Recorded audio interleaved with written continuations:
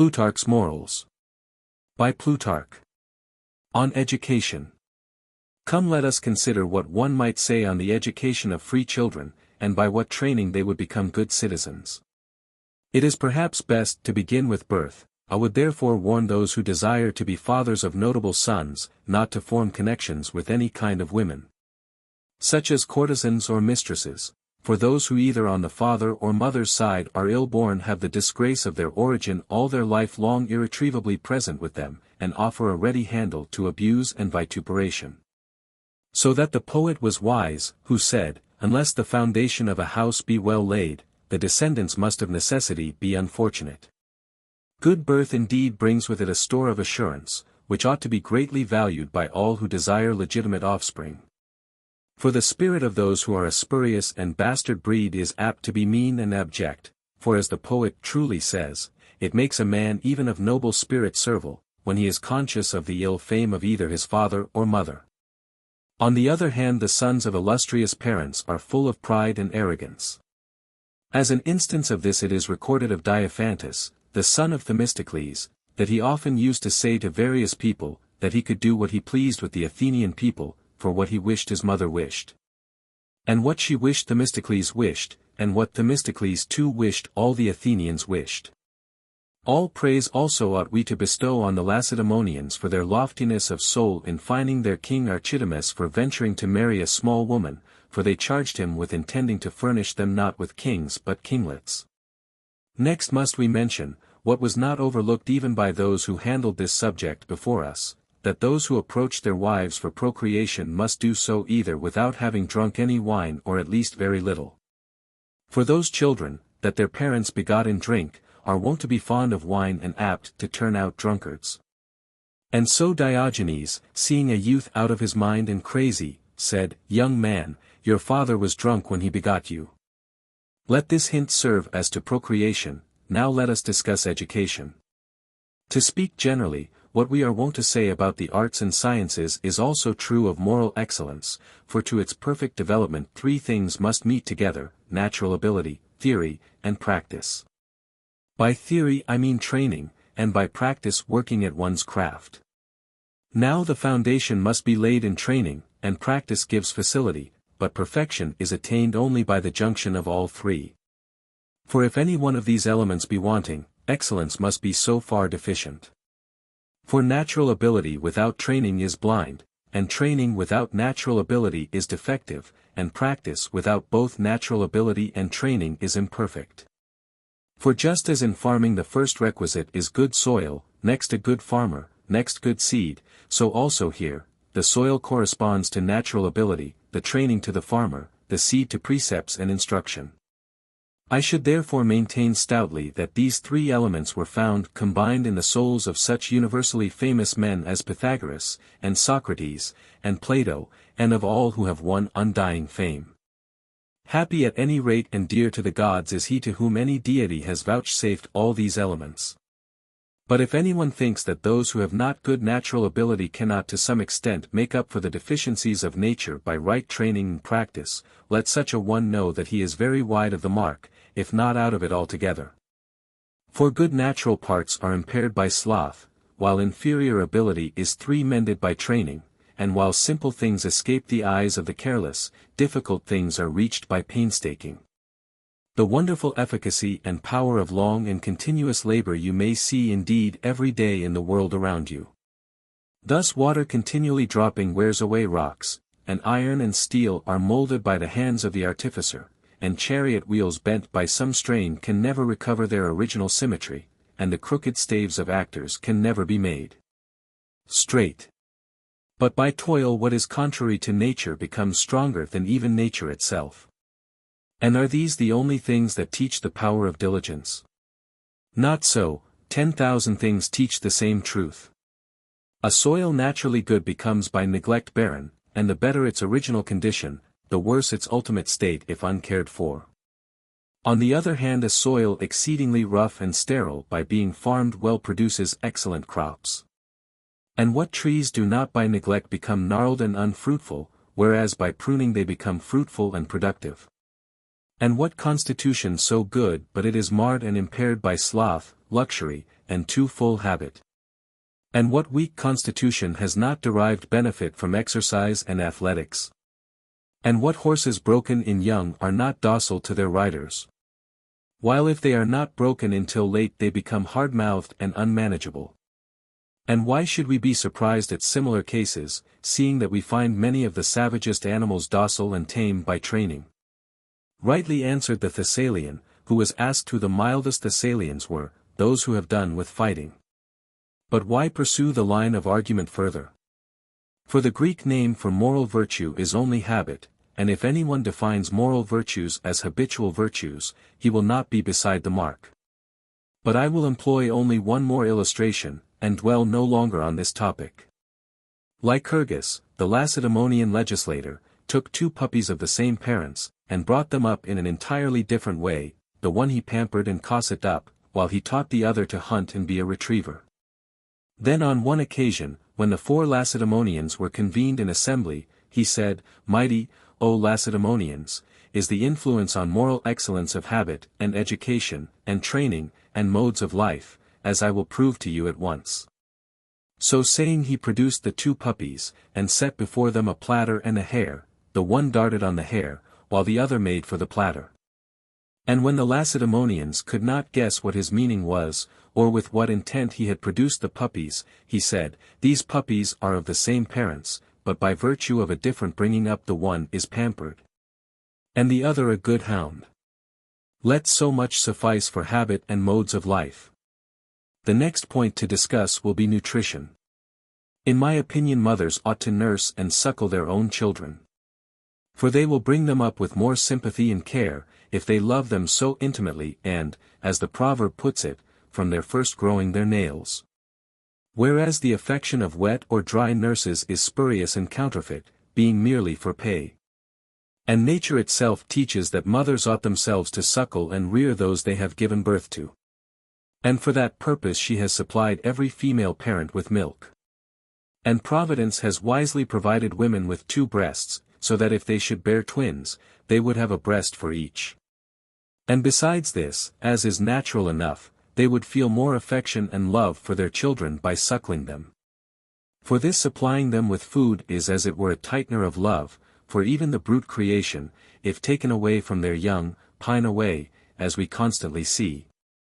Mothers must therefore, as I said, certainly try to suckle their own children, but if they are unable to do so either through physical weakness, for this contingency sometimes occurs, or in haste to have other children, they must select wet and dry nurses with the greatest care, and not introduce into their houses any kind of women. First and foremost they must be Greeks in their habits. For just as it is necessary immediately after birth to sharpen the limbs of children, so that they may grow straight and not crooked, so from the beginning must their habits be carefully attended to.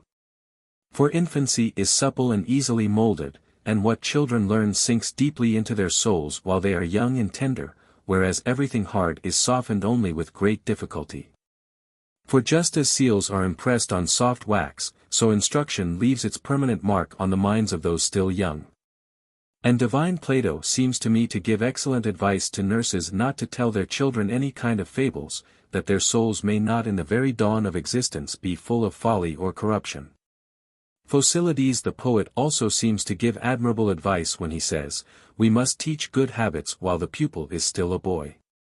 Attention also must be given to this point, that the lads that are to wait upon and be with young people must be first and foremost of good morals, and able to speak Greek distinctly and idiomatically.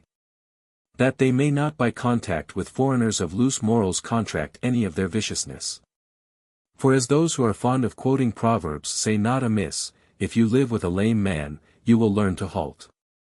Next, when our boys are old enough to be put into the hands of tutors, great care must be taken that we do not hand them over to slaves, or foreigners, or flighty persons. For what happens nowadays in many cases is highly ridiculous. Good slaves are made farmers, or sailors, or merchants, or stewards, or moneylenders.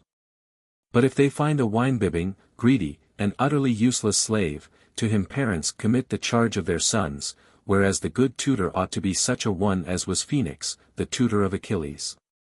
The point also which I am now going to speak about is of the utmost importance. The schoolmasters we ought to select for our boys should be of blameless life, of pure character, and of great experience. For a good training is the source and root of gentlemanly behavior. And just as farmers prop up their trees, so good schoolmasters prop up the young by good advice and suggestions, 6 that they may become upright. How one must despise, therefore, some fathers, who, whether from ignorance or inexperience, before putting the intended teachers to the test, commit their sons to the charge of untried and untested men. If they act so through inexperience, it is not so ridiculous, but it is to the remotest degree absurd when, though perfectly aware of both the inexperience and worthlessness of some schoolmasters, they yet entrust their sons to them. Some overcome by flattery, others to gratify friends who solicit their favors, acting just as if anybody ill in body, passing over the experienced physician, should, to gratify his friend, call him in, and so throw away his life. Or as if to gratify one's friend one should reject the best pilot and choose him instead. Zeus and all the gods. Can anyone bearing the sacred name of father put obliging a petitioner before obtaining the best education for his sons? Were they not then wise words that the time-honored Socrates used to utter, and say that he would proclaim, if he could, climbing up to the highest part of the city, men, what can you be thinking of, who move heaven and earth to make money? While you bestow next to no attention on the sons you are going to leave that money to? I would add to this that such fathers act very similarly to a person who should be very careful about his shoe but care nothing about his foot. Many persons also are so niggardly about their children, and indifferent to their interests, that for the sake of a paltry saving, they prefer worthless teachers for their children, practicing a vile economy at the expense of their children's ignorance. Apropos of this, Aristippus on one occasion rebuked an empty-headed parent neatly and wittily. For being asked how much money a parent ought to pay for his son's education, he answered, 1,000 drachmae. And he replying, Hercules, what a price! I could buy a slave for as much. Aristippus answered, You shall have 2 slaves then, your son and the slave you buy. And is it not altogether strange that you accustom your son to take his food in his right hand, and chide him if he 7 offers his left, whereas you care very little about his hearing good and sound discourses? I will tell you what happens to such admirable fathers, when they have educated and brought up their sons so badly. When the sons grow to man's estate, they disregard a sober and well-ordered life, and rush headlong into disorderly and low vices. Then at the last the parents are sorry they have neglected their education, bemoaning bitterly when it is too late their sons' debasement. For some of them keep flatterers and parasites in their retinue, an accursed set of wretches, the defilers and pest of youth. Others keep mistresses and common prostitutes, wanton and costly. Others waste their money in eating. Others come to grief through dice and revelling. Some even go in for bolder profligacy, being whoremongers and defilers of the marriage bed, who would madly pursue their darling vice if it cost them their lives. Had they associated with some philosopher, they would not have lowered themselves by such practices, but would have remembered the precept of Diogenes, whose advice sounds rather low, but is really of excellent moral intent, go into a brothel, my lad, that you may see the little difference between vice and virtue. I say, then, to speak comprehensively, and I might be justly considered in so saying to speak as an oracle, not to be delivering a mere precept, that a good education and sound bringing up is of the first and middle and last importance. And I declare it to be most instrumental and conducive to virtue and happiness. For all other human blessings compared to this are petty and insignificant. For noble birth is a great honor, but it is an advantage from our forefathers. And wealth is valuable, but it is the acquisition of fortune, who has often taken it away from those who had it, and brought it to those who little expected it. And much wealth is a sort of mark for villainous slaves and informers to shoot at to fill their own 8 purses, and, what is a most important point, even the greatest villains have money sometimes. And glory is noble, but insecure. And beauty is highly desirable, but short-lived. And health is highly valuable, but soon impaired. And strength is desirable, but illness or age soon made sad inroads into it. And generally speaking, if anyone prides himself on his bodily strength, let him know that he is deficient in judgment. For how much inferior is the strength of a man to that of animals, as elephants, bulls, and lions. But education is of all our advantages the only one immortal and divine. And two of the most powerful agencies in man's nature are mind and reason. And mind governs reason, and reason obeys mind. And mind is irremovable by fortune, cannot be taken away by informers, cannot be destroyed by disease, cannot have inroads made into it by old age. For the mind alone flourishes in age. And while time takes away everything else, it adds wisdom to old age. Even war, that sweeps away everything else like a winter torrent, cannot take away education. And Stilpo, the Megarian, seems to me to have made a memorable answer when Demetrius enslaved Megara and razed it to the ground. On his asking whether Stilpo had lost anything, he replied, "Certainly not, for war can make no havoc of virtue." Corresponding and consonant to this is the answer of Socrates, who when asked, I think by Gorgias, if he had any conception as to the happiness of the king of Persia, replied, "I do not know his position in regard to virtue and education, for happiness lies in these, and not in adventitious advantages. And as I advise parents to think nothing more important than the education of their children, so I maintain that it must be a sound and healthy education, and that our sons must be kept as far as possible from vulgar twaddle. For what pleases the vulgar displeases the wise. I am borne out by the lines of Euripides, unskilled am I in the oratory that pleases the mob, but amongst the few that are my equals I am reckoned rather wise. For those who are little thought of by the wise, seem to hit the taste 9 of the vulgar. And I have myself noticed that those who practice to speak acceptably and to the gratification of the masses promiscuously, for the most part become also profligate and lovers of pleasure in their lives. Naturally enough. For if in giving pleasure to others they neglect the noble, they would be hardly likely to put the lofty and sound above a life of luxury and pleasure, and to prefer moderation to delights. Yet what better advice could we give our sons than to follow this? Or to what could we better exhort them to accustom themselves? For perfection is only attained by neither speaking nor acting at random, as the proverb says, perfection is only attained by practice. Whereas extempore oratory is easy and facile, mere windbag, having neither beginning nor end. And besides their other shortcomings extempore speakers fall into great disproportion and repetition, whereas a well-considered speech preserves its due proportions.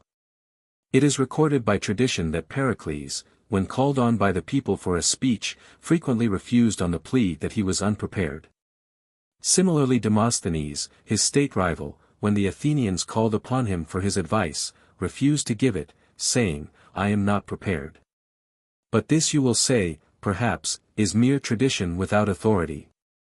But in his speech against Midias he plainly sets forth the utility of preparation, for he says, I do not deny, men of Athens, that I have prepared this speech to the best of my ability, for I should have been a poor creature if, after suffering so much at his hands, and even still suffering, I had neglected how to plead my case. Not that I would altogether reject extempore oratory, or its use in critical cases, but it should be used only as one would take medicine. Indeed, to man's estate I would have no extempore speaking, but when anyone's powers of speech are rooted and grounded, then, as emergencies call for it, I would allow his words to flow freely.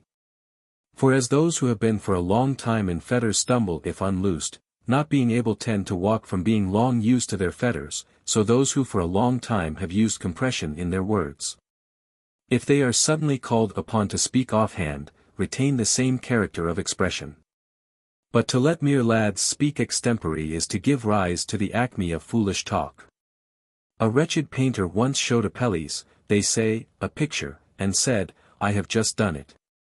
Apelles replied, without your telling me, I should know it was painted quickly, I only wonder you haven't painted more such in the time. As then, for I now return from my digression, I advise to avoid stilted and bombastic language, so again do I urge to avoid a finical and petty style of speech, for tall talk is unpopular, and petty language makes no impression. And as the body ought to be not only sound but in good condition, so speech ought to be not only not feeble but vigorous. For a safe mediocrity is indeed praised, but a bold venturesomeness is also admired. I am also of the same opinion with regard to the disposition of the soul, which ought to be neither audacious nor timid and easily dejected, for the one ends in impudence and the other in servility. But to keep in all things the mean between extremes is artistic and proper. And, while I am still on this topic, I wish to give my opinion, that I regard a monotonous speech first as no small proof of want of taste, next as likely to generate disdain, and certain not to please long. For to harp on one string is always tiresome and brings satiety, whereas variety is pleasant always whether to the ear or eye. Next our freeborn lad ought to go in for a course of what is called general knowledge, but a smattering of this will be sufficient, a taste as it were, for perfect knowledge of all subjects would be impossible. But he must seriously cultivate philosophy. I borrow an illustration to show my meaning. It is well to sail round many cities, but advantageous to live in the best. It was a witty remark of the philosopher Bion, that, as those suitors who could not seduce Penelope took up with her maids as a piece aller, so those who cannot attain philosophy wear themselves out in useless pursuits. Philosophy, therefore, ought 11 to be regarded as the most important branch of study. For as regards the cure of the body, men have found two branches, medicine and exercise, the former of which gives health, and the latter good condition of body. But philosophy is the only cure for the maladies and disorders of the soul. For with her as ruler and guide we can know what is honorable, what is disgraceful, what is just, what unjust. Generally speaking, what is to be sought after, what to be avoided, how we ought to behave to the gods, to parents, to elders, to the laws, to foreigners, to rulers, to friends, to women, to children, to slaves, viz. That we ought to worship the gods, honor parents, reverence elders, obey the laws, submit ourselves to rulers, love our friends, be chaste in our relations with women, kind to our children, and not to treat our slaves badly. And, what is of the greatest importance, to be neither over-elated in prosperity nor over-depressed in adversity, nor to be dissolute in pleasures, nor fierce and brutish in anger. These I regard as the principal blessings that philosophy teaches. For to enjoy prosperity nobly shows a man, and to enjoy it without exciting envy shows a moderate man, and to conquer the passions by reason argues a wise man, and it is not everybody who can keep his temper in control. And those who can unite political ability with philosophy I regard as perfect men, for I take them to attain two of the greatest blessings, serving the state in a public capacity, and living the calm and tranquil life of philosophy.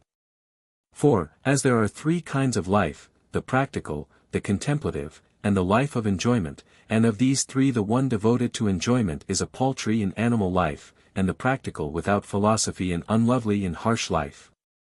And the contemplative without the practical a useless life, so we must endeavor with all our power to combine public life with philosophy as far as circumstances will permit. Such was the life led by Pericles, by Archytas of Tarentum, by Dion of Syracuse, by Epaminondas the Theban, one of whom was a disciple of Plato, viz., Dion. And as to education, I do not know that I need dwell any more on it. 12 But in addition to what I have said, it is useful, if not necessary, not to neglect to procure old books, and to make a collection of them, as is usual in agriculture. For the use of books is an instrument in education, and it is profitable in learning to go to the fountainhead. Exercise also ought not to be neglected, but we ought to send our boys to the master of the gymnasium to train them duly, partly with a view to carrying the body well, partly with a view to strength. For good habit of body in boys is the foundation of a good old age. For as in fine weather we ought to lay up for winter, so in youth one ought to form good habits and live soberly so as to have a reserve stock of strength for old age. Yet ought we to husband the exertions of the body, so as not to be wearied out by them and rendered unfit for study. For, as Plato says, excessive sleep and fatigue are enemies to learning.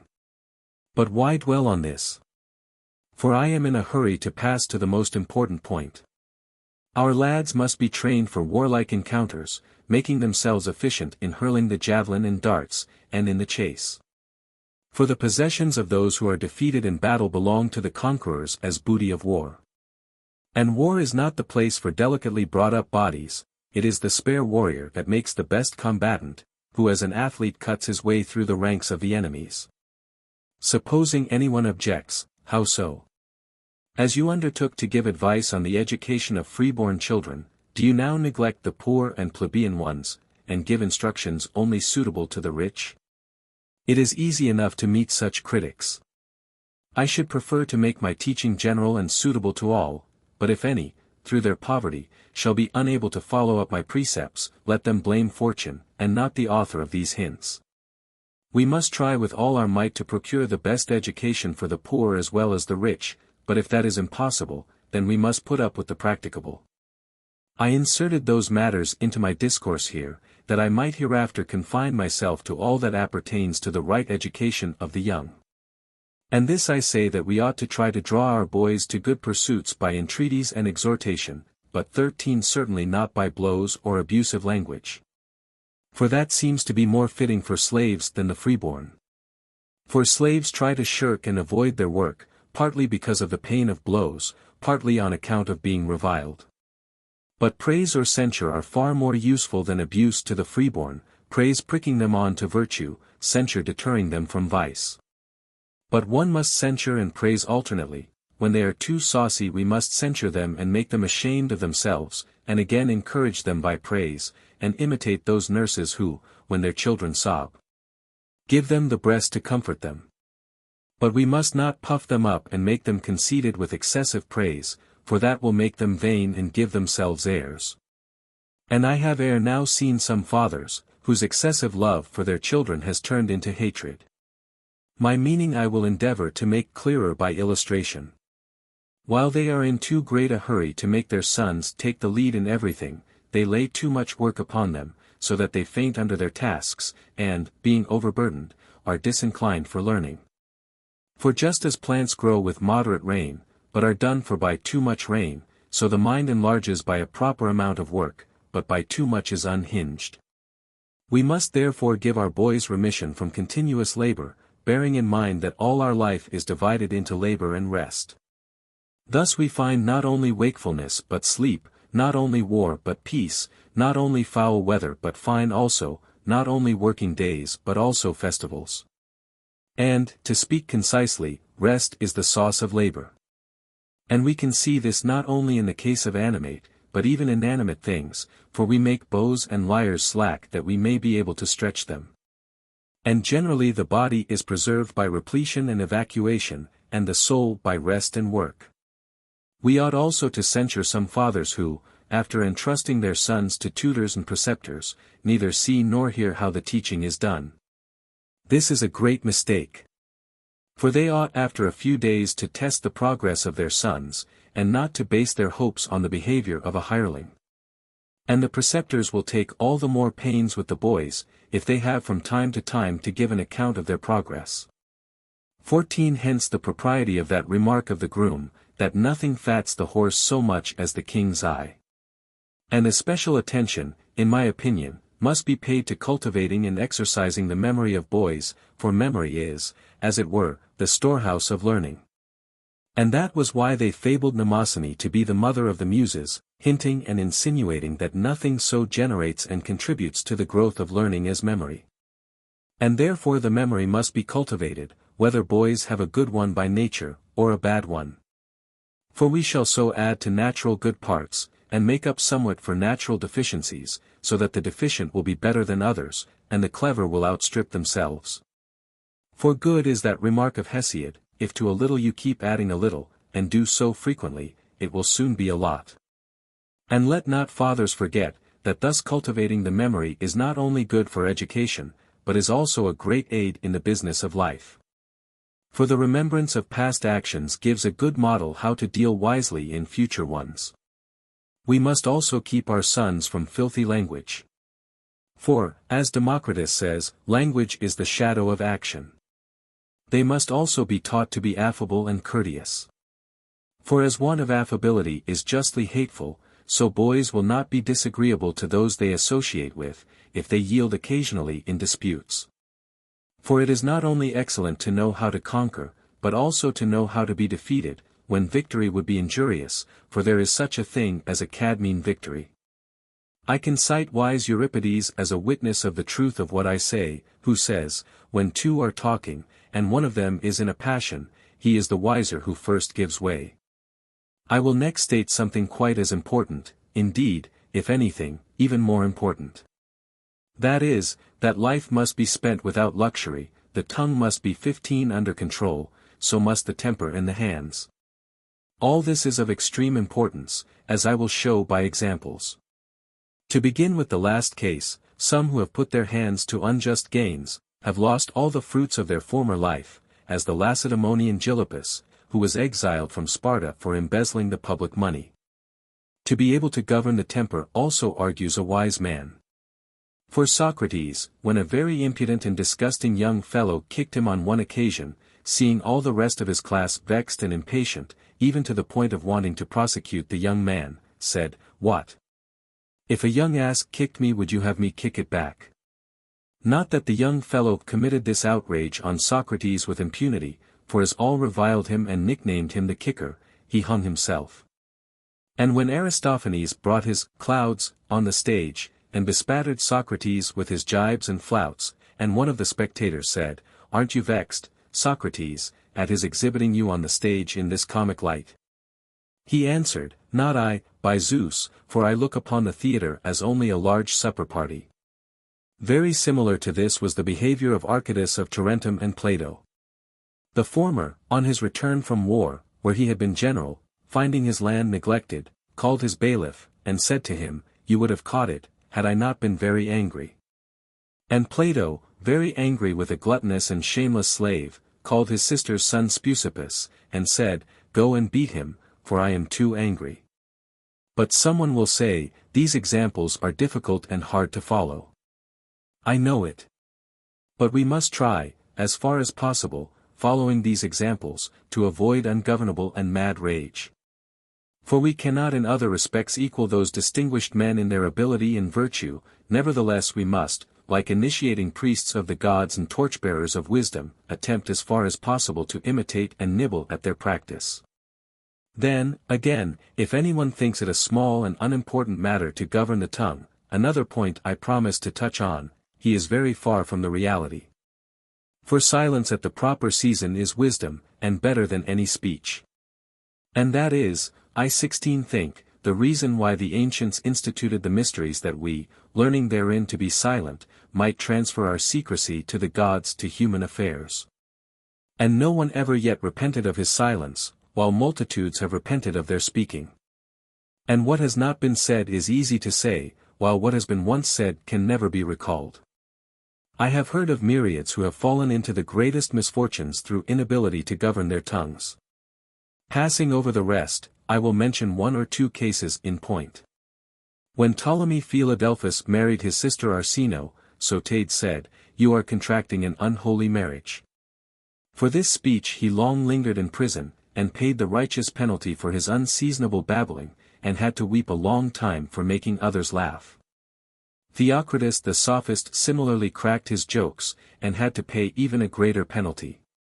For when Alexander ordered the Greeks to furnish him with purple robes to wear at the sacrifices on his triumphal return from war against the barbarians, and his subjects contributed so much per head, Theocritus said, "Before I doubted. But now I am sure, that this is the purple death Homer speaks of." By this speech he made Alexander his enemy. The same Theocritus put Antigonus, the king of the Macedonians, a one-eyed man, into a thundering rage by alluding to his misfortune. For the king sent his chief cook, Eutropio, an important person at his court, to go and fetch Theocritus before him to confer with him, and when he had frequently requested him to come without avail, Theocritus at last said, "I know well you wish to serve me up raw to the Cyclops," flouting the king as one-eyed and the cook with his profession. Eutropio replied, "You shall lose your head, and pay the penalty for this babbling and mad insolence," and reported his words to the king, who sent and had his head taken off. Our boys must also be taught to speak the truth as a most sacred duty, for to lie is servile, and most hateful in all men, hardly to be pardoned even in poor slaves. Thus much have I said about the good conduct 17 and self-control of boys without any doubt or hesitation, but as to what I am now going to say I am doubtful and undecided, and like a person weighed in the scales against exactly his weight. And feel great hesitation as to whether I should recommend or dissuade the practice. But I must speak out. The question is this, whether we ought to let the lovers of our boys associate and be with them, or on the contrary, debar them from their company and scare them off. For when I look at fathers self-opinionated, sour and austere, who think their sons having lovers a disgrace not to be borne, I am rather afraid of recommending the practice. But when, on the other hand, I think of Socrates, Xenophon, Aeschines, Cebes, and all the company of those men who have approved of male loves, and who have introduced their minions to learning, to high positions in the state, and to good morals, I change my opinion, and am moved to emulate those men. And Euripides seems to favor these views in the passage, but there is among mortals another love, that of the righteous, temperate and pure soul. Nor must we omit the remark of Plato, which seems to mix seriousness with mirth, that those who have distinguished themselves ought to be permitted to kiss any handsome boy they like.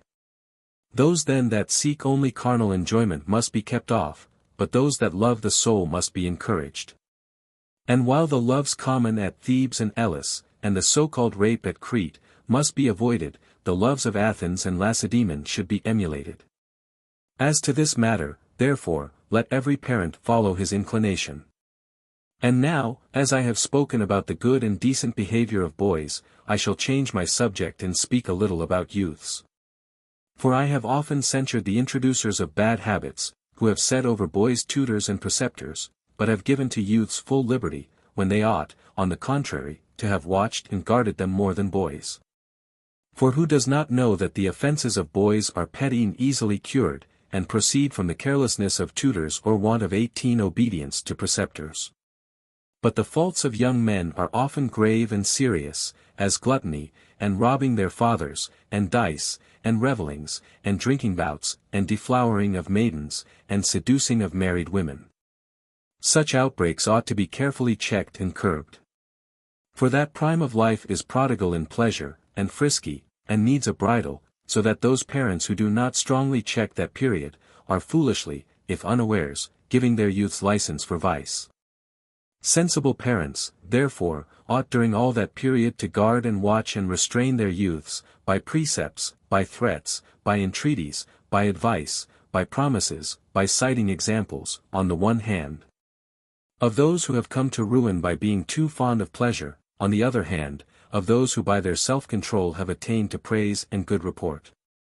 For these are, as it were, the two elements of virtue, hope of honor, and fear of punishment, the former inciting to good practices, the latter deterring from bad. We ought, at all hazards, to keep our boys also from association with bad men, for they will catch some of their villainy. This was the meaning of Pythagoras' enigmatical precepts, which I shall quote and explain, as they give no slight momentum towards the acquisition of virtue, as, do not touch black tails, that is, do not associate with bad men. Do not go beyond the balance, that is, we must pay the greatest attention to justice and not go beyond it. Do not sit on a measure, that is, do not be lazy, but earn tomorrow's bread as well as today's. Do not give everyone your right hand, that is, do not be too ready to strike up a friendship. Do not wear a tight ring, that is, let your life be free, do not bind yourself by a chain. Do not poke the fire with a sword, that is, do not provoke an angry person, but yield to such. Do not eat the heart, do not wear away the heart by anxiety. Abstain from beans, that is, do not meddle in state affairs, for the voting for offices was formerly taken by beans. Do not put your food in the chamber pot, that is, do not throw your pearls before swine, for words are the food of the mind, and the villainy of men 19 twist them to a corrupt meaning. When you have come to the end of a journey do not look back, that is, when people are going to die and see that their end is near, they ought to take it easily and not be dejected. But I will return from my digression. We must keep our boys, as I said, from association with all bad men, but especially from flatterers. For, as I have often said to parents, and still say, and will constantly affirm, there is no race more pestilential, nor more sure to ruin youth swiftly, than the race of flatterers, who destroy both parents and sons root and branch. Making the old age of the one and the youth of the others miserable, holding out pleasure as a sure bait.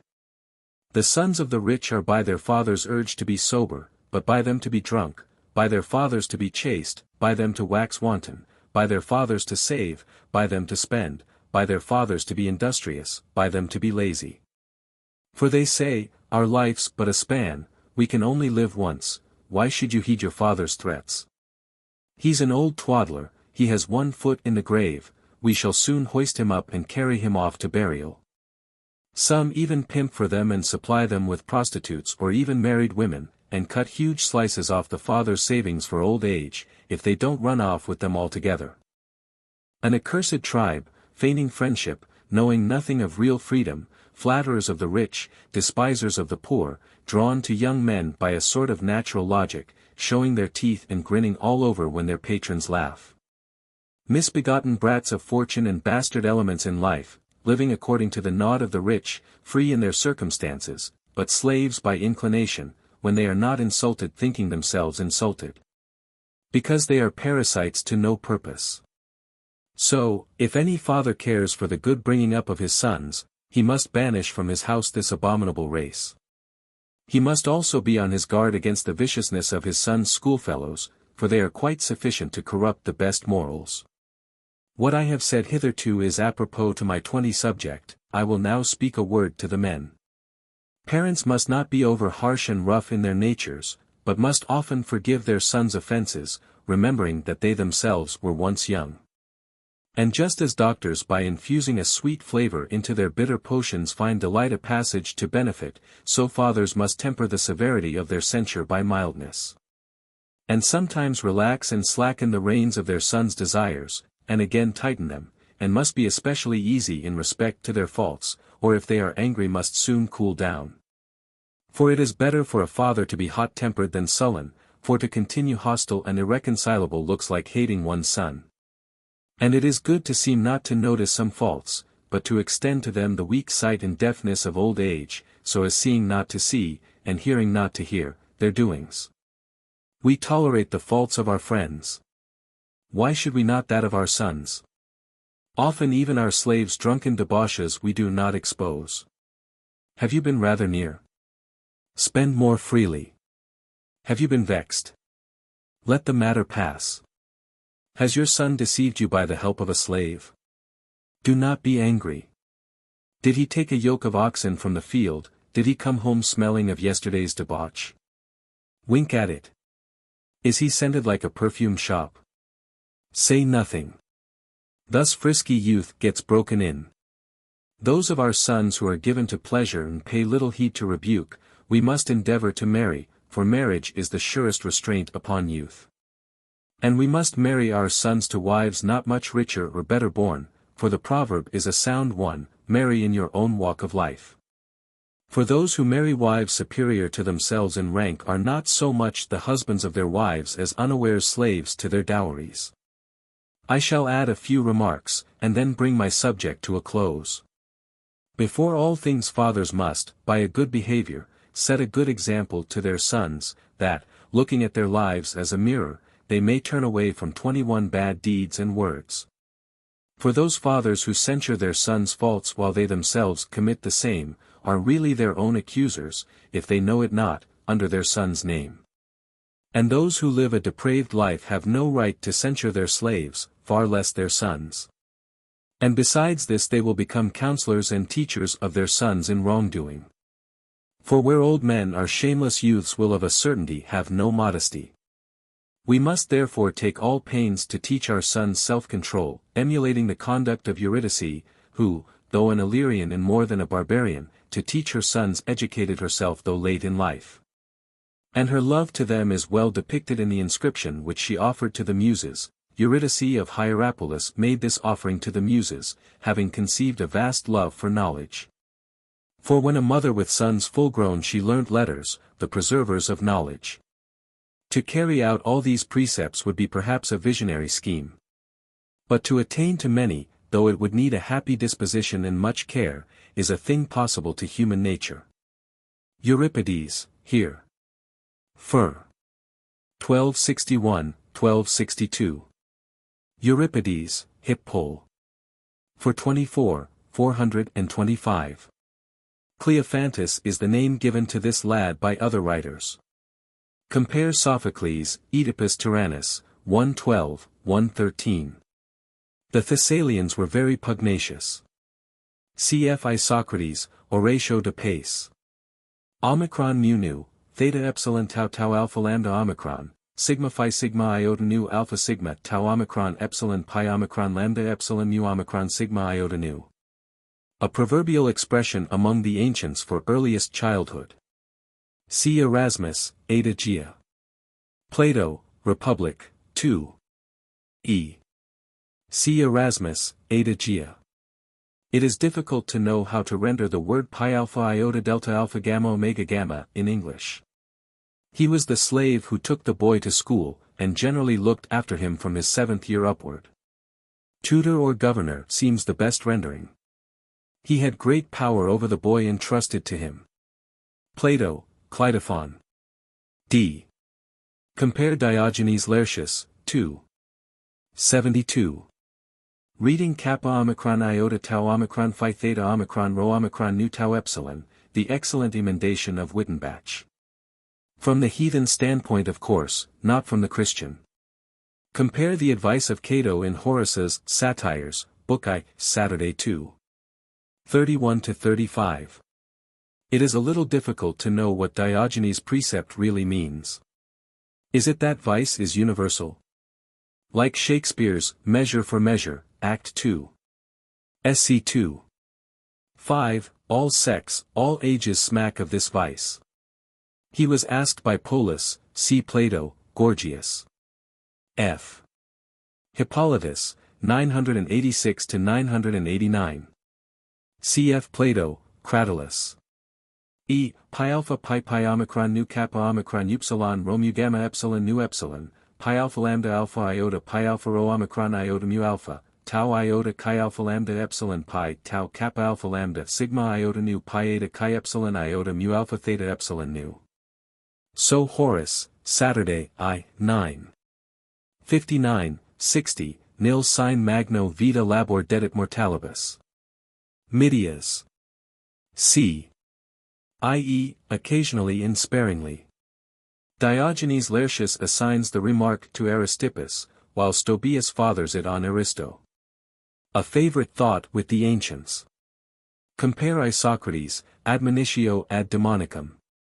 And Aristotle, Nic. Eth. 4. 3. Republic, 7. E. A famous proverb. It is, the master's eye, generally, as in Xenophon, Econom, 12. 20, and Aristotle, Econom, I, 6. Works and Days, 361, 362. The lines were favorite ones with our author. He quotes them again, section 3, of How One May Be Aware of One's Progress in Virtue.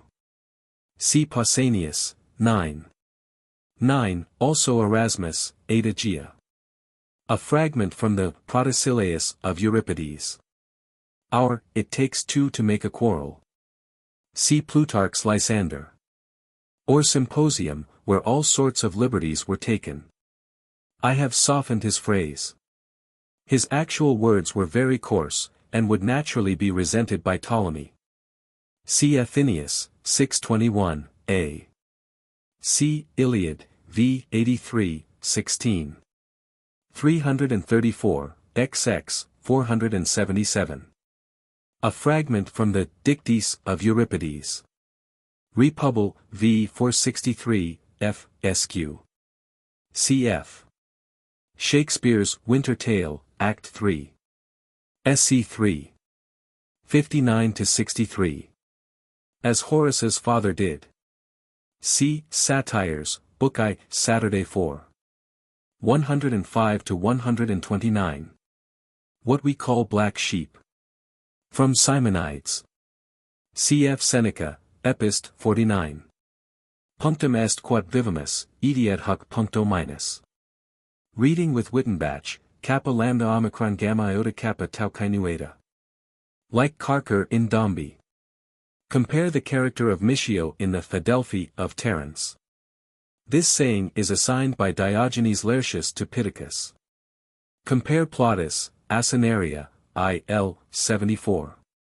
Argentum excipi, dot imperum vendidae. Compare also our author, whether vice is sufficient to cause unhappiness. Wittenbach thinks this treatise is not Plutarch's.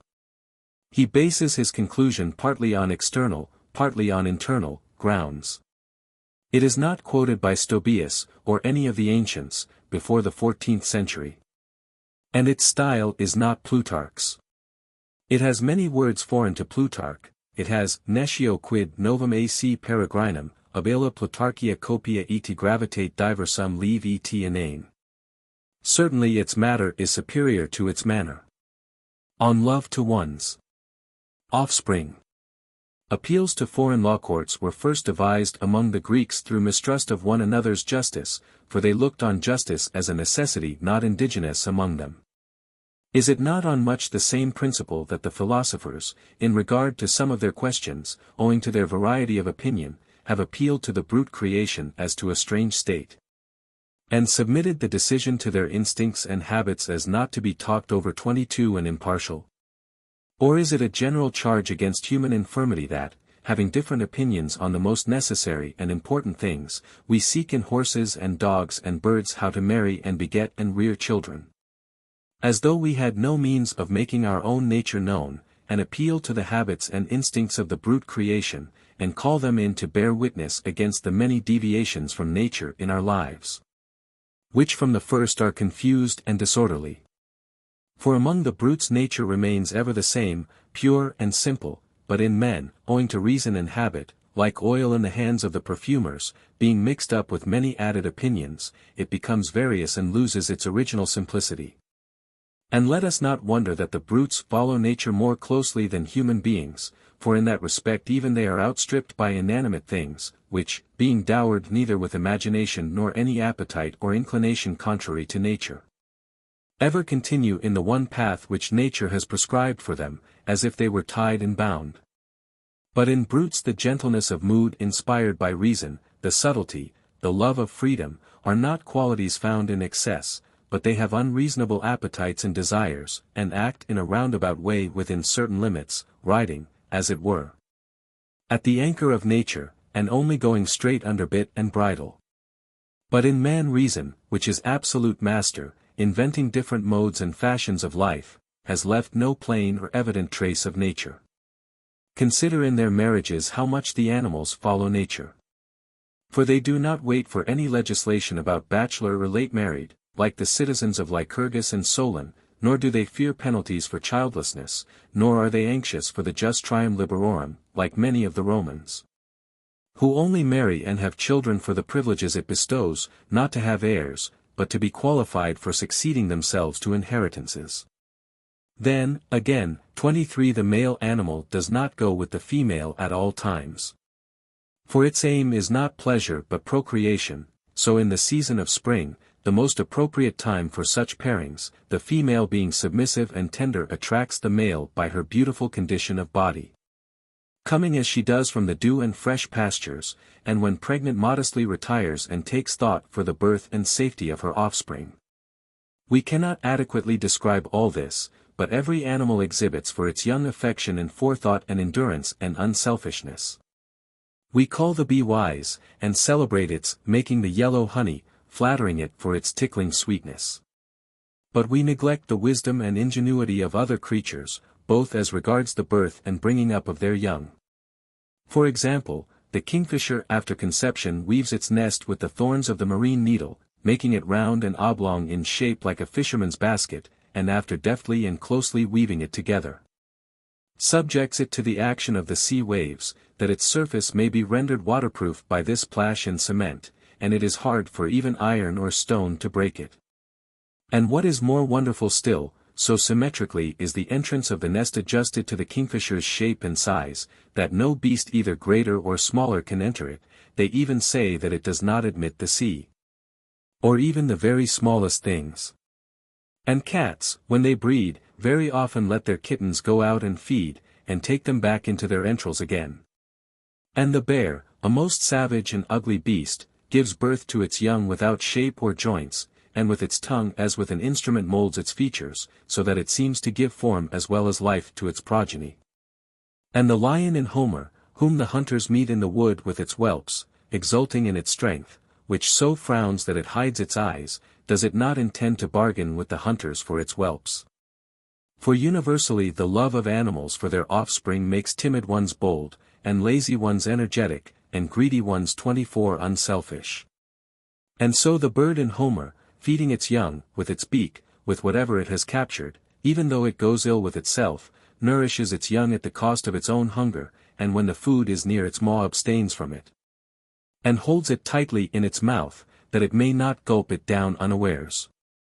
And so a bitch bestriding her tender pups, barks at a strange man, and yearns for the fray, making her fear for them a sort of second anger. And partridges when they are pursued with their young let them fly on, and, contriving their safety, themselves fly so near the sportsman as to be almost caught, and then will round, and again fly back and make the sportsman hope to catch them. Till at last, having thus provided for the safety of their young, they lead the sportsman on a long way.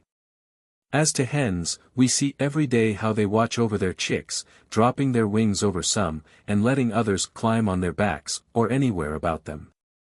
And clucking for joy all the time, and though they fly from dogs and dragons when only afraid for themselves, if they are afraid for their chicks they stand their ground and fight valiantly. Are we to suppose then that nature has only implanted these instincts in fowls and dogs and bears, anxious only about their offspring, to put us mortals out of countenance and to give us a bad name? Considering these examples for us to follow, while disgrace justly attaches to our inhumanity, for mankind only is accused of having no disinterested affection, and of not knowing how to love except in regard to advantage. For that line is greatly admired in the theatres, man loves man only for reward, and is the view of Epicurus, who thinks that the father so loves his son, the mother her child, children their parents.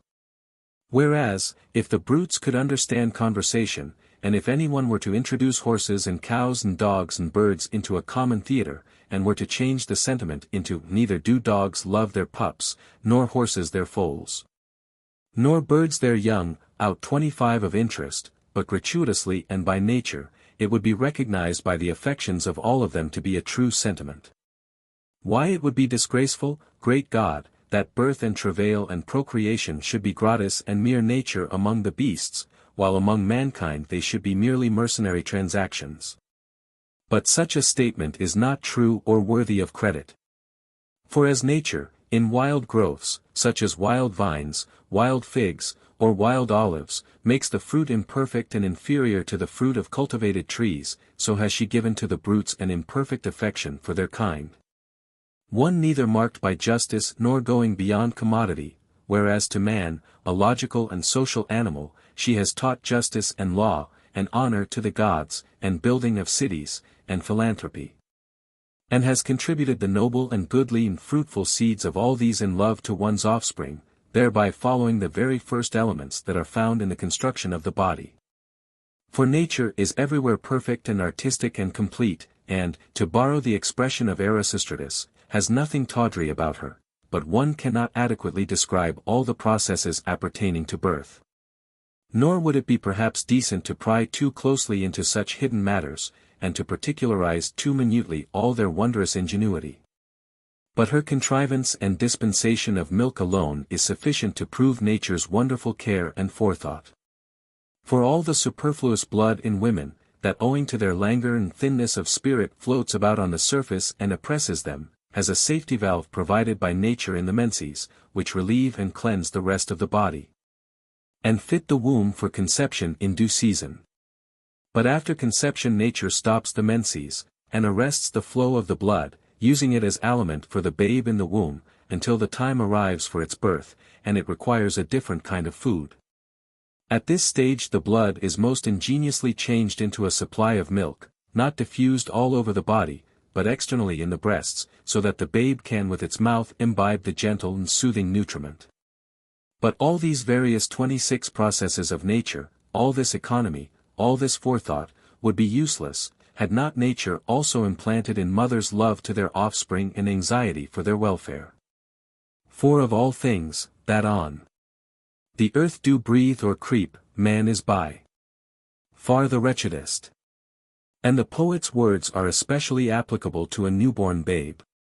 For there is nothing so imperfect, so helpless, so naked, so shapeless, so foul as a newborn babe, to whom almost alone nature has given an impure outlet to the light of day, being kneaded with blood, and full of defilement. And like one killed rather than born, which no one would touch, or lift up, or kiss, or embrace, but from natural affection. And that is why all the animals have their udders under the belly, women alone have their breasts high on their bodies, that they can lift up their babes to kiss, to dandle, and to fondle, seeing that their bearing and rearing children comes not from necessity but love. Refer the question to the ancient inhabitants of the earth, to the first mothers and fathers. There was no law ordering them to have families, no expectation of advantage or return to be got out of them. I should rather say that mothers would be likely to be hostile and bear malice to their babes, owing to the great danger and pains of travail. And women say the lines, when the sharp pangs of travail seize on the pregnant woman, then come to her aid the Ilithyia, who help women in hard childbirth, those daughters of Hera, goddesses of travail, were not written by Homer, but by some Homeriad who had been a mother, or was even then in the throes of travail, and who vividly felt the sharp pain in her womb. But though love to one's offspring implanted by nature, moves and influences the mother even then, in the very height of her throes, she neglects not nor flees from her babe, but turns to it and smiles at it and takes it up and caresses it.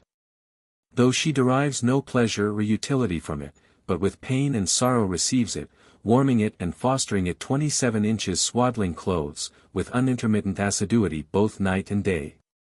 What hope of gain or advantage had they in those days? Nay, or even now. For the hopes of parents are uncertain, and have to be long waited for. He who plants a vine in the spring equinox, gleans its vintage in the autumnal equinox.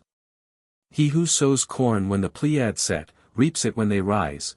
Cattle and horses and birds have produce at once fit for use, whereas man's bringing up is toilsome, his growth slow. And as excellence flowers late, most fathers die before their sons attain to fame.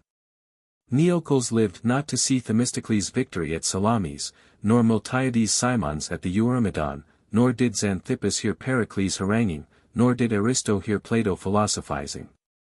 Nor did their fathers know of the triumphs of Euripides and Sophocles. They heard them faltering in speech and lisping in syllables. The poor parents saw their errors in revelling and drinking and love affairs, so that of all Ivinus lines, that one alone is most remembered and quoted. To a father a son is always a cause of fear or pain. Nevertheless, parents do not cease to bring up sons, even when they can least need them. For it is ridiculous to suppose that the rich, when they have sons, sacrifice and rejoice that they will have people to take care of them and to bury them. Unless indeed they bring up sons from want of heirs, as if one could not find or fall in with anyone who would be willing to have another's property. Why, the sand on the sea shore, and the dust, and the wings of birds of varied note, are less numerous than the number of would-be heirs. For had Danaus, the father of 50 daughters, been childless, he would have had more heirs, and of a different spirit. For sons have no gratitude, nor regard, nor veneration for inheritance, but take it as a debt. Whereas the voices of strangers which you hear round the childless man, are like those lines in the play, O people, first bathe, after one decision in the courts, then eat, drink, gobble, take the 3-obol piece. And what Euripides has said, money finds friends for men, and has the greatest 28 power among mankind, is not merely a general truth, but is especially true in the case of the childless. For those the rich entertain to dinner, those great men pay court to those alone orators give their services gratis. A mighty personage is a rich man, whose heir is unknown. It has at any rate made many much loved and honored, whom the possession of one child would have made unloved and insignificant. Whence we see that there is no power or advantage to be got from children, but that the love of them, alike in mankind as among the animals, proceeds entirely from nature. What if this natural affection, like many other virtues, is obscured by badness, as a wilderness chokes a garden? Are we to say that man does not love himself by nature, because many cut their throats or throw themselves down precipices? Did not Oedipus put out his eyes? And did not Hygeias by his speeches make many of his hearers to commit suicide? Fatality has many different aspects. But all these are diseases and maladies of the soul driving a man contrary to nature out of his wits, as men themselves testify even against themselves. For if a sow destroys one of its litter, or a bitch one of its pups, men are dejected and troubled, and think it an evil omen, and sacrifice to the gods to avert any bad results. On the score that it is natural to all to love and cherish their offspring, unnatural to destroy it. For just as in mines the gold is conspicuous even though mixed up with earth, so nature manifests plainly love to offspring even in instances of faulty habits and affections. For when the poor do not rear their children, it is from fear that if reared to man's estate they would be more than ought to be the case servile, and have little culture, and be debarred of all advantages, so. Thinking poverty the worst of all evils, they cannot bear to give it their children, any more than they would some bad disease. Much of this is very corrupt in the Greek. I have tried to get the best sense I could, but it is very obscure. Certainly Plutarch's style is often very harsh and crabbed. The Jus Trium Liberorum assigned certain privileges to the father of 3 children, under the Roman emperors. Frequent allusions are made to this law by the ancient writers. Compare Lucretius, I. 10-20. A quotation from Simonides. We are not bound to swallow all the ancients tell us. Credat Judaeus Appella. Iliad, 17. 134-136. Iliad, 9. 324, quoted again in How One May Be Aware of One's Progress in Virtue, Section 8. Odyssey, XX. 14, 15. A theater, that is, in which animals and birds and human beings should meet in common. All that is said here about the milk, the menses, and the blood, I have been obliged somewhat to condense and paraphrase. The ancients sometimes speak more plainly than we can. Ever and anon one must pare down a phrase or word in translating an ancient author. It is inevitable. Verbum sat sapienti. Homer, Iliad, 17. 446, 447. Ibid, 11. 269-271. A fragment from Euripides, according to Xylander. Ivinus of Paros was an elegiac poet. Aristophanes, Equites, 50, 51. See Cicero, Tuscul, I. 34. Euripides, Alcestis, 1159, Helena, 1688, Andromache, 1284, Bacche, 1388. The discourse breaks off abruptly. It is directed against the Epicureans. It throws ridicule on appealing to the affection of brutes for their offspring instead of appealing to human nature. On love. Flavianus and Autobulus, the openers of the dialogue, are brothers. The other speakers are their father, Daphneus, Protogenes, Pysias, and others. Flavianus. You say that it was on Mount Helicon, Autobulus, that those conversations took place about love, which you are now about to narrate to us at our request, as you either wrote them down, or at least remember them from frequently asking our father about them. Autobulus. It was on Mount Helicon among the Muses, Flavianus, when the people of Thespiae were celebrating their festival to the god of love, which they celebrate very magnificently and splendidly every 5 years to that god, as also to the Muses. Flavianus. Do you know what all of us who have come to this audience intend to ask of you? Autobulus. No, but I shall know if you tell me. Flavianus. Remove from your discourse for this once the poet's meadows and shades, and talk about ivy and yews, and all other commonplaces of that kind that writers love to introduce, with more zeal than discretion. In imitation of Plato's Ilyssus and the famous willow and the gentle slope of grass. Autobulus. My dear Flavianus, my narrative needs not any such exordium. The occasion that caused the conversation simply demands a chorus for the action and a stage, nothing else is wanting to the drama. Let us only pray to the Mother of the Muses to be propitious, and give me memory for my narrative. Long ago our father, before we were born, having lately married our mother, had gone to sacrifice to the god of love, in consequence of a dispute and variance that broke out among their parents, and took our mother to the festival. For she also had her part in the vow and sacrifice.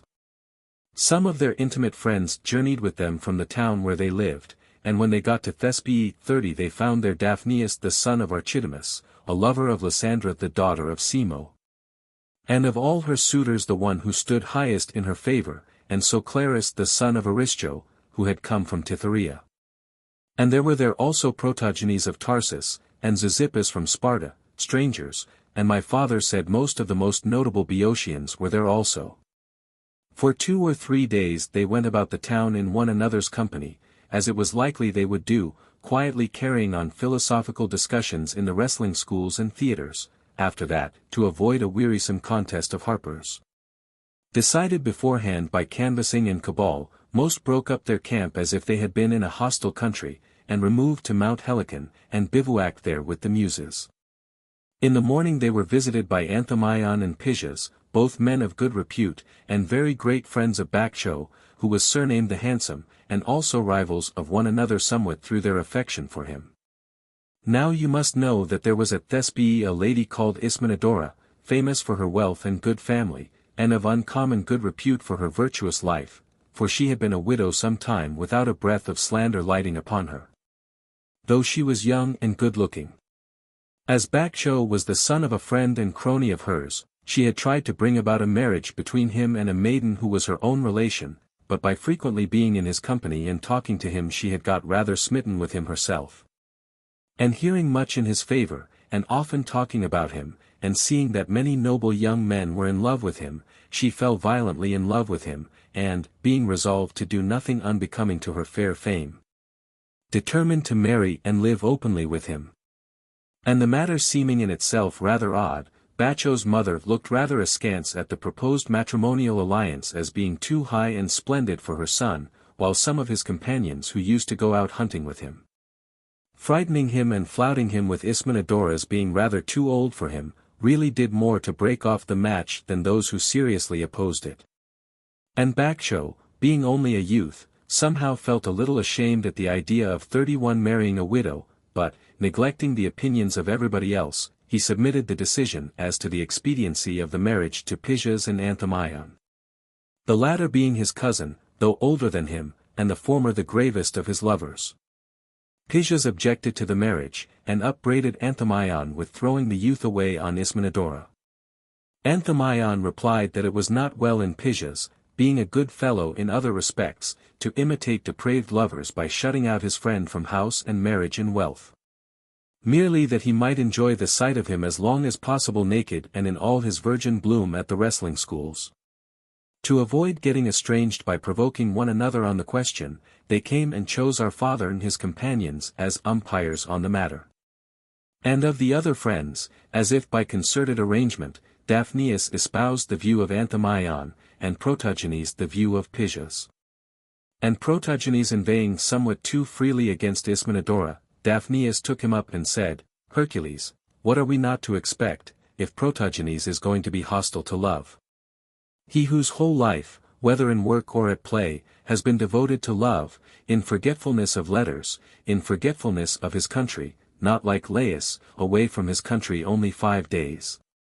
His was only a torpid and land love, whereas your love unfolding its swift wings, flew over the sea from Cilicia to Athens, merely to gaze at and saunter about with handsome boys. For that was the original reason, doubtless, of Protogenes' journey abroad. And some laughter ensuing, Protogenes replied, Do I really seem to you now to be hostile to love, and not to be fighting for love against ungovernable lust, which with most disgraceful acts and emotions assumes the most honorable of titles? Whereupon Daphneus, do you call the marriage and union of man and woman most disgraceful, than which no holier tie exists nor ever 32 did? Protogenes replied, Why, as all this is necessary for the human race to continue, our legislators do not act amiss in crying up marriage and eulogizing it to the masses, but of genuine love there is not a particle in the woman's side of a house. And I also say that you who are sweet on women and girls only love them as flies love milk, and bees the honeycomb, and butchers and cooks calves and birds, fattening them up in darkness. But as nature leads one to eat and drink moderately and sufficiently, and excess in this is called gluttony and gormandizing, so the mutual desires between men and women are natural. But that headlong, violent, and uncontrollable passion for the sex is not rightly called love. For love, when it seizes a noble and young soul, ends in virtue through friendship. But these violent passions for women, at the best, aim only at carnal enjoyment and reaping the harvest of a beauteous prime, as Aristippus showed in his answer to one who told him Lais loved him not. No more, he said, do meat and wine love me. But I gladly enjoy both. For the end of passion is pleasure and fruition, but love, when it has once lost the promise of friendship, will not remain and continue to cherish merely for beauty that which gives it pain, where it gives no return of friendship and virtue. You remember the husband in the play saying to his wife, "Do you hate me? I can bear that hatred very easily, since of my dishonor I make money."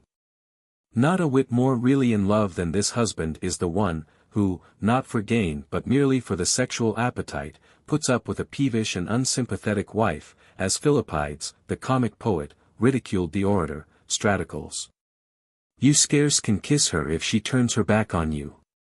If, however, we ought to give the name of love to this passion, then is it an effeminate and bastard love, and like its cynosarges, taking us to the woman's side of the house, or rather as 33 they say there is a genuine mountain eagle, which Homer called black, and a bird of prey, and there are other kinds of spurious eagles, which catch fish and lazy birds in marshes, and often in want of food emit an hungry wail, so the genuine love is the love of boys.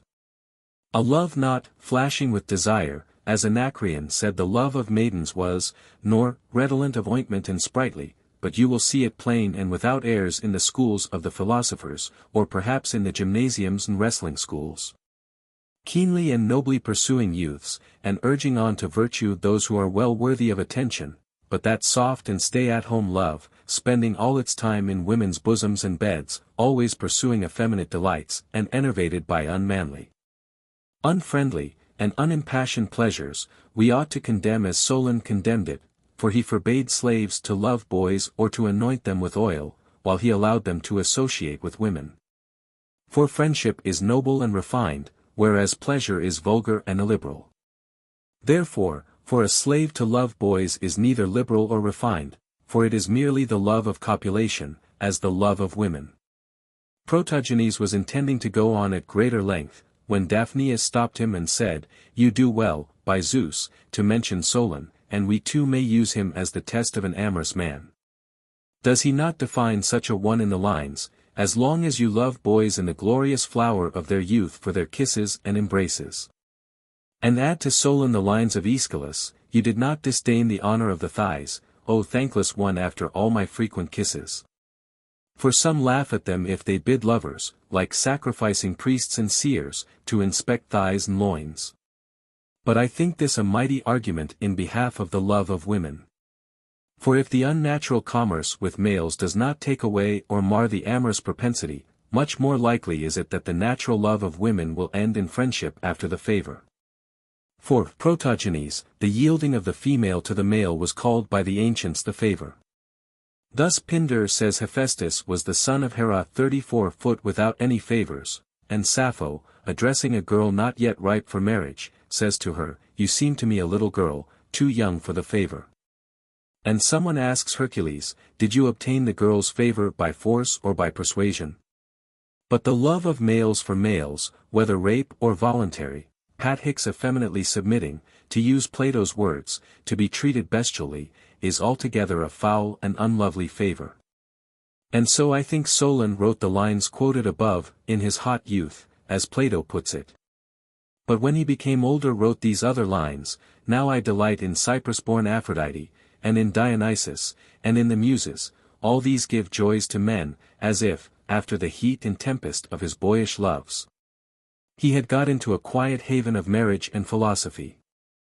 But indeed, Protogenes, if we look at the real facts of the case, the love for boys and women is really one and the same passion, but if you wish in a disputatious spirit to make any distinction, you will find that this boy love goes beyond all bounds, and, like some late-born and ill-begotten bastard brat, seeks to expel its legitimate brother the older love, the love of women. For indeed, friend, it is only yesterday or the day before, since the strippings and exposures of the youths in the gymnasiums, that this boy love crept in, and gently insinuated itself and got a footing. And at last in a little time got fully fledged in the wrestling schools, and has now got fairly unbearable, and insults and tramples on conjugal love, that love that gives immortality to our mortal race. When our nature has been extinguished by death, kindling it again by new births. And this boy love denies that pleasure is its aim, for it is ashamed and afraid to confess the truth, but it needs some specious excuse for the liberties it takes with handsome boys in their prime. The pretext is friendship and virtue. So your boy lover wallows in the dust, bathes in cold water, raises his eyebrows, gives himself out for a philosopher, and lives chaste abroad because of the law, but in the stillness of night. Sweet is the ripe fruit when the guard's withdrawn. 35 But if, as Protogenes says, there is no carnal intercourse in these boy familiarities, how is it love, if Aphrodite is not present, whom it is the destiny of love to cherish and pay court to, and to partake of just as much honor and power as she assigns to him? But if there is any love without Aphrodite, as there is drunkenness without wine in drinks made from figs and barley, the disturbing it will be fruitless and without effect, and surfeiting and disgusting. At the conclusion of this speech, it was clear that Pygias was vexed and indignant with Daphneus, and after a moment's silence he began, O Hercules! What levity and audacity for men to state that they are tied to women as dogs to bitches, and to banish the god of love from the gymnasiums and public walks, and light of day and open intercourse. And to restrict him to brothels and philters and incantations of wanton women, for to chaste women, I am sure, it belongs not either to love or be loved.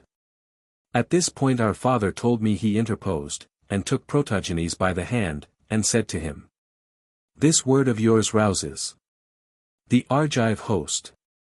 And of a verity Pygias makes us to side with Daphneus by his extravagant language, charging marriage with being a loveless intercourse, and one that has no participation in divine friendship, although we can see that it is an intercourse, if erotic persuasion and favor fail. That cannot be restrained by shame and fear as by bit and bridle. Thereupon Pygias said, I care little about his arguments. But I see that Daphneus is in the same condition as brass, for, just as it is not worked upon so much by the agency of fire as by the molten and liquid brass fused with it, so is he not so much captivated by the beauty of Lysandra as by his association with one who is the victim of the gentle passion. And it is plain that, if he doesn't take refuge with 36 us, he will soon melt away in the flame altogether. But I see, what Anthemion would very much like, that I am offending the court, so I stop. You amuse us, said Anthemion, but you ought from the first to have spoken to the point. I say then, continued Pygias, and give it out boldly, as far as I am concerned, let every woman have a lover.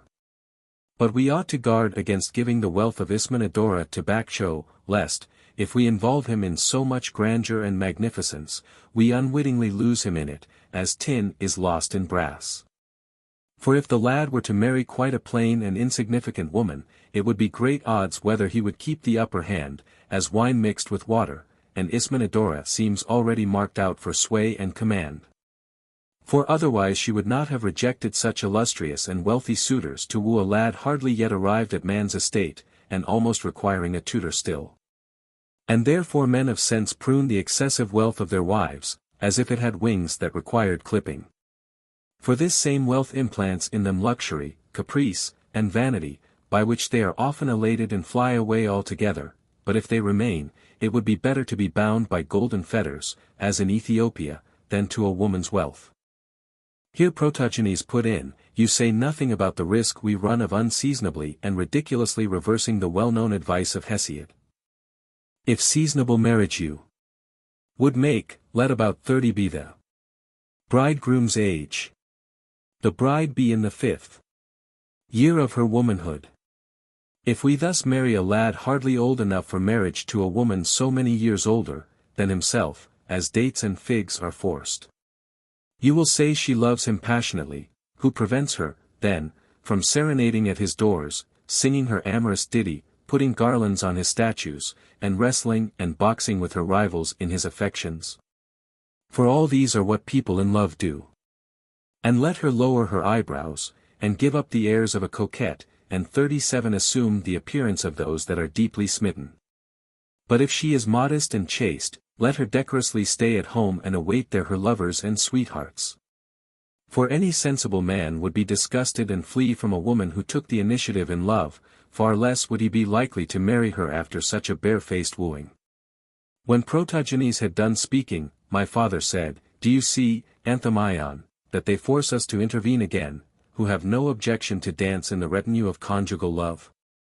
I do, said Anthemion, but pray defend love at some length, as you are on his side, and moreover come to the rescue of wealth, with which Pygia seeks to scare us. Thereupon my father began, What on earth will not be brought as a charge against a woman, if we are to reject Ismenedora because she is in love and has money? Granted she loves sway and is rich.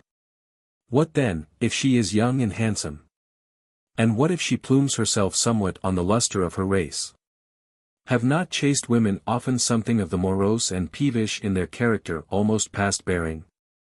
Do they not sometimes get called waspish and shrewish by virtue of their very chastity? Would it be best then to marry off the street some Thracian Abrodanus, or some Milesian Bacchis, and seal the bargain by the present of a handful of nuts? But we have known even such turn out intolerable tyrants, Syrian flute girls and ballet dancers, as Aristonica, and Enanthe with her tambourine, and Agathoclea, who have lorded it over kings' diadems. Why Syrian Semiramis was only the servant and concubine of one of King Ninus's slaves, till Ninus the great king seeing and falling in love with her, she got such power over him that she thought so cheap of him, that she asked to be allowed one day to sit on the royal throne, with the royal diadem on her head, and to transact state affairs. And 38 Ninus having granted her permission, and having ordered all his subjects to obey her as himself, she first gave several very moderate orders to make trial of the guards. But when she saw that they obeyed her without the slightest hesitation, she ordered them to seize Ninus and put him in fetters, and at last put him to death, and all her commands being obeyed, she ruled over Asia for a long time with great luster. And was not Belestish a foreign woman off the streets, although at Alexandria she has shrines and temples, with an inscription as Aphrodite Belestish, which she owes to the king's love? And she who has in this very town a temple and rites in common with Eros, and at Delphi stands in gold among kings and queens, by what dowry got she her lovers? But just as the lovers of Semiramis, Belestish, and Phryne, became their prey unconsciously through their weakness and effeminacy, so on the other hand poor and obscure men, having contracted alliances with rich women of rank, have not been thereby spoilt nor merged their personality, but have lived with their wives on a footing of kindness, yet still kept their position as heads of the house. But he that abases his wife and makes her small, like one who tightens the ring on a finger too small for it fearing it will come off, is like those who cut their mares' tails off and then take them to a river or pond to drink. When they say that sorrowfully discerning their loss of beauty these mares lose their self-respect and allow themselves to be covered by asses. To select a wife for wealth rather than for her excellence or family is dishonorable and illiberal, but it is silly to reject wealth when it is accompanied by excellence and family. Antigonus indeed wrote to his officer who had garrisoned Munichia to make not only the collar strong but the dog lean, that he might undermine the strength of the Athenians. But it becomes not the husband of a rich or handsome woman to make his wife poor or ugly, but by his self-control 39 in good sense, and by not too extravagantly showing his admiration for her, to exhibit himself as her equal not her slave. And, to borrow an illustration from the scales, to add just so much weight to his character as shall overbalance her, yet only just. Moreover, both Ismenedora and Baccho are of a suitable age for marriage and procreation of children. Ismenedora, I hear, is still in her prime, and, here my father smiled slyly at Pyjas, she is certainly not a bit older than her rivals, and has no grey hairs, as some of those who consort with Bakcho have. And if their union is seasonable, who knows but that she may be a better partner for him than any young woman? For young couples do not blend and mix well together, and it takes a long time and is not an easy process for them to divest themselves of their pride and spirit, and at first there's a good deal of dirty weather and they don't pull well together. And this is oftenest the case when there's love on both sides, and, just as a storm wrecks the ship if no pilot is on board, so their marriage is trouble and confusion, neither party knowing how either to rule or to give way properly. And if the baby is under the nurse, and the boy under the master, and the lad under the master of the gymnasium, and the youth under his lover, and the full-grown man under the law and magistrate, and no one is his own master and exempt from obedience to someone, what wonder would it be if a sensible woman rather older than her husband would direct well the life of a young man, being useful to him by reason of her superior wisdom, and acceptable to him for her sweetness and gentleness? And to sum up the whole matter, said he, we Boeotians ought to revere Hercules, and so find no fault in any inequality of age in marriages, seeing that he gave his own wife Megara in marriage to Iolaus, though he was only 16 and she 33. As the conversation was going on, our father said that a friend of Pyjas came galloping up from the town to report an act of marvelous audacity. Ismenadora, it appears, thinking Bakcho had no personal dislike to the 40 match, but only stood in awe of his friends who tried to dissuade him from it, determined that she would not let the young fellow slip through her fingers. Accordingly, she sent for the most active and intimate of her male friends, and for some of her female cronies, and instructed them as to what part they should play. And waited for the hour when Bakcho was accustomed regularly to pass by her house on his way to the wrestling school.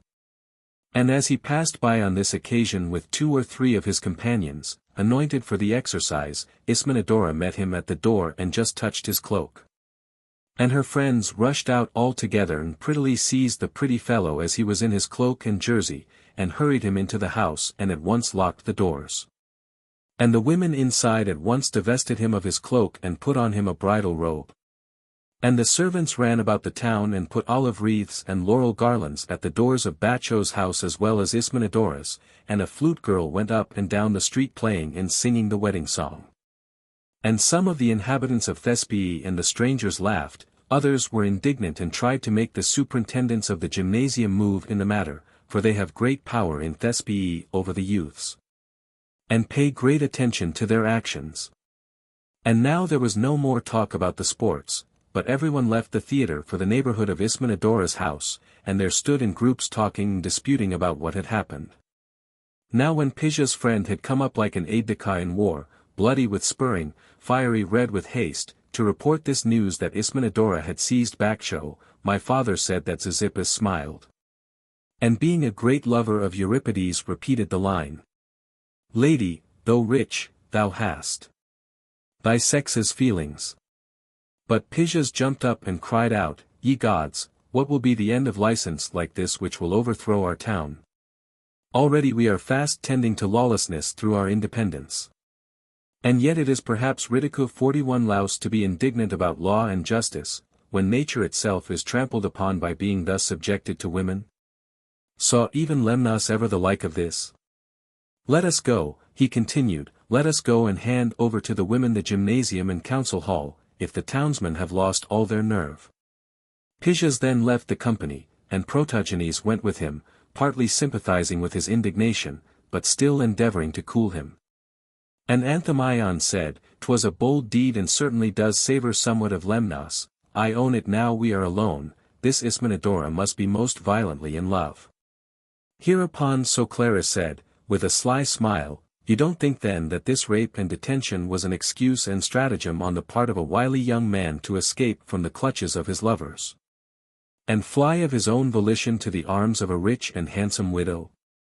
"Pray don't say so, Soclaris," said Anthemion, "pray don't entertain any such suspicions of Bakcho, for even if he were not by nature most simple and naive, he would not have concealed the matter from me to whom he divulges all his secrets. Especially as he knows that I have always been very anxious he should marry Ismenedora. But as Heraclitus says truly, it is more difficult to control love than anger, for whatever love has a fancy to, it will buy even at the cost of life, money, and reputation. Who lives a more quiet life in our town than Ismenedora? When did ever any ugly rumor attach itself to her? When did ever any breath of suspicion sully her house? Some divine inspiration, beyond human calculation, seems now to have possessed her. Then Pemptides laughed and said, "Of course you know that there is a certain disease of the body called the sacred disease. It is no wonder, therefore, if some call the greatest and most insane passion of the soul sacred and divine. However, as in Egypt I once saw two neighbors 42 disputing when a serpent passed by them on the road, both calling it a good omen, but each claiming the blessing as his alone. So seeing lately that some of you drag love to the men's apartments, while others confine it to the women's side of the house, while all of you regard it as a divine and superlative blessing, I do not wonder. Since it is a passion that has such power and honor, that those who ought to banish it from every quarter and clip its wings do themselves add to its influence and power. And hitherto I held my peace, for I saw that the discussion turned rather on private than public interests, but now that we have got rid of Pygias, I would gladly hear from you to what they had an eye who first called love a god." Just as Pemptides had left off, and our father was about to answer his question, another messenger came from the town, sent by Ismenedora to summon Anthemion, for the tumult had increased. And there was a difference of opinion between the superintendents of the gymnasium, one thinking they ought to demand the liberation of Baccho, the other thinking they ought not to interfere. Anthemion got up at once and went off. And our father, addressing Pemptides especially, said, "You seem to me, my dear Pemptides, to be handling a great and bold matter, or rather to be discussing things that ought not to be discussed. In asking for a reason in each case for our opinion about the gods. Our ancient and hereditary faith is sufficient, a better argument than which we cannot either utter or find. Not e'en if wisdom in our brains resides. But if this common foundation and basis of all piety be disturbed, and its stability and time-honored ideas be unsettled, it becomes undermined and is suspected by everybody. You have heard, of course, what hot water Euripides got into, when he wrote at the beginning of his Melanippe. Zeus, whosoe'er he is, I do not know except by hearsay. But if he changed the opening line, he had confidence, 43 it seems, that his play would go down with the public uncommonly well, so he altered it into Zeus the divine, as he is truly called. And what difference is there between calling in question the received opinion about Zeus or Athene, and that about love? For it is not now for the first time that love asks for an altar and sacrifices, nor is he a strange god introduced by foreign superstition, as some Attis or Adonis, furtively smuggled in by hermaphrodites and women. And secretly receiving honors not his own, to avoid an indictment among the gods for coming among them under false pretenses. And when, my friend, you hear the words of Empedocles, friendship is there too, of same length and breadth, but with the mind's eye only can you see it, till with the sight your very soul is thralled. You must suppose that they refer to love. For this God is invisible, but to be extolled by us as one of the very oldest gods. And if you demand proofs about every one of the gods, laying a profane hand on every temple, and bringing a learned doubt to every altar, you will scrutinize and pry into everything. But we need not go far to find love's pedigree. See you how great a goddess Aphrodite is? She 'tis that gave us and engendered love, whereof come all that on the earth do live. And so Empedocles calls Aphrodite life-giving, and Sophocles calls her fruitful, both very appropriate epithets. And though the wonderful act of generation belongs to Aphrodite only, and love is only present in it as a subordinate, yet if he be absent the whole affair becomes undesirable, and low, and tame. For a loveless coition brings only satiety, as the satisfaction of hunger and thirst, and has nothing noble resulting from it, whereas by love Aphrodite removes the cloying element in pleasure, and 44 produces harmonious friendship. And so Parmenides declares love to be the oldest of the creations of Aphrodite, writing in his Cosmogony. Of all the gods first love she did contrive. But Hesiod, more naturally in my opinion, makes love the most ancient of all, so that all things derive their existence from him. If we then deprive love of his ancient honors, those of Aphrodite will be lost also.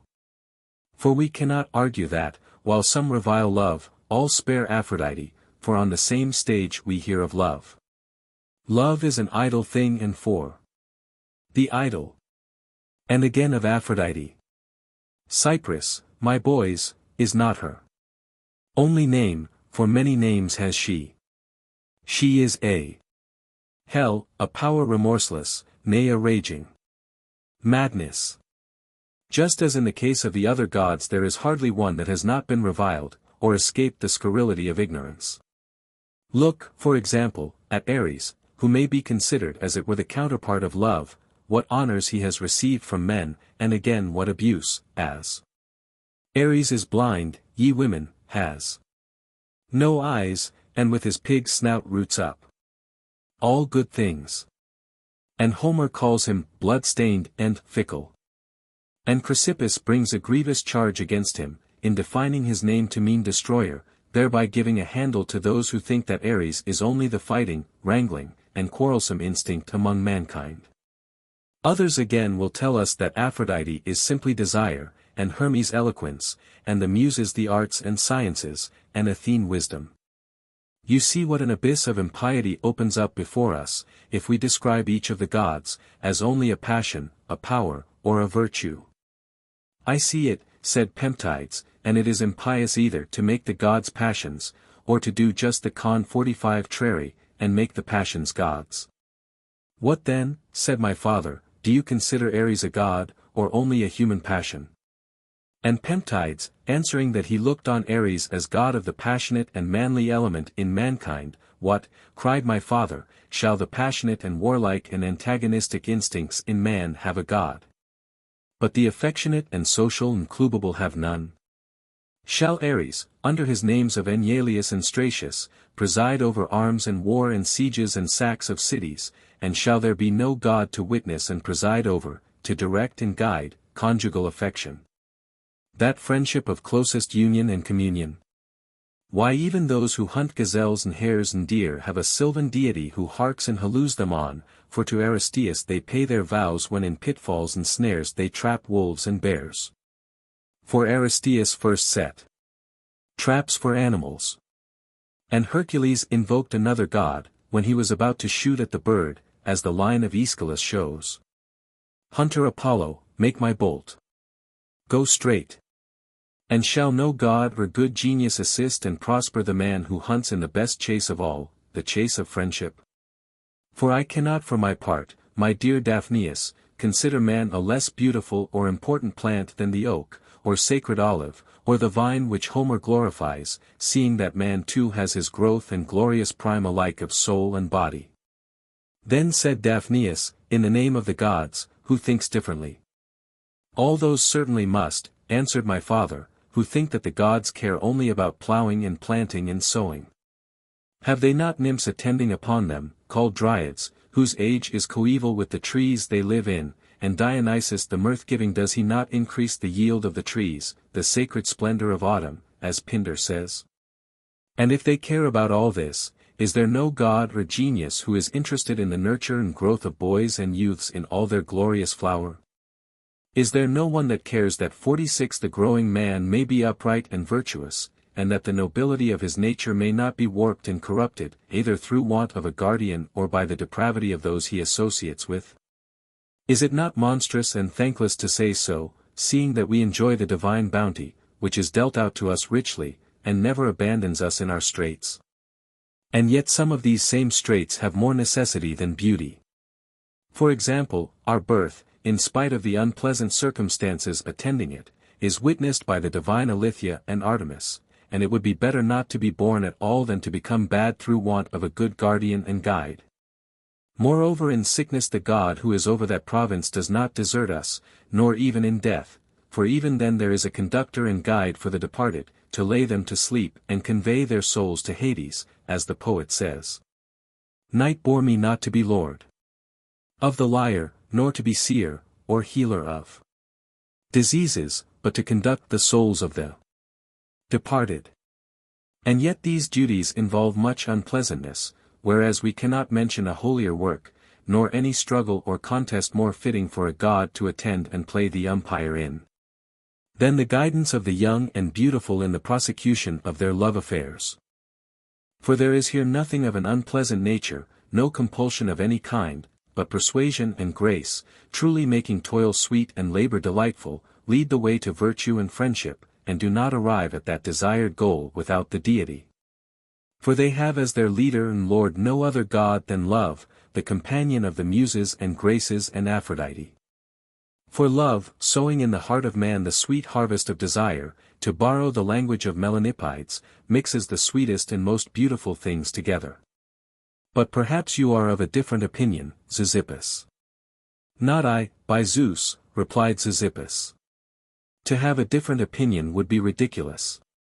Then, continued my father, is it not also ridiculous, if there are 4 kinds of friendship, for so the ancients distinguished, the natural first, the second that to one's kindred, the third 47 that to one's companions, the fourth the friendship of love, and each of the first 3 have a god as patron, either a god of friendship, or a god of hospitality, or a god of the family, or a god of the race, whereas the friendship of love only, as something altogether unholy, is left without any patron god, and that, too, when it needs most of all attentive direction. It is, said Zeuxippus, highly ridiculous. My father continued, the language of Plato is very suggestive here, to make a slight digression. One kind of madness, he says, is conveyed to the soul from the body through certain bad temperaments or mixtures, or through the prevalence of some noxious spirit, and is harsh, difficult to cure, and baneful. Another kind of madness is not uninspired or from within, but an afflatus from without, a deviation from sober reason, originated and set in motion by some higher power, the ordinary characteristic of which is called enthusiasm. For, as one full of breath is called mu tau nu omicron omicron, and as one full of sense is called mu phi-rho omega nu, so the name enthusiasm is given to the commotion of the soul caused by some divine agency. Thus there is the prophetic enthusiasm which proceeds from Apollo, and the Bakshic enthusiasm which comes from Dionysus, to which Sophocles alludes where he says, dance with the Carabants. For the rites of Cybele and Pan have great affinities to the orgies of Bacchus. And the third madness proceeds from the Muses, and possesses an impressionable and pure soul, and stirs up the poetry and music in a man.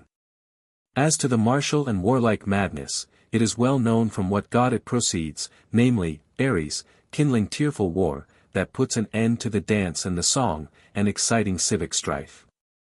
There remains, Daphneus, one more kind of madness in man, neither obscure nor tranquil, as to which I should like to ask Pemptides here. What god it is that shakes the fruitful thyrsus? I refer to that love fury for modest boys and chaste women, 48, which is far the keenest and fiercest passion of all. For have you not observed how the soldier, when he lays aside his arms, ceases from his warlike fury, as the poet says? Then from him right gladly did his squires remove the armor, and sits down a peaceful spectator of others. The Bakshic and Carabantic dances one can also modulate and quell, by changing the meter from the Trochaic and the measure from the Phrygian. Similarly, too, the Pythian priestess, when she descends from her tripod, possesses her soul in peace. Whereas the love fury, when once it has really seized on a man and inflamed him, can be laid by no muse, no charm or incantation, no change of place. But present they burn, absent they desire, by day they follow their loves about, by night they serenade them, sober call for them, and drunken sing about them. And he who said that poetic fancies, owing to their vividness, were dreams of people awake, would have more truly spoken so of the fancies of lovers, who, as if their loves were present, converse with them, greet them, chide them. For sight seems to paint all other fancies on a wet ground, so soon do they fade and recede from the memory, but the images of lovers, painted by the fancy as it were on encaustic tiles, leave impressions on the memory, that move, and live, and speak, and are permanent for all time. The Roman Cato, indeed, said that the soul of the lover resided in the soul of the loved one, and I should extend the remark to the appearance, the character, the life, and the actions, conducted by which he travels a long journey in a short time. As the cynics say, they have found a short cut and, as it were, forced march to virtue, for there is also a short cut to friendship and love when the god is propitious. To sum up, the enthusiasm of lovers is not a thing uninspired, and the God that guides and governs it is none other than the God whose festival we are now keeping, and to whom we are now sacrificing. Nevertheless, as we judge of a God mainly from his power and usefulness, as among human advantages we reckon and call these two the most divine, 49 dominion and virtue, it is high time to consider, before we proceed any further, whether love yields to any of the gods in power. Certainly, as Sophocles says, wonderful is the power which the Cyprian queen exerts so as always to win the victory. Great also is the might of Ares, and in some sort we see the power of all the other gods divided among these two. For Aphrodite has most intimate connection with the beautiful, and Ares is in our souls from the first to combat against the sordid, to borrow the idea of Plato. Let us consider, then, to begin with, that the venereal delight can be purchased for 6 obols, and that no one ever yet put himself into any trouble or danger about it, unless he was in love. And not to mention here such famous courtesans as Phryne or Lais, Nathenium, kindling her lamp at evening time, on the lookout for lovers and inviting them, is often passed by. Yet, if some sudden whiff arise, of mighty love and desire, it makes this very delight seem equal to the fabled wealth of Tantalus and his domains. So feeble and cloying is the venereal indulgence, if love inspires it not. And you will see this more plainly still from the following consideration. Many have allowed others to share in their venereal enjoyments, prostituting not only their mistresses but their wives, like that Roman Galba, who used to ask Maecenas to dinner. And when he saw from his nods and winks that he had a mind to do with his wife, turned his head gently aside as if asleep. But when one of his slaves came up to the table and stole some wine, his eyes were wide open enough, and he said, "Villain, don't you know that I am asleep only for Maecenas?" But this is not perhaps so strange, considering Galba was a buffoon. But at Argos Nicostratus and Phalus were great political rivals, so when King Philip visited that city, Phalus thought if he prostituted his wife, who was very handsome, to the king, he would get from him some important office or place. And Nicostratus getting wind of this, and walking about the doors of Phalus' house with some of his servants on the convive, 50 Phalus made his wife put on men's boots, and a military cloak, and a Macedonian broad-brimmed hat. And so smuggled her into the king, without being detected, as one of the king's young men. But, of all the multitude of lovers, did you ever hear of one that prostituted his boy-love even for the honors of Zeus? I think not. Why, though no one will generally either speak or act against tyrants, many will who find them their rivals and are jealous about their handsome minions. You must have heard how Aristogiton of Athens, and Antileon of Metapontum, and Melanippus of Agrigentum, rose not against tyrants, although they saw how badly they managed affairs, and what drunken tricks they played, yet, when they attempted the chastity of their boy-loves, they retaliated on them, jeoparding their lives, as if they were defending the inviolability of temples and sanctuaries. It is also recorded that Alexander wrote to Theodorus, the brother of Proteas, "Send me your singing girl, unless you love her yourself, and I will give you 10 talents. And when Antipatridas, one of his companions, came to revel with him, bringing with him a female harper, he fancied the girl not a little, and asked Antipatridas if he cared very much about her. And when he replied that he did immensely, Alexander said, "Plague take you, but nevertheless abstain from touching the girl."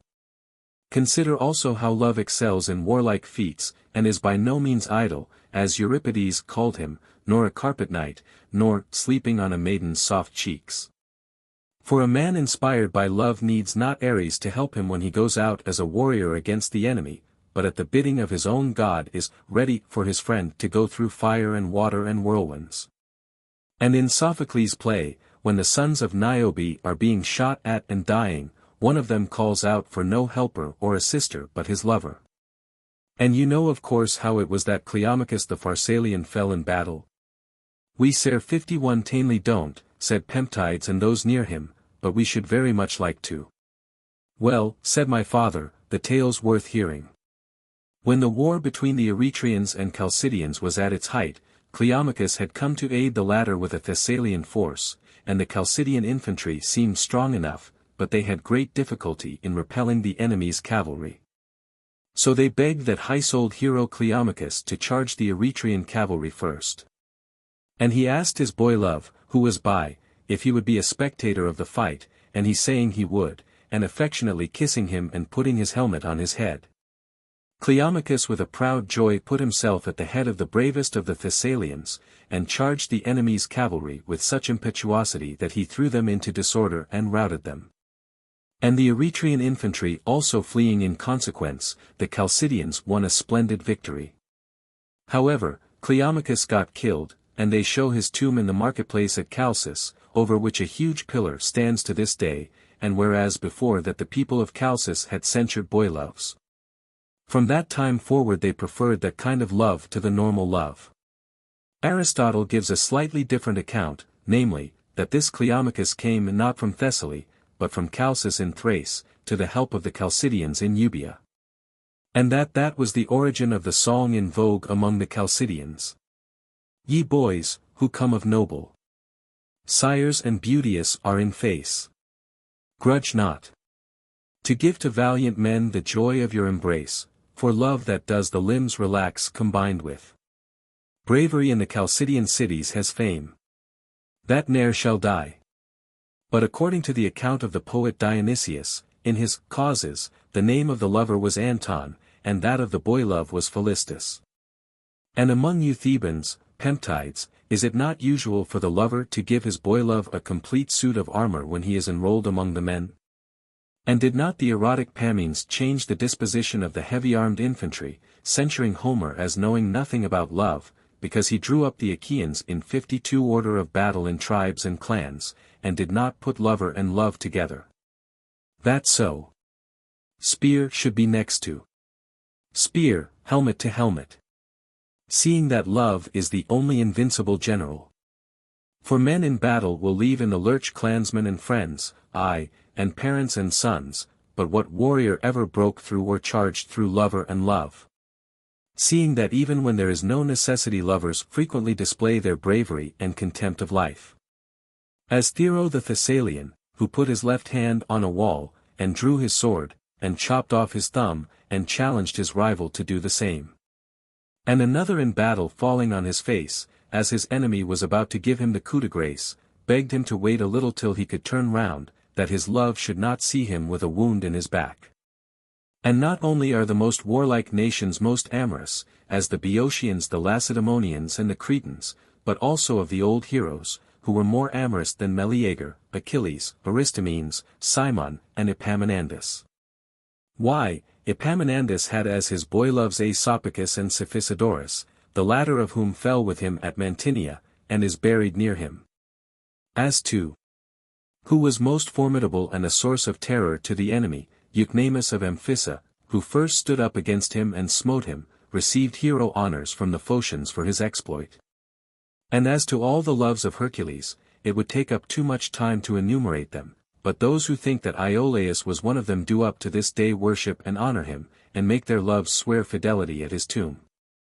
Hercules is also said, having understood the art of healing, to have preserved the life of Alcestis, when she was given up by the doctors, to gratify Admetus, who passionately loved his wife, and was Hercules' minion. They say also in legend that Apollo was enamored of Admetus, and was his hired slave for 1 long year. It was a happy thought our remembering Alcestis, for 53 though women have not much of Ares in them, yet when possessed by love they are bold even to the death, beyond what one would expect from their nature. For if we may credit legendary lore, the stories about Alcestis, and Protesilaus, and Eurydice the wife of Orpheus, show that the only one of the gods that Hades pays attention to is love. Although to everybody else, as Sophocles says, He knows of no forbearance or favor, or anything but strict justice, yet before lovers his genius stands rebuked, and they alone find him neither implacable nor relentless. Wherefore although, my friend, it is an excellent thing to be initiated in the Eleusinian mysteries, yet I see that the votaries and initiated of love have a better time of it in Hades than they have. Though in regard to legendary lore I stand in the position of one who neither altogether believes nor altogether disbelieves. For legendary lore speaks well, and by a certain wonderful good fortune lights upon the truth, in saying that lovers have a return from Hades to the light of day, but it knows not by what way or how. Having as it were got benighted on the road which Plato first discovered by philosophy. There are, indeed, some slender and obscure particles of truth scattered about in the mythology of the Egyptians, but they require a clever man to hunt them out, a man capable of getting great results from small data. Wherefore let that matter pass. And now next to the mighty power of love let us consider its goodwill and favor to mankind. I do not mean as to whether it bestows many gifts on its votaries, that is palpable to all, but whether they derive any further advantage from it. For Euripides, though very amorous, admired a very small matter, when he wrote the line, "Love teaches letters to a man unlearned." For it makes one previously sluggish quick and intelligent, and, as has been said before, it makes the coward brave, as people harden wood in the fire and make it strong from being weak. And every lover becomes liberal and genuine 54 and generous, even if he was mean before, his littleness and miserliness melting away like iron in the fire. So that they rejoice to give to their loves more than they do to receive themselves from others. You know of course that Anytus, the son of Anthemion, was in love with Alcibiades, and was on one occasion sumptuously entertaining several of his friends, when Alcibiades broke in and took from the table half the cups and went away again. And when some of the guests were indignant and said, "The stripling has used you most insolently and contemptuously," Anytus replied, "Nay, rather, he has dealt kindly with me, for when he might have taken all he has left me half."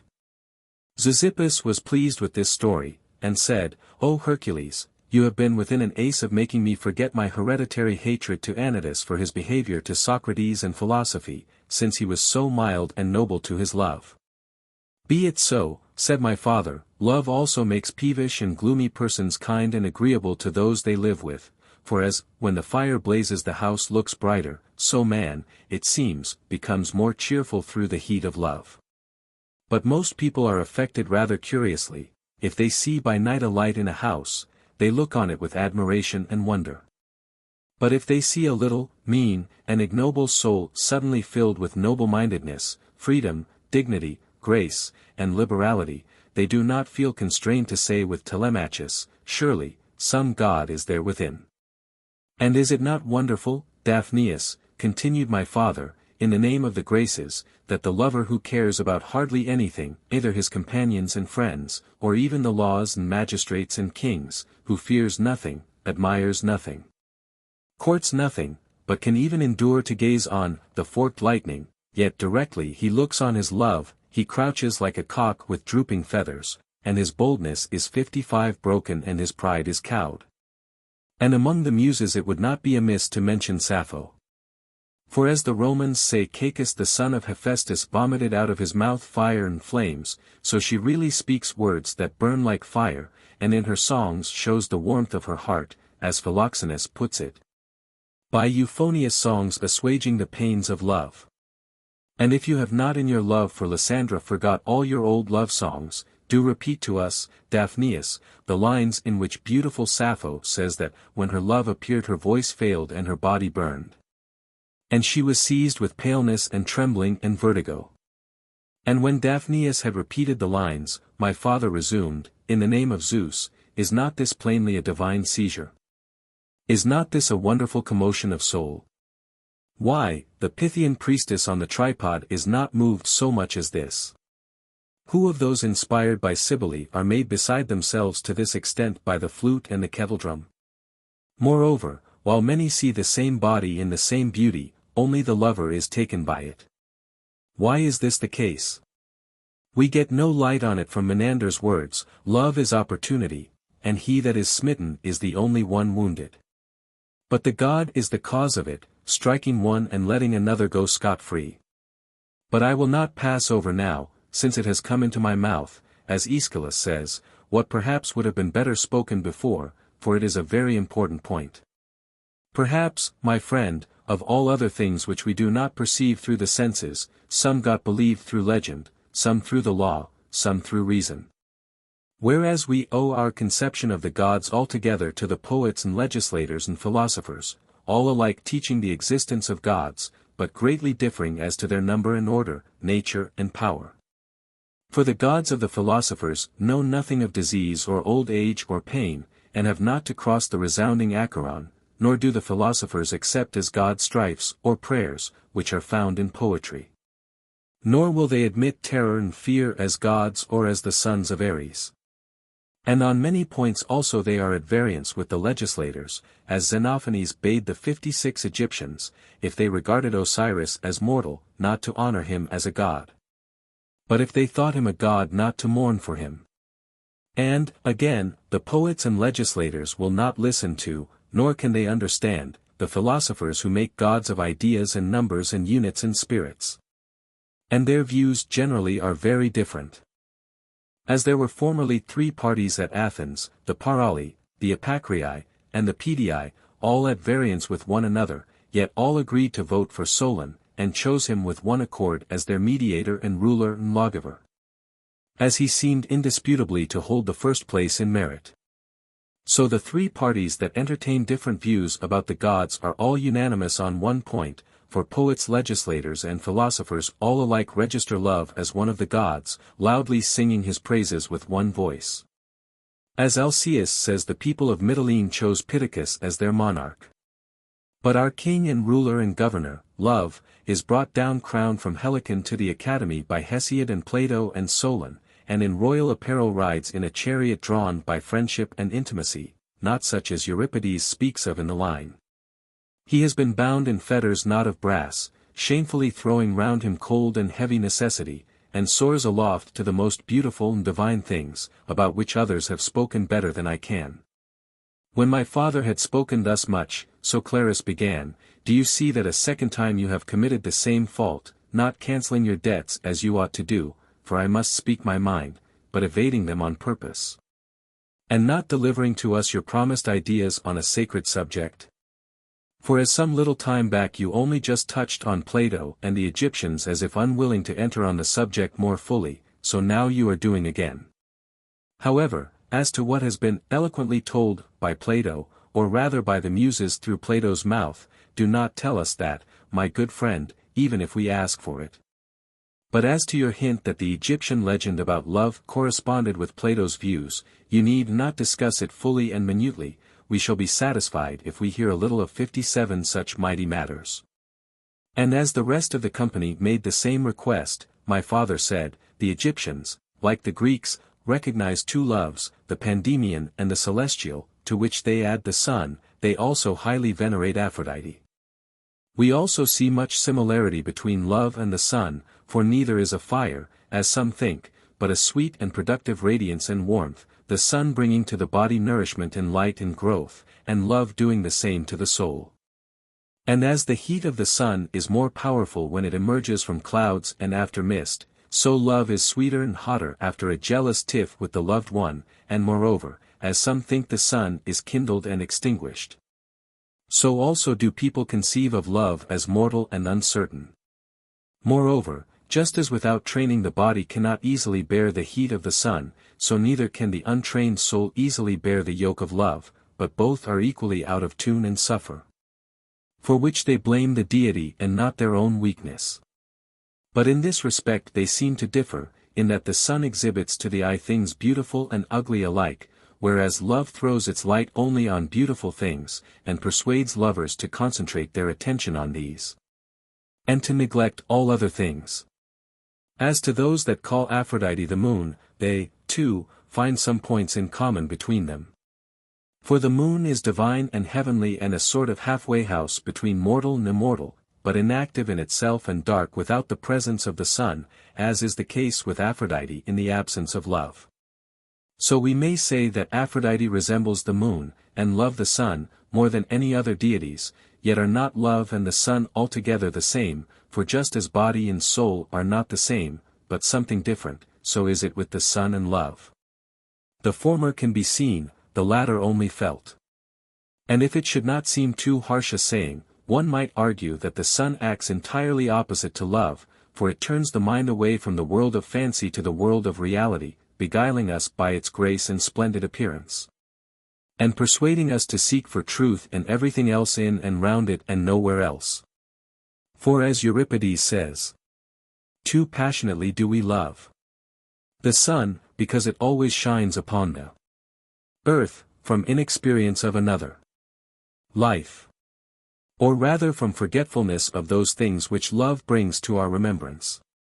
For as when we are woke by a great and bright light, everything that the soul has seen in dreams is vanished and fled, so the sun is wont to banish the remembrance of past changes and chances, and to bewitch the intelligence, pleasure and admiration causing this forgetfulness. And though reality is really there, yet the soul cleaves to dreams and is dazzled by what is most beautiful and divine.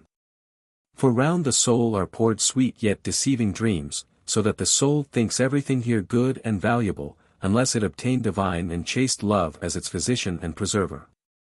For love brings the soul through the body to truth and the region of truth, where pure and guileless beauty is to be found, kindly befriending its votaries like an initiator at the mysteries. And it associates with the soul only through the body. And as geometricians, in the case of boys who cannot yet be initiated into the perception of incorporeal and impassive substance, convey their ideas through the medium of spheres, cubes, and dodecahedrons, so celestial love has contrived beautiful mirrors of beautiful things, and exhibits them to us glittering in the shapes, colors and appearances of youths in all their flower, and calmly stirs the memory which is inflamed first by these. Consequently some, through the stupidity of their friends and intimates, who have endeavored by force and against reason to extinguish the flame, have got no advantage from it, but filled themselves with smoke and confusion, or have rushed into secret and lawless pleasures and ingloriously wasted their prime.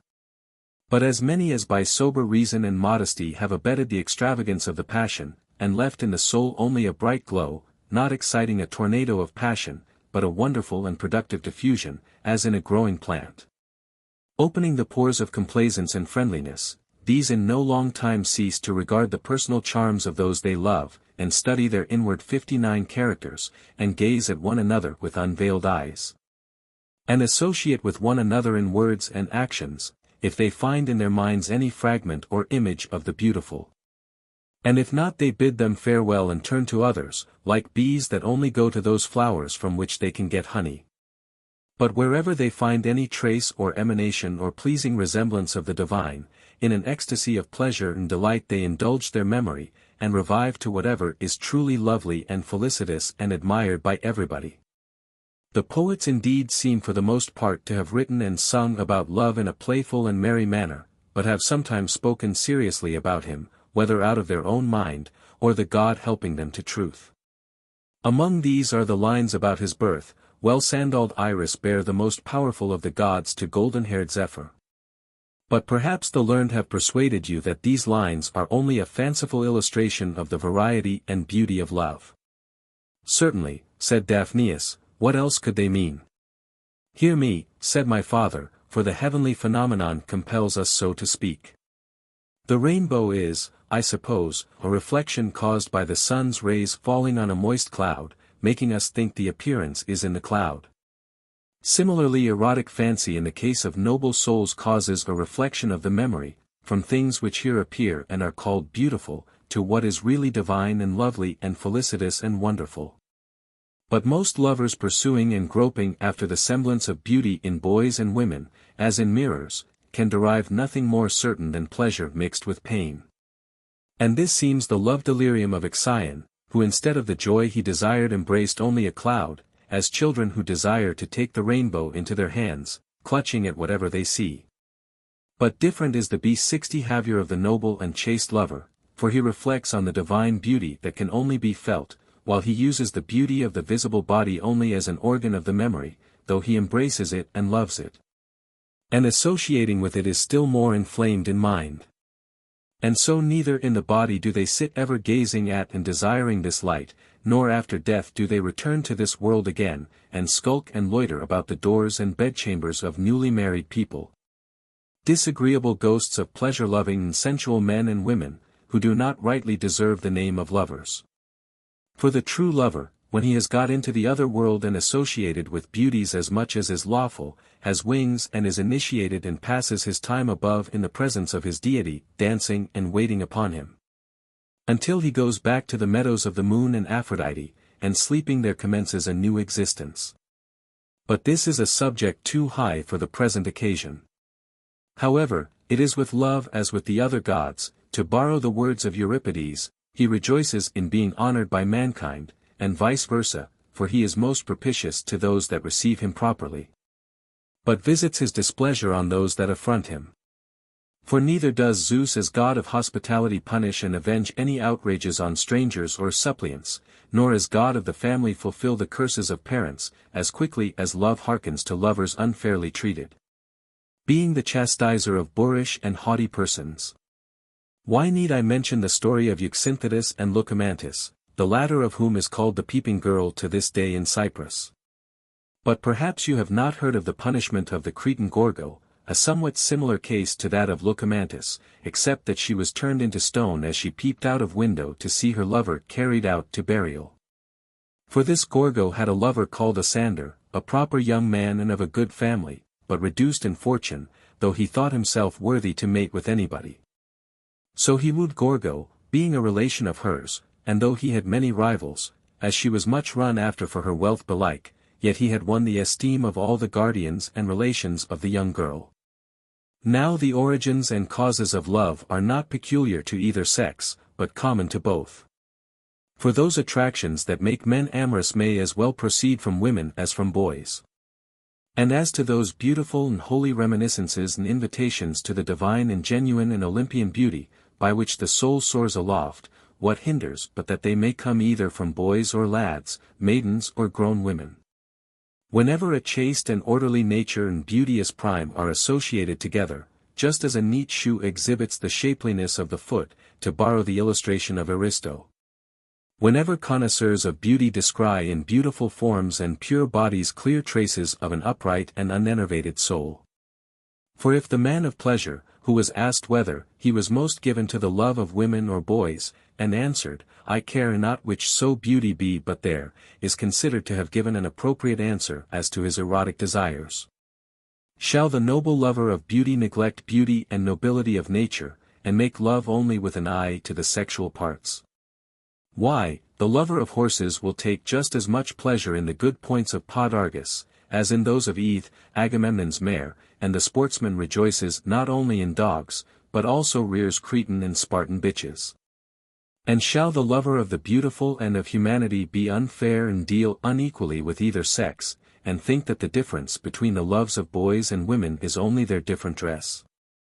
And yet they say that beauty is a flower of virtue. And it is ridiculous to assert that the female sex never blossoms nor make a goodly show of virtue, for as Aeschylus truly says, I never can mistake the burning eye of the young woman that has once known man. Shall the indications then of a forward wanton and corrupt 62 character be found in the faces of women, and shall there be no gleam of chastity and modesty in their appearance? Nay, there are many such, and shall they not move and provoke love? To doubt it would be neither sensible nor in accordance with the facts, for generally speaking, as has been pointed out, all these attractions are the same in both sexes. But, Daphneus, let us combat those views which Sisyphus lately advanced, making love to be only irregular desire carrying the soul away to licentiousness. Not that this was so much his own view as what he had often heard from morose men who knew nothing of love, some of whom marry unfortunate women for their dowries, and force on them economy and illiberal saving, and quarrel with them every day of their lives, while others, more desirous of children than wives, when they have made those women they come across mothers, bid farewell to marriage or regard it not at all, and neither care to love nor be loved. Now the fact that the word for conjugal love differs only by one letter from the word for endurance, the one being sigma tau rho gamma epsilon iota nu, the other sigma tau gamma epsilon iota nu, seems to emphasize the conjugal kindness mixed by time and intimacy with necessity. But that marriage which love has inspired will in the first place, as in Plato's Republic, know nothing of meum and tuum, for the proverb, whatever belongs to a friend is common property, is especially true of married persons who, though disunited in body, are perforce one in soul, neither wishing to be two, nor thinking themselves so. In the second place there will be mutual respect, which is a vital necessity in marriage. For as to that external respect which has in it more of compulsion than choice, being forced by the law and shame and fear, those needful bits and curbs to headstrong weeds, that will always exist in wedlock. But in love there is such self-control and decorum and constancy, that if the god but once enter the soul of a licentious man, he makes him give up all his amours, abates his pride, and breaks down his haughtiness and dissoluteness, putting in their place modesty and silence and tranquility in decorum, 63, and makes him constant to one. You have heard of course of the famous courtesan Lais, how she set all Greece on fire with her charms, or rather was contended for by 2 seas, and how, when she fell in love with Hippolochus the Thessalian, she left Acrocorinthus washed by the green sea, and deserted all her other lovers, that great army, and went off to Thessaly and lived faithful to Hippolochus. But the women there, envious and jealous of her for her surpassing beauty, dragged her into the temple of Aphrodite, and there stoned her to death, for which reason probably it is called to this day the temple of Aphrodite the murderess. We have also heard of servant girls who have refused the embraces of their masters, and of private individuals who have scorned an amour with queens, when love has had dominion in their hearts. For as in Rome, when a dictator is proclaimed, all other magistrates lay down their offices, so those over whom love is lord are free henceforward from all other lords and masters, and pass the rest of their lives dedicate to the god and slaves in his temple. For a noble woman united by love to her lawful husband would prefer the embraces of bears and dragons to those of any other man. Although there are plenty of examples of this virtue of constancy, yet to you, that are the festive votaries of the god, it will not be amiss to relate the story of the Galatian Camma. She was a woman of most remarkable beauty, and the wife of the tetrarch Cynatus, whom Sinorix, one of the most influential men in Galatia, and desperately in love with Camma, murdered, as he could neither get her by force or persuasion in the lifetime of her husband. And Camma found a refuge and comfort in her grief in discharging the functions of hereditary priestess to Artemis, and most of her time she spent in her temple, 64, and, though many kings and potentates wooed her, she refused them all. But when Sinorix boldly proposed marriage to her, she declined not his offer, nor blamed him for what he had done, as though she thought he had only murdered Cynatus out of excessive love for her, and not in sheer villainy. He came, therefore, with confidence, and asked her hand, and she met him and greeted him and led him to the altar of the goddess, and pledged him in a cup of poisoned mead, drinking half of it herself and giving him the rest. And when she saw that he had drunk it up, she shouted aloud for joy, and calling upon the name of her dead husband, said, "Till this day, dearest husband, I have lived, deprived of you, a life of sorrow, but now take me to yourself with joy. For I have avenged you on the worst of men, as glad to share death with him as life with you." Then Sinorix was removed out of the temple on a litter, and soon after gave up the ghost, and Camma lived the rest of that day and following night, and is said to have died with a good courage and even with gaiety. As many similar examples might be adduced, both among ourselves and foreigners, who can feel any patience with those that reproach Aphrodite with hindering friendship when she associates herself with love as a partner? Whereas any reflecting person would call the love of boys wanton and gross lasciviousness, and say with the poet, "This is an outrage, not an act of love." All willing Pathics, therefore, we consider the vilest of mankind, and credit them with neither fidelity, nor modesty, nor friendship, for as Sophocles says, "Those who shall lose such friends may well be glad, and those who have such pray that they may lose them.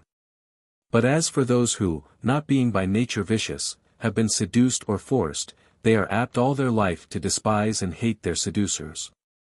And when an opportunity has presented itself to take fierce vengeance. As Cratius, who murdered Archelaus, and Pythalas, who murdered 65 Alexander of Pherai. And Periander, the tyrant of the Ambraciotes, having asked a most insulting question of his minion, was murdered by him, so exasperated was he. But with women and wives all this is the beginning of friendship, and as it were an initiation into the sacred mysteries. And pleasure plays a very small part in this, but the esteem and favor and mutual love and constancy that result from it, proves that the Delphians did not talk nonsense in giving the name of Arma to Aphrodite. Nor Homer in giving the name of friendship to sexual love, and testifies to the fact that Solon was a most experienced legislator in conjugal matters, seeing that he ordered husbands not less than thrice a month to associate with their wives. Not for pleasure, but as states at certain intervals renew their treaties with one another, so he wished that by such friendliness marriage should, as it were, be renewed after any intervening tiffs and differences. But you will tell me there is much folly and even madness in the love of women. Is there not more extravagance in the love of boys? Seeing my many rivals I grow faint. The lad is beardless, smooth and soft and handsome, oh that I might in his embraces die, and have the fact recorded on my tomb. Such extravagant language as this is madness not love. And it is absurd to detract from woman's various excellence. Look at their self-restraint and intelligence, their fidelity and uprightness, and that bravery, courage and magnanimity so conspicuous in many. And to say that they have a natural aptitude for all other virtues, but are deficient as regards friendship alone, is monstrous. For they are fond of their children and husbands, and generally speaking the natural affection in them is not only, like a fruitful soil, capable of friendship, but is also accompanied by persuasion and other graces. And as poetry gives to words a kind of relish by melody and meter and rhythm, making instruction thereby more interesting, but what is injurious more insidious, so nature.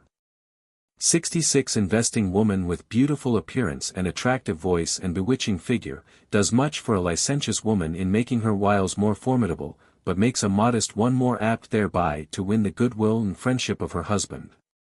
And as Plato advised Xenocrates, a great and noble man in all other respects, but too austere in his temperament, to sacrifice to the graces, so one might recommend a good and modest woman to sacrifice to love. That her husband might be a mild and agreeable partner, and not run after any other woman, so as to be compelled to say like the fellow in the comedy, what a wretch I am to ill-treat such a woman. For to love in marriage is far better than to be loved, for it prevents many, nay all, of those offences which spoil and mar marriage. As to the passionate affection in the early days of marriage, my dear Zosippus, do not fear that it will leave any sore or irritation. Though it is not wonderful that there should be some friction at the commencement of union with a virtuous woman, just as at the grafting of trees, as there is also pain at the beginning of conception. For there can be no complete union without some suffering. Learning puts boys out somewhat when they first go to school, as philosophy does young men at a later day, but the ill effects are not lasting, either in their cases or in the case of lovers. As in the fusion of two liquors, love does indeed at first cause a simmering and commotion, but eventually cools down and settles and becomes tranquil. For the union of lovers is indeed a complete union, whereas the union of those that live together without love resembles only the friction and concussion of Epicurus' atoms in collision and recoil, forming no such union as love makes when he presides over the conjugal state. For nothing else produces so much pleasure, or such lasting advantages, or such beautiful, remarkable and desirable friendship, as when husband and wife live in one house, two souls beating as one. And the law gives its countenance, and nature shows that 67 even the gods themselves require love for the production of everything. Thus the poets tell us that, the earth loves a shower, and heaven loves the earth, and the natural philosophers tell us that the sun is in love with the moon, and that they are husband and wife. And that the earth is the mother of man and beast and the producer of all plants. Would not the world itself then of necessity come to an end, if the great God love and the desires implanted by the God should leave matter, and matter should cease to yearn for and pursue its lead? But not to seem to wander too far away and altogether to trifle, you know that many censure boy loves for their instability, and jeeringly say that intimacy like an egg is destroyed by a hair, for that boy lovers like nomads, spending the summer in a blooming and flowery country, at once decamp then as from an enemy's territory. And still more vulgarly Bion the sophist called the sprouting beards of beautiful boys Harmodiuses and Aristogitans, inasmuch as lovers were delivered by them from a pleasant tyranny. But this charge cannot justly be brought against genuine lovers, and it was prettily said by Euripides, as he embraced and kissed handsome Agatho whose beard was just sprouting, that the autumn of beautiful youths was lovely as well as the spring. And I maintain that the love of beautiful and chaste wives flourishes not only in old age amid grey hairs and wrinkles, but even in the grave and monument. And while there are few such long unions in the case of boy loves, one might enumerate 10,000 such instances of the love of women, who have kept their fidelity to the end of their lives. One such case I will relate, which happened in my time in the reign of the Emperor Vespasian. Julius, who stirred up a revolt in Galatia, among several other confederates had one Sabinus, a young man of good family, and for wealth and renown the most conspicuous of all the men in those parts. But having attempted 68 what was too much for them they were foiled, and expecting to pay the penalty, some committed suicide, others fled and were captured. Now Sabinus himself could easily have got out of the way and made his escape to the barbarians, but he had married a most excellent wife, whose name in that part of the world was Empone, but in Greek would be Herois. And he could neither leave her behind nor take her with him. As he had in the country some underground caves, known only to 2 of his freedmen, where he used to stow away things, he dismissed all the rest of his slaves, as if he intended to poison himself. And taking with him these 2 trusty freedmen he descended with them into those underground caves, and sent one of them, Martialis, to tell his wife that he had poisoned himself, and that his body was burnt in the flames of his country house. For he wanted his wife's genuine sorrow to lend credit to the report of his death. And so it happened. For she, throwing herself on to the ground, groaned and wailed for 3 days and nights, and took no food. And Sabinus, being informed of this, and fearing that she would die of grief, told Martialis to inform her secretly that he was alive and well and in hiding, and to beg her not to relax her show of grief, but to keep up the farce. And she did so with the genius of a professional actress, but yearning to see her husband she visited him by night, and returned without being noticed, and for 6 or 7 months she lived with him this underground life. And she disguised him by changing his dress, and cutting off his beard, and rearranging his hair, so that he should not be known, and took him to Rome, having some hopes of obtaining his pardon. But being unsuccessful in this she returned to her own country, and spent most of her time with her husband underground, but from time to time visited the town, and showed herself to some ladies who were her friends and relations. But what is most astonishing of all is that, though she bathed with them, she concealed her pregnancy from them. For the dye which women use to make their hair a golden auburn, has a tendency to produce corpulence and flesh and a full habit, and she rubbed this abundantly over all parts of her body, and so concealed her pregnancy. And she bare the pangs of travail by herself, as a lioness bears her whelps, having hid herself in the cave with her 69 husband, and there she gave birth to 2 boys, one of whom died in Egypt, the other, whose name was Sabinus, was among us only the other day at Delphi. Vespasian eventually put her to death, but paid the penalty for it, his whole progeny in a short time being wiped off the face of the earth. For during the whole of his reign he did no more savage act, nor could gods or demons have turned away their eyes from a crueler sight. And yet her courage and bold language abetted the pity of the spectators, though it exasperated Vespasian, for, despairing of her safety, she bade them go and tell the emperor that it was sweeter to live in darkness and underground than to wear his crown. Here my father said that the conversation about love which took place at Thespiae ended. And at this moment Diogenes, one of Pysia's companions, was noticed coming up at a faster pace than walking. And while he was yet a little way off, Soclarus hailed him with, "You don't announce war, Diogenes," and he replied, "Hush! It is a marriage, come with me quickly, for the sacrifice only waits for you. All were delighted, and Xanthippus asked if Pysias was still against the marriage. As he was first to oppose it, said Diogenes, so he was first to yield the victory to Ismenedora, and he has now put on a crown and robed himself in white, so as to take his place at the head of the procession to the god through the marketplace. Come, said my father, in heaven's name, let us go and laugh at him, and worship the god, for it is clear that the god has taken delight in what has happened, and been propitious. The allusion is to Plato's Phaedrus. b. Much, indeed, of the subject matter here is, we shall find, somewhat similar to that of the Phaedrus. It is difficult to know what the best English word here is. From the sly thrust in Pysias was evidently grey. I have therefore selected the word gravest. But the most austere, the most sensible, the most solid, the most sedate, all might express the Greek word also. Let the reader take which he likes best. In a Greek house the women and men had each their own separate apartments. This must be borne in mind here to explain the allusion. That is, from interested and selfish motives. On Lays and Aristippus see Cicero, ad. Fam. 9. 26. Pausanias, I. 19, shows us that there was at Athens a temple of Hercules called Cynosarges. But the matter is obscure. What the exact allusion is I cannot say. Fragment of Aeschylus. See Athenaeus, 13. Which explains the otherwise obscure allusion.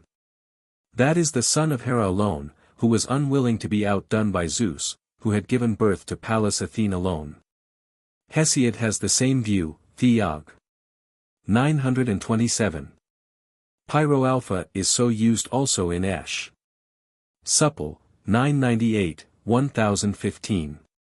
See also, Athenaeus, 608, F. Daphneus implies these very nice gentlemen, like the same class described by Juvenal, Curios simulant et bacchanalia vivant. I omit kappa alpha kappa omicron pi delta alpha as a gloss or explanation of the old reading mu alpha kappa epsilon lambda epsilon alpha instead of mu alpha tau rho upsilon lambda epsilon alpha. Nothing can be made of kappa alpha kappa omicron pi delta alpha in the context. Works and Days, 606 to 608. I follow here the reading of Wittenbach. Through the whole of this essay the reading is very uncertain frequently. My text in it has been formed from a careful collation of Wittenbach, Reisk, and Dubner. I mention this here once for all, for it is unnecessary in a translation to minutely specify the various readings on every occasion. I am not editing the Moralia. De Enantha et Agathoclea, v. Polyp. Excerpt, L. 15. Reisk. Thespii. The allusion is to Phryne. See Pausanias, 9. 27, x. 15. Reading with Wittenbach, sigma pi epsilon rho delta alpha kappa tau lambda iota omicron mu sigma chi nu omicron mu pi epsilon rho iota upsilon delta iota. Perhaps cur equals coward, was originally curtail. One of the three ports at Athens. See Pausanias, I. 1. Iolaus was the nephew of Hercules, and was associated with him in many of his labors. See Pausanias, I. 19, 7. 2, 8. 14, 45.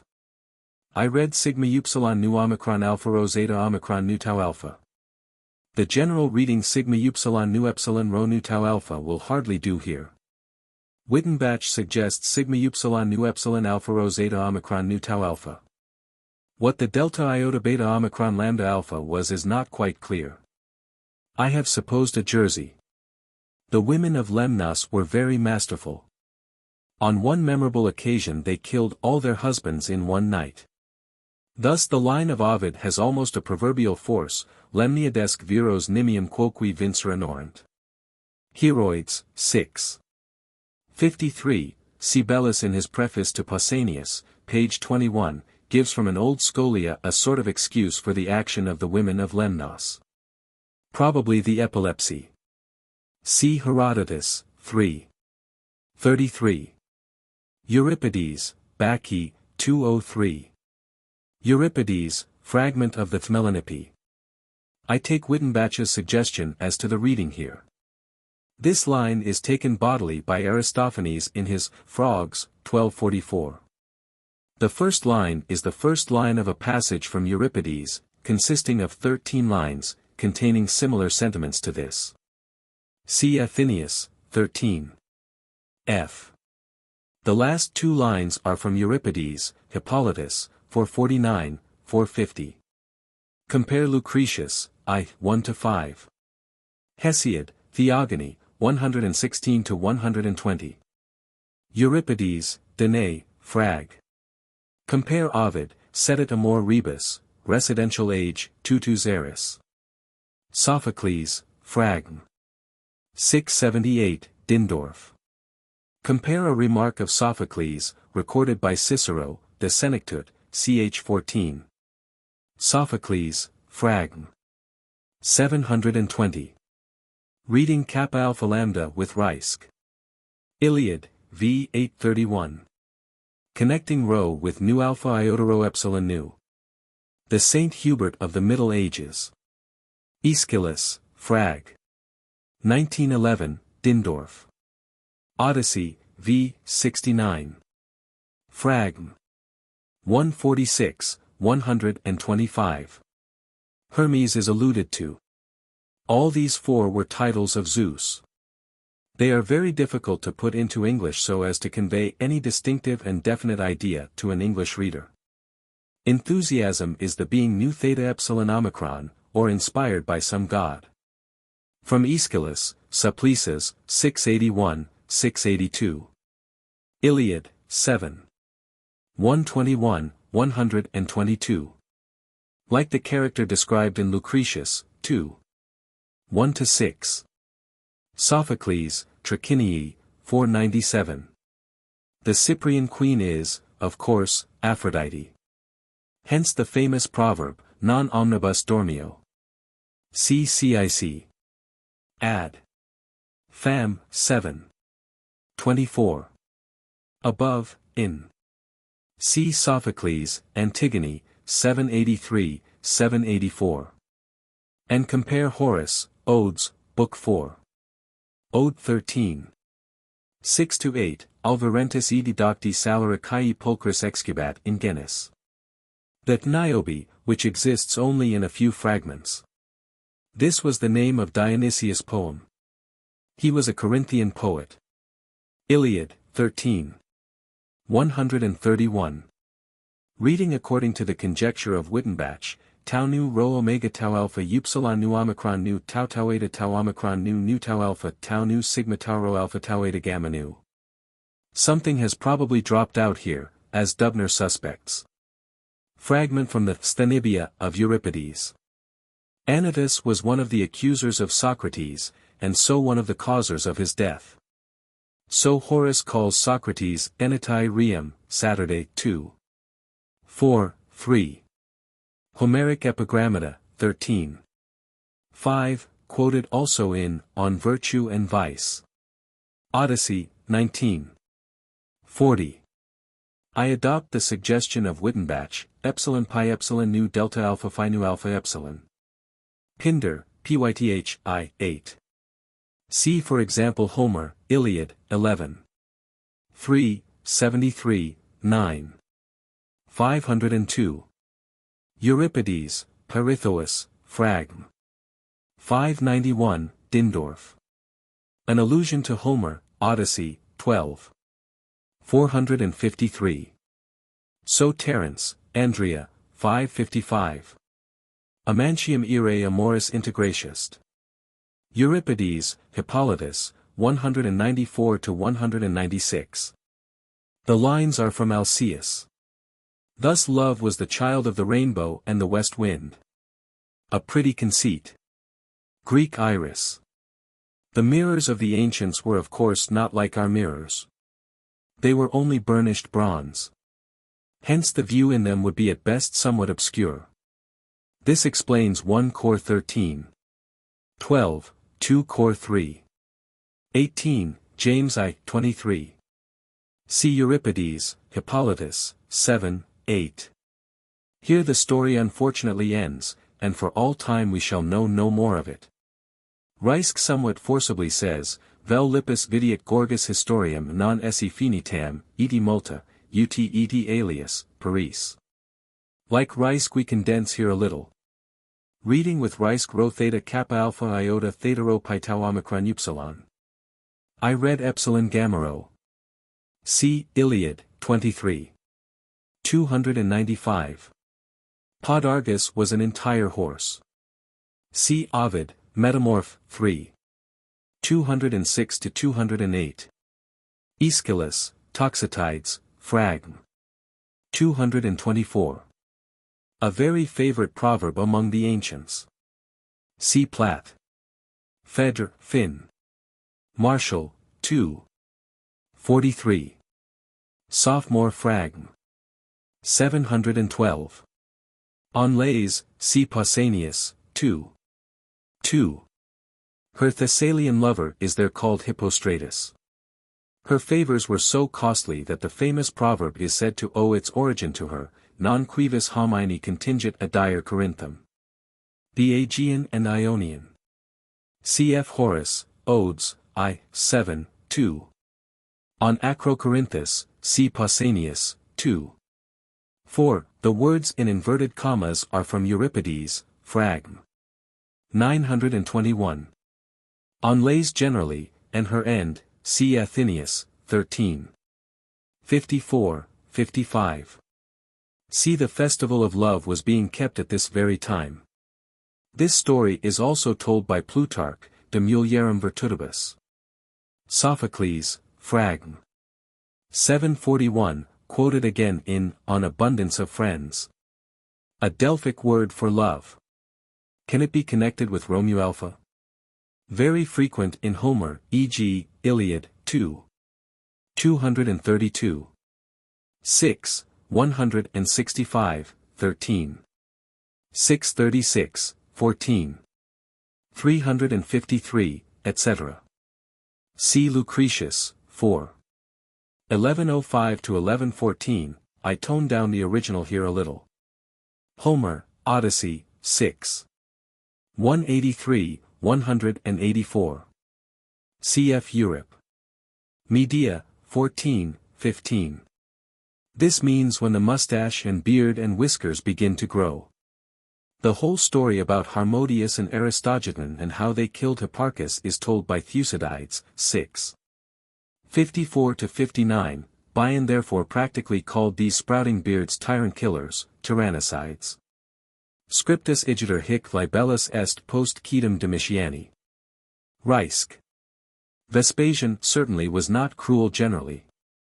Non temericus punitus insens reparator, nisi absenti eo et ignero aut cert in vito ac decepto. Sola est, in qua marito culpiter, pecuniae cupiditas. Suetonius, Divus Vespasianus, 15, 16. Conjugal precepts. Plutarch sends greeting to Polyaenus and Eurydice.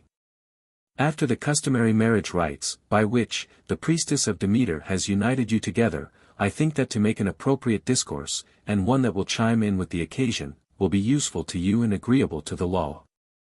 For in music one of the tunes played on the flute is called Hippothorus, which is a tune that excites fierce desire in stallions to cover mares. And though in philosophy there are many goodly subjects, yet is there none more worthy of attention than that of marriage, on which subject philosophy spreads a charm over those who are to pass life together, and makes them gentle and mild to one another. I send therefore as a gift to both of you a summary of what you have often heard, as you are both well versed in philosophy, arranging my matter in a series of short observations that it may be the more easily remembered. And I pray that the Muses will assist and co-operate with Aphrodite, so that no lyre or lute could be more harmonious or in tune than your married life, as the result of philosophy in concord. And thus the ancients set up near Aphrodite statues of Hermes, to show that conversation was one of the great charms of marriage, and also statues of Pytho and the Graces, to teach married people to gain their way with one another by persuasion, and not by wrangling or contention. Solon bade the bride eat a quince the first night of marriage, intimating thereby, it seems, that the bridegroom was to expect his first pleasure from the bride's mouth and conversation. In Boeotia they dress up the bride with a chaplet 71 of asparagus, for as the asparagus gives most excellent fruit from a thorny stalk, so the bride, by not being too reluctant and coy in the first approaches, will make the married state more agreeable and pleasant. But those husbands who cannot put up with the early peevishness of their brides, are not a whit wiser than those persons who pluck unripe grapes and leave the ripe grapes for others. On the other hand, many brides, being at first disgusted with their husbands, are like those that stand the bee's sting but neglect the honey. Married people should especially at the outset beware of the first quarrel and collision, observing that vessels when first fabricated are easily broken up into their component parts, but in process of time, getting compact and firmly welded together, are proof against either fire or steel. As fire gets kindled easily in chaff or in a wick or in the fur of hares, but is easily extinguished again, if it find no material to keep it in and feed it, so we must not consider that the love of newly married people, that blazes out so fiercely in consequence of the attractions of youth and beauty, will be durable and lasting, unless it be fixed in the character, and occupy the mind, and make a living impression. As catching fish by drugged bait is easy, but makes the fish poor to eat and insipid, so those wives that lay traps for their husbands by philters and charms, and become their masters by pleasure, have stupid, senseless and spoiled husbands to live with. For those that were bewitched by Circe did her no good, nor could she make any use of them when they were turned into swine and asses, but she was greatly in love with the prudent Odysseus who dwelt with her sensibly. Those women who would rather lord it over fools than obey sensible men, resemble those people who would rather lead the blind on a road, and not people who have eyesight and know how to follow. Women disbelieve that Pasiphae, a king's wife, 72 was enamored of a bull, although they see some of their sex despising grave and sober men, and preferring to associate with men who are the slaves of intemperance and pleasure, and like dogs and he-goats. Men who through weakness or effeminacy cannot vault upon their horses' backs, teach them to kneel and so receive their riders. Similarly, some men that marry noble or rich wives, instead of making themselves better humble their wives, thinking to rule them easier by lowering them. But one ought to govern with an eye to the merit of a woman, as much as to the size of a horse. We see that the moon when it is far from the sun is bright and glorious, but pales and hides its light when it is near. A modest wife on the contrary ought to be seen chiefly with her husband, and to stay at home and in retirement in his absence. It is not a true observation of Herodotus, that a woman puts off her modesty with her shift. On the contrary, the modest woman puts on her modesty instead, and great modesty is a sign of great conjugal love. As where two voices are in unison the loudest prevails. So in a well-managed household everything is done by mutual consent, but the husband's supremacy is exhibited, and his wishes are consulted. The sun beat the north wind. For when it blew a strong and terrible blast, and tried to make the man remove his cloak, he only drew it round him more closely, but when the sun came out with its warm rays, at first warmed and afterwards scorched, he stripped himself of coat as well as cloak. Most women act similarly. If their husbands try to curtail by force their luxury and extravagance, they are vexed and fight for their rights, but if they are convinced by reason, they quietly drop their expensive habits, and keep within bounds. Cato turned out of the Senate a man who kissed his own wife in the presence of his daughter. This was perhaps too strong a step, but if it is unseemly, as indeed it is, for husband and wife in the presence of others to fondle 73 and kiss and embrace one another, is it not far more unseemly in the presence of others to quarrel and jangle? Just as conjugal caresses and endearments ought to be private, so ought admonition and scolding and plain speaking. Just as there is little use in a mirror adorned with gold or precious stones, unless it conveys a true likeness, so there is no advantage in a rich wife, unless she conforms her life and habits to her husband's position. For if when a man is joyful the mirror makes him look sad, and when he is put out and sad it makes him look gay and smiling from ear to ear, the mirror is plainly faulty. So the wife is faulty and devoid of tact, who frowns when her husband is in the vein for mirth and jollity, and who jokes and laughs when he is serious, the former conduct is disagreeable, the latter contemptuous. And, just as geometricians say lines and surfaces do not move of themselves, but only in connection with bodies, so the wife ought to have no private emotions of her own, but share in her husband's gravity or mirth, anxiety or gaiety. As those husbands who do not like to see their wives eating and drinking in their company only teach them to take their food on the sly, so those husbands who are not gay and jolly with their wives, and never joke or smile with them, only teach them to seek their pleasures out of their company. The kings of Persia have their wedded wives at their side at banquets and entertainments. But when they have a mind for a drunken debauch they send them away, and call for singing girls and concubines, rightly so doing, for so they do not mix up their wives with licentiousness and drunkenness. Similarly, if a private individual, lustful and dissolute, goes astray with a courtesan or maid-servant, the wife should not be vexed or impatient, but consider that it is out of respect to her that he bestows upon another all his wanton depravity. 74 As kings make if fond of music many musicians, if lovers of learning many men of letters, and many athletes if fond of gymnastics, so the man who has an eye for female charms teaches his wife to dress well. The man of pleasure teaches his meretricious tricks and wantonness, while the true gentleman makes his virtuous and decorous. A Lacedaemonian maiden, when someone asked her if she had yet had dealings with a man, replied, "No, but he has with me."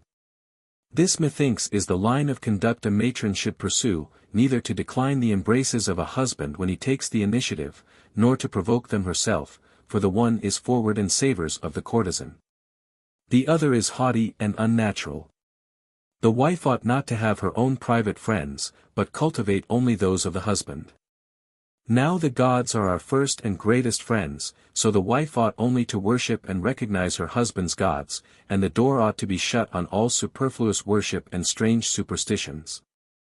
For none of the gods are pleased with stealthy and secret sacrifices on the part of a wife. Plato says that is a happy and fortunate state, where the words meum and tuum are least heard, because the citizens regard the common interest in all matters of importance. Far more essential is it in marriage that the words should have no place.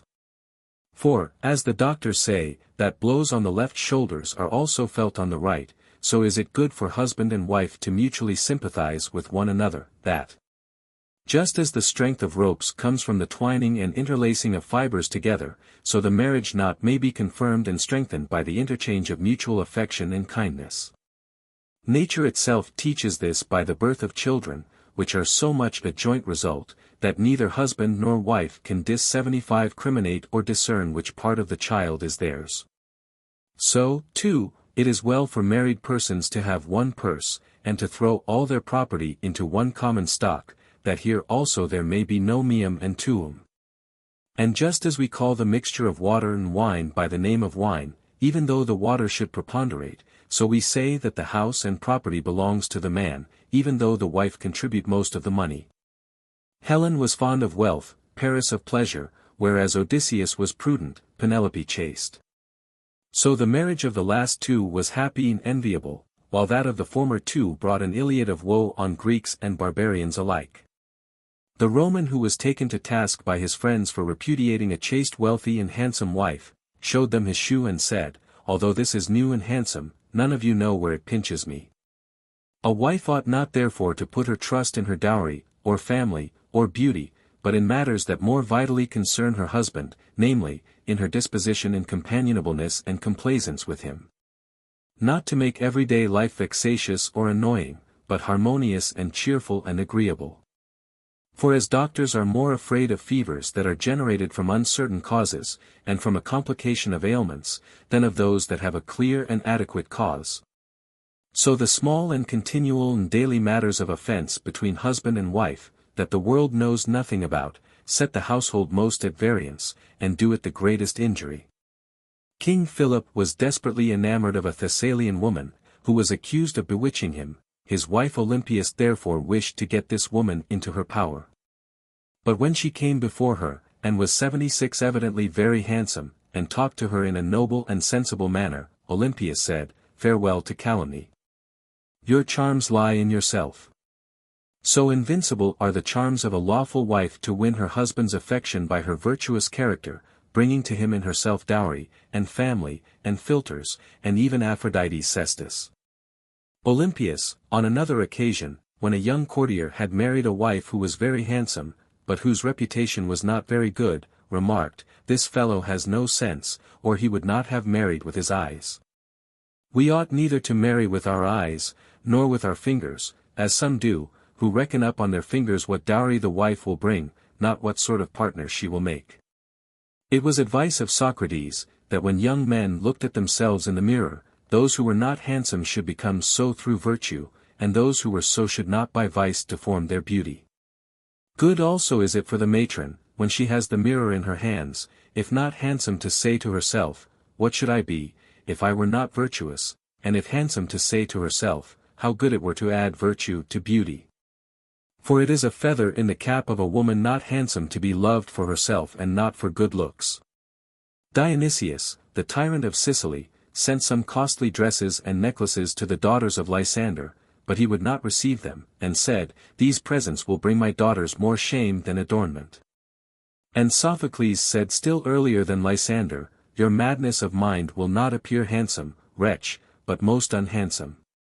For, as Crates says, that is adornment which adorns, and that adorns a woman that makes her more comely.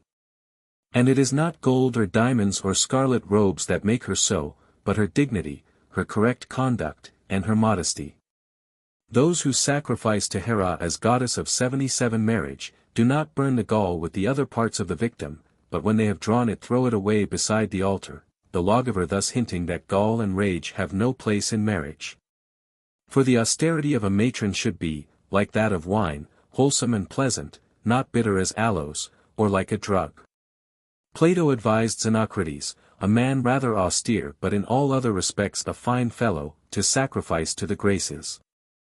I think also that a chaste wife needs the graces with her husband that, as Metrodorus said, she may live agreeably with him, and not be bad-tempered because she is chaste. For neither should the frugal wife neglect neatness, nor the virtuous one neglect to make herself attractive, for peevishness makes a wife's good conduct disagreeable, as untidiness makes one disgusted with simplicity. The wife who is afraid to laugh and jest with her husband, lest she should appear bold and wanton, resembles one that will not anoint herself with oil lest she should be thought to use cosmetics, and will not wash her face lest she should be thought to paint. We see also in the case of those poets and orators, that avoid a popular illiberal and affected style, that they artificially endeavor to move and sway their audience by the facts, and by a skillful arrangement of them, and by their gestures. Consequently a matron will do well to avoid and repudiate over-preciseness, meretriciousness and pomposity, and to use tact in her dealings with her husband in everyday life, accustoming him to a combination of pleasure and decorum. But if a wife be by nature austere and apathetic, and no lover of pleasure, the husband must make the best of it, for, as Phocion said, when Antipater enjoined on him an action neither honorable nor becoming, "You cannot have me as a friend and flatterer both," so he must say to himself about his strict and austere wife, "I cannot have in the same woman wife and mistress." It was a custom among the Egyptian ladies not to wear shoes, that they might stay at home all day and not go abroad. But most of our women will only stay at 78 home if you strip them of their golden shoes, and bracelets, and shoe buckles, and purple robes, and pearls. Theano, as she was putting on her shawl, displayed her arm, and somebody observing, "What a handsome arm," she replied, "but not common." So ought not even the speech, any more than the arm, of a chaste woman, to be common, for speech must be considered as it were the exposing of the mind, especially in the presence of strangers. For in words are seen the state of mind and character and disposition of the speaker. Phidias made a statue of Aphrodite at Elis, with one foot on a tortoise, as a symbol that women should stay at home and be silent. For the wife ought only to speak either to her husband, or by her husband, not being vexed if, like a flute player, she speaks more decorously by another mouthpiece. When rich men and kings honor philosophers, they really pay homage to themselves as well, but when philosophers pay court to the rich, they lower themselves without advancing their patrons. The same is the case with women. If they submit themselves to their husbands they receive praise, but if they desire to rule, they get less credit even than the husbands who submit to their rule. But the husband ought to rule his wife, not as a master does a chattel, but as the soul governs the body, by sympathy and goodwill. As he ought to govern the body by not being a slave to its pleasures and desires, so he ought to rule his wife by cheerfulness and complaisance. The philosophers tell us that some bodies are composed of distinct parts, as a fleet or army. Others of connected parts, as a house or ship, others united and growing together, as every animal is. The marriage of lovers is like this last class, that of those who marry for dowry or children is like the second class, and that of those who only sleep together is like the first class, who may be said to live in the same house, but in no other sense to live together. But, just as doctors tell us that liquids are the only things that thoroughly mix, so in married people there must be a complete union of bodies, wealth, friends, 79 and relations. And thus the Roman legislator forbade married people to exchange presents with one another, not that they should not go shares with one another, but that they should consider everything as common property. At Leptis, a town in Libya, it is the custom for the bride the day after marriage to send to her mother-in-law's house for a pipkin, who does not lend her one, but says she has not got one. That from the first the daughter-in-law may know her mother-in-law's stepmotherly mind, that if afterwards she should be harsher still, she should be prepared for it and not take it ill. Knowing this the wife ought to guard against any cause of offense, for the bridegroom's mother is jealous of his affection to his wife. But there is one cure for this condition of mind, to conciliate privately the husband's affection, and not to divert or diminish his love for his mother. Mothers seem to love their sons best as able to help them, and fathers their daughters as needing their help. Perhaps also it is in compliment to one another, that each prefers the other sex in their children, and openly favors it. This, however, is a matter perhaps of little importance. But it looks very nice in the wife to show greater respect to her husband's parents than to her own, and if anything unpleasant has happened to confide it to them rather than to her own people. For trust begets trust, and love love. The generals of the Greeks in Cyrus's army ordered their men to receive the enemy silently if they came up shouting, but if they came up silently to rush out to meet them with a shout. So sensible wives, in their husbands' tantrums, are quiet when they storm, but if they are silent and sullen talk them round and appease them. Rightly does Euripides censure those who introduce the lyre at wine parties, for music ought to be 80 called in to assuage anger and grief, rather than to enervate the voluptuous still more than before. Think, therefore, those in error who sleep together for pleasure, but when they have any little difference with one another sleep apart, and do not then more than at any other time invoke Aphrodite, who is the best physician in such cases. As the poet, I ween, teaches us, where he introduces Hera, saying, their long-continued strife I now will end, for to the bed of love I will them send. Everywhere and at all times should husband and wife avoid giving one another cause of offense, but most especially when they are in bed together. The woman who was in labor and had a bad time said to those that urged her to go to bed, how shall the bed cure me, which was the very cause of this trouble?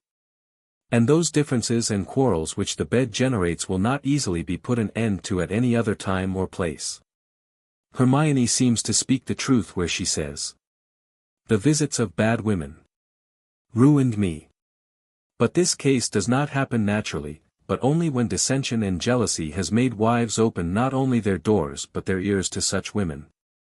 But that is the very time when a sensible wife will shut her ears more than at any other time, and be especially on her guard against whisperers, that fire may not be added to fire, and remember the remark of Philip, who, when his friends tried to excite him against the Greeks, on the ground that they were treated well and yet reviled him, answered, what will they do then, if I treat them ill? Whenever, then, calumniating women come and say to a wife, how badly your husband treats you, though a chaste and loving wife, let her answer, how would he act then, if I were to begin to hate him and injure him? The master who saw his runaway slave a long 81 time after he had run away, and chased him, and came up with him just as he had got to the mill, said to him, in what more appropriate place could I have wished to find you? So let the wife, who is jealous of her husband, and on the point of writing a bill of divorce in her anger, say to herself, in what state would my rival be better pleased to see me in than this, vexed and at variance with my husband? And on the point of abandoning his house and bed? The Athenians have 3 sacred seed times, the first at Cyrus, as a remembrance of the original sowing of corn, the second at Rharia, the third under Pelus, which is called Busigium. But a more sacred seed time than all these is the procreation of children, and therefore Sophocles did well to call Aphrodite, fruitful Cytherea. Wherefore it behoves both husband and wife to be most careful over this business, and to abstain from lawless and unholy breaches of the marriage vow, and from sowing in quarters where they desire no produce, or where, if any produce should come, they would be ashamed of it and desire to conceal it. When Gorgias the rhetorician recited his speech at Olympia recommending harmony to the Greeks, Melanthius cried out, "He recommend harmony to us. Why, he can't persuade his wife and maid to live in harmony, though there are only 3 of them in the house." Gorgias belike had an intrigue with the maid, and his wife was jealous. He then must have his own house in good order who undertakes to order the affairs of his friends and the public. For any ill-doings on the part of husbands to their wives is far more likely to come out and be known to the public than the ill-doings of wives to their husbands. They say the cat is driven mad by the smell of perfumes. If it happens that wives are equally affected 82 by perfumes, it is monstrous that their husbands should not abstain from using perfumes, rather than for so small a pleasure to incommode so grievously their wives. And since they suffer quite as much when their husbands go with other women, it is unjust for a small pleasure to pain and grieve wives, and not to abstain from connection with other women, when even beekeepers will do as much.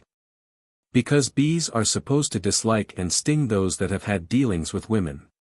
Those that approach elephants do not dress in white, nor those that approach bulls in red, for these colors render those animals savage, and tigers they say at the beating of drums go quite wild, and tear themselves in their rage. Similarly, as some men cannot bear to see scarlet and purple dresses, and others are put out by cymbals and drums, what harm would it do wives to abstain from these things, and not to vex or provoke husbands, but to live with them quietly and meekly? A woman said to Philip, who against her will was pulling her about, "Let me go, all women are alike when the lamp is put out." A good remark to adulterers and debauches.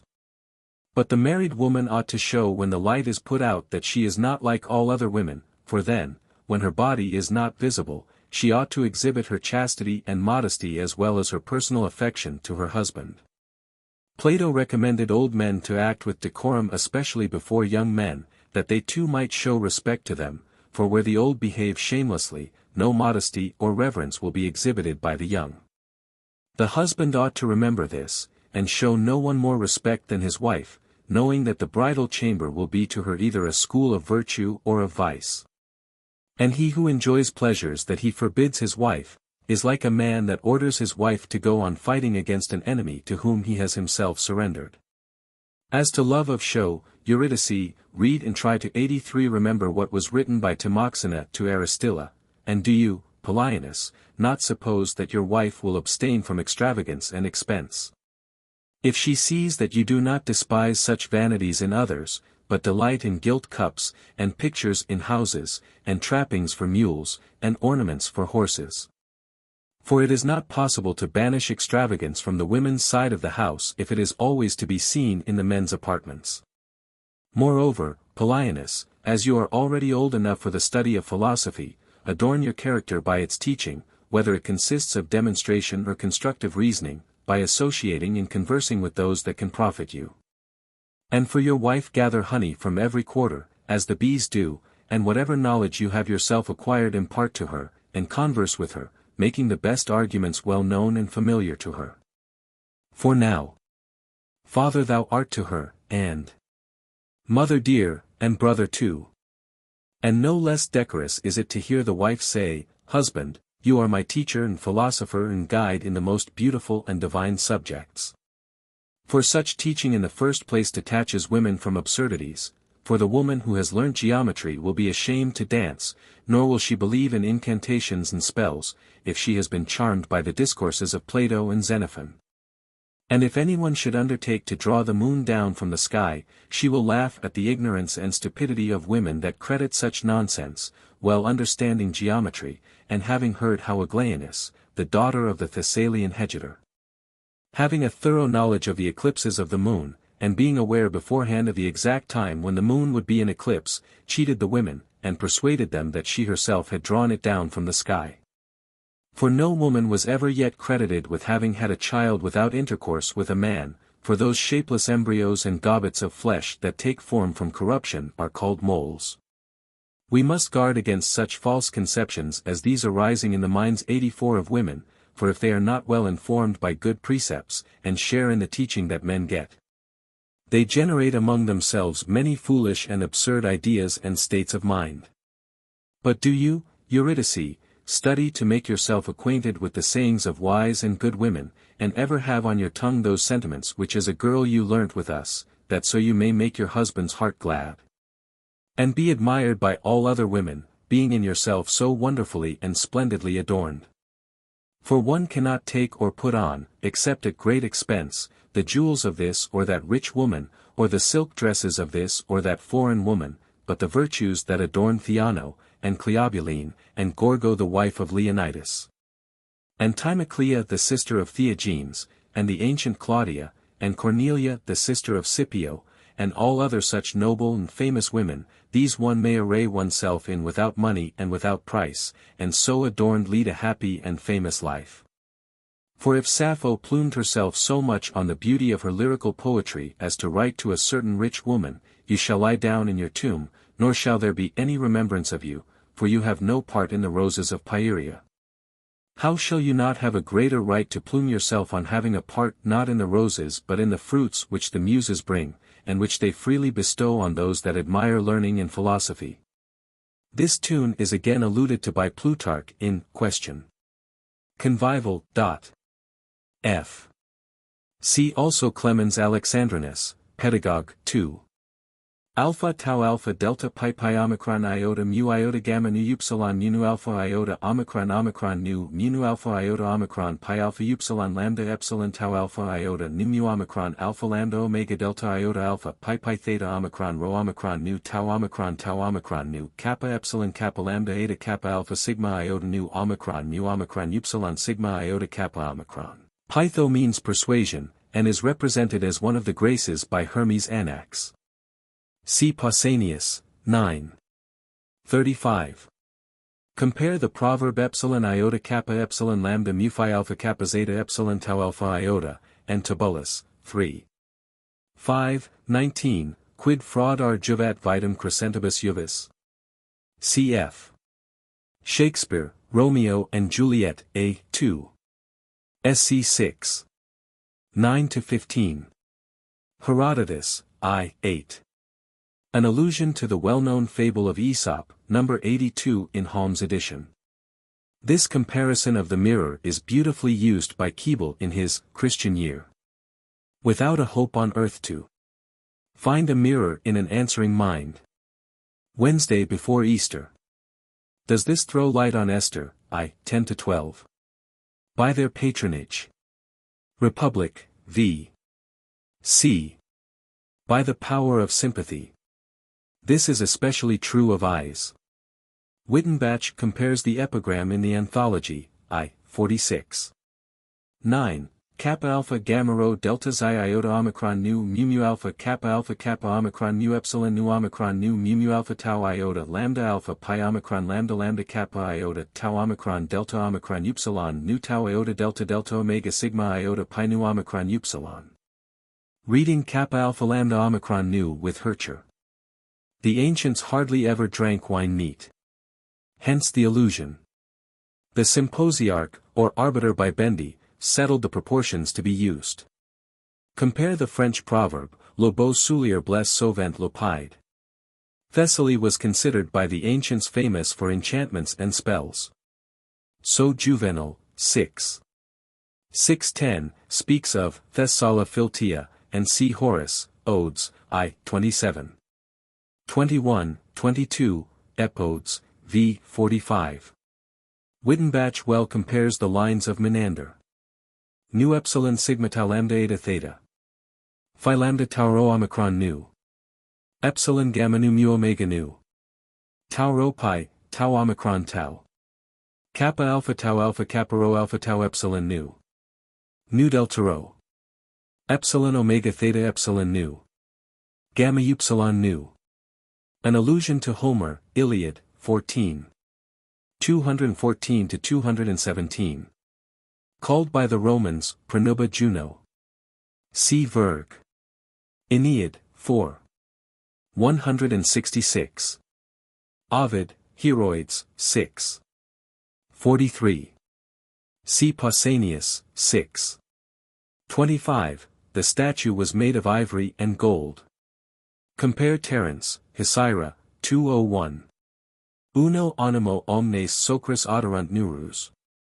As to stepmotherly feelings, the injusta naverca has passed into a proverb with all nations.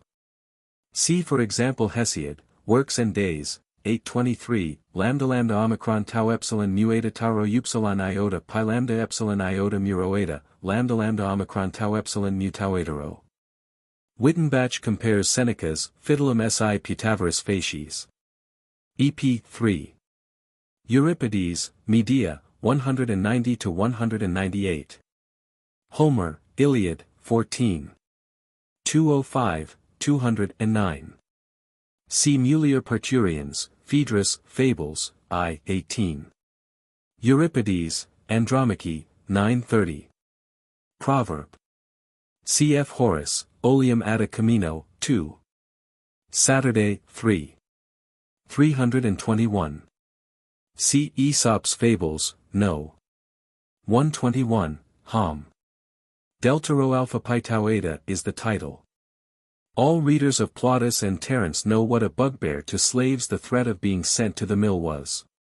They would have to turn it instead of horses, or other cattle. That is, yoking oxen for the plow.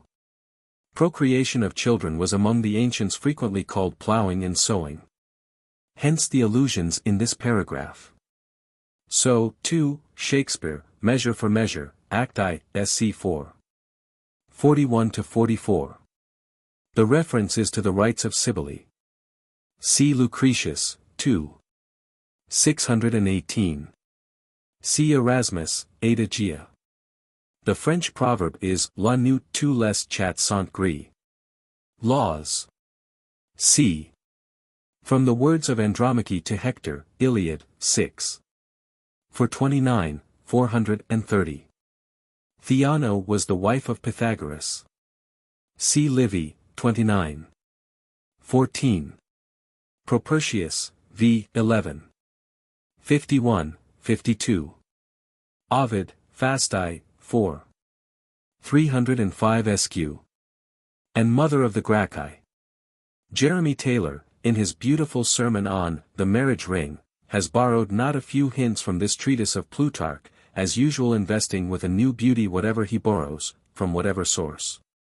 He had the classics at his finger's end, and much of his unique charm he owes to them. But he read them as a philosopher, and not as a grammarian. Consolatory letter to his wife. Plutarch to his wife sends greeting. The messenger that you sent to me to announce the death of our little girl seems to have missed his way en route for Athens, but when I got to Tanagra I heard the news from my niece.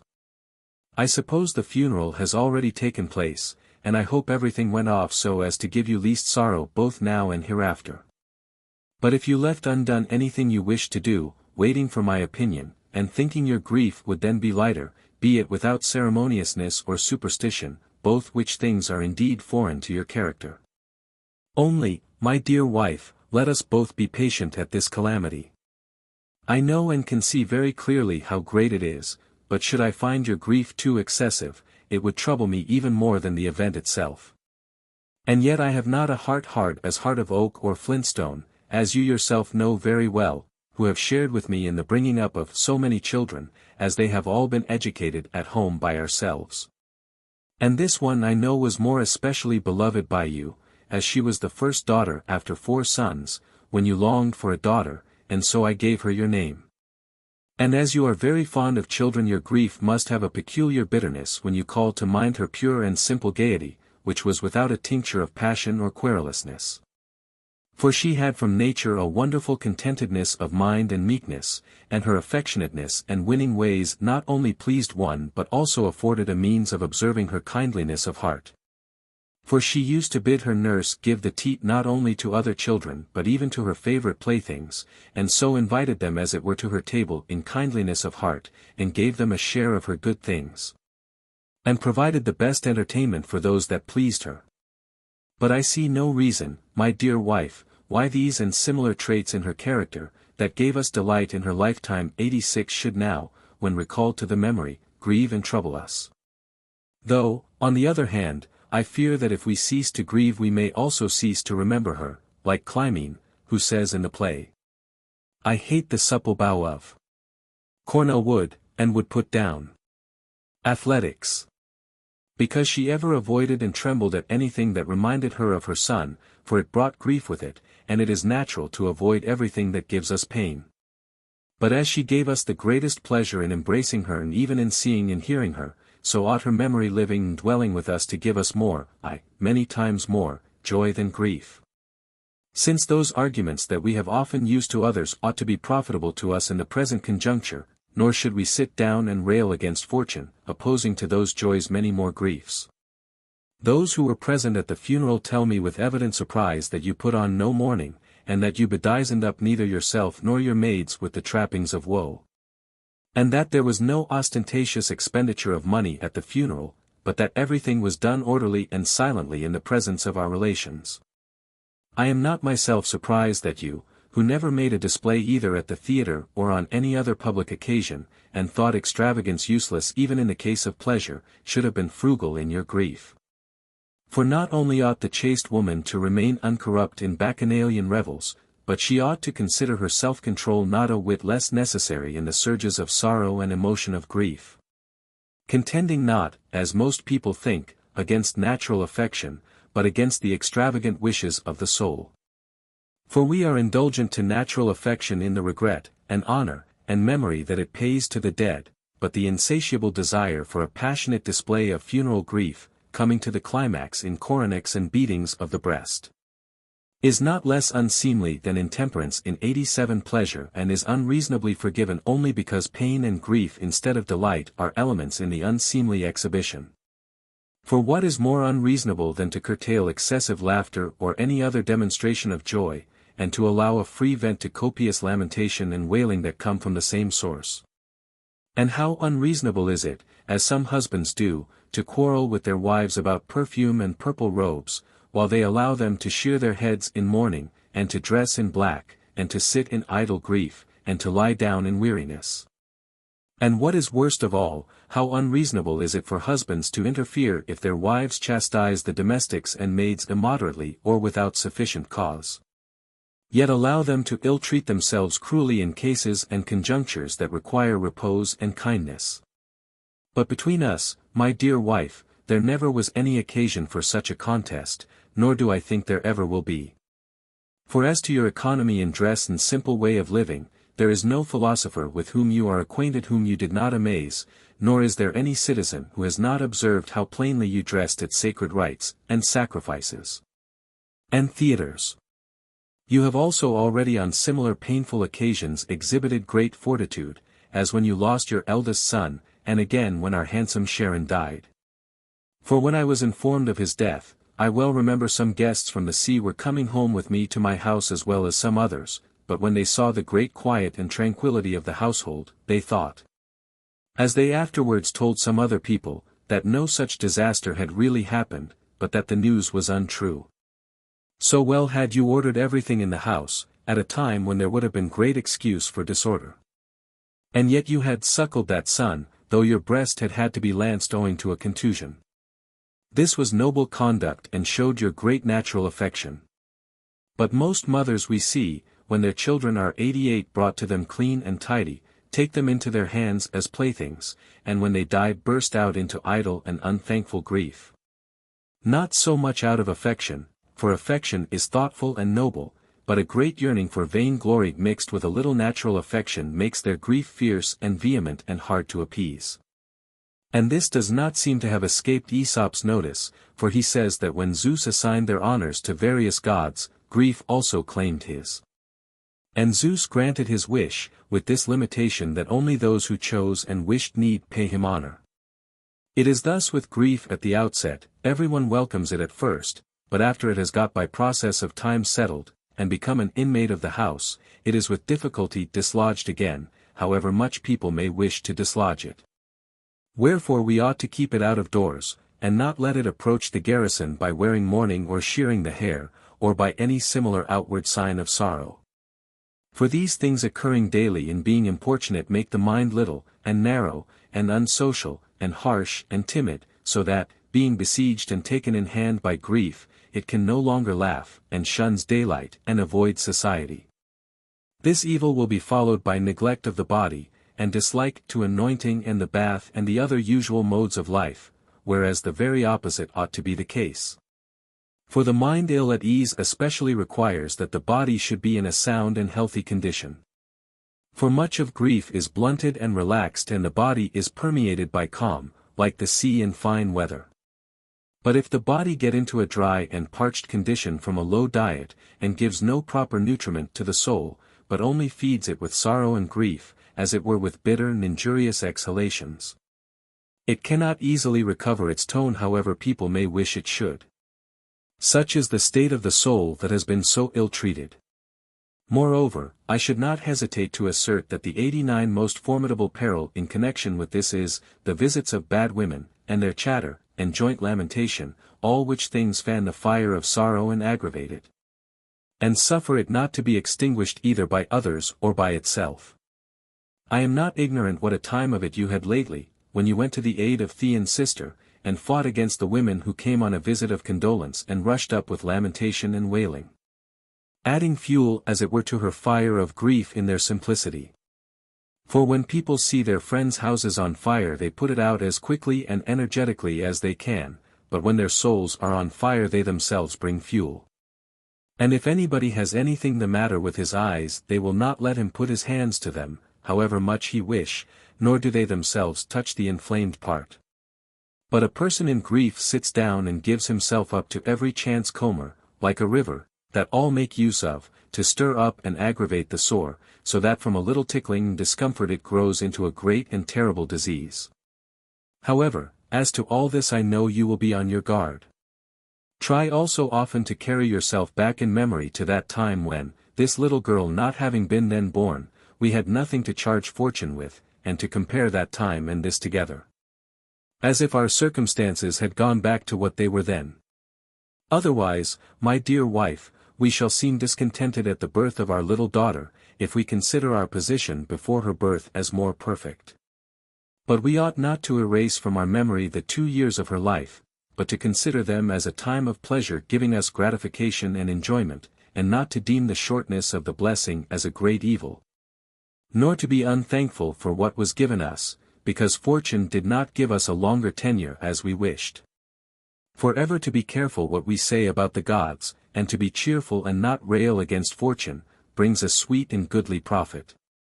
And he who in such conjunctures as ours mostly tries to remember his blessings, and turns and diverts his mind from the dark and disturbing things in life to the 90 bright and radiant, either altogether extinguishes his grief or makes it small and dim from a comparison with his comforts. For as perfume gives pleasure to the nose, and is a remedy against disagreeable smells, so the remembrance of past happiness in present trouble gives all the relief they require to those who do not shut out of their memory the blessings of the past, or always and everywhere rail against fortune. And this certainly ought not to be our case, that we should slander all our past life because, like a book, it has one erasure in it, when all the other pages have been bright and clean. You have often heard that happiness consists in right calculations resulting in a healthy state of mind, and that the changes which fortune brings about need not upset it, and introduce confusion into our life. But if we too must, like most people, be governed by external events, and make an inventory of the dealings of fortune, and constitute other people the judges of our felicity, do not now regard the tears and lamentations of those who visit you, which by a faulty custom are lavished on everybody, but consider rather how happy you are still esteemed by them for your family, your house, and life.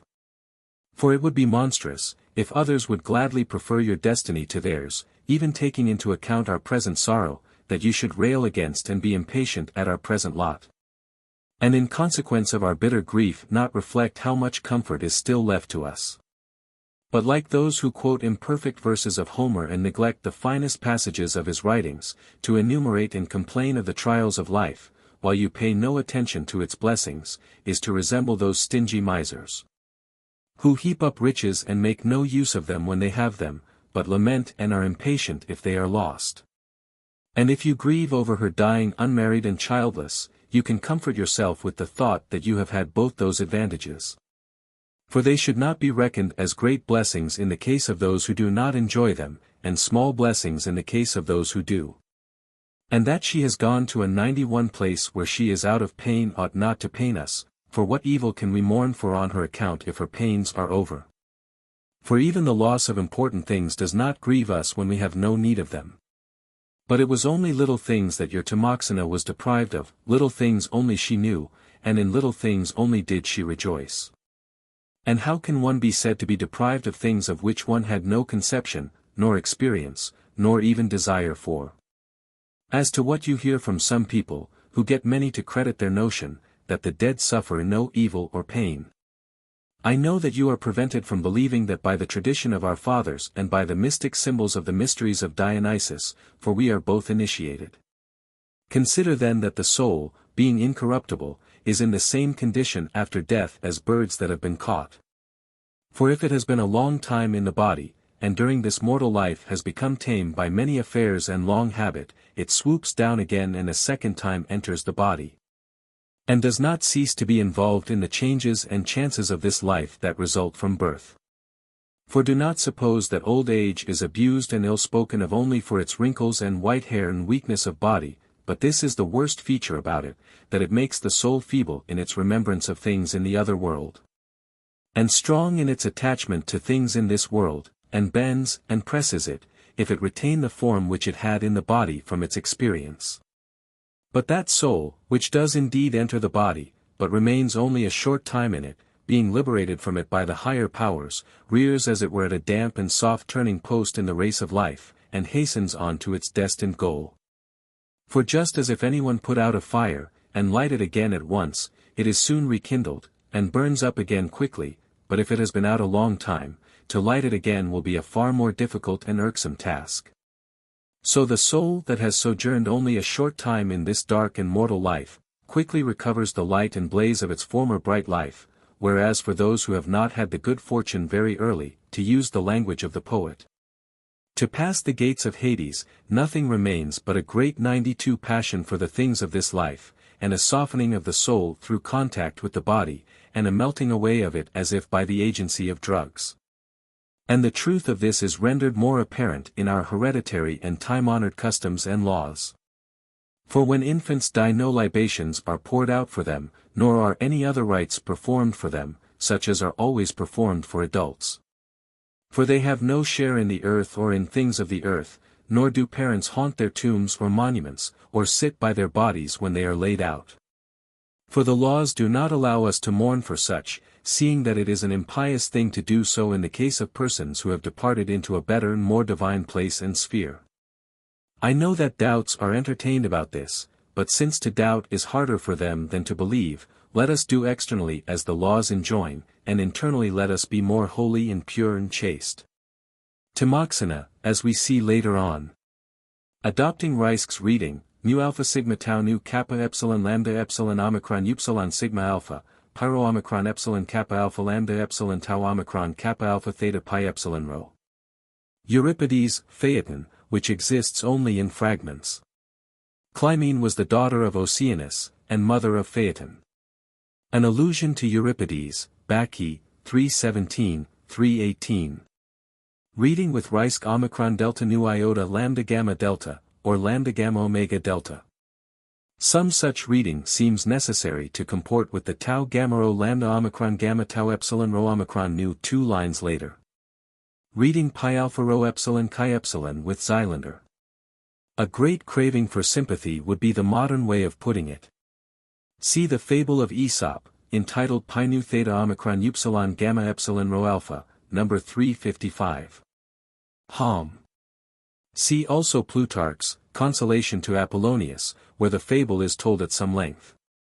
Reading with Rice omicron kappa nu epsilon pi epsilon nu phi omicron beta eta theta epsilon eta nu. An allusion to Euripides, Andromache, 930. See Plutarch's Conjugal Precepts. The whole subject is discussed in full by Athenaeus. Ff. A false quantity we see was a bugbear even before the days of universities. Homer, Iliad, v. 646, 23. 71. This section is dreadfully corrupt. I have adopted, it will be seen, the suggestions of Wittenbach. This consolatory letter ends rather abruptly. It is probable that there was more of it. That virtue may be taught. As to virtue we deliberate and dispute whether good sense, and justice, and rectitude can be taught, and then we are not surprised that, while the works of orators, and pilots, and musicians, and house-builders, and farmers, are innumerable, good men are only a name and expression, like centaurs and giants and cyclopes, and that it is impossible to find any virtuous action without alloy of base motives or any character free from vice. But if nature produces spontaneously anything good, it is marred by much that is alien to it, as fruit choked by weeds. Men learn to play on the harp, and to dance, and to read, and to farm, and to ride on horseback. They learn how to put on their shoes and clothes generally. People teach how 93 to pour out wine, how to cook.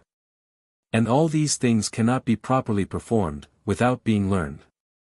The art of good living alone, though all those things I have mentioned only exist on its account, is untaught, unmethodical, inartistic, and supposed to come by the light of nature. O sirs, by asserting that virtue is not a thing to be taught, why are we making it unreal? For if teaching produces it, the deprivation of teaching prevents it. And yet, as Plato says, a discord and false note on the lyre makes not brother go to war with brother, nor sets friends at variance, nor makes states hostile to one another. So as to do and suffer at one another's hands the most dreadful things, nor can anyone say that there was ever a dissension in any city as to the pronunciation of telchines, nor in a private house any difference between man and wife as to woof and warp. And yet no one without learning would undertake to ply the loom, or write a book, or play on the lyre, though he would thereby do no great harm, but he fears making himself ridiculous, for as Heraclitus says, it is better to hide one's ignorance. Yet everyone thinks himself competent to manage a house and wife and the state and hold any magisterial office. On one occasion, when a boy was eating rather greedily, Diogenes gave the lad's tutor a blow with his fist, ascribing the fault not to the boy, who had not learnt how to eat properly, but to the tutor who had not taught him. And can one not properly handle a dish or a cup, unless one has learnt from a boy, as Aristophanes bids us, not to giggle, nor eat too fast, nor cross our legs, and yet be perfectly fit to manage a family and city, and wife, and live well, and hold office, when one has not learned how one should behave in the conduct of life?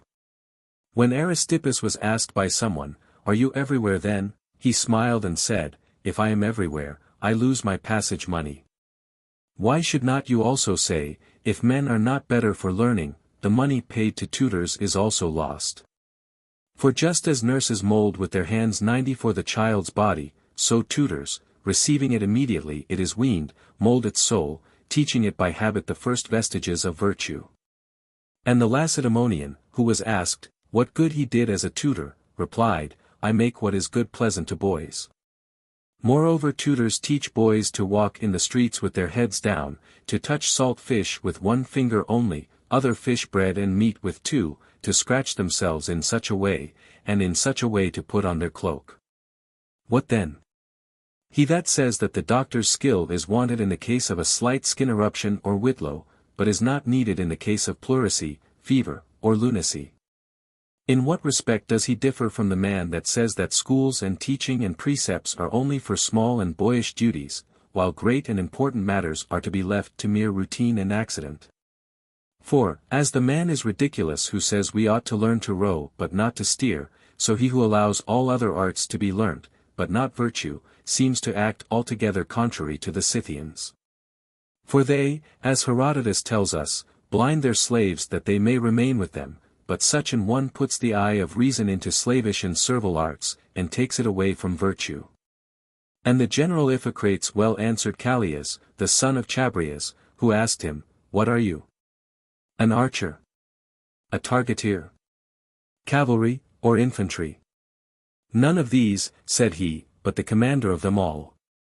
Ridiculous therefore is he who says that the use of the bow and other arms and the sling and riding are to be taught, but that strategy and how to command an army comes by the light of nature. Still more ridiculous is he who asserts that good sense alone need not be taught, without which all other arts are useless and profitless, seeing that she is the mistress and orderer and arranger of all of them, and puts each of them to their proper use. For example, what grace would there be in a banquet, though the servants had been well trained, and had learnt how to dress and cook 95 the meat and pour out the wine, unless there was good order and method among the waiters? Plato, Cleitophon. C. Aristophanes, Clouds, 983. Does Juvenal allude to this? 8. 97. So as to look modest and be ingenui voltus pueri, ingenuique pudoris. Reading with Salmasius, Nu alpha beta alpha lambda epsilon nu. Herodotus, 4. 2. The historian, however, assigns other reasons for blinding them. A line from Odyssey, 15. 323. Malum delta alpha iota tau upsilon mu alpha. Wittenbach, who remarks generally on this short treatise, non integra videtur esse nec continua disputatio, sed disputationis, Plutarchii temen, excerptum compendium. On virtue and vice. Clothes seem to warm a man, not by throwing out heat themselves, for in itself every garment is cold, whence in great heat or in fevers people frequently change and shift them. But the heat which a man throws out from his own body is retained and wrapped in by a dress fitting close to the body, which does not admit of the heat being dissipated when once it has got firm hold. A somewhat similar case is the idea that deceives the mass of mankind, that if they could live in big houses, and get together a quantity of slaves and money, they would have a happy life.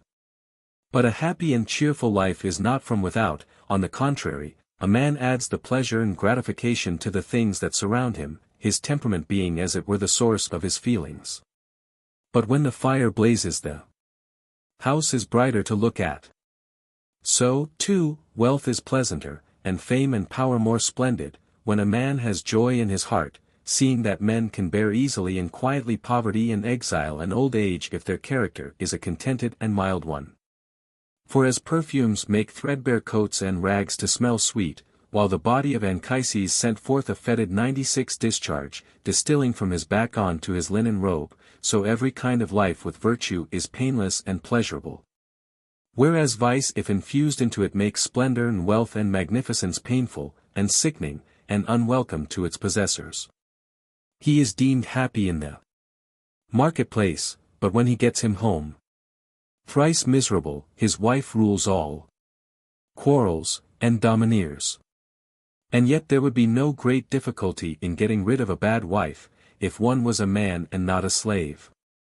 But a man cannot by writing a bill of divorce to his vice get rid of all trouble at once, and enjoy tranquility by living apart, for it is ever present in his vitals, and sticks to him night and day, and burns without a torch. And consigns him to gloomy old age, being a disagreeable fellow-traveler owing to its arrogance, and a costly companion at table owing to its daintiness, and an unpleasant bedfellow, disturbing and marring sleep by anxiety and care and envy. For during such a one sleep the body indeed gets rest, but the mind has terrors, and dreams, and perturbations, owing to superstition. For when my trouble catches me asleep, I am undone by the most fearful dreams. As one says. For thus envy, and fear, and anger, and lust affect one. During the daytime, indeed, vice looks abroad and imitates the behavior of others, is shy and conceals its evil desires, and does not altogether give way to its propensities, but often even resists and fights stoutly against them. But in sleep it escapes the observation of people and the law, and, being as far as possible removed from fear or modesty, gives every passion play, and excites its depravity in licentiousness, for, to borrow Plato's expression, it attempts incest with its mother, and procures for itself unlawful meats, and abstains from no action what 97 ever, and enjoys lawlessness as far as is practicable in visions and fantasies, that end in no complete pleasure or satisfaction, but can only stir up and inflame the passions and morbid emotions. Where then is the pleasure of vice, if there is nowhere in it freedom from anxiety and pain, or independence, or tranquility, or rest? A healthy and sound constitution does indeed augment the pleasures of the body, but for the soul there can be no lasting joy or gratification, unless cheerfulness and fearlessness and courage supply a calm serenity free from storms. For otherwise, even if hope or delight smile on the soul, it is soon confused and disturbed by care lifting up its head again, so that it is but the calm of a sunken rock. Pile up gold, heap up silver, build covered walks, fill your house with slaves and the town with debtors, unless you lay to rest the passions of the soul, and put a curb on your insatiable desires, and rid yourself of fear and anxiety. You are but pouring out wine for a man in a fever, and giving honey to a man who is bilious, and laying out a sumptuous banquet for people who are suffering from dysentery, and can neither retain their food nor get any benefit from it, but are made even worse by it. Have you never observed how sick persons turn against and spit out and refuse the daintiest and most costly viands, though people offer them and almost force them down their throats, but on another occasion, when their condition is different, their respiration good, their blood in a healthy state, and their natural warmth restored, they get up, and enjoy and make a good meal of simple bread and cheese and cress. Such, also, is the effect of reason on the mind. You will be contented, if you have learned what is good and honorable. You will live daintily and be a king in poverty, and enjoy a quiet and private life as much as the public life of general or statesman. By the aid of philosophy you will live not unpleasantly, for you will learn to extract pleasure from all places 98 and things. Wealth will make you happy, because it will enable you to benefit many. And poverty, as you will not then have many anxieties, and glory, for it will make you honored, and obscurity, for you will then be safe from envy. Happiness comes from within, not from without. The true seat of happiness is the mind. Compare Milton, Paradise Lost, Book I, 254, 255. The mind is its own place, and in itself can make a heaven of hell, a hell of heaven. Homeric Epigrammata, 13. 5. Wittenbach thinks these lines are by Menander. Plutarch quotes them again, on contentedness of mind. Hesiod, Works and Days, 705. Plato, Republic, 9. D. Quoted again, how one may be aware of one's progress in virtue. And so Dr. Young truly says, a man of pleasure is a man of pains. Night Thoughts on Moral Virtue. I propose to discuss what is called and appears to be moral virtue, which differs mainly from contemplative virtue in that it has emotion for its matter, and reason for its form, what its nature is, and how it subsists.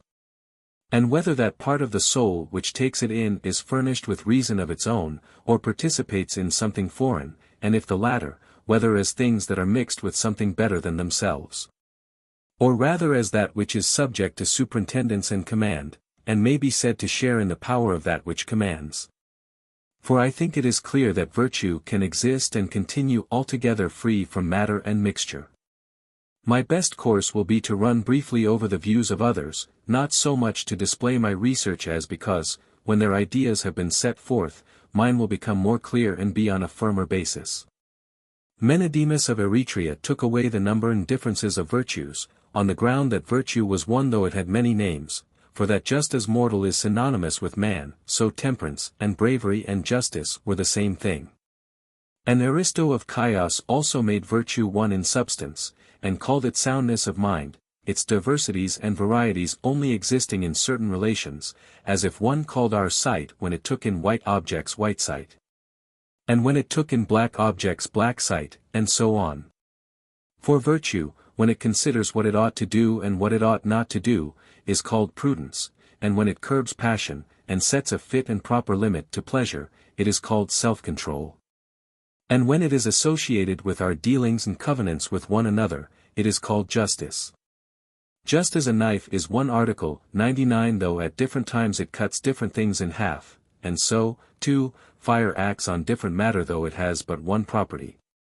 And Zeno of Citium seems to incline somewhat to the same view, as he defines prudence in distribution as justice, in choice as self-control, in endurance as fortitude, and those who defend these views maintain that by the term prudence Zeno means knowledge. But Chrysippus, thinking each particular virtue should be arranged under its particular quality, unwittingly stirred up, to use Plato's language, a whole swarm of virtues, unusual and unknown. For as from brave we get bravery, and from mild mildness, and from just justice, so from acceptable he got acceptableness, and from good goodness, and from great greatness, and from the honorable honorableness. And he made virtues of many other such clevernesses, affabilities, and versatilities, and filled philosophy, which did not at all require it, with many strange names. Now all these agree in supposing virtue to be a disposition and faculty of the governing part of the soul set in motion by reason, or rather to be reason itself conformable and firm and immutable. They think further that the emotional and unreasoning part of the soul is not by any natural difference distinct from the reasoning part, but that that same part of the soul, which they call intellect and the leading principle of action, being altogether diverted and changed by the passions, and by the alterations which habit or disposition have brought about, becomes either vice or virtue, without having in itself any unreasoning element, but that it is called unreasoning when, by the strong and overpowering force of appetite, it launches out into excesses contrary to the direction of reason. For passion, according to them, is only vicious and intemperate reason, getting its strength and power from bad and faulty judgment. But all of those philosophers seem to have been ignorant that we are all in reality twofold and composite, though they did not recognize it, and only saw the more evident mixture of soul and body. And yet that there is in the soul itself something composite and twofold and 100 dissimilar, the unreasoning part of it, as if another body, being by necessity in nature mixed up with and united to reason, seems not to have escaped the notice even of Pythagoras, as we infer from his zeal for music, which he introduced to calm and soothe the soul, as knowing that it was not altogether amenable to precept and instruction, or redeemable from vice only by reason, but that it needed some other persuasion and molding and softening influence to cooperate with reason, unless it were to be altogether intractable and refractory to philosophy. And Plato saw very plainly and confidently and decidedly that the soul of this universe is not simple or uncomposite or uniform, but is made up of forces that work uniformly and differently. In the one case it is ever marshaled in the same order and moves about in one fixed orbit, in the other case it is divided into motions and orbits contrary to each other and changing about, and thus generates differences in things. So, too, the soul of man, being a part or portion of the soul of the universe, and compounded upon similar principles and proportions, is not simple or entirely uniform, but has one part intelligent and reasoning, which is intended by nature to rule and dominate in man, and another part unreasoning, and subject to passion and caprice, and disorderly, and in need of direction. And this last again is divided into two parts, one of which, being most closely connected with the body, is called desire, and the other, sometimes taking part with the body, sometimes with reason, lending its influence against the body, is called anger. And the difference between reason and sense on the one hand, and anger and desire on the other, is shown by their antipathy to one another, so that they are often at variance with one another as to what is best. These were at first the views of Aristotle, as is clear from his writings, though afterwards he joined anger to desire, as if anger were nothing but a desire and passion for revenge. However, he always considered the emotional and unreasoning part of the soul as distinct from the reasoning, not that it is altogether unreasoning as the perceptive, or nutritive, or 101 vegetative portions of the soul. For these are always deaf and disobedient to reason, and in a certain sense are offshoots from the flesh, and altogether attached to the body. But the emotional, though it is destitute of any reason of its own, yet is naturally inclined to listen to reason and sense, and turn and submit and mold itself accordingly. Unless it be entirely corrupted by brute pleasure and a life of indulgence. As for those who wonder that what is unreasoning should obey reason, they do not seem to me to recognize the power of reason, how great it is, and how far-reaching its dominion is, a power not gained by harsh and repelling methods, but by attractive ones, as mild persuasion which always accomplishes more than compulsion or violence. For even the spirit and nerves and bones, and other parts of the body, though devoid of reason, yet at any instigation of reason, when she shakes as it were the reins, are all on the alert and compliant and obedient, the feet to run, and the hands to throw or lift, at her bidding. Right excellently has the poet set forth in the following lines the sympathy and accordance between the unreasoning and reason. Thus were her beauteous cheeks diffused with tears, weeping her husband really present then. But though Odysseus pitied her in heart, his eyes like horn or steel impassive stood within their lids, and craft his tears repressed. So completely under the control of judgment did he keep his spirit and blood in tears. The same is shown by the subsidence of our passions, which are laid to rest in the presence of handsome women or boys, whom reason and the law forbid us to touch. A case which most frequently happens to lovers, when they hear that they have unwittingly fallen in love with a sister or daughter. For at once passion is laid at the voice of reason, and the body exhibits its members as subservient to decorum. And frequently in the case of dainty food, people very much attracted by it, if they find out at the time or learn afterwards that they have eaten what is unclean or unlawful, 102 not only suffer distress and grief in their imagination, but even their very body is upset by the notion, and violent retchings and vomitings follow. I fear I should seem to be introducing merely novel and enticing arguments, if I were to enumerate stringed instruments and lyres, and harps and flutes, and other harmonious musical instruments, which, although inanimate, yet speak to man's passions, rejoicing with him, and mourning with him, and chiming in with him, and rioting with him, in a word, falling in with the vein and emotions and characters of those that play on them. And they say that Zeno on one occasion, going into the theatre when Amoebius was playing on the harp, said to the pupils, "Let us go and learn what music can be produced by guts and nerves and wood and bones, when they preserve proportion and time and order. But passing these things over, I would gladly learn from them, if, when they see dogs and horses and birds domesticated, and by habit and training uttering sounds that can be understood, and making obedient movements and gestures, and acting quietly and usefully to us, and when they notice that Achilles in Homer cheers on horses as well as men to the fight, they still wonder and doubt whether the passionate and emotional and painful and pleasurable elements in us are by nature obedient to the voice of reason, and influenced and affected by it, seeing that those elements are not apart from us or detached from us, or formed from outside, or hammered into us by force, but are innate in us, and ever associate with us, and are nourished within us, and abound in us through habit. Accordingly moral character is well called by the Greeks theta omicron, for it is, to speak generally, a quality of the unreasoning element in man. And is called theta omicron because the unreasoning element molded by reason receives this quality in difference by habit, which is called theta omicron. Not that reason wishes to expel passion altogether, that is neither 103 possible, nor advisable, but only to keep it within bounds and order, and to engender the moral virtues, which are not apathetic, but hold the due proportion and mean in regard to passion. And this she does by reducing the power of passion to a good habit.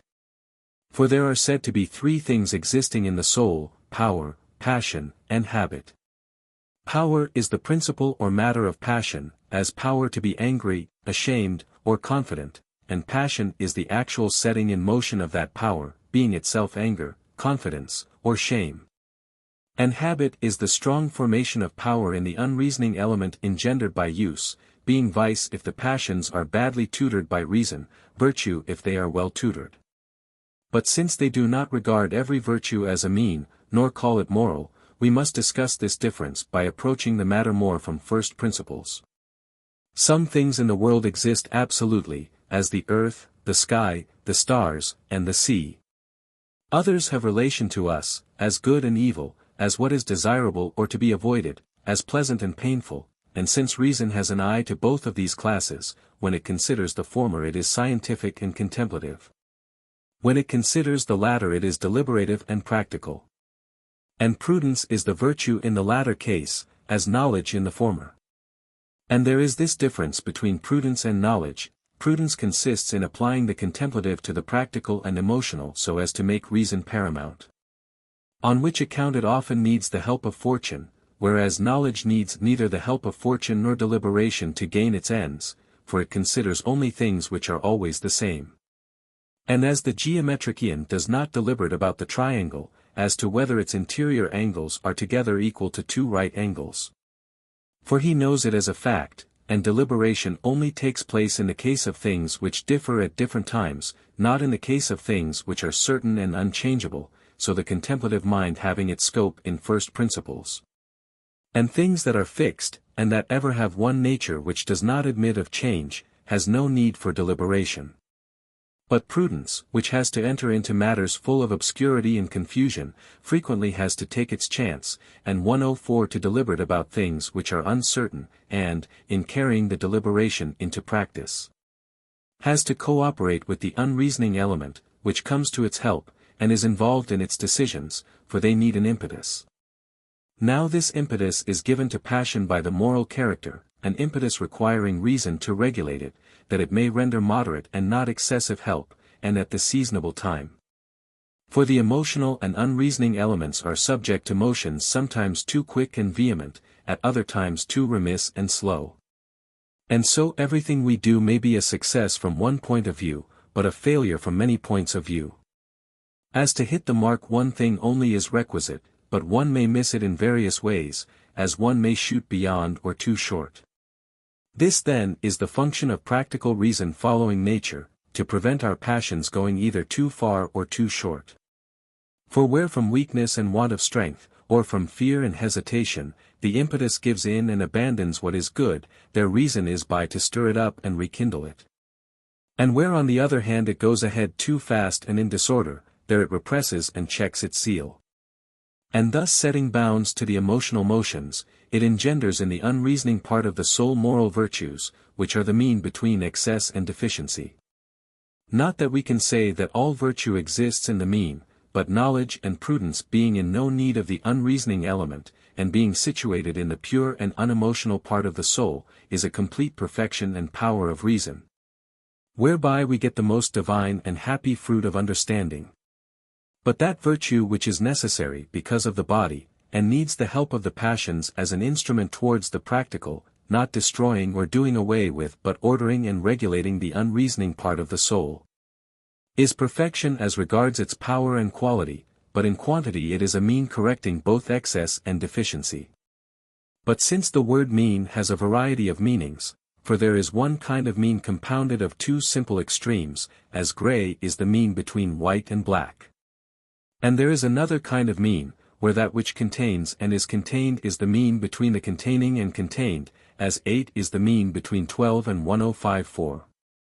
And there is a third kind of mean which has part in neither extreme, as the indifferent is the mean between good and bad. Virtue cannot be a mean in any of these ways.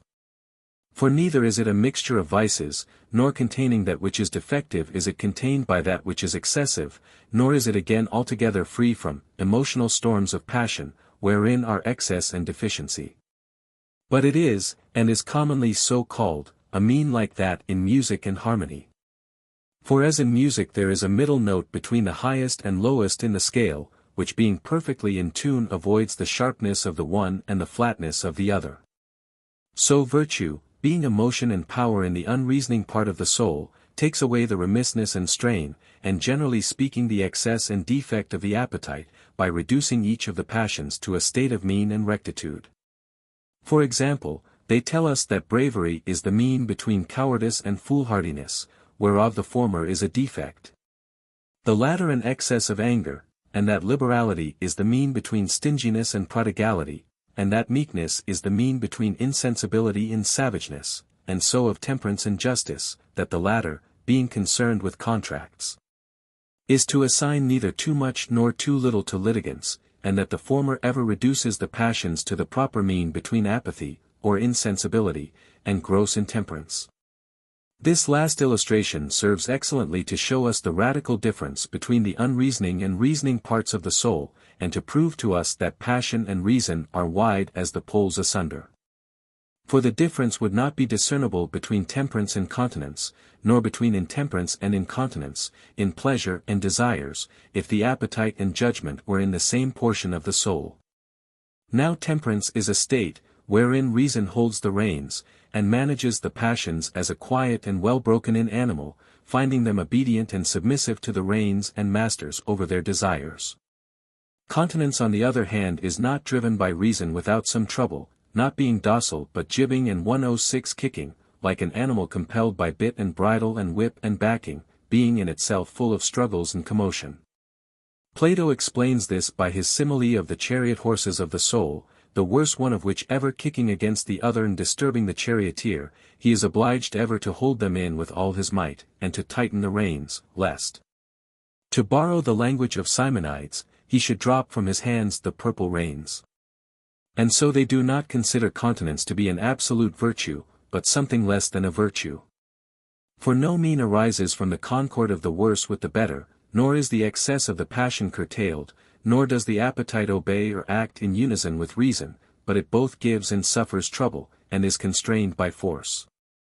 And is as it were an enemy in a town given up to faction. The town is full of incense, and at once resounds with triumph songs and bitter wailing. Such is the state of soul of the continent person owing to his conflicting condition. On the same grounds they consider incontinence to be something less than vice, but intemperance to be a complete vice. For it, having both its appetite and reason depraved, is by the one carried away to desire disgraceful things, by the other, through bad judgment consenting to desire, loses even the perception of wrongdoing. But incontinence keeps its judgment sound through reason, but is carried away against its judgment by passion which is too strong for reason, whence it differs from intemperance. For in the one case reason is mastered by passion, in the other it does not even make a fight against it, in the one case it opposes its desires even when it follows them, in the other it is their advocate and even leader. In the one case it gladly participates in what is wrong, in the other sorrowfully, in the one case it willingly rushes into what is disgraceful, in the other it abandons the honorable unwillingly. And as there is a difference in their deeds, so no less manifest is the difference 107 inches their language. For these are the expressions of the intemperate. What grace or pleasure in life is there without golden Aphrodite? May I die, when I care no longer for these things. And another says, to eat, to drink, to enjoy the gifts of Aphrodite is everything, for all other things I look upon as supplementary, as if from the bottom of his soul he gave himself up to pleasures, and was completely subverted by them. And not less so he who said, let me be ruined, it is best for me, had his judgment diseased through his passion. But the sayings of incontinence are quite different, as my nature forces me against my judgment, and alas, it is poor mortals' plague and bane, to know the good, yet not the good pursue.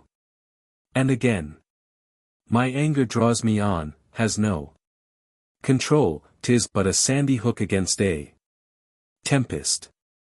Here he compares not badly to a sandy hook, a sorry kind of anchor, the soul that is unsettled and has no steady reason, but surrenders judgment through flabbiness and feebleness. And not unlike this image are the lines. As some ship moored and fastened to the shore, if the wind blows, the cables cannot hold it. By cables he means the judgment which resists what is disgraceful, though sometimes it gives way under a tremendous storm of passion. For indeed it is with full sail that the intemperate man is borne on to pleasure by his desires, and surrenders himself to them, and even plays the part of pilot to the vessel. Whereas the incontinent man is dragged sidelong into the disgraceful, and is its victim, as it were, while he desires eagerly to resist and overcome his passion. As Timon bantered Anaxarchus, the recklessness and frantic energy of Anaxarchus to rush anywhere seemed like a dog's courage, but he being aware of it was miserable, so people said, but his voluptuous nature ever plunged him into excesses again.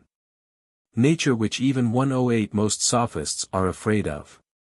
For neither is the wise man continent but temperate, nor the fool incontinent but intemperate, for the one delights in what is good, and the other is not vexed at what is bad.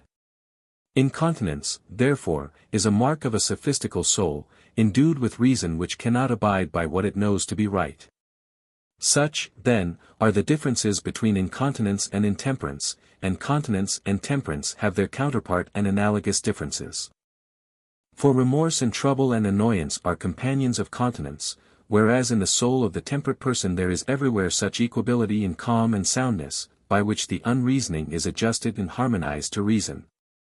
Being adorned with obedience and wonderful mildness, that looking at it you would say with the poet, at once the wind was laid, and a wondrous calm ensued, for the god allayed the fury of the waves. Reason having extinguished the vehement and furious and frantic motions of the desires, and making those which nature necessarily requires sympathetic and obedient and friendly and cooperative in carrying purposes out in action. So that they do not outrun or come short of reason, or behave disorderly and disobediently, but that every appetite is tractable, as sucking full runs by the side of its dam. And this confirms the saying of Xenocrates about true philosophers, that they alone do willingly what all others do unwillingly at the compulsion of the law, as dogs are turned away from their pleasures by a blow, or cats by a noise. Looking at nothing but their danger. It is clear then that there is in the soul a perception of such a generic and specific difference in relation to the desires, as of something fighting against and opposing them. But some say that there is no radical distinction, difference or variance between reason and passion, but that there is a shifting of one and the same reason from one to the other, which escapes our notice owing to the sharpness and quickness of the change, so that we do not see at a glance that desire and repentance, anger and fear, giving way to what is disgraceful 109 through passion, and recovery from the same, are the same natural property of the soul. For desire and fear and anger and the like they consider only depraved opinions and judgments, not in one portion of the soul only but in all its leading principles, inclinations, and yieldings, and assents and impulses. And generally speaking in its energies soon changed, like the sallies of children, whose fury and excessive violence is unstable by reason of their weakness. But these views are, in the first place, contrary to evidence and observation, for no one observes in himself a change from passion to judgment, and from judgment back to passion. Nor does anyone cease from loving when he reflects that it would be well to break the affair off and strive with all his might against it, nor again, does he put on one side reflection and judgment, when he gives way and is overcome by desire. Moreover, when he resists passion by reason, he does not escape passion altogether. Nor again, when he is mastered by passion does he fail to discern his fault through reason, so that neither by passion does he abolish reason, nor does he by reason get rid of passion, but is tossed about to and fro alternately between passion and reason. And those who suppose that the leading principle in the soul is at one time desire, and at another time reason in opposition to desire, are not unlike people who would make the hunter and the animal he hunts one and the same person, but alternately changing from hunter to animal, from animal to hunter.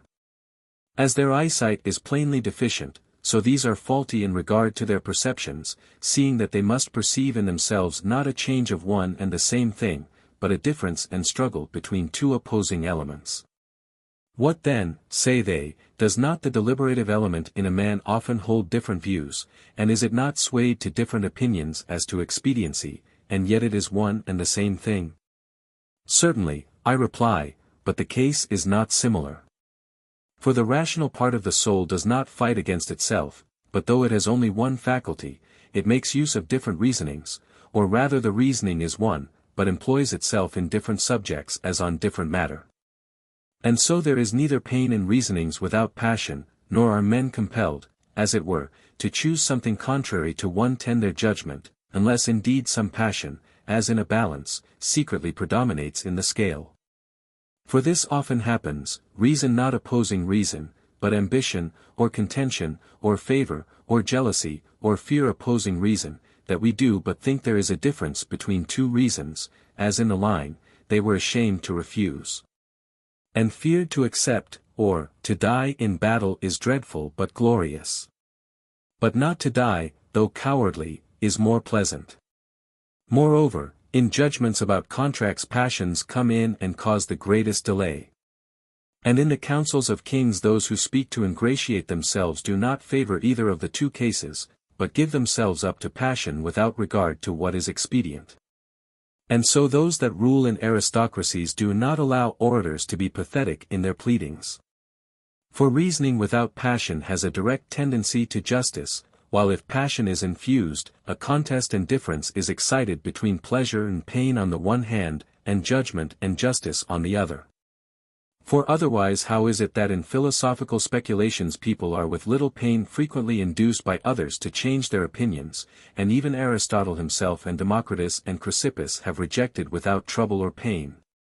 And even with pleasure, some of the opinions which they formerly advocated? For no passion stands in the way in the theoretic and scientific part of the soul, and the unreasoning element is quiet and gives no trouble therein. And so reason gladly inclines to the truth, when it is evident, and abandons error. For in it, and not in passion, lies a willingness to listen to conviction and to change one's opinions on conviction. But the deliberations and judgments and arbitrations of most people as to matters of fact being mixed up with passion, give reason no easy or pleasant access, as she is held fast and incommoded by the unreasonable, which assails her through pleasure, or fear, or pain, or desire. And the decision in these cases lies with sense which has dealings with both passion and reason, for if one gets the better of the other is not destroyed, but only dragged along by force in spite of its resistance. For he who is dissatisfied with himself for 111 falling in love calls in reason to his aid to overcome his passion, for both reason and passion are in his soul, and he perceives they are contrary one to the other, and violently represses the inflammatory one of the two. On the other hand, in deliberations and speculations without passion, such as the contemplative part of the soul is most conversant with, if they are evenly balanced no decision takes place, but the matter is left in doubt, which is a sort of stationary position of the mind in conflicting arguments. But should there be any inclination to one of the two sides, the most powerful opinion carries the day, yet without giving pain or creating hostility. And, generally speaking, when reason seems opposed to reason, there is no perception of two distinct things, but only of one under different phases, whereas when the unreasoning has a controversy with reason, since there can be no victory or defeat without pain, forthwith they tear the soul in two, and make the difference between them apparent. And not only from their contest, but quite as much from their agreement, can we see that the source of the passions is something quite distinct from that of reason. For since one may love either a good and excellent child or a bad and vicious one, and be unreasonably angry with one's children or parents, yet in behalf of them show a just anger against enemies or tyrants. As in the one case there is the perception of a difference and struggle between passion and reason, so in the other there is a perception of persuasion and agreement inclining, as it were, the scale, and giving their help. Moreover, a good man marrying a wife according to the laws is minded to associate and live with her justly and soberly, but as time goes on, his intercourse with her having engendered a strong passion for her, he perceives that his love and affection are increased by reason. Just so, again, young fellows falling in with kindly teachers at first submit themselves to them out of necessity in emulation for learning, but end by loving them, and instead of being their pupils and scholars become and get the title of their lovers. The same is the case in cities in respect to good 112 magistrates, and neighbors, and connections by marriage. For beginning at first to associate with one another from necessity and propriety, they afterwards go on to love almost insensibly, reason drawing over and persuading the emotional element. And he who said, "There are two kinds of shame. The one not bad, the other a sad burden to A family. Is it not clear that he felt this emotion in himself often contrary to reason and detrimental by hesitation and delay to opportunities and actions? In a certain sense yielding to the force of these arguments, they call shame modesty, pleasure joy, and timidity caution. Nor would anyone blame them for this euphemism, if they only gave those specious names to the emotions that are consistent with reason, while they gave other kinds of names to those emotions that resist and do violence to reason. But whenever, though convicted by their tears and tremblings and changes of color, they avoid the terms pain and fear, and speak of bitings and states of excitement, and gloss over the passions by calling them inclinations. They seem to contrive evasions and flights from facts by names sophistical, and not philosophical. And yet again they seem to use words rightly when they call those joys and wishes and cautions not apathies but good conditions of the mind. For it is a happy disposition of the soul when reason does not annihilate passion, but orders and arranges it in the case of temperate persons. But what is the condition of worthless and incontinent persons, who, when they judge they ought to love their father and mother better than some boy or girl they are enamored of, yet cannot, and yet at once love their mistress or flatterer? When they judge they ought to hate them. For if passion and judgment were the same thing, love and hate would immediately follow, the judging it right to love and hate, whereas the contrary happens, passion following some judgments, but declining to follow others. Wherefore they acknowledge, the facts compelling them to do so, that every judgment is not passion, but only that judgment that is provocative of violent and excessive impulse, add 113 admitting that judgment and passion in us are something different. As what moves is different from what is moved. Even Chrysippus himself, by his defining in many places endurance and continence to be habits that follow the lead of reason, proves that he is compelled by the facts to admit that element in us which follows absolutely is something different from that which follows when persuaded, but resists when not persuaded. Now as to those who make all sins and offenses equal, it is not now the occasion to discuss if in other respects they deviate from truth, but as regards the passions they seem to go clean contrary to reason and evidence. For according to them every passion is a sin, and everyone who grieves, or fears, or desires, commits sin. But in good truth it is evident that there are great differences between passions, according as one is more or less affected by them. For who would say that the craven fear of Dolon was not something very different from the fear of Ajax, who retreated with his face to the enemy and at a foot's pace, drawing back slowly knee after knee? Or who would say that the grief of Plato at the death of Socrates was identical with the grief of Alexander at the death of Clitus, when he attempted to lay violent hands on himself? For grief is beyond measure intensified by falling out against expectation, and the calamity that comes unlooked for is more painful than that we may reasonably fear, as if when expecting to see one's friend basking in prosperity and admiration, one should hear that he had been put to the torture, as Parmenio heard about Philotas. And who would say that the anger of Megas against Philemon was equal to that of Nicocreon against Anaxarchus? Both Megas and Nicocreon had been insulted, but whereas Nicocreon brayed Anaxarchus to death with iron pestles and made mincemeat of him, Megas contented himself with bidding the executioner lay his naked sword on Philemon's neck, and then let him go. And so Plato called anger the 114 nerves of the mind, since it can be both intensified by bitterness, and slackened by mildness. To evade these and similar arguments, they deny that intensity and excess of passion are according to judgment, wherein is the propensity to fault. But maintain that they are bites and contractions and diffusings capable of increase or diminution through the unreasoning element. And yet it is evident that there are differences as regards judgments. For some judge poverty to be no evil, while others judge it to be a great evil, and others again the very greatest evil, insomuch that they even throw themselves headlong down rocks and into the sea on account of it. Again as to death, some think it an evil only in depriving us of good things, whereas others think it so in regard to eternal punishments and awful torments in the world below. Health again is valued by some as natural and advantageous, while to others it seems the greatest blessing of life, in comparison with which they reckon little either of wealth or children or royal power that makes one equal to the gods. And at last come to think even virtue useless and unprofitable, if health be absent. Thus it is clear that even with regard to judgments themselves some err more, some less.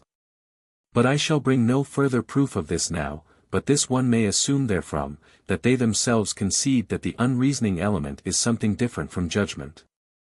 In that they allow that by it passion becomes greater and more violent. And while they quarrel about the name and word, they give up the thing itself to those who maintain that the emotional and unreasoning part of the soul is distinct from the reasoning and judging element. And in his treatise on anomaly, Chrysippus, after telling us that anger is blind, and frequently does not let one see what is obvious, frequently also obscures what we do get a sight of, goes on to say, the encroachment of the passions blots out reason, and makes things look different to what they should look, violently forcing people on unreasonable acts.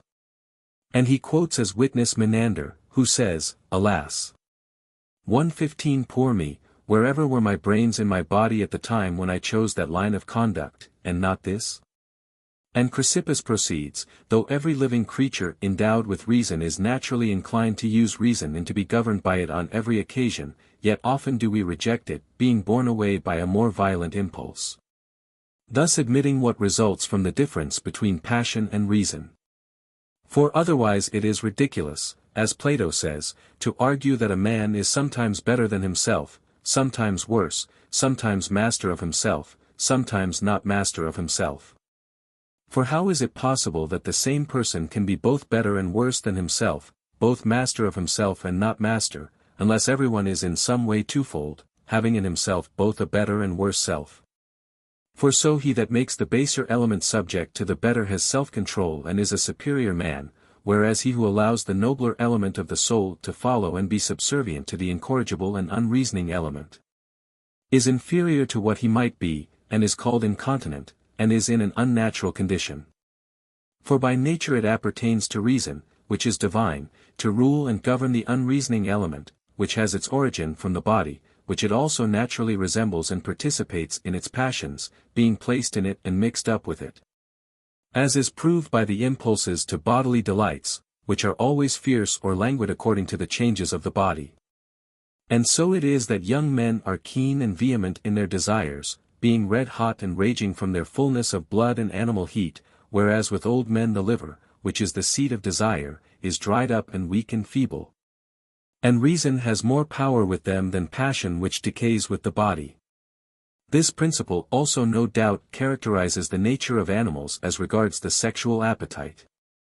For it is not of course from any fitness or unfitness of opinions, that some animals are so bold and resolute in the presence of danger, while others are helpless and full of fear and trembling. But this difference of emotion is produced by the workings of the blood and spirit and body, the emotional part growing out of the flesh, as from a root, and carrying along with it its quality and temperament. And that the body of man 116 sympathizes with and is affected by the emotional impulses is proved by pallors, and blushings, and tremblings, and palpitations of the heart. As on the other hand by an all-pervading joy in the hope and expectation of pleasures. But whenever the mind is by itself and unmoved by passion, the body is in repose and at rest, having no participation or share in the working of the intellect, unless it involve the emotional, or the unreasoning element call it in.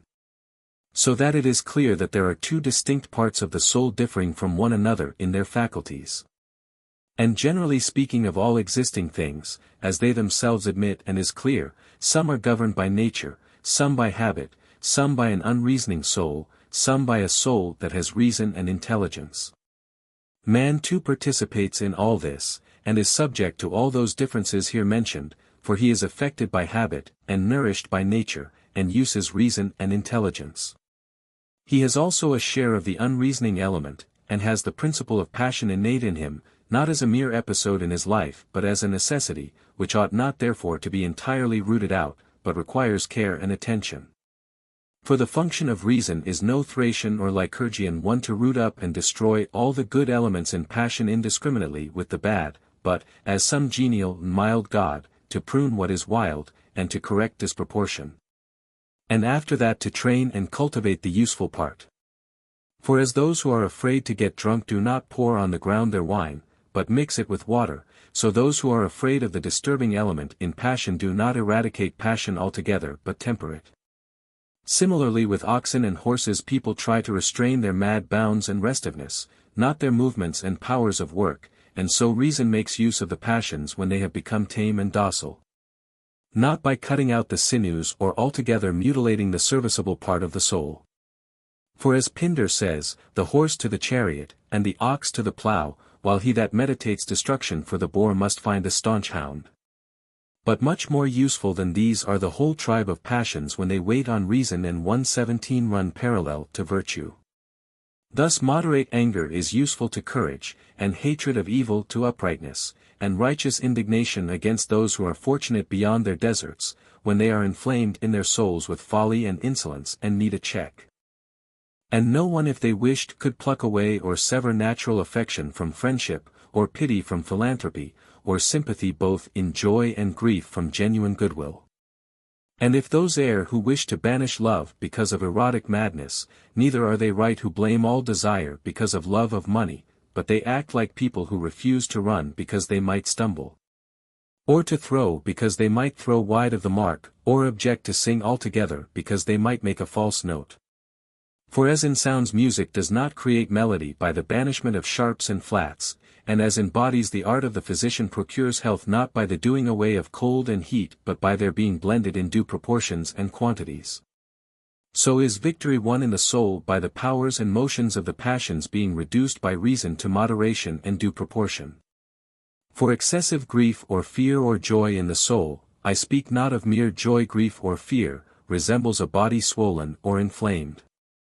And Homer, when he says excellently, "The brave man's color never changes, nor is he much frightened," does not take away all fear but only excessive fear, that bravery may not become recklessness, nor confidence foolhardiness. So also in regard to pleasure we must do away with excessive desire, and in regard to vengeance with excessive hatred of evil. For so in the former case one will not be apathetic but temperate, and in the latter one will not be savage or cruel but just. But if the passions were entirely removed, supposing that to be possible, reason would become in many duller and blunter, like the pilot in the absence of a storm. And no doubt it is from having noticed this that legislators try to excite in states ambition and emulation among their townsmen, and stir up and increase their courage and pugnacity against enemies 118 by the sound of trumpets and flutes. For it is not only in poems, as Plato says, that he that is inspired by the muses, and as it were possessed by them, will laugh to shame the plodding artist, but also in fighting battles passion and enthusiasm will be irresistible and invincible. Such as Homer makes the gods inspire men with, as in the line, "Thus speaking he infused great might in Hector, the shepherd of the people. And he is not mad like this without the god." As if the god had added passion to reason as an incitement and spur. And you may see those very persons, whose opinions I am combating, frequently urging on the young by praises, and frequently checking them by rebukes, though pleasure follows the one, pain the other. For rebukes and censure produce repentance and shame, the one bringing grief, the other fear, and these they mostly make use of for purposes of correction. And so Diogenes, when Plato was being praised, said, "What has he to vaunt of, who has been a philosopher so long, and yet never gave pain to anyone?" For one could not say, to use the words of Xenocrates, that the mathematics are such handles to philosophy as are the emotions of young men, such as shame, desire, repentance, pleasure, pain, ambition. Whereon reason and the law laying a suitable grip succeed in putting the young man on the right road. So that it was no bad remark of the Lacedaemonian tutor, that he would make the boy entrusted to his charge pleased with what was good and displeased with what was bad. For a higher or nobler aim cannot be proposed in the education fit for a freeborn lad. See Meno.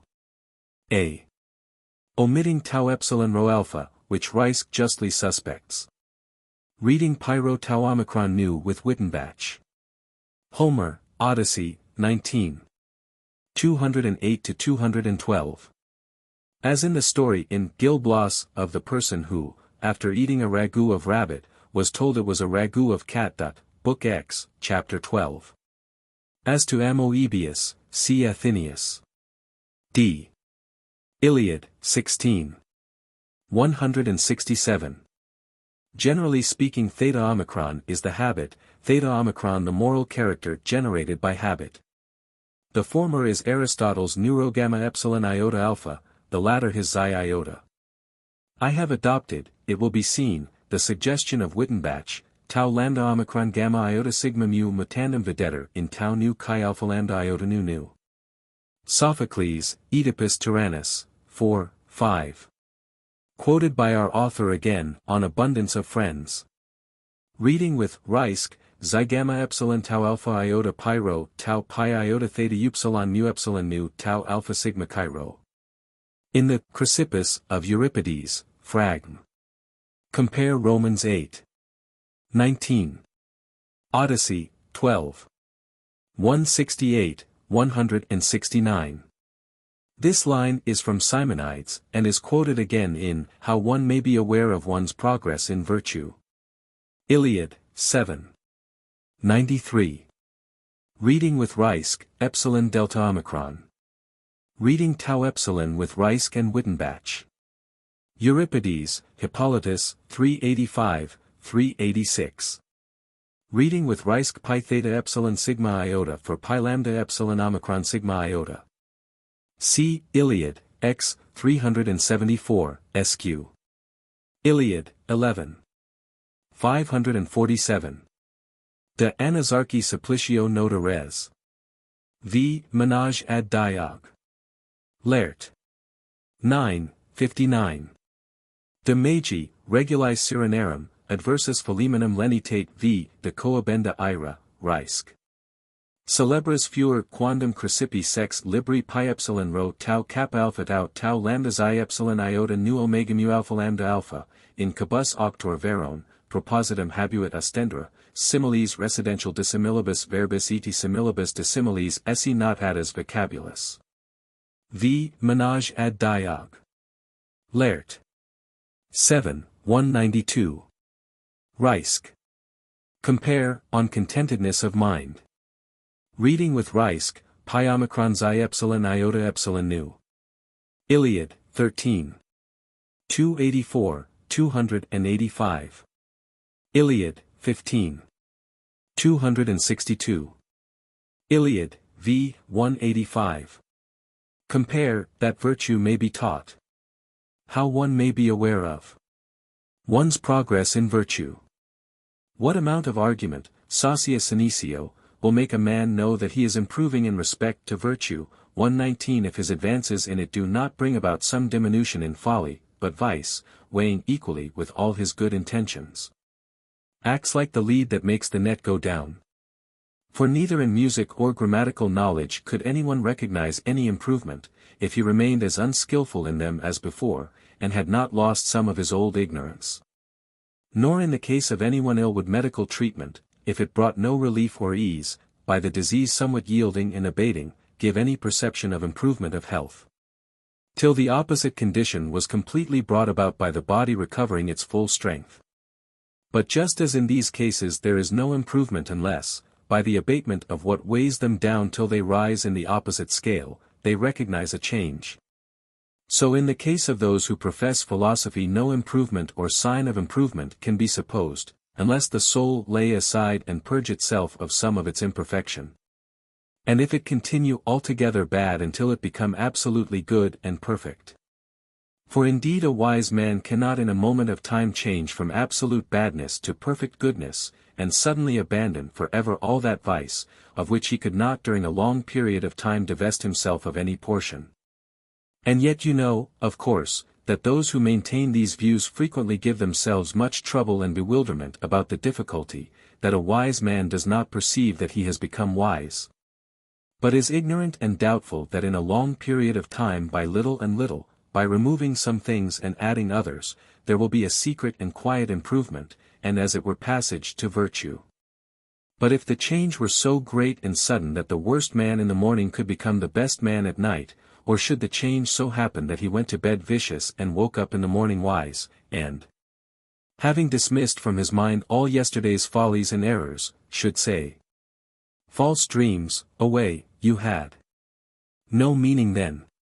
Who on earth could be ignorant of so great a change happening to himself, a virtue blazing forth so completely 120 all at once? I myself am of opinion that anyone, like Senus, who, according to his prayer, got changed from a woman into a man, would sooner be ignorant of the transformation, than that a man should become at once. From a cowardly and senseless person with no powers of self-control, brave and sensible and perfect master of himself, and should in a moment change from a brutish life to a divine without being aware of it. That was an excellent observation. Measure the stone by the mason's rule, not the rule by the stone. But the Stoics, not applying dogmas to facts but facts to their own preconceived opinions, and forcing things to agree that do not by nature, have filled philosophy with many difficulties. The greatest of which is that all men but the perfect man are equally vicious, which has produced the enigma called progress, one little short of extreme folly. Since it makes those who have not at once under its guidance given up all passions and disorders equally unfortunate as those who have not got rid of a single vile propensity. However, they are their own confuters, for while they lay down in the schools that Aristides was as unjust as Phalaris, and Brasidas as great a craven as Dolon, and Plato actually as senseless as Meletus. In life and its affairs they turn away from and avoid one class as implacable, while they make use of the others and trust them in most important matters as most worthy people. But we who see that in every kind of evil, but especially in a disordered and unsettled state of mind, there are degrees of more and less, so that the progress made differs in different cases, badness abating, as a shadow flees away. Under the influence of reason, which calmly illuminates and cleanses the soul, cannot consider it unreasonable to think that the change will be perceived, as people who come up out of some ravine can take note of the progress they make upwards. Look at the case from the following point of view first. Just as mariners sailing with full sail over the gaping ocean measure the course 121 they have made by the time they have taken and the force of the wind, and compute their progress accordingly. So anyone can compute his progress in philosophy by his continuous and unceasing course, by his not making many halts on the road, and then again advancing by leaps and bounds, but by his quiet and even and steady march forward guided by reason. For the words of the poet, if to a little you keep adding a little, and do so frequently, it will soon be a lot, are not only true of the increase of money, but are universally applicable, and especially to increase in virtue. Since reason invokes to her aid the enormous force of habit. On the other hand, the inconsistencies and dullnesses of some philosophers not only check advance, as it were, on the road, but even break up the journey altogether, since vice always attacks at its leisure and forces back whatever yields to it. The mathematicians tell us that planets, after completing their course, become stationary. But in philosophy there is no such intermission or stationary position from the cessation of progress, for its nature is ever to be moving and, as it were, to be weighed in the scales, sometimes being overweight by the good preponderating, sometimes by the bad. If, therefore, imitating the oracle given to the Amphictyones by the god, to fight against the people of Syra every day and every night, you are conscious that night and day you ever maintain a fierce fight against vice. Not often relaxing your vigilance, or long off your guard, or receiving as heralds to treat of peace the pleasures, or idleness, or stress of business, you may reasonably go forward to the future courageously and confidently. Moreover, if there be any intermissions in philosophy, and yet your later studies are firmer and more continuous than your former ones, it is no bad indication that your sloth has been expelled by labor and exercise. For the contrary is a bad sign, when after a short time your lapses 122 from zeal become many and continuous, as if your zeal were dying away. For as in the growth of a reed, which shoots up from the ground finely and beautifully to an even and continuous height, though at first from its great intervals it is hindered and baffled in its growth, and afterwards through its weakness is discouraged by any breath of air, and though strengthened by many and frequent joints, yet a violent wind gives it commotion and trembling, so those who at first make great launches out into philosophy, and afterwards find that they are continually hindered and baffled, and cannot perceive that they make any progress, finally get tired of it and cry off. But he who is as it were winged, is by his simplicity borne along to his end, and by his zeal and energy cuts through impediments to his progress, as merely obstacles on the road. As it is a sign of the growth of violent love, not so much to rejoice in the presence of the loved one, for everyone does that, as to be distressed and grieved at his absence. So many feel a liking for philosophy and seem to take a wonderful interest in the study, but if they are diverted by other matters and business their passion evaporates and they take it very easily. But whoever is strongly smitten with love for his darling, will show his mildness and agreeableness in the presence of and joint pursuit of wisdom with the loved one. But if he is drawn away from him and is not in his company, you will see him in a stew and ill at ease and peevish whether at work or leisure, and unreasonably forgetful of his friends, and wholly impelled by his passion for philosophy. For we ought not to rejoice at discourses only when we hear them, as people like perfumes only when they smell them, and not to seek or care about them in their absence. But in the same condition as people who are hungry and thirsty are in if torn away from food and drink, we ought to follow after true proficiency in philosophy, whether marriage, or wealth, or friendship, or military service. Strike in and produce a separation. For just as more 123 is to be got from philosophy, so much the more does what we fail to obtain trouble us. Either precisely the same as this or very similar is Hesiod's very ancient definition of progress in virtue, namely, that the road is no longer very steep or arduous, but easy and smooth and level, its roughness being toned down by exercise. And casting the bright light of philosophy on doubt and error and regrets, such as trouble those who give themselves to philosophy at the outset, like people who leave a land they know, and do not yet descry the land they are sailing to. For by abandoning the common and familiar, before they know and apprehend what is better, they frequently flounder about in the middle and are fain to return. As they say the Roman Sextius, giving up for philosophy all his honors and offices in Rome, being afterwards discontented with philosophy from the difficulties he met with in it at first, very nearly threw himself out of window. Similarly they relate of Diogenes of Sinope, when he began to be a philosopher, that the Athenians were celebrating a festival, and there were public banquets and shows and mutual festivities, and drinking and revelling all night, and he, coiled up in a corner of the marketplace intending to sleep, fell into a train of thought likely seriously to turn him from his purpose and shake his resolution. For he reflected that he had adopted without any necessity a toilsome and unusual kind of life, and by his own fault sat there debarred of all the good things. At that moment, however, they say a mouse stole up and began to munch some of the crumbs of his barley cake, and he plucked up his courage and said to himself, in a railing and chiding fashion, "What say you, Diogenes? Do your leavings give this mouse a sumptuous meal, while you, the gentleman, wail and lament because you are not getting drunk yonder and reclining on soft and luxurious couches?" Whenever such depressions of mind are not frequent, and the mind when they take place quickly recovers from them, after having put them to flight as it were, and when such annoyance and distraction is easily 124 got rid of, then one may consider one's progress in virtue as a certainty.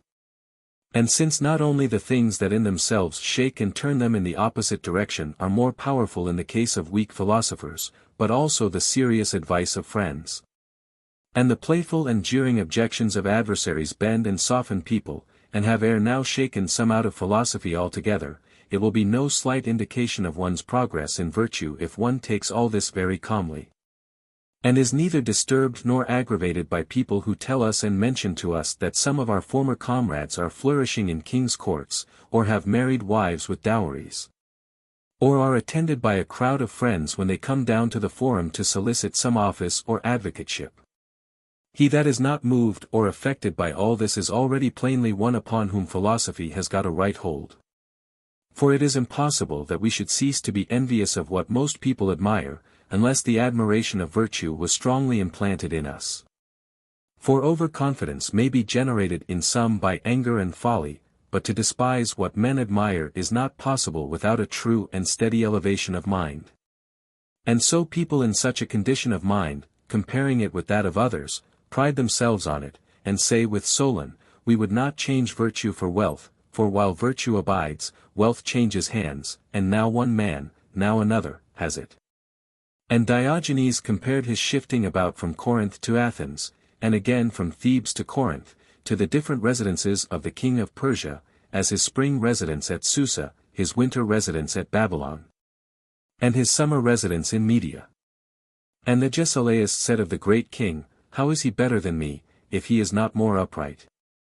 And Aristotle, writing to Antipater about Alexander, said, that he ought not to think highly of himself because he had many subjects, for anyone who had right notions about the gods was entitled to think quite as highly of himself. And Zeno, observing that Theophrastus was admired for the number of his pupils, said, 125-inch his choir is, I admit, larger than mine, but mine is more harmonious. Whenever then, by thus comparing the advantages of virtue with external things, you get rid of envies and jealousies and those things which fret and depress the minds of many who are novices in philosophy.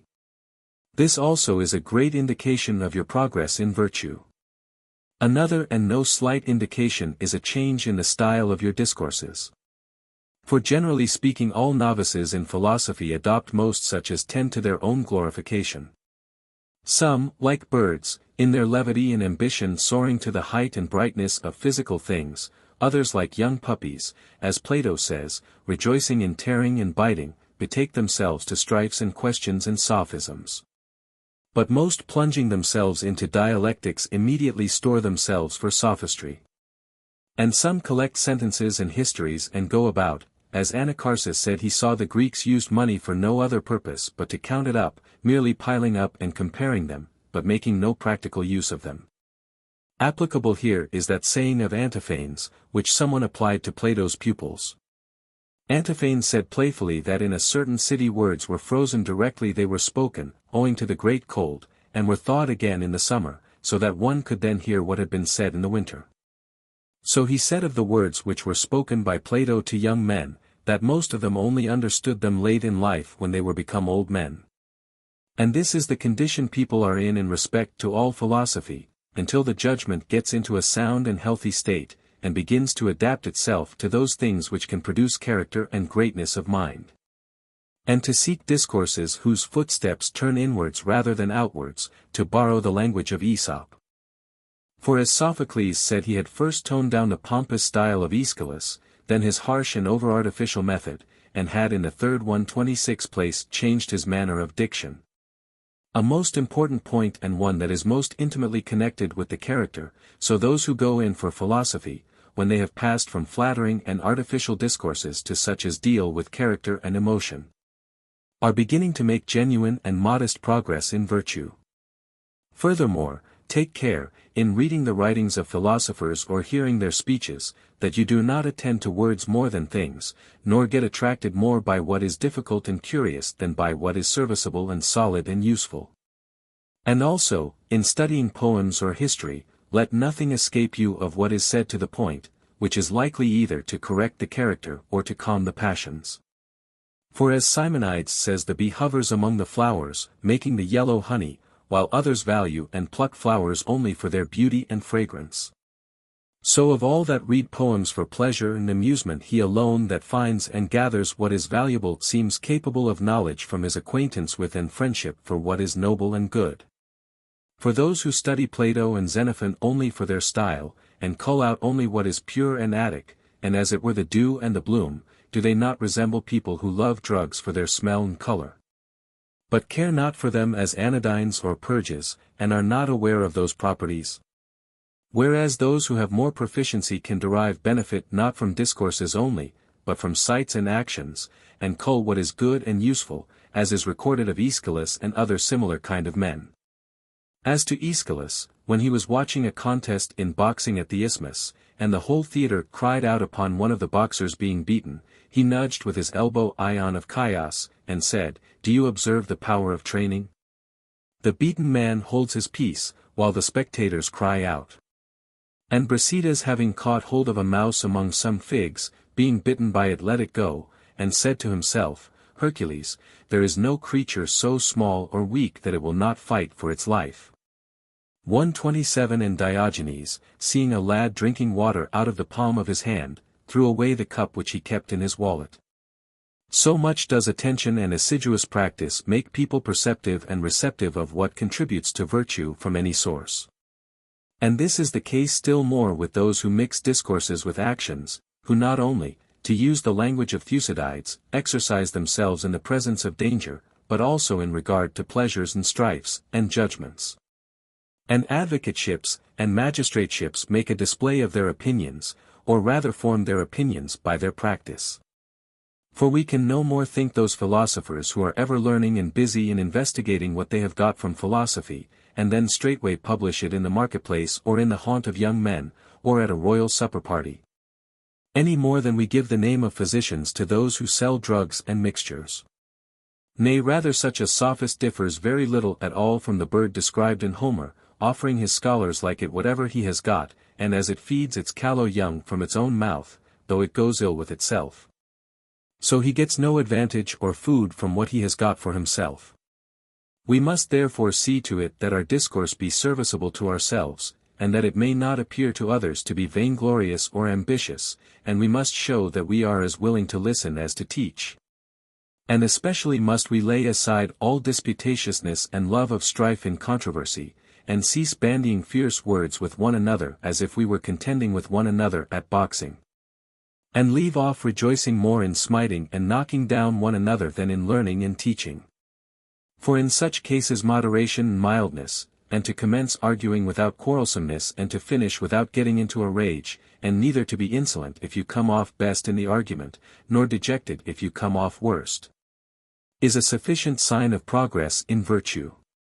Aristippus was an excellent example of this, when overcome in argument by the 128 sophistry of a man, who had plenty of assurance, but was generally speaking mad or half-witted. Observing that he was in great joy and very puffed up at his victory, he said, I who have been vanquished in the argument shall have a better night's rest than my victor.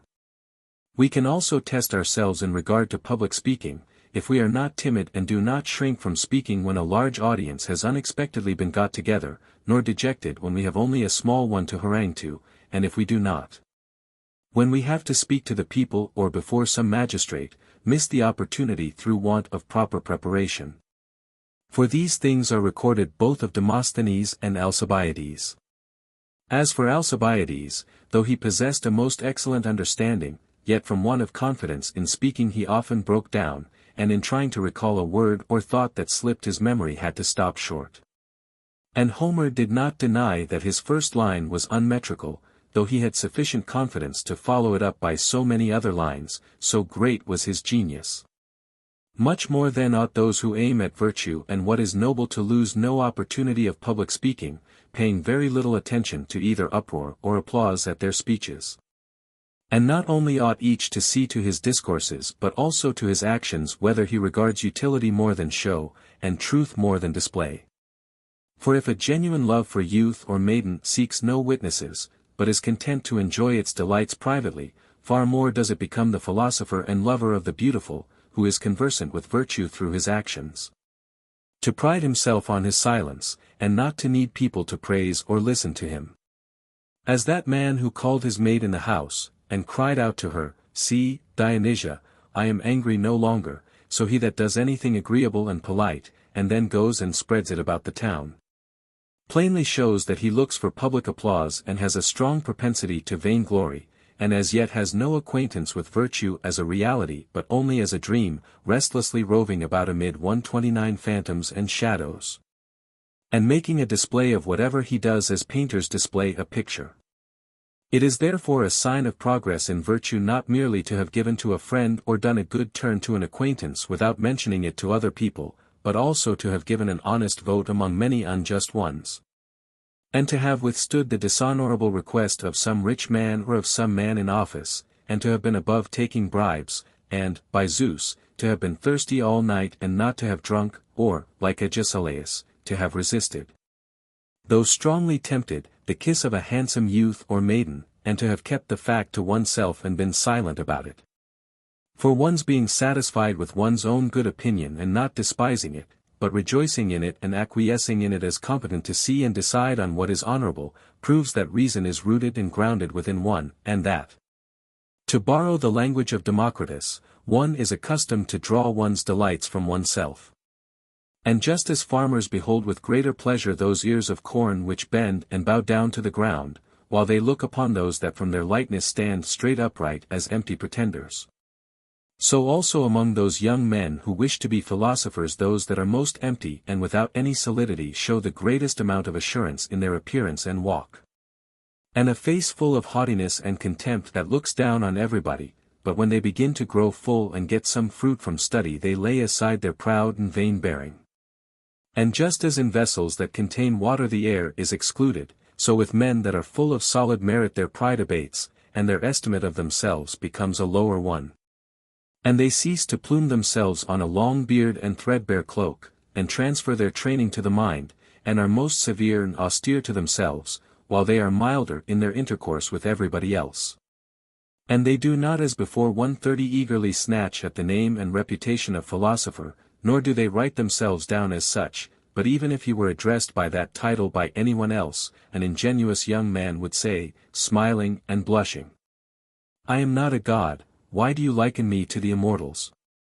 For as Aeschylus says, "I never can mistake the burning eye of the young woman that has once known man." So to the young man who has tasted of true progress in philosophy the following lines of Sappho are applicable. My tongue cleaves to the roof of my mouth, and a fire courses all over my lean body, and his eye will be gentle and mild, and you would desire to hear him speak. For as those who are initiated come together at first with confusion and noise and jostle one another, but when the mysteries are being performed and exhibited, they give their attention with awe and silence. So also at the commencement of philosophy you will see round its doors much confusion and assurance and prating, some rudely and violently jostling their way to reputation, but he who once enters in, and sees the great light, as when shrines are open to view, assumes another air and is silent and awestruck, and in humility and decorum follows reason as if she were a god. And the playful remark of Menedemus seems to suit these very well. He said that the majority of those who went to school at Athens became first wise, and then philosophers, after that orators, and as time went on became ordinary kind of people, the more they had to do with learning. So much the more laying aside their pride and high estimate of themselves. Of people that need the help of the physician some, if their tooth ache or even finger smart, run at once to the doctor, others if they are feverish send for one and implore his assistance at their own home. Others who are melancholy or crazy or delirious will not sometimes even see the doctor if he comes to their house, but drive him away, or avoid him, ignorant through their grievous disease that they are diseased at all. Similarly of those who have done 131 what is wrong some are incorrigible, being hostile and indignant and furious at those who reprove and admonish them, while others are meeker and bear and allow reproof. Now, when one has done what is wrong, to offer oneself for reproof, to expose the case and reveal one's wrongdoing, and not to rejoice if it lies hid, or be satisfied if it is not known, but to make confession of it and ask for interference and admonishment, is no small indication of progress in virtue. And so Diogenes said that one who wished to do what was right ought to seek either a good friend or red-hot enemy, that either by rebuke or mild entreaty he might flee from vice. But as long as anyone, making a display of dirt or stains on his clothes, or a torn shoe, prides himself to outsiders on his freedom from arrogance, and, by Zeus, thinks himself doing something very smart if he jeers at himself as a dwarf or hunchback, but wraps up and conceals as if they were ulcers the inner vileness of his soul and the deformities of his life, as his envy, his malignity, his littleness, his love of pleasure, and will not let anyone touch or look at them from fear of disgrace, such a one has made little progress in virtue, yea rather none. But he that joins issue with his vices, and shows that he himself is even more pained and grieved about them than anyone else, or, what is next best, is able and willing to listen patiently to the reproof of another and to correct his life accordingly, he seems truly to be disgusted at his depravity and resolute to divest himself of it. We ought certainly to be ashamed of and shun every appearance of vice, but he who is more put about by his vice itself than by the bad reputation that ensues upon it, will not mind either hearing it spoken against or even speaking against it himself if it make him a better man. That was a witty remark of Diogenes to a young man, who when seen in a tavern retired into the kitchen. The more, said he, you retire, the more are you in the tavern. Even so the more a vicious man denies his vice, the more does it 132 insinuate itself and master him, as those people really poor who pretend to be rich get still more poor from their false display. But he who is really making progress in virtue imitates Hippocrates, who confessed publicly and put into black and white that he had made a mistake about the sutures of the skull, for he will think it monstrous. If that great man declared his mistake, that others might not fall into the same error, and yet he himself for his own deliverance from vice cannot bear to be shown he is in the wrong, and to confess his stupidity and ignorance. Moreover, the sayings of Bion and Pyrrho will test not so much one's progress as a greater and more perfect habit of virtue. Bion maintained that his friends might think they had made progress, when they could listen as patiently to abuse as to such language as the following: "Stranger, you look not like a bad or foolish person, health and joy go with you. May the gods give you happiness." While as to Pyrrho they say, when he was at sea and in peril from a storm, that he pointed out a little pig that was quietly enjoying some grain that had been scattered about, and said to his companions that the man who did not wish to be disturbed by the changes and chances of life should attain a similar composedness of mind through reason and philosophy. Look also at the opinion of Zeno, who thought that everybody might gauge his progress in virtue by his dreams, if he saw himself in his dreams pleasing himself with nothing disgraceful, and neither doing nor wishing to do anything dreadful or unjust, but that, as in the clear depths of a calm and tranquil sea, his fancy and passions were plainly shown to be under the control of reason. And this had not escaped the notice of Plato, it seems, who had earlier expressed in form and outline the part that fancy and unreason played in sleep in the soul that was by nature tyrannical, for it attempts incest, he says, with its mother, and procures for itself unlawful meats, and gives 133 itself up to the most abandoned desires, such as in daytime the law through shame and fear debars people from. As then beasts of burden that have been well trained do not, even if their driver let go the reins, attempt to turn aside and leave the proper road, but go forward orderly as usual, pursuing their way without stumbling.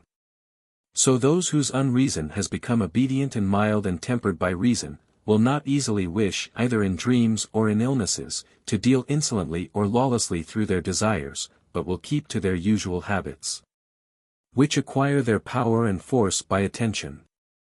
For if the body can by training make itself and its members so subject to control, that the eyes in sorrow can refrain from tears, and the heart from palpitating in fear, and the passions can be calm in the presence of beautiful youths and maidens, is it not far more likely that the training of the passions and emotions of the soul will allay, tame down, and mold their propensities even in dreams? A story is told about the philosopher Stilpo, that he thought he saw in a dream Poseidon angry with him because he had not sacrificed an ox to him, as was usual among the Megarians, and that he, not a bit frightened, said, "What are you talking about, Poseidon? Do you come here as a peevish boy, because I have not with borrowed money filled the town with the smell of sacrifice, and have only sacrificed to you out of what I had at home on a modest scale?" Then he thought that Poseidon smiled at him, and held out his right hand, and said that for his sake he would give the Megarians a large shoal of anchovies. Those, then, that have such pleasant, clear, and painless dreams, and no frightful, or harsh, or malignant, or untoward apparition, may be said to have reflections of their progress in virtue. Whereas agitation and panics and ignoble flights, and boyish delights, and lamentations in the case of sad and strange dreams, are like the waves that break on the coast, the soul not having yet got its proper composure, but being still in course of being molded by opinions and laws, from which it escapes in dreams as far 134 as possible, so that it is once again set free and open to the passions. Do you investigate all these points too, as to whether they are signs of progress in virtue, or of some habit which has already a settled constancy and strength through reason. Now since entire freedom from the passions is a great and divine thing, and progress in virtue seems, as we say, to consist in a certain remissness and mildness of the passions, we must observe the passions both in themselves and in reference to one another to gauge the difference, in themselves as to whether desire, and fear, and rage are less strong in us now than formerly, through our quickly extinguishing their violence and heat by reason. And in reference to one another as to whether we are animated now by modesty more than by fear, and by emulation more than by envy, and by love of glory rather than by love of riches. And generally speaking, whether, to use the language of musicians, it is in the Dorian more than in the Lydian measures that we err either by excess or deficiency, whether we are plainer in our manner of living or more luxurious.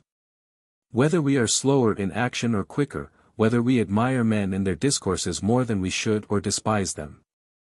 For as it is a good sign in diseases if they turn aside from vital parts of the body, so in the case of people who are making progress in virtue, when vice seems to shift to milder passions, it is a sign it will soon die out. When Phrynis added to the 7 chords 2 chords more, the ephors asked him which he preferred to let them cut off, the upper or lower ones. So we must cut off both above and below, if we mean to attain, to the mean and to due proportion, for progress in virtue first diminishes the excess and sharpness of the passions. That sharpness for which madmen are so vehement.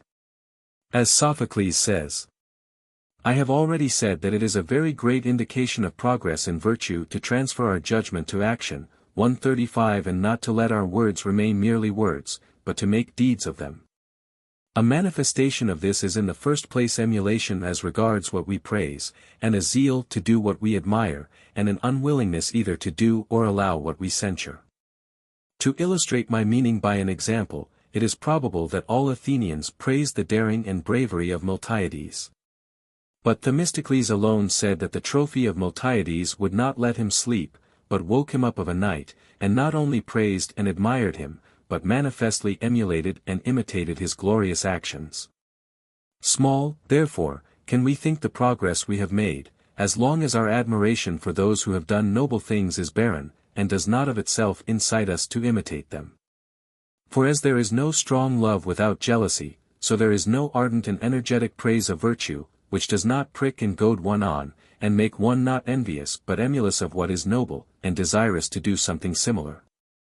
For not only at the discourses of a philosopher ought we, as Alcibiades said, to be moved in heart and shed tears, but the true proficient in virtue, comparing his own deeds and actions with those of the good and perfect man.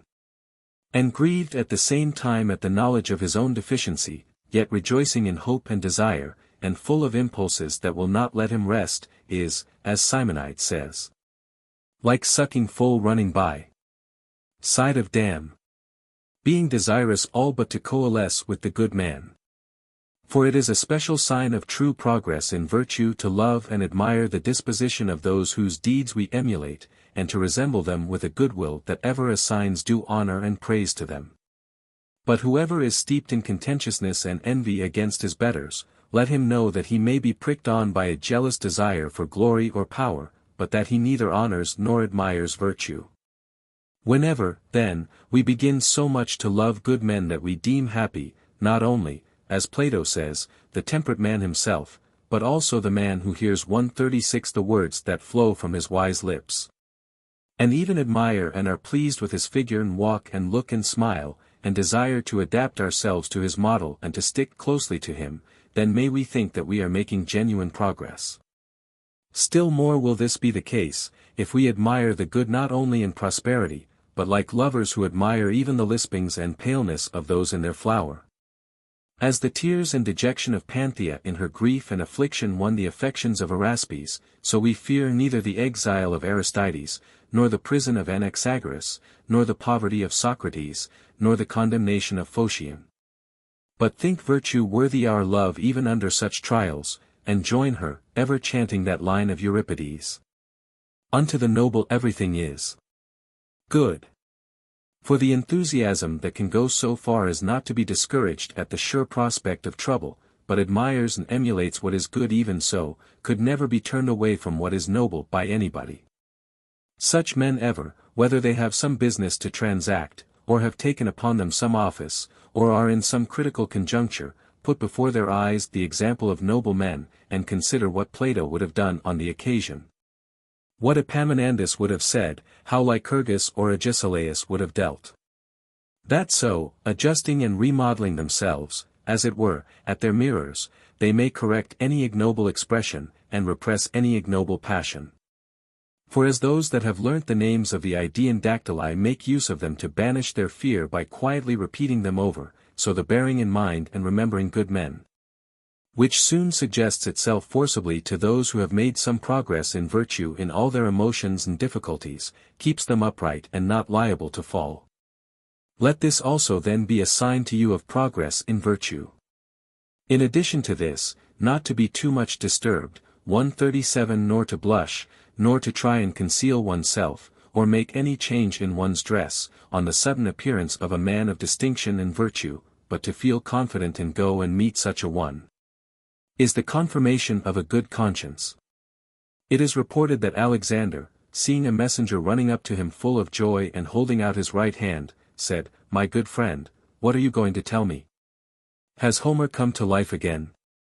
For he thought that his own exploits required nothing but posthumous fame. And the young man improving in character instinctively loves nothing better than to take pride and pleasure in the company of good and noble men, and to display his house, his table, his wife, his amusements, his serious pursuits, his spoken or written discourses. Insomuch that he is grieved when he remembers that his father or guardian died without seeing him in that condition in life, and would pray for nothing from the gods so much, as that they could come to life again, and be spectators of his life and actions. As, on the contrary, those that have neglected their affairs, and come to ruin, cannot look upon their relatives even in dreams without fear and trembling.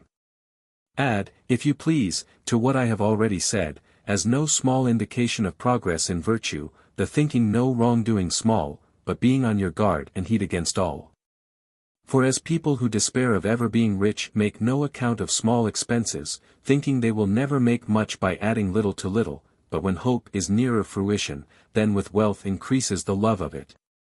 So in things that have respect to virtue, not he that generally assents to such sayings as, "Why trouble about hereafter?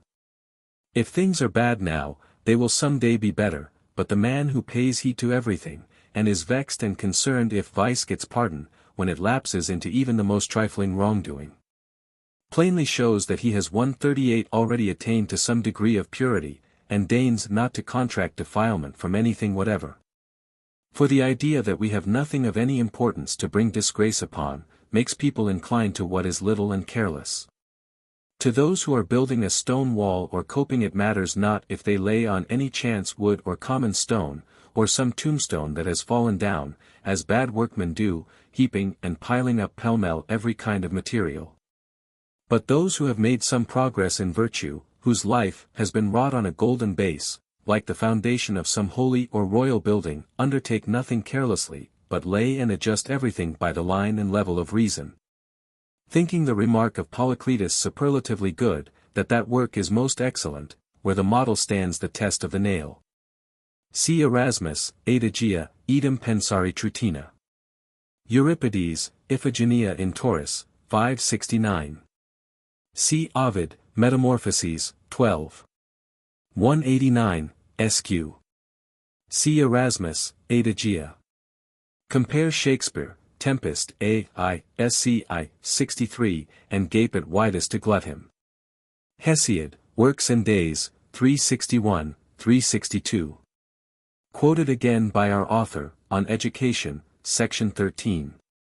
In via ad virtutum ca non progreditor, is non stat et mene, sed regreditor. Wittenbach. Adopting the reading of Hercher. See Pausanias, X. 37, where the oracle is somewhat different. For the town which parleys surrenders. From Homer, Iliad, 19. 386. Compare Aristotle, Rhetoric, I. 11. Kappa alpha iota rho chi delta tau omicron rho omega tau omicron gamma gamma nu epsilon tau alpha iota alpha tau eta pi sigma iota nu, tau alpha nu mu nu omicron nu pi alpha rho nu tau omicron chi alpha rho omega sigma iota nu, lambda kappa alpha iota pi nu tau omicron mu epsilon nu eta nu omicron iota rho sigma iota nu. The line is a fragment of Sophocles.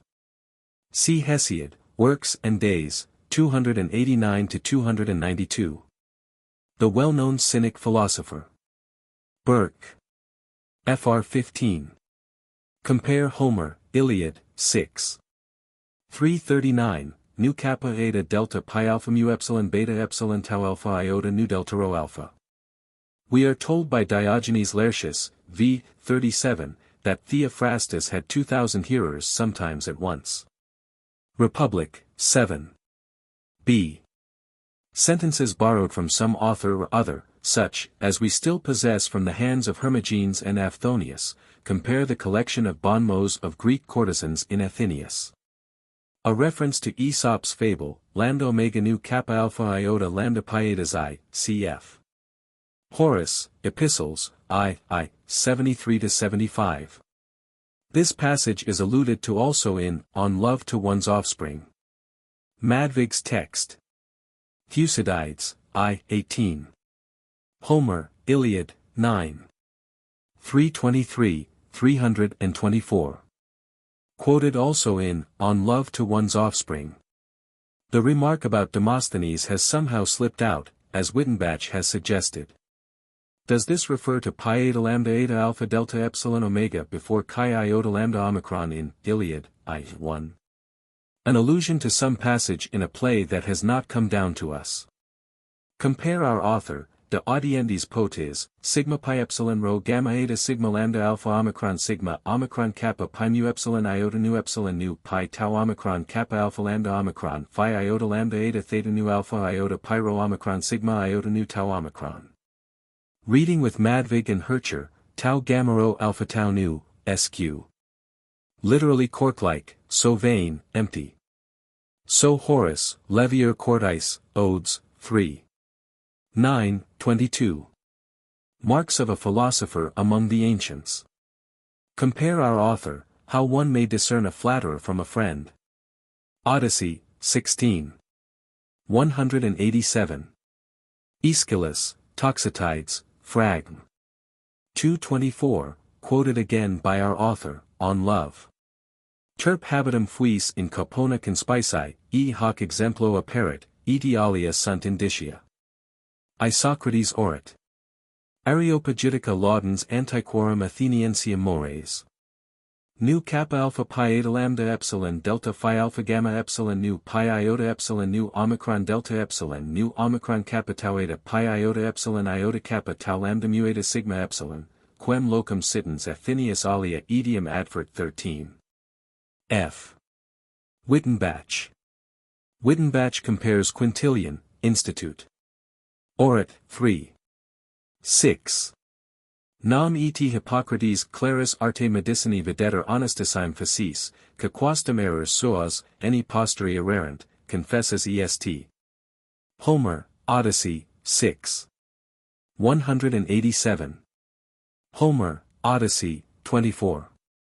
402. Plato, Republic, 9. d. A somewhat similar story about Stilpo is told in Athenaeus, x. d. So Haupt and Hercher very ingeniously for epsilon rho epsilon sigma iota nu. Adopting the suggestion of Wittenbach as to the reading. The Dorian measure was grave and severe, the Lydian soft and effeminate. See our author, Apophthegmata Laconica. C. Plato, Symposium. E.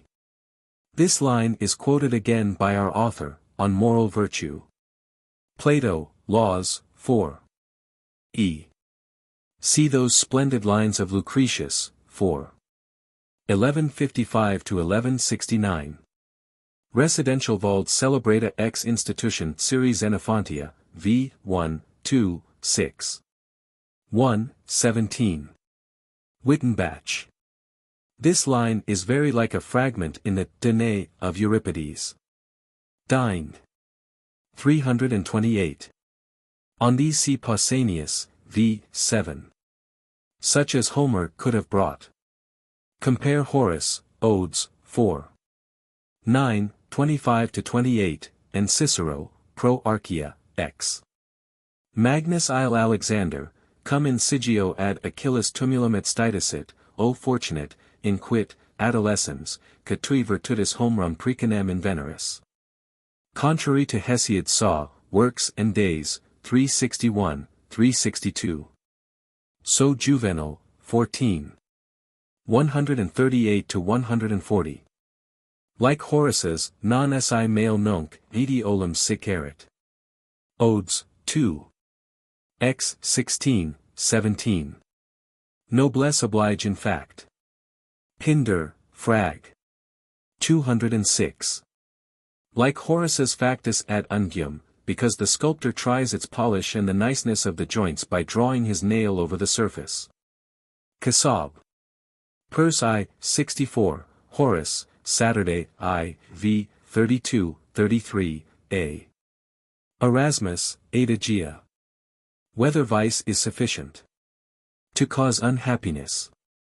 He who gets a dowry with his wife sells himself for it, as Euripides says, but his gains are few and uncertain. But he who does not go all on fire through many a funeral pile, but through a regal pyre, full of panting and fear and sweat got from travelling over the sea as a merchant, has the wealth of Tantalus. But cannot enjoy it owing to his want of leisure. For that Sicyonian horsebreeder was wise, who gave Agamemnon as a present a swift mare, that he should not follow him to wind-swept Ilium, but delight himself at home, in the quiet enjoyment of his abundant riches. 139 and painless leisure. But nowadays courtiers, and people who think they have a turn for affairs, thrust themselves forward of their own accord uninvited into courts and toilsome escorts and bivouacs, that they may get a horse, or brooch, or some such piece of good luck. But his wife is left behind in Phylace, and tears her cheeks in her sorrow, and his house is only half complete without him, while he is dragged about, and wanders about, and wastes his time in idle hopes, and has to put up with much insult. And even if he gets any of those things he desires, giddy and dizzy at fortune's rope dance, he seeks retirement, and deems those happy who live obscure and in security, while they again look up admiringly at him who soars so high above their heads. Vice has universally an ill effect on everybody, being in itself a sufficient producer of infelicity, needing no instruments nor ministers. For tyrants, anxious to make those whom they punish wretched, keep executioners and torturers, and contrive branding irons and other instruments of torture to inspire fear in the brute soul, whereas vice attacks the soul without any such apparatus, and crushes and dejects it, and fills a man with sorrow, and lamentation, and melancholy, and remorse. Here is a proof of what I say. Many are silent under mutilation, and endure scourging or torture at the hand of despots or tyrants without uttering a word, whenever their soul, abating the pain by reason, forcibly as it were checks and represses them, but you can never quiet anger or smother grief, or persuade a timid person not to run away, or one suffering from remorse not to cry out, nor tear his hair, nor smite his thigh. Thus vice is stronger than fire and sword. You know of course that cities, when they desire to publicly contract for the building of temples or colossuses, listen to the estimates of the contractors who compete for the job, and bring their plans and charges, and finally select the contractor who will do the work at least 1/40 expense, and best, and quickest. Let us suppose then that we publicly contract to make the life of man miserable, and take the estimates of fortune and vice for this object. Fortune shall come forward, provided with all sorts of instruments and costly apparatus to make life miserable and wretched. She shall come with robberies and wars, and the blood guiltiness of tyrants, and storms at sea, and lightning drawn down from the sky. She shall compound hemlock, she shall bring swords, she shall levy an army of informers. She shall cause fevers to break out, she shall rattle fetters and build prisons. It is true that most of these things are owing to vice rather than fortune, but let us suppose them all to come from fortune. And let vice stand by naked, without any external things against man, and let her ask fortune how she will make man unhappy and dejected.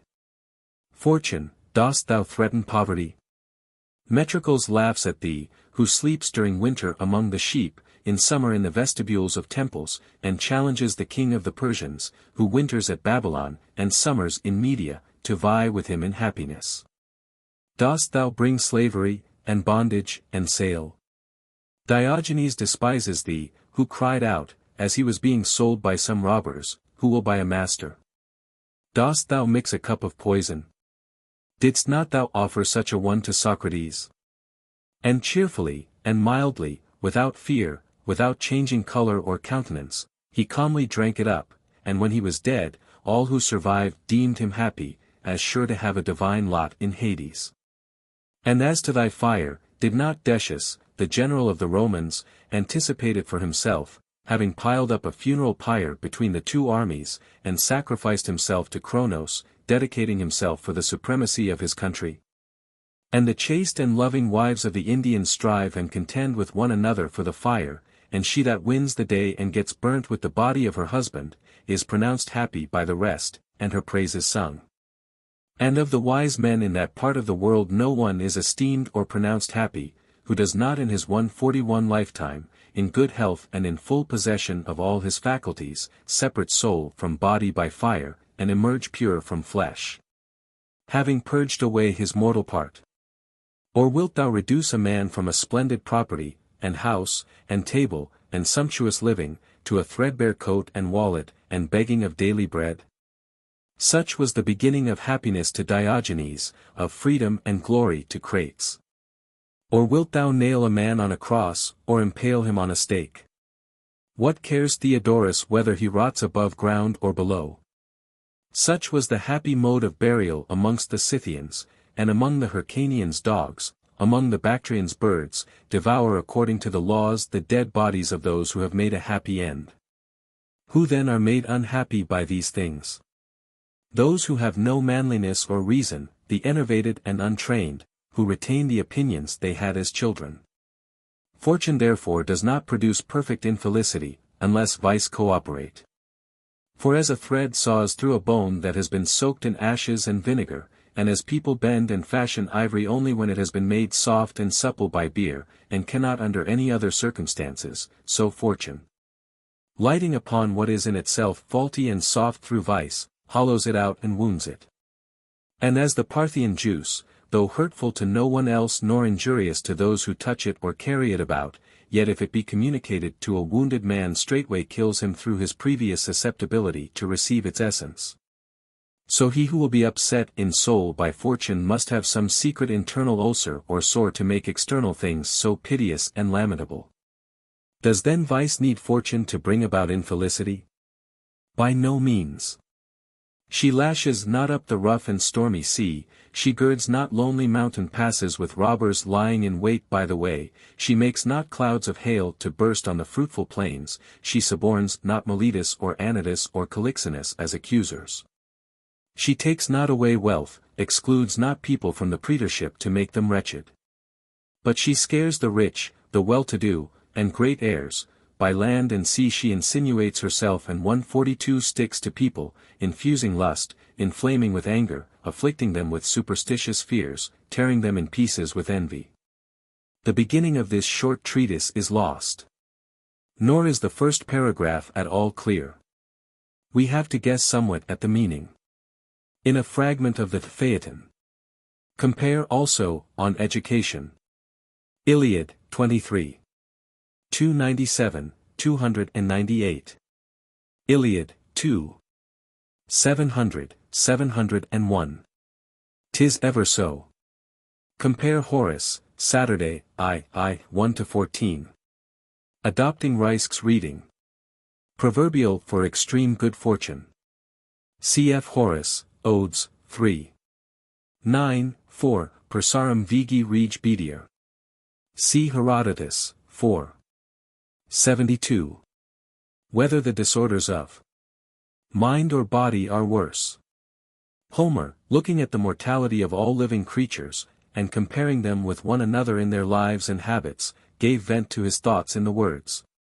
Of all the things that on the earth do breathe, or creep, man is by far the wretchedest, assigning to man an unhappy preeminence in extreme misfortune. But let us, assuming that man is, as thus publicly declared, supreme in infelicity in the most wretched of all living creatures, compare him with himself, in the estimate of his misery dividing body and soul, not idly but in a very necessary way. That we may learn whether our life is more wretched owing to fortune or through our own fault. For disease is engendered in the body by nature, but vice and depravity in the soul is first its own doing, then its settled condition. And it is no slight aid to tranquility of mind if what is bad be capable of cure, and lighter and less violent. The fox and Aesop disputing with the leopard as to their respective claims to variety, the latter showed its body and appearance all bright and spotted, while the tawny skin of the former was dirty and not pleasant to look at.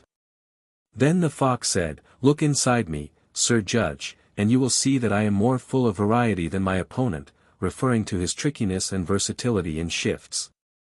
Let us similarly say to ourselves, many diseases and disorders, good sir, thy body naturally produces of itself, many also it receives from without. But if thou lookest at thyself within thou wilt find, to borrow the language of Democritus, a 143 varied and susceptible storehouse and treasury of what is bad, not flowing in from without, but having as it were innate and native springs, which vice, being exceedingly rich and abundant in passion, produces. And if diseases are detected in the body by the pulse and by pallors and flushes, and are indicated by heats and sudden pains, while the diseases of the mind, bad as they are, escape the notice of most people, the latter are worse because they deprive the sufferer of the perception of them. For reason if it be sound perceives the diseases of the body, but he that is diseased in his mind cannot judge of his sufferings, for he suffers in the very seat of judgment. We ought to account therefore the first and greatest of the diseases of the mind that ignorance, whereby vice is incurable for most people, dwelling with them and living and dying with them. For the beginning of getting rid of disease is the perception of it, which leads the sufferer to the necessary relief, but he who through not believing he is ill knows not what he requires refuses the remedy even when it is close at hand.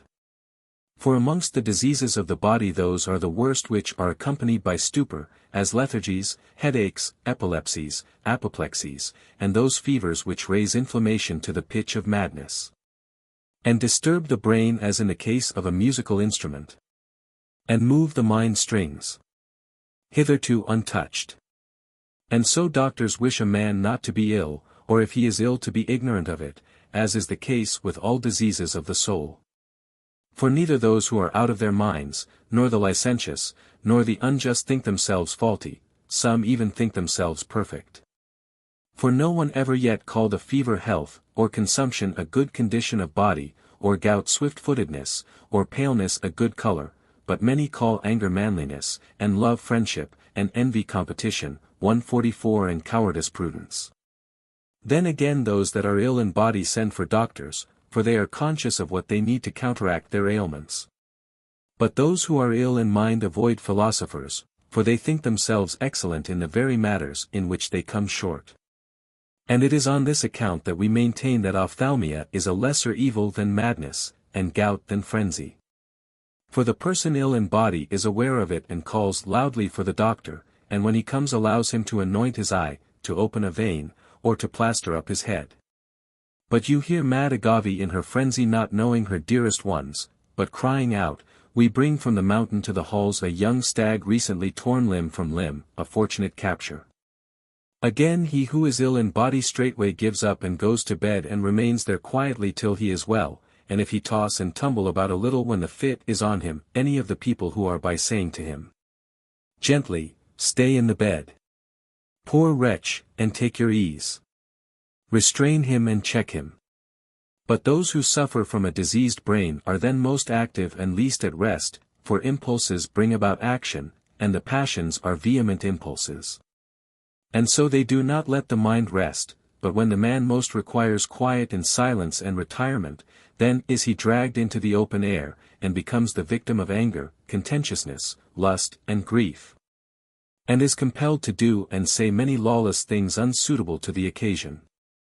As therefore the storm which prevents one's putting into harbor is more dangerous than the storm which will not let one sail, so those storms of the soul are more formidable which do not allow a man to take in sail, or to calm his reason when it is disturbed, but without a pilot and without ballast, in perplexity and uncertainty through contrary and confusing courses, he rushes headlong and falls into woeful shipwreck, and shatters his life. So that 145 from these points of view it is worse to be diseased in mind than body, for the latter only suffer, but the former do ill as well as suffer ill. But why need I speak of our various passions? The very times bring them to our mind. Do you see yon great and promiscuous crowd jostling against one another and surging round the rostrum and forum? They have not assembled here to sacrifice to their country's gods, nor to share in one another's rights. They are not bringing to Ascrean Zeus the firstfruits of Lydian produce, nor are they celebrating in honor of Dionysus the Bakshik orgies on festival nights with common revellings. But a mighty plague stirring up Asia in annual cycles drives them here for litigation and suits at law at stated times, and the mass of business, like the confluence of mighty rivers, has inundated one forum, and festers and teems with ruiners and ruined. What fevers, what agues, do not these things cause? What obstructions, what eruptions of blood into the air vessels, what distemperature of heat, what overflow of humours, do not result? If you examine every suit at law, as if it were a person, as to where it originated, where it came from, you will find that one was produced by obstinate temper, another by frantic love of strife, a third by some sordid desire. Homer, Iliad, 17. 446, 447. See the fable lambda pi eta xi kappa alpha iota pyro delta alpha lambda iota, number 42, ed. Hom. Reading with Wittenbach, Cairo iota sigma epsilon sigma iota kappa alpha iota rho upsilon theta mu alpha sigma iota. Forte gamma nu omicron iota alpha nu. Wittenbach. The ordinary reading is nu omicron iota alpha nu.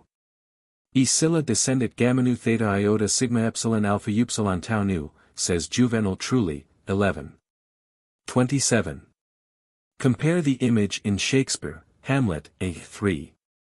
SCI, 165, 166. Now see that noble and most sovereign reason, like sweet bells jangled, out of tune and harsh. Euripides, Bacchae, 1170–1172. Agave's treatment of her son Pentheus was a stock philosophical comparison. See for example Horace, 2. Saturday, 3. 303, 304, and context. Euripides, Orestes, 258. Aurum puta. Pactolus enim aurum fert. Videtur dicitio e Pindaro di sumpta esse. Risc. Libellus hic fine carere videtur. Quer autem opusculum hoc Plutarco indignum ac suppositum visum xylandro furit, non intelligo. Risc. On abundance of friends.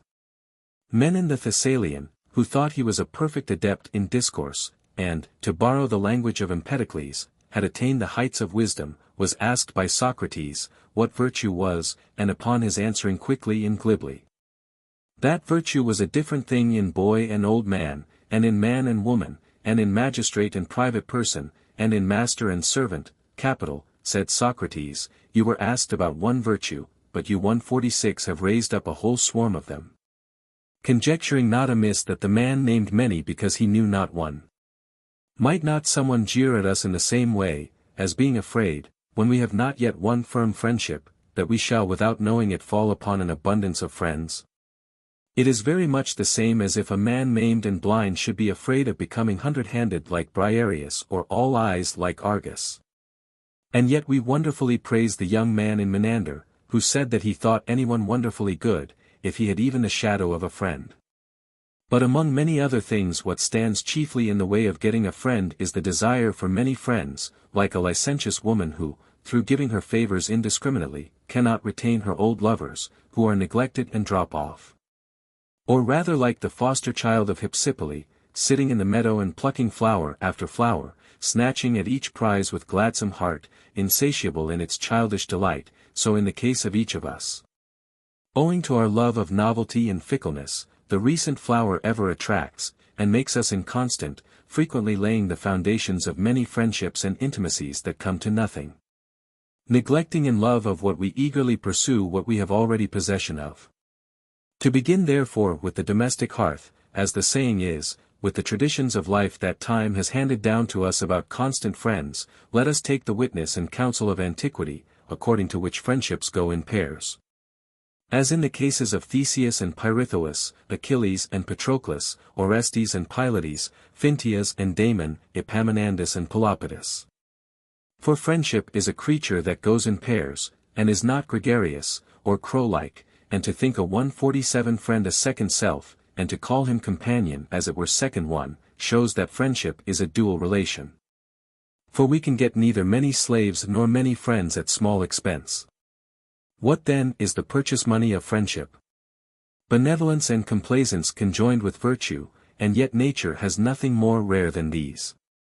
And so to love or be loved very much cannot find place with many persons, for as rivers that have many channels and cuttings have a weak and thin stream, so excessive love in the soul if divided out among many is weakened.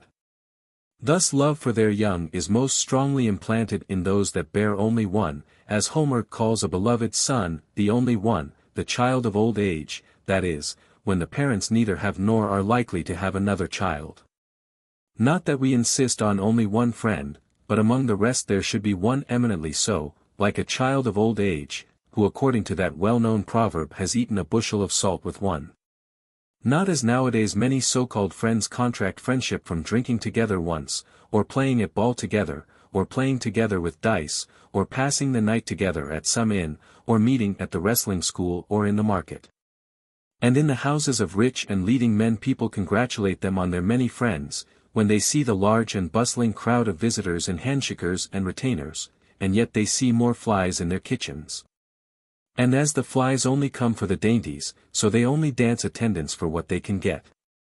And since true friendship has three main requirements, virtue, as a thing good, and familiarity, as a thing pleasant, and use, as a thing serviceable.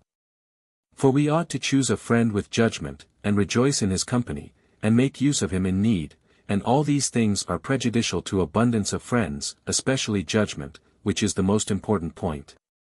We must first consider, if it is impossible in a short time to test dancers who are to form a chorus, or rowers who are to pull together, or slaves who are to act as stewards of estates, 148 or as tutors of one's sons.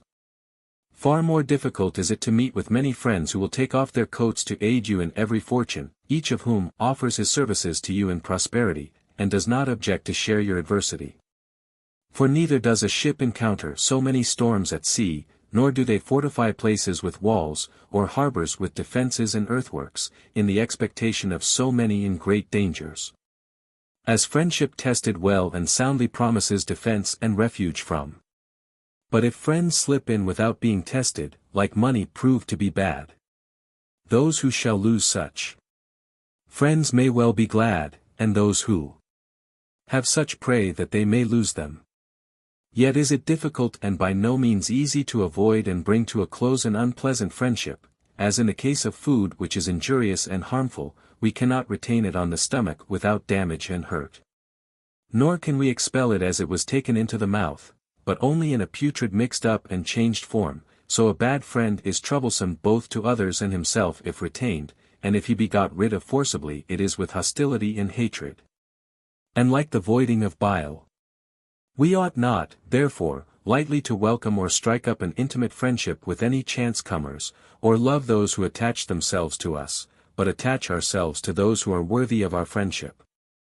For what is easily got is not always desirable, and we pass over and trample upon heather and brambles that stick to us on our road to the olive and vine, so also is it good not always to make a friend of the person who is expert in twining himself around us. But after testing them to attach ourselves to those who are worthy of our affection and likely to be serviceable to us. As therefore Zeuxis, when some people accused him of painting slowly, replied, I admit that I do, but then I paint to last, so ought we to test for a long time the friendship and intimacy that we take up and mean to 149 keep. Is it not easy then to put to the test many friends, and to associate with many friends at the same time, or is this impossible? For intimacy is the full enjoyment of friendship, and most pleasant is companying with and spending the day with a friend. Never again shall we alive, apart from dear friends, sit and take counsel alone together. And Menelaus said about Odysseus, nor did anything ever divide or separate us, who loved and delighted in one another, till death's black cloud overshadowed us.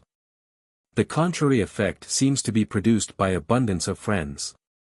For the friendship of a pair of friends draws them together and puts them together and holds them together, and is heightened by intercourse and kindliness, as when the juice of the fig curdles and binds the white milk, as Empedocles says. Such unity and complete union will such a friendship produce. Whereas having many friends puts people apart and severs and disunites them, by transferring and shifting the tie of friendship too frequently, and does not admit of a mixture and welding of goodwill by the diffusing and compacting of intimacy. And this causes at once an inequality and difficulty in respect of acts of kindness, for the uses of friendship become inoperative by being dispersed over too wide an area. One man is acted upon by his character, another by his reflection. For neither do our natures and impulses always incline in the same directions, nor are our fortunes in life identical, for opportunities of action are, like the winds, favorable to some, unfavorable to others. Moreover, if all our friends want to do the same things at the same time, it will be difficult to satisfy them all, whether they desire to deliberate, or to act in state affairs, or wish for office, or are going to entertain guests. If again at the same time they chance to be engaged in different occupations and interests and ask you all together, one who is going on a voyage that you will sail with him, another who is going to law that you will be his advocate, another who is going to try a case that you will try it with him, another who is selling or buying that you will go into 150 partnership with him, another who is going to marry that you will join him in the sacrifice, another who is going to bury a relation that you will be one of the mourners. The town is full of incense, and at once resounds with triumph songs and bitter wailing. That is the fruit of many friends. To oblige all is impossible, to oblige none is absurd, and to help one and offend many is grievous. No lover ever yet fancied neglect. And yet people bear patiently and without anger the carelessness and neglect of friends, if they get from them such excuses as, I forgot, I did it unwittingly. But he who says, I did not assist you in your lawsuit, for I was assisting another friend, or, I did not visit you when you had your fever, for I was helping so-and-so who was entertaining his friends, excusing himself for his inattention to one by his attention to another, so far from making the offense less, even adds jealousy to his neglect. But most people in friendship regard only, it seems, what can be got out of it, overlooking what will be asked in return, and not remembering that he, who has had many of his own requests granted, must oblige others in turn by granting their requests. And as Briareus with his 100 hands had to feed 50 stomachs, and was therefore no better provided than we are, who with 2 hands have to supply the necessities of only one belly, so in having many friends one has to do many services for them. One has to share in their anxiety, and to toil and moil with them. For we must not listen to Euripides when he says, mortals ought to join in moderate friendships for one another, and not love with all their heart, that the spell may be soon broken, and the friendship may either be ended or become closer at will. That so it may be adjusted to our requirements, like the sail of a ship that we can either slacken or haul 151 tight. But let us transfer, Euripides, these lines of yours to enmities, and bid people make their animosities moderate, and not hate with all their heart, that their hatred, and wrath, and querulousness, and suspicions, may be easily broken. Recommend rather for our consideration that saying of Pythagoras, do not give many your right hand, that is, do not make many friends, do not go in for a common and vulgar friendship, which is sure to cause anyone much trouble. For its sharing in others' anxieties and griefs and labors and dangers is quite intolerable to free and noble natures. And that was a true saying of the wise Chilo to one who told him he had no enemy, neither, said he, do you seem to me to have a friend. For enmities inevitably accompany and are involved in friendships. It is impossible, I say, not to share with a friend in his injuries and disgraces and enmities, for enemies at once suspect and hate the friend of their enemies, and even friends are often envious and jealous and carp at him. As then the oracle given to Timesias about his colony foretold him, that his swarm of bees would soon be followed by a swarm of wasps, so those that seek a swarm of friends have sometimes lighted unawares on a wasp's nest of enemies. And the remembrance of wrongs done by an enemy and the kindness of a friend do not weigh in the same balance. See how Alexander treated the friends and intimates of Philotas and Parmenio, how Dionysius treated those of Dion, Nero those of Plautus, Tiberius those of Sejanus, torturing and putting them to death. For as neither the gold nor rich robes of Creon's daughter availed her or her sire, but the flame that burst out suddenly involved him in the same fate as herself, as he ran up to embrace her and rescue her, so some friends, though they have had no enjoyment out of their friends' prosperity, are involved in their misfortunes.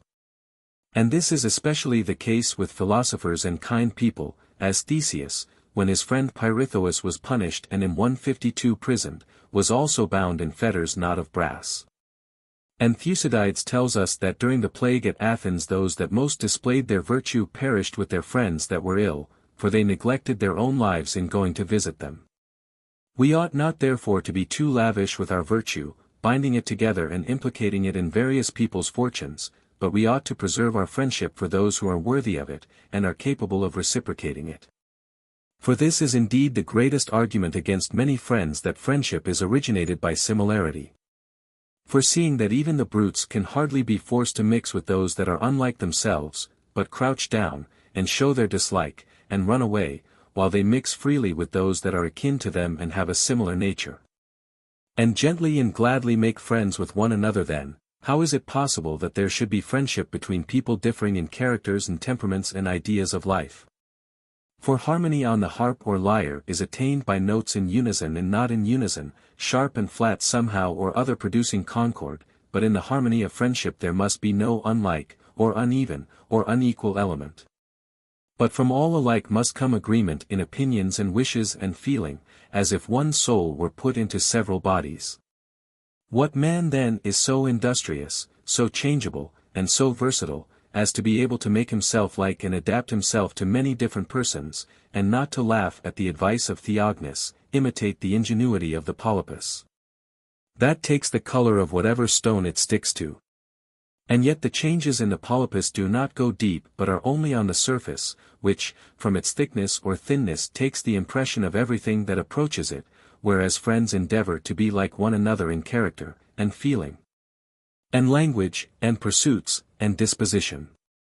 It requires a not very fortunate or very good Proteus, able by jugglery to assume various forms, to be 153 frequently at the same time a student with the learned, and ready to try a fall with wrestlers, or to go a hunting with people fond of the chase, or to get drunk with tipplers, or to go a canvassing with politicians, having no fixed character of his own.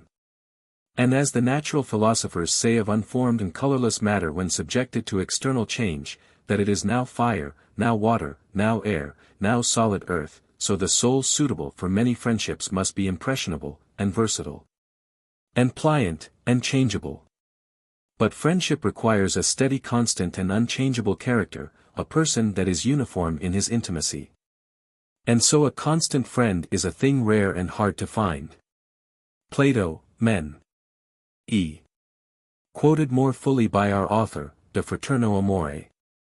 Idem comparation uditor Lucianus in Taxari t. 2. Sigma tau iota nu pi omicron lambda phi iota lambda omicron iota omicron mu nu delta omicron kappa epsilon tau alpha omicron nu alpha tau alpha iota kappa alpha mu omicron iota chi epsilon upsilon omicron mu nu alpha iota gamma upsilon nu alpha iota xi. Kappa alpha iota omicron mu epsilon theta omicron kappa epsilon theta mu omicron omega sigma chi upsilon rho nu tau nu phi iota lambda alpha nu alpha tau omicron epsilon nu alpha iota pi rho pi omicron lambda epsilon nu omicron alpha iota rho epsilon theta epsilon sigma alpha nu. Wittenbach. From the Hypsipyle of Euripides. A well-known proverb for beginning at the beginning. Aristophanes, Vespi. 846, Plato, Euthyphro, 3a, Strabo, 9. An allusion to the well-known proverb, kappa omicron lambda omicron iota pi omicron tau iota kappa omicron lambda omicron iota nu.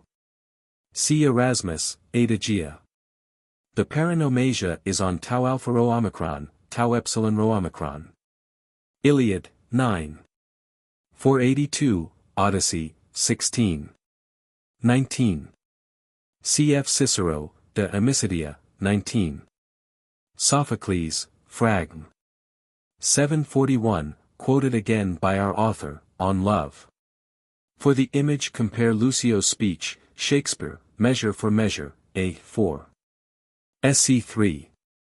189, 190, Nay, friar, I am a kind of burr, I shall stick. Iliad, 23. 77, 78. Odyssey, 4. 178-180. Iliad, v. 902, altered somewhat. Burke. Sophocles, Oedipus Tyrannus, 4, 5. Quoted again, on moral virtue. A line from Menander. Quoted again, De Fraterno Amore. Reading with Hom and Hercher nu tau pi omicron lambda lambda omicron phi iota lambda omicron chi rho sigma theta alpha iota. Euripides, Hippolytus, 253-257, where Dindorf and Hercher agree in the reading. Compare, on education. Chilo was one of the 7 wise men. See Pausanias, 3. 16, x. 24. For the circumstances see Euripides, Medea, 1136 sq. For the friendship of Theseus and Pirithous, see Pausanias, I. 17, x. 29. The line is from Euripides, Pirithous, Fragm. 591, cf. On Shyness. Thucydides, 2. 51. Burke. On Proteus, see Verg. George, 4. 387 square, Ovid, Art, I. 761, Met, 2. 9, Fasti, I. 367 square, and especially Horace, Epistles, I. 90, Quotenium voltus mutantum protea nodo. Literally, having no hearth of character, the hearth being an emblem of stability. Compare, how one may discern a flatterer from a friend, where the same image is employed. How one may discern a flatterer from a friend. Plato says, Antiochus Philopappus, that all men pardon the man who acknowledges that he is excessively fond of himself, but that there is among many other defects this very grave one in self-love. That by it a man becomes incapable of being a just and impartial judge about himself, for love is blind in regard to the loved object. Unless a person has learnt and accustomed himself to honor and pursue what is noble rather than his own selfish interests. This gives a great field for the flatterer in friendship, who finds a wonderful base of operations in our self-love, which makes each person his own first and greatest flatterer, and easily admits a flatterer from without, who will be. So he thinks and hopes, both a witness and confirmer of his good opinion of himself. For he that lies open to the reproach of being fond of flatterers is very fond of himself, and owing to his 154 goodwill to himself wishes to possess all good qualities, and thinks he actually does. The wish is not ridiculous, but the thought is misleading and requires a good deal of caution. And if truth is a divine thing, and, according to Plato, the beginning of all good things both to the gods and men, the flatterer is likely to be an enemy to the gods, and especially to Apollo, for he always sets himself against that famous saying. Know thyself, implanting in everybody's mind self-deceit and ignorance of his own good or bad qualities, thus making his good points defective and imperfect, and his bad points altogether incorrigible. If however, as is the case with most other bad things, the flatterer attacked only or chiefly ignoble or worthless persons, the evil would not be so mischievous or so difficult to guard against. But since, as woodworms breed most in soft and sweet wood, those whose characters are honorable and good and equitable encourage and support the flatterer most, and moreover, as Simonides says, rearing of horses does not go with the oil flask. But with fruitful fields, so we see that flattery does not join itself to the poor, the obscure, or those without means, but is the snare and bane of great houses and estates, and often overturns kingdoms and principalities. It is a matter of no small importance, needing much foresight, to examine the question, that so flattery may be easily detected, and neither injure nor discredit friendship. For just as lice leave dying persons, and abandon bodies when the blood on which they feed is drying up, so one never yet saw flatterers dancing attendance on dry and cold poverty, but they fasten on wealth and position and there get fat. But speedily decamp if reverses come. But we ought not to wait to experience that, which would be unprofitable, or rather injurious and dangerous. For not to find friends at a time when you want them is hard, as also not to be able to exchange an inconstant and bad friend for a constant and good one. For a friend should be like money tried before being 155 quired, not found faulty in our need.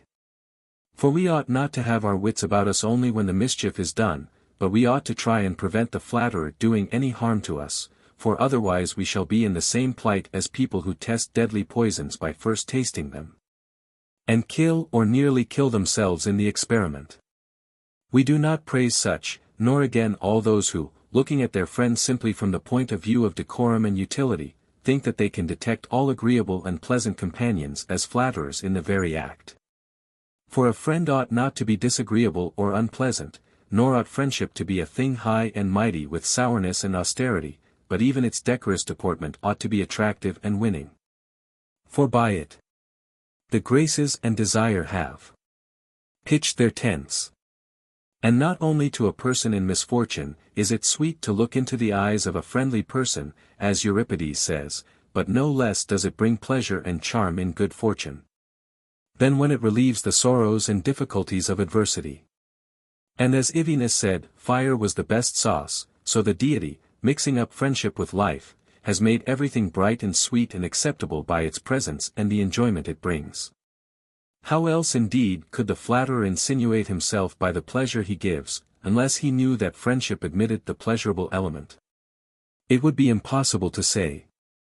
But just as spurious and mock gold only imitates the brightness and glitter of real gold, so the flatterer seems to imitate the pleasantness and agreeableness of the real friend, and to exhibit himself ever merry and bright, contradicting and opposing nothing. We must not however on that account suspect all who 156 praise as simple flatterers. For friendship requires praise as much as censure on the proper occasion.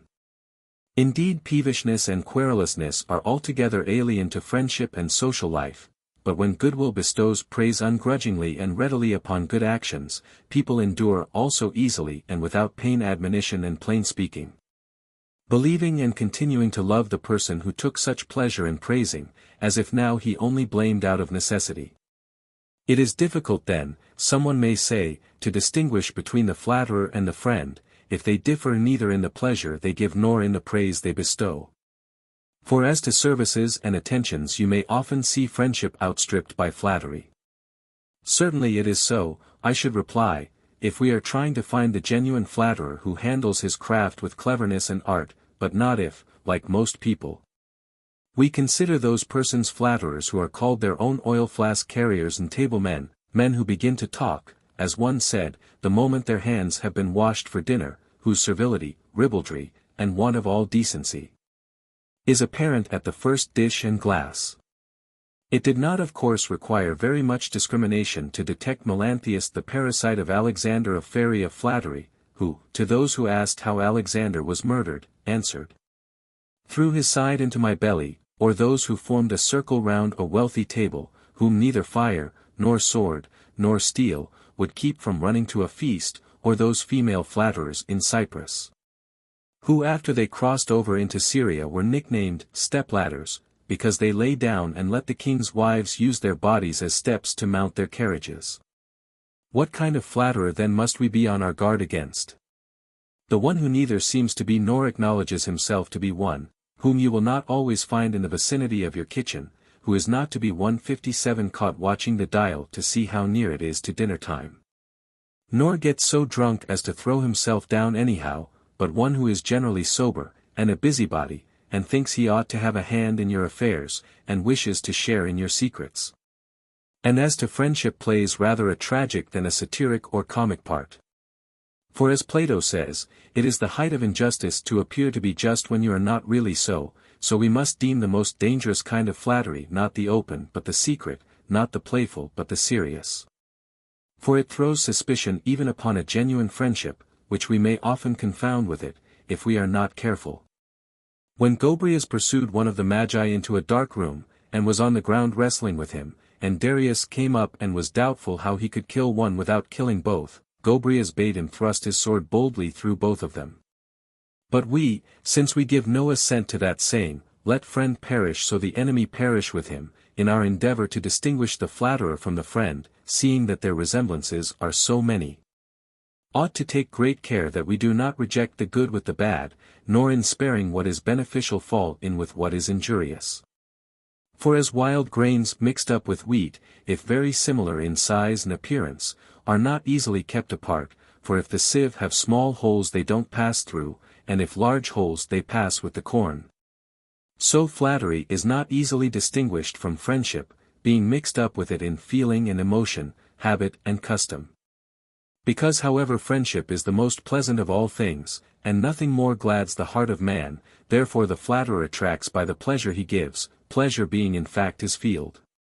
And because favors and good services accompany friendship, as the proverb says, a friend is more necessary than fire or water, therefore 158 the flatterer volunteers all sorts of services. And strives to show himself on all occasions zealous and obliging and ready. And since friendship is mainly produced by a similarity of tastes and habits, and to have the same likes and dislikes first brings people together and unites them through sympathy. The flatterer observing this molds himself like material and demeans himself accordingly, seeking completely to imitate and resemble those whom he desires to ingratiate himself with, being supple in change, and plausible in his imitations. So that one would say, Achilles' son, oh no, it is himself. But his cleverest trick is that, observing that freedom of speech, is both spoken of and reckoned as the peculiar and natural voice of friendship, while not speaking freely is considered unfriendly and disingenuous. He has not failed to imitate this trait of friendship also. But just as clever cooks infuse bitter sauces and sharp seasoning to prevent sweet things from cloying, so these flatterers do not use a genuine or serviceable freedom of speech, but merely a winking and tickling innuendo. He is therefore difficult to detect, like those creatures which naturally change their color and take that of the material or place near them. But since he deceives and conceals his true character by his imitations, it is our duty to unmask him and detect him by the differences between him and the true friend, and to show that he is, as Plato says, tricked out in other people's colors and forms, from lack of any of his own. Let us examine the matter then from the beginning. I said that friendship originated in most cases from a similar disposition and nature, generally inclined to the same habits and morals, and rejoicing in the same pursuits, studies, and amusements. As the following lines testify, to old man the voice of old man is sweetest, to boy that of boy, to woman is most acceptable that of woman, to the sick person that of sick person.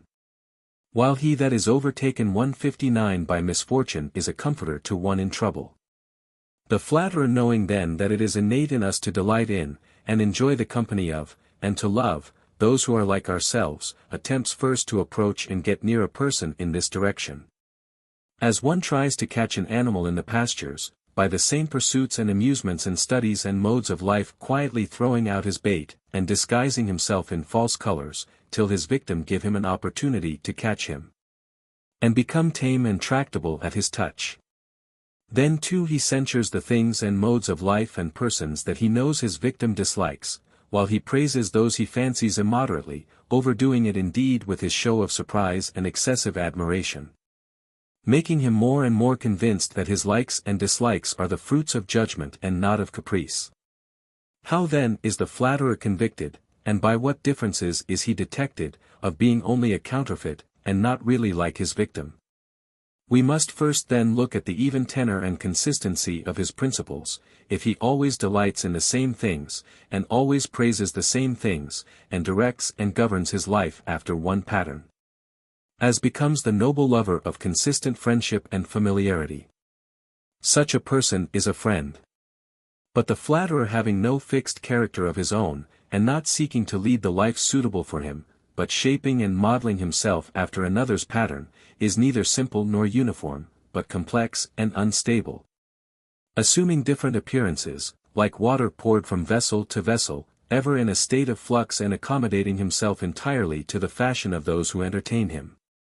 The ape indeed, as it seems, attempting to imitate man, is caught imitating his movements and dancing like him, but the flatterer himself attracts and decoys other men, imitating not all alike, for with one he sings and dances, with another he wrestles and gets covered with the dust of the palaestra, 160 while he follows a third fond of hunting and the chase all but shouting out the words of Phaedra. How I desire to halloo on the dogs, chasing the dappled deer. And yet he has really no interest in the chase, it is the hunter himself he sets the toils and snares for. And if the object of his pursuit is some young scholar and lover of learning, he is all for books then, his beard flows down to his feet, he's quite a sight with his threadbare cloak, has all the indifference of the Stoic. And speaks of nothing but the rectangles and triangles of Plato.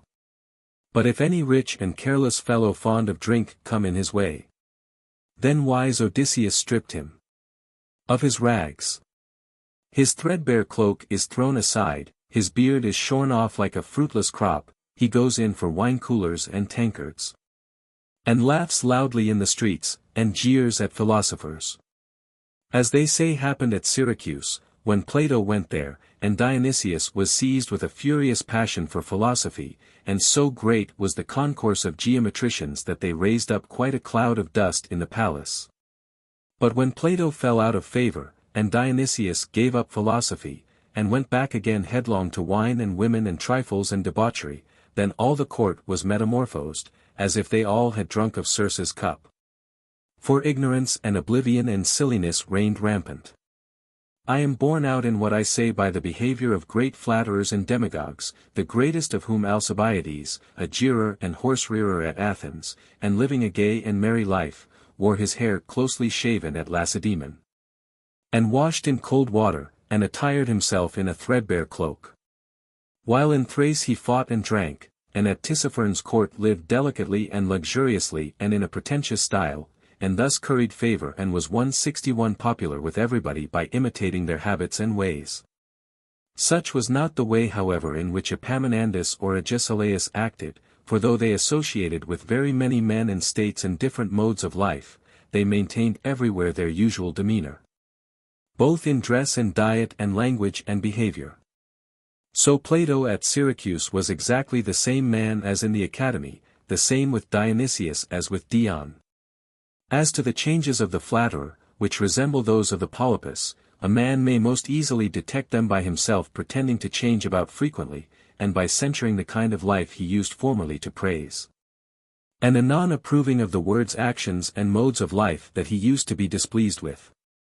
He will then see that the flatterer is never consistent or himself, never loving, hating, rejoicing, grieving at his own initiative, but like a mirror, merely reflecting the image of other people's emotions and manners and feelings. Such a one will say, if you censure one of your friends to him, you are slow in finding the fellow out, he never pleased me from the first. But if on the other hand you change your language and praise him, he will swear by Zeus that he rejoices at it, and is himself under obligations to the man, and believes in him. And if you talk of the necessity of changing your mode of life, of retiring from public life to a life of privacy and ease, he says, we ought long ago to have got rid of uproar and envy. But if you think of returning again to public life, he chimes in, your sentiments do you honor, retirement from business is pleasant, but inglorious and mean. One ought to say at once to such a one, stranger, quite different now you look to what you did before. I do not need a friend to change his opinions with me and to assent to me in everything, my shadow will do that better, but I need one that will speak the truth and help me with his judgment. This is one way of detecting the flatterer. We must also observe another difference in the resemblance between the friend and flatterer. The true friend does not imitate you in everything, nor is he too keen to praise, but praises only what is excellent, for as Sophocles says, he is not born to share in hate but love. Yes, by Zeus. And he is born to share in doing what is right and in loving what is noble, and not to share in wrongdoing or misbehavior, unless it be that, as a running of the eyes is catching. So through companionship and intimacy he may against his will contract by infection some vice or ill habit, as they say Plato's intimates imitated his stoop, Aristotle's his lisp, and King Alexander's his holding his head a little on one side. And rapidity of utterance in conversation, for people mostly pick up unawares such traits of character. But the flatterer is exactly like the chameleon, which takes every color but white, and so he, though unable to imitate what is worth his while, leaves nothing that is bad unimitated. And just as poor painters unable to make a fine portrait from inefficiency in their craft, bring out the likeness by painting all the wrinkles, moles and scars, so the flatterer imitates his friend's intemperance, superstition, hot temper, sourness to domestics, suspicion of his friends and relations. For he is by nature inclined to what is worst, and thinks that imitation of what is bad is as far as possible removed from censure. For those are suspected who have noble aims in life, and seem to be vexed and disgusted at their friends' faults, for that injured and even ruined Dion with Dionysius, Samius with Philip, and Cleomenes with Ptolemy. But he that wishes to be and appear at the same time both agreeable and trustworthy pretends 163 to rejoice more in what is bad, as being through excessive love for his friend not even offended at his vices, but as one with him in feeling and nature in all matters. And so they claim to share in involuntary and chance ailments, and pretend to have the same complaints, in flattery to those who suffer from any, as that their eyesight and sense of hearing are deficient, if their friends are somewhat blind or deaf. As the flatterers of Dionysius, who was rather short-sighted, jostled one another at a dinner party, and knocked the dishes off the table, as if from defect of vision. And some to make their cases more similar wind themselves in closer, and dive even into family secrets for parallels. Foreseeing that their friends are unfortunate in marriage, or suspicious about the behavior of their sons or relations, they do not spare themselves, but make quite a Jeremiad about their own sons, or wife, or kinsfolk, or relations, proclaiming loudly their own family secrets. For similarity in situation makes people more sympathetic, and their friends having received as it were hostages by their confessions, entrust them in return with their secrets, and having once made confidants of them, dare not take back their confidence. I actually know of a man who turned his wife out of doors because his friend had put away his, but as he secretly visited her and sent messages to her, he was detected by his friend's wife noticing his conduct. So little did he know the nature of a flatterer that thought the following lines more applicable to a crab than a flatterer: his whole body is belly, his eye is on everything, he is a creature creeping on his teeth. For such is a true picture of the parasite, friends of the frying pan, hunting for a dinner, to borrow the language of Eupoles. However, let us put off all this to its proper place in the discourse. But let us not fail to notice the wheeliness of the flatterer's imitation, in that, even if he imitates any good points in the person he flatters, he always takes care to give him the palm. Whereas among real friends there is no rivalry or jealousy of one another, but they are satisfied and contented alike whether they are equal or one of them 164 is superior. But the flatterer, ever remembering that he is to play second fiddle, makes his copy always fall a little short of the original, for he admits that he is everywhere outstripped and left behind, except in vice. For in that alone he claims preeminence, for if his friend is peevish, he says he is atrabilious; if his friend is superstitious, he says he is a fanatic; if his friend is in love, he says he is madly in love. If his friend laughs, he will say, "You laughed a little unseasonably, but I almost died of laughter." But in regard to any good points his action is quite the opposite. He says he can run quickly, but his friend flies. He says he can ride pretty well, but his friend is a centaur on horseback. He says, "I am not a bad poet, and don't write very bad lines. But your sonorous verse is like Jove's thunder." Thus he shows at once that his friend's aims in life are good, and that his friend has reached a height he cannot soar to. Such then are the differences in the resemblances between the flatterer and the friend. But since, as has been said before, to give pleasure is common to both, for the good man delights in his friends as much as the bad man in his flatterers, let us consider the difference between them here too. The difference lies in the different aim of each in giving pleasure. Look at it this way. There is no doubt a sweet smell in perfume. So there is also in medicine. But the difference is that while in perfume pleasure and nothing else is designed, in medicine either purging, or warming, or adding flesh to the system, is the primary object, and the sweet smell is only a secondary consideration. Again, painters mix gay colors and dyes. There are also some drugs which are gay in appearance and not unpleasing in color. What then is the difference between these? Manifestly we distinguish by the end each aims at.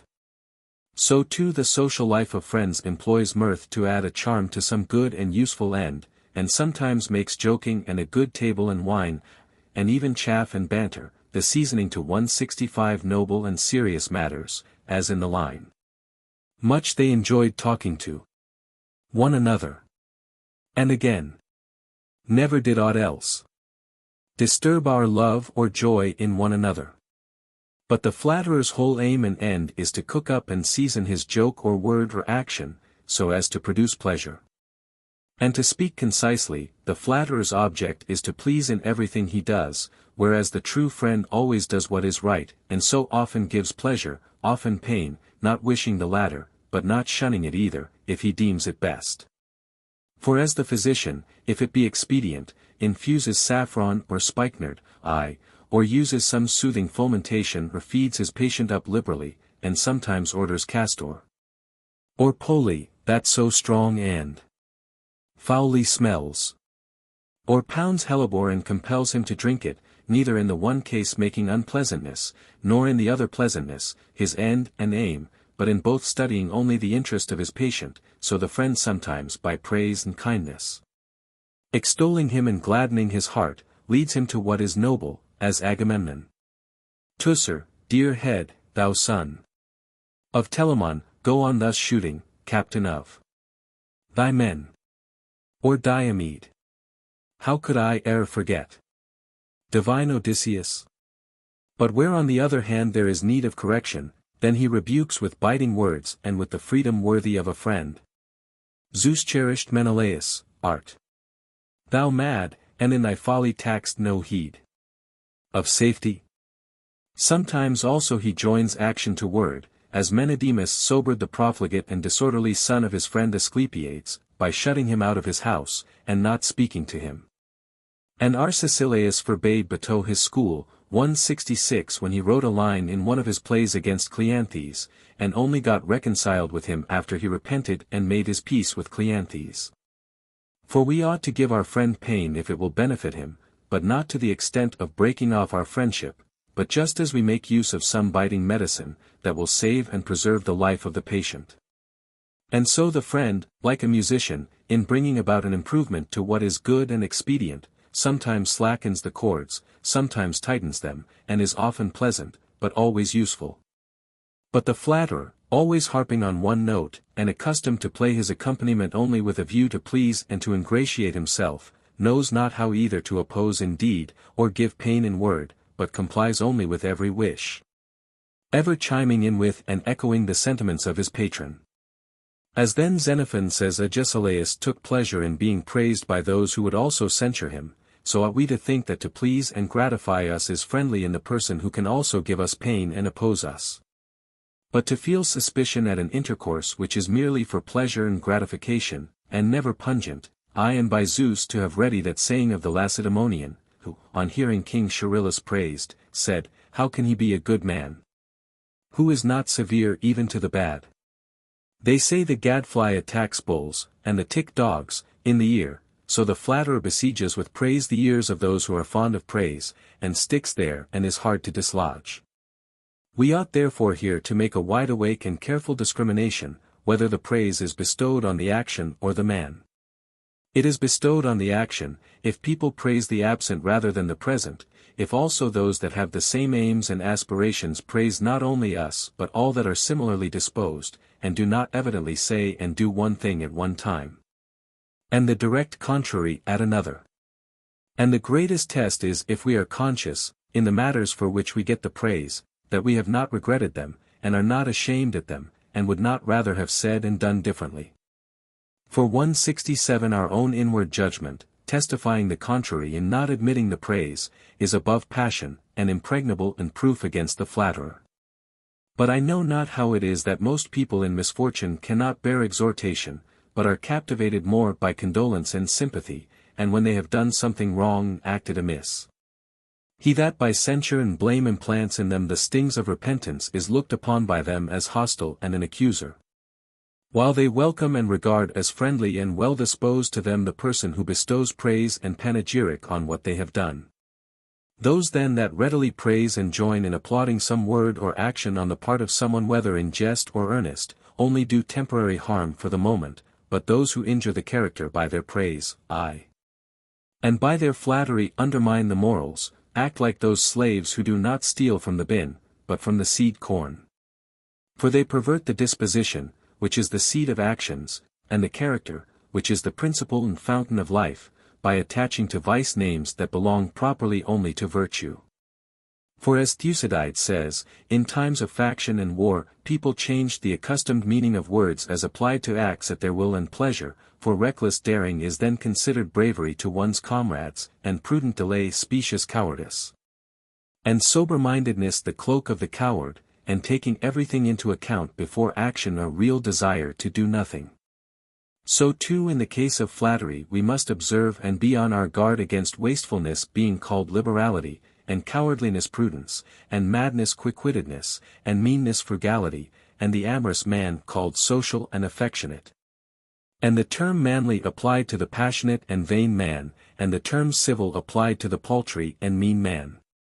As I remember Plato says the lover is a flatterer 168 of the beloved one, and calls the snub nose graceful, and the aquiline nose royal, and swarthy people manly, and fair people the children of the gods. And the olive complexion is merely the lover's phrase to gloss over and palliate excessive pallor. And yet the ugly man persuaded he is handsome, or the short man persuaded he is tall, cannot long remain in the error, and receives only slight injury from it, and not irreparable mischief, but praise applied to vices as if they were virtues. So that one is not vexed but delighted with a vicious life, removes all shame from wrongdoing, and was the ruin of the Sicilians, by calling the savage cruelty of Dionysius and Phalaris detestation of wickedness and uprightness. It was the ruin of Egypt, by styling Ptolemy's effeminacy, and superstition, and howlings, and beating of drums, religion and service to the gods. It was nearly the overthrow and destruction of the ancient manners of the Romans, palliating the luxury and intemperance and display of Antony as exhibitions of jollity and kindliness, when his power and fortune were at their zenith. What else invested Ptolemy with his pipe and fiddle? What else brought Nero on the tragic stage, and invested him with the mask and buskins? Was it not the praise of flatterers? And are not many kings called Apollos if they can just sing a song, and Dionysuses if they get drunk, and Herculeses if they can wrestle, and do they not joy in such titles, and are they not dragged into every kind of disgrace by flattery? Wherefore we must be especially on our guard against the flatterer in regard to praise, as indeed he is very well aware himself, and clever to avoid suspicion. If he light upon some dandy, or rustic in a thick leather garment, he treats him with nothing but jeers and mocks, as Struthias insulted Bias, ironically praising him for his stupidity, saying, "You have drunk more than King Alex 169 ander," and that he was ready to die of laughing at his tale about the Cyprian. But when he sees people more refined very much on their guard, and observing both time and place, he does not praise them directly, but draws off a little and wheels round and approaches them noiselessly, as one tries to catch a wild animal. For sometimes he reports to a man the panegyric of other persons upon him, as orators do, introducing some third person, saying that he had a very pleasant conversation in the market with some strangers and men of worth, who mentioned how they admired his many good points. On another occasion he concocts and fabricates some false and trifling charges against him, pretending he has heard them from other people, and runs up with a serious face and inquires, where he said or did such and such a thing. And upon his denying he ever did, he pounces on him at once and compliments his man with, "I thought it strange that you should have spoken ill of your friends. Seeing that you don't even treat your enemies so, and that you should have tried to rob other people, seeing that you are so lavish with your own money." Other flatterers again, just as painters heighten the effect of their pictures by the combination of light and shade, so by censure abuse detraction and ridicule of the opposite virtues secretly praise and foment the actual vices of those they flatter. Thus they censure modesty as merely rustic behavior in the company of profligates, and greedy people, and villains, and such as have got rich by evil and dishonorable courses. And contentment and uprightness they call having no spirit or energy in action. And when they associate with lazy and idle persons who avoid all public duties, they are not ashamed to call the life of a citizen wearisome meddling in other people's affairs, and the desire to hold office fruitless vainglory. And some ere now to flatter an orator have depreciated a philosopher, and others won favor with wanton women by traducing those wives who are faithful to their husbands as constitutionally cold and country-bred. And by an acme of villainy flatterers 170 do not always spare even themselves. For as wrestlers stoop that they may the easier give their adversaries a fall, so by censuring themselves they glide into praising others. I am a cowardly slave, says such a one, at sea, I shirk labor, I am madly in rage if a word is said against me, but this man fears nothing, has no vices, is a rare good fellow, patient and easy in all circumstances. But if a person has an excellent idea of his own good sense, and desires to be austere and self-opinionated, and in his moral rectitude is ever spouting that line of Homer, Tydides, neither praise nor blame me much. The artistic flatterer does not attack him as he attacked others, but employs against such a one a new device. For he comes to him about his own private affairs, as if desirous to have the advice of one wiser than himself. He has, he says, more intimate friends, but he is obliged to trouble him, for whither shall we that are deficient in judgment go? Whom shall we trust? And having listened to his utterance he departs, saying he has received an oracle not an opinion. And if he notices that somebody lays claim to experience in oratory, he gives him some of his writings, and begs him to read and correct them. So, when King Mithridates took a fancy to play the surgeon, several of his friends offered themselves for operating upon, as for cutting or cauterizing, flattering in deed and not in word. For his being credited by them would seem to prove his skill. For Providence has many different aspects. But we can test this kind of negative praise, that needs more wary caution, by purposely giving strange advice and suggestions, and by adopting absurd corrections. For if he raises no objection but nods assent to everything, and approves of everything, and is always crying out, good, how admirable, he is evidently asking advice, but seeking something else, wishing by praise to puff you up. 171 Moreover, as some have defined painting to be silent poetry, so is their praise in silent flattery. For as hunters are more likely to catch the objects of their chase unawares, if they do not openly appear to be so engaged, but seem to be walking, or tending their sheep, or looking after the farm, so flatterers obtain most success in their praise, when they do not seem to be praising but to be doing something else. For he who gives up his place or seat to the great man when he comes in, and while making a speech to the people or senate breaks off even in the middle, if he observes any rich man wants to speak, and gives up to him alike speech and platform, shows by his silence even more than he would by any amount of vociferation that he thinks the other the better man, and superior to him in judgment. And consequently you may always see them occupying the best places at theaters and public assembly rooms, not that they think themselves worthy of them, but that they may flatter the rich by giving up their places to them.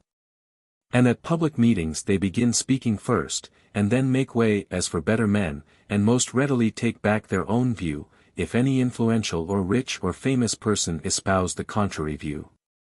And so one can see plainly that all such servility and drawing back on their part is a lowering their sails, not to experience or virtue or age, but to wealth and fame.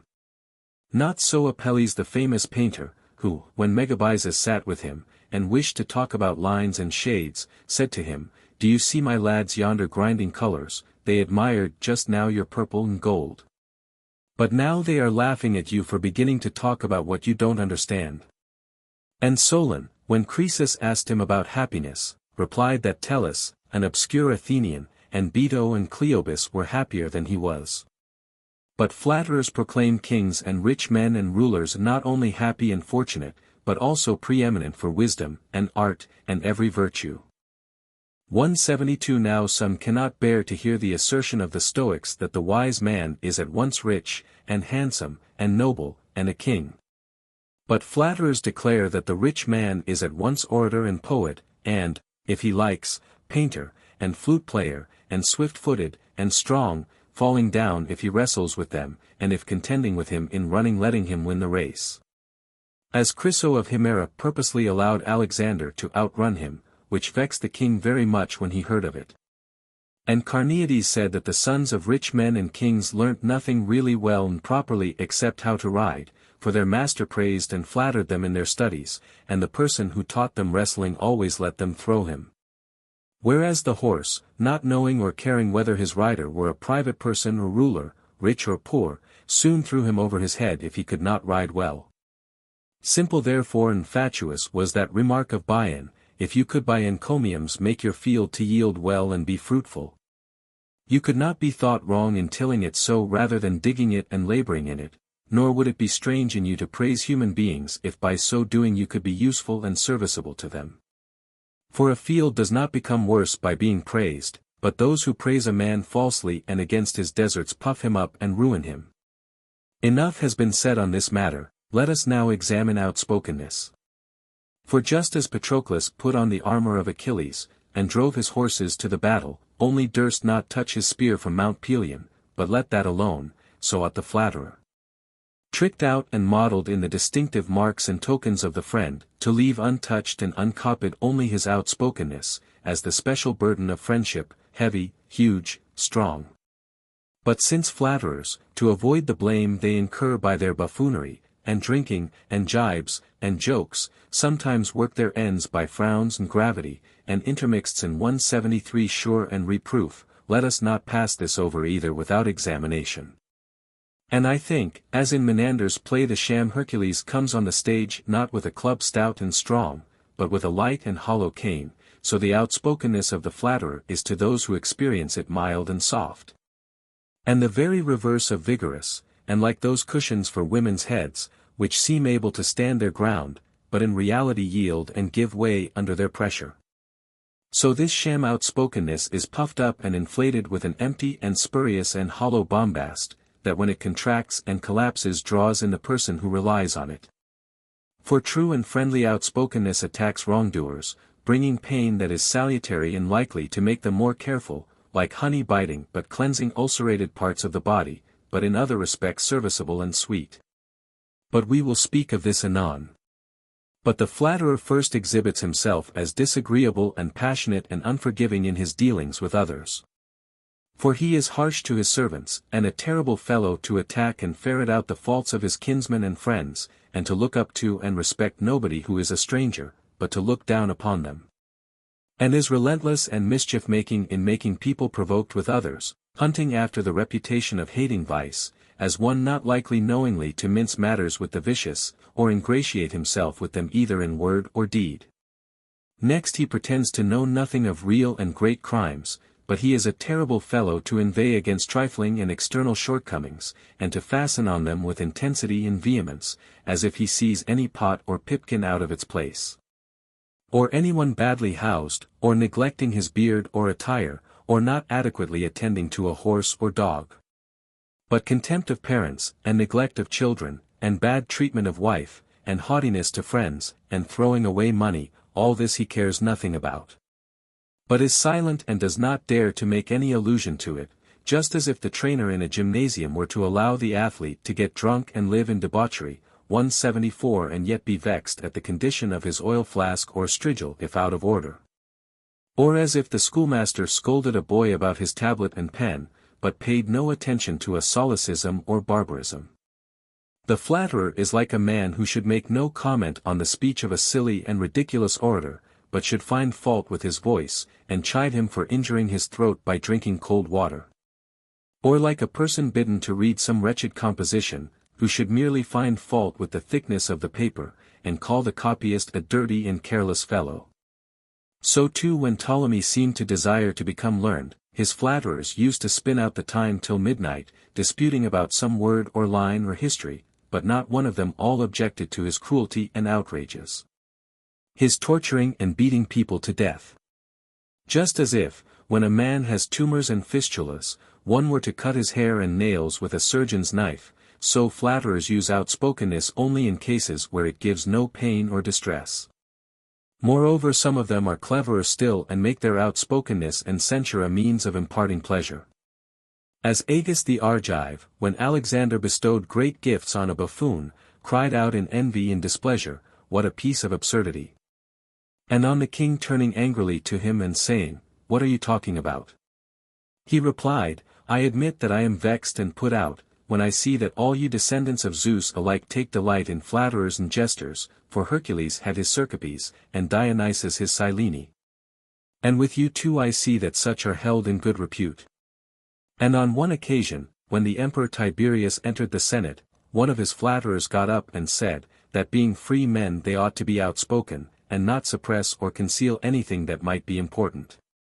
And having by this exordium engaged everybody's attention, a dead silence prevailing, and even Tiberius being all attention, he said, "Listen, Caesar, to what we all charge you with, although no one ventures to tell you openly of it. You neglect yourself, and are careless 175 about your health, and wear yourself out with anxiety and labor on our behalf, taking no rest either by night or day." And on his stringing much more together in the same strain, they say the orator Cassius Severus said, "This outspokenness will ruin the man." These are indeed trifling matters, but the following are more important and do mischief to foolish people, when flatterers accuse them of the very contrary vices and passions to those to which they are really addicted. As Himerius the flatterer twit a very rich, very mean, and very covetous Athenian with being a careless spendthrift, and likely one day to want bread as well as his children. Or on the other hand if they rail at extravagant spendthrifts for meanness and sordidness, as Titus Petronius railed at Nero.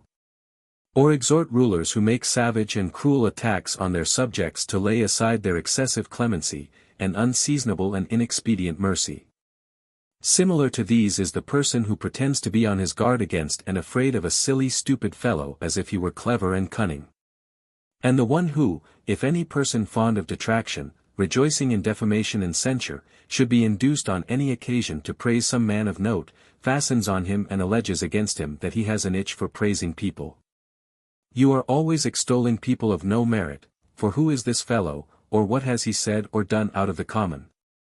But it is in regard to the objects of their love that they mostly attack those they flatter, and additionally inflame them. For if they see people at variance with their brothers, or despising their parents, or treating their wives contemptuously, they neither take them to task nor scold them, but fan the flame of their anger still more.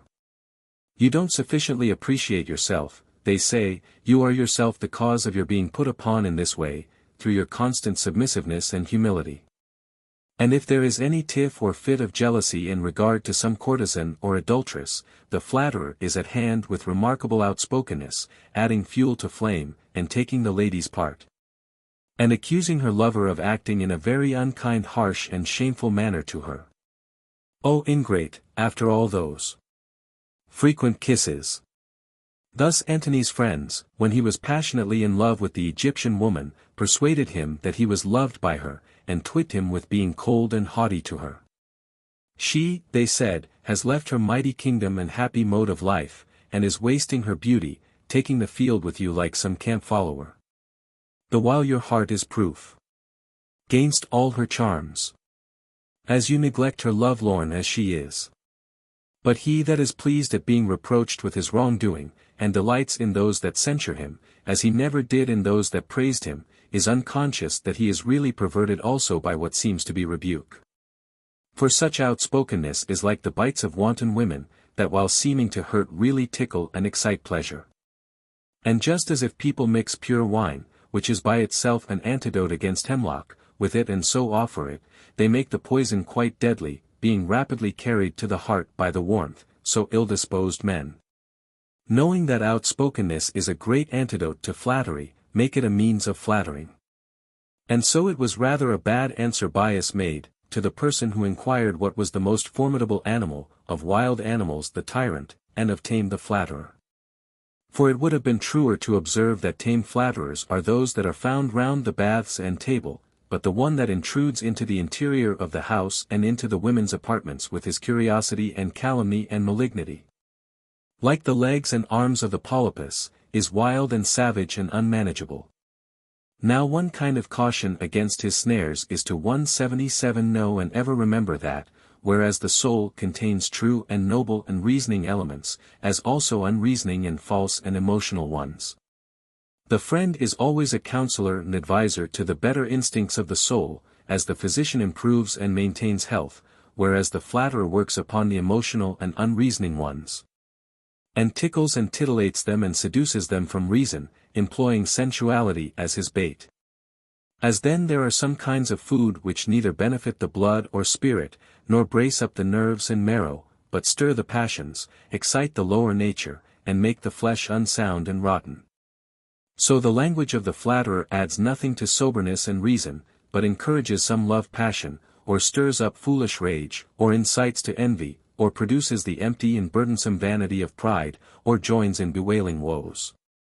Or ever by his calumnies and hints makes malignity and illiberality and suspicion sharp and timid and jealous, and cannot fail to be detected by those that closely observe him.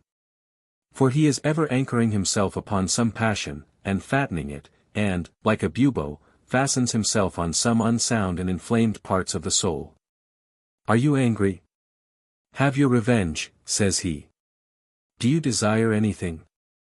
Get it. Are you afraid? Let us flee. Do you suspect? Entertain no doubts about it. But if he is difficult to detect and thus playing upon our passions, since they often overthrow reason by their intensity and strength, he will give a handle to find him out in smaller matters, being consistent in them too. For if anyone feels a little uneasy after a surfeit or excess in drink, and so is a little particular about his food and doubts the advisability of taking a bath, a friend will try and check him from excess, and bid him be careful and not indulge.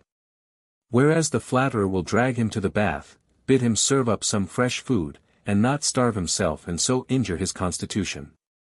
And if he see him reluctant about a journey or voyage or some business or other, he will say that there is no hurry, that it's all one whether the business be put off, or somebody else dispatched to look after it. And if you have promised to lend or give some money to a friend, but have repented of your offer, and yet feel ashamed not to keep your promise, the flatterer will throw 178 his influence into the worse scale. He will confirm your desire to save your purse, he will destroy your reluctance, and will bid you be careful as having many expenses, and others to think about besides that person. And so, unless we are entirely ignorant of our desires, our shamelessness, and our timidity, the flatterer cannot easily escape our detection. For he is ever the advocate of those passions, and outspoken when we desire to repress them. But so much for this matter. Now let us pass on to useful and kind services, for in them too the flatterer makes it very difficult and confusing to detect him from the friend, seeming to be zealous and ready on all occasions and never crying off.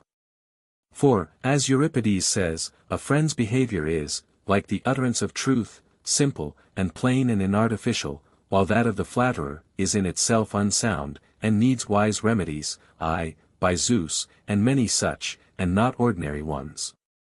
As for example in chance meetings the friend often neither speaks nor is spoken to, but merely looks and smiles, and then passes on, showing his inner affection and goodwill only by his countenance, which his friend also reciprocates. But the flatterer runs up, follows, holds out his hand at a distance, and if he is seen and addressed first, frequently protests with oaths, and calls witnesses to prove that he did not see you. So in business friends neglect many unimportant points, are not too punctilious and officious, and do not thrust themselves upon every service, but the flatterer is persevering and unceasing and indefatigable in it, giving nobody else either room or place to help, but putting himself wholly at your disposal, and if you will not find him something to do for you, he is troubled, nay rather altogether dejected and lamenting loudly. To all sensible people all this is an indication, not of true or sober friendship, but of a meretricious one, 179 that embraces you more warmly than there is any occasion for. Nevertheless let us first look at the difference between the friend and flatterer in their promises. For it has been well said by those who have handled this subject before us, that the friend's promise is, "If I can do it, and 'tis to be done." But the flatterer's is, "Speak out your mind, whatever it is, to me." And the comic dramatists put such fellows on the stage. Nicomachus, pit me against That soldier, see if I beat him not into a jelly, and make his face e'en softer than a sponge. In the next place, no friend participates in any matter, unless he has first been asked his advice, and put the matter to the test, and set it on a suitable and expedient basis. But the flatterer, if anyone allows him to examine a matter and give his opinion on it, not only wishes to gratify him by compliance, but also fearing to be looked upon with suspicion as unwilling and reluctant to engage in the business, gives into and even urges on his friend's desire. For there is hardly any king or rich man who would say, "Oh, that a beggar I could find!" Or worse than beggar, if, with good intent, to me, he would lay bare his heart boldly and honestly. But, like the tragedians, they require a chorus of sympathizing friends, or the applause of a theatre. And so Merope gives the following advice in the tragedy. Choose you for friends those who will speak their mind, for those bad men that only speak to please see that you bolt and bar out of your house. But they act just the contrary, for they turn away with horror from those who speak their mind, and hold different 180 views as to what is expedient. While they welcome those bad and illiberal impostors, that only speak to please them, not only within their houses, but also to their affections and secrets. Now the simpler of these do not think right or claim to advise you in important matters, but only to assist in the carrying out of them, but the more cunning one stands by during the discussion, and knits his brows, and nods assent with his head, but says nothing. But if his friend express an opinion, he then says, "Hercules, you only just anticipated me, I was about to make that very remark."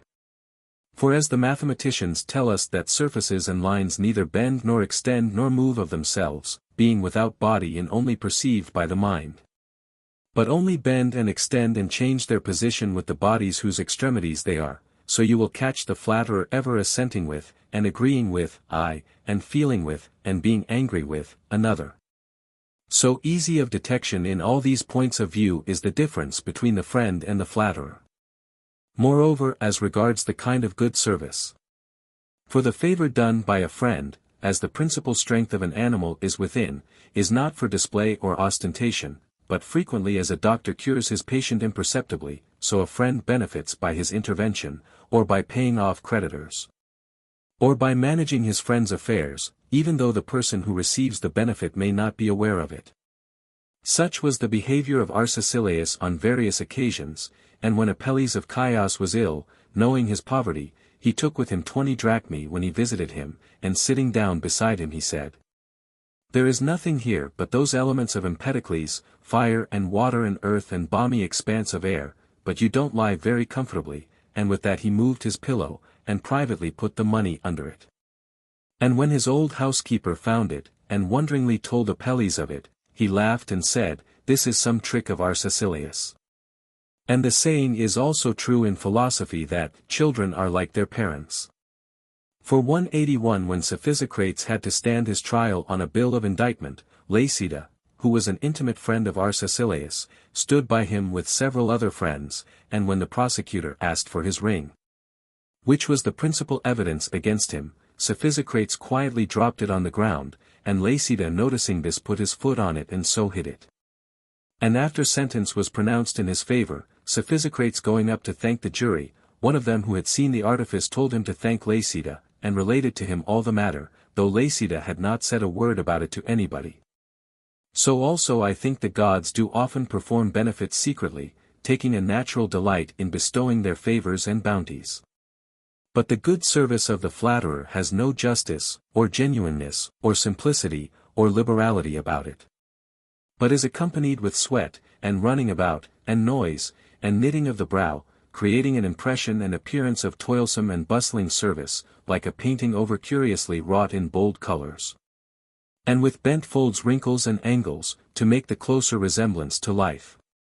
Moreover, he tires one by relating what journeys and anxieties he has had over the matter, how many enemies he has made over it, the 1,000 bothers and annoyances he has gone through, so that you say, the affair was not worth all this trouble.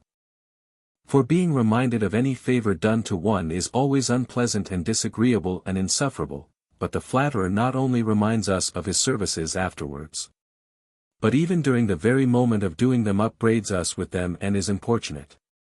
But the friend, if he is obliged to mention the matter, relates it modestly, and says not a word about himself. And so, when the Lacedaemonians sent corn to the people of Smyrna that needed it, and the people of Smyrna wondered at their kindness, the Lacedaemonians said, "It was no great matter.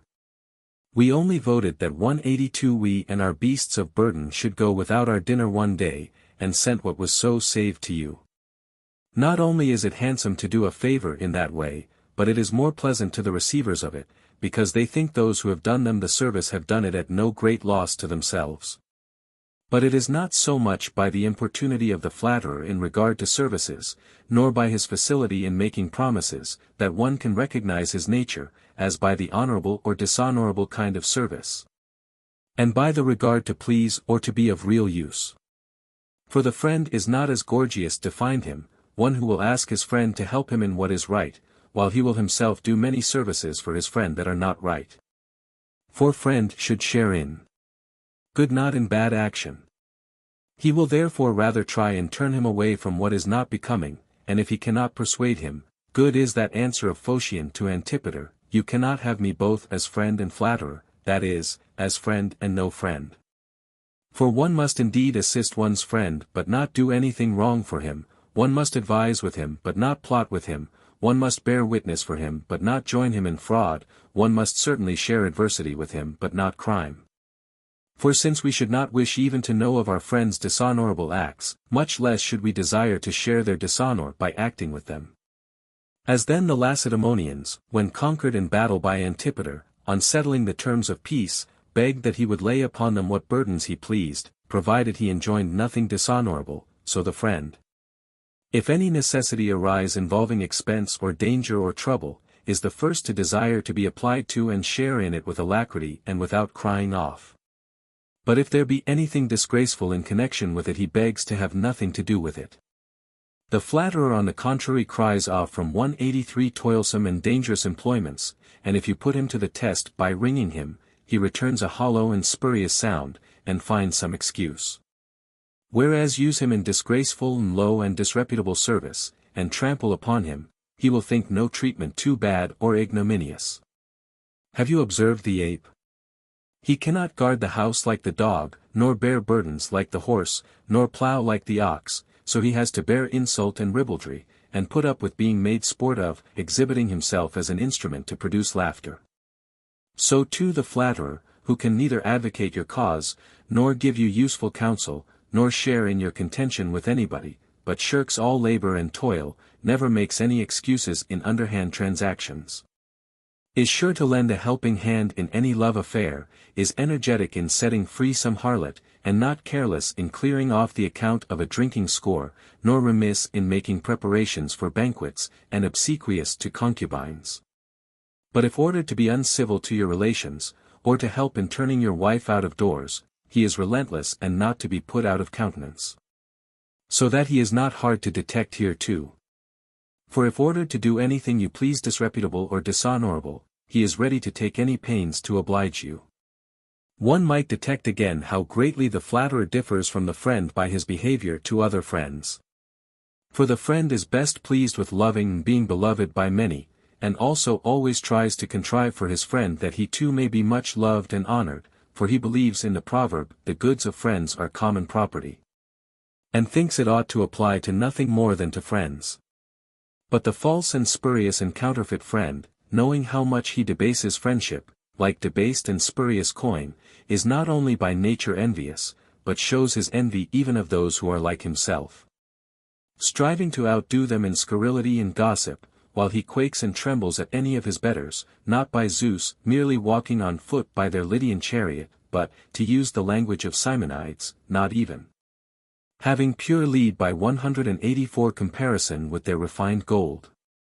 Whenever then, being light and counterfeit and false, he is put to the test at close quarters with a true and solid and cast-iron friendship, he cannot stand the test but is detected at once, and imitates the conduct of the painter that painted some wretched cocks, for he ordered his lad to scare away all live cocks as far from his picture as possible. So he too scares away real friends and will not let them come near if he can help it, but if he cannot prevent that, he openly fawns upon them, and courts them, and admires them as his betters. But privately runs them down and spreads calumnies about them. And when secret detraction has produced a sore feeling, if he has not effected his end completely, he remembers and observes the teaching of Medius, who was the chief of Alexander's flatterers, and a leading sophist in conspiracy against the best men. He bade people confidently sow their calumny broadcast and bite with it, teaching them that even if the person injured should heal his sore, the scar of the calumny would remain. Consumed by these scars, or rather gangrenes and cancers, Alexander put to death Callisthenes, and Parmenio, and Philotas. While he himself submitted to be completely outwitted by such as Agnon, and Bagoas, and Agesias, and Demetrius, who worshipped him and tricked him up and feigned him to be a barbaric god. So great is the power of flattery, and nowhere greater, as it seems, than among the greatest people. For their thinking and wishing the best about themselves makes them credit the flatterer, and gives him courage. For lofty heights are difficult of approach and hard to reach for those who 185 endeavor to scale them. But the high-mindedness and conceit of a person thrown off his balance by good fortune or good natural parts is easily reached by mean and petty people. And so we advised at the beginning of this discourse, and now advise again, to cut off self-love and too high an opinion of ourselves, for that flatters us first, and makes us more impressionable and prepared for external flatterers. But if we hearken to the God, and recognize the immense importance to every one of that saying, know thyself, and at the same time carefully observe our nature and education and training, with its 1,000 shortcomings in respect to good, and the large proportion of vice and vanity mixed up with our words and deeds and feelings, we shall not make ourselves so easy a mark for flatterers. Alexander said that he disbelieved those who called him a god chiefly in regard to sleep and the sexual delight, for in both those things he was more ignoble and emotional than in other respects. So we, if we observe the blots, blemishes, shortcomings, and imperfections of our private selves, shall perceive clearly that we do not need a friend who shall bestow upon us praise and panegyric, but one that will reprove us, and speak plainly to us, aye, by Zeus, and censure us if we have done amiss. For it is only a few out of many that venture to speak plainly to their friends rather than gratify them, and even among those few you will not easily find any who know how to do so properly. For they think they are outspoken when they abuse and scold. And yet, just as in the case of any other medicine, to employ freedom of speech unseasonably is only to give needless pain and trouble, and in a manner to do so as to produce vexation the very thing the flatterer does so as to produce pleasure. For it does people harm not only to praise them unseasonably but also to blame them unseasonably, and especially exposes them to the successful attack of flatterers, for, like water, they abandon the rugged hills for the soft grassy valleys. And so outspokenness ought to be tempered with kindness, and reason ought to be called in 186 to correct its excessive tartness, as we tone down the too powerful glare of a lamp, that people may not, by being troubled and grieved at continual blame and rebuke, fly for refuge to the shade of the flatterer, and turn aside to him to free themselves from annoyance. For we ought, Philopappus, to banish all vice by virtue, not by the opposite vice, as some hold, by exchanging modesty for impudence, and countrified ways for town ribaldry, and by removing their character as far as possible from cowardice and effeminacy, even if that should make people get very near to audacity and foolhardiness. And some even make superstition a plea for atheism, and stupidity a plea for knavery, perverting their nature, like a stick bent double, from inability to set it straight. But the basest disowning of flattery is to be disagreeable without any purpose in view. And it shows an altogether inelegant and clumsy unfitness for social intercourse to shun by unpleasing moroseness the suspicion of being mean and servile in friendship. Like the freedman in the comedy who thought railing only enjoying freedom of speech. Seeing then, that it is equally disgraceful to become a flatterer through trying only to please, as in avoiding flattery to destroy all friendship and intimacy by excessive freedom of speech, we must avoid both these extremes, and, as in any other case, make our freedom of speech agreeable by its moderation. So the subject itself seems next to demand that I should conclude it by discussing that point. As then we see that much trouble arises from excessive freedom of speech, let us first of all detach from it any element of self-love, being carefully on our guard that we may not appear to upbraid on account of any private hurt or injury. For people do not regard a speech on the speaker's own behalf as arising from goodwill, but from anger, and reproach rather than admonition. For freedom in speech is friendly and has weight, but reproach is selfish and little. And so people respect and admire those that speak their mind freely, but accuse back and despise those that reproach them, as Agamemnon would not stand the moderate freedom of speech of Achilles. But 187 submitted to and endured the bitter attack and speech of Odysseus. Pernicious chief, would that thou didst command some sorry host, and not such men as these. For he was restrained by the carefulness and sobriety of his speech, and also Odysseus had no private motive of anger but only spoke out on behalf of Greece, whereas Achilles seemed rather vexed on his own account. And Achilles himself, though not sweet-tempered or mild of mood, but a terrible man, and one that would perchance blame an innocent person, yet silently listened to Patroclus bringing against him many such charges as the following. Pitiless one. Thy sire never was knight Peleus, nor thy mother gentle Thetis, but the blue sea and steep and rocky crags thy parents were, so flinty is thy heart.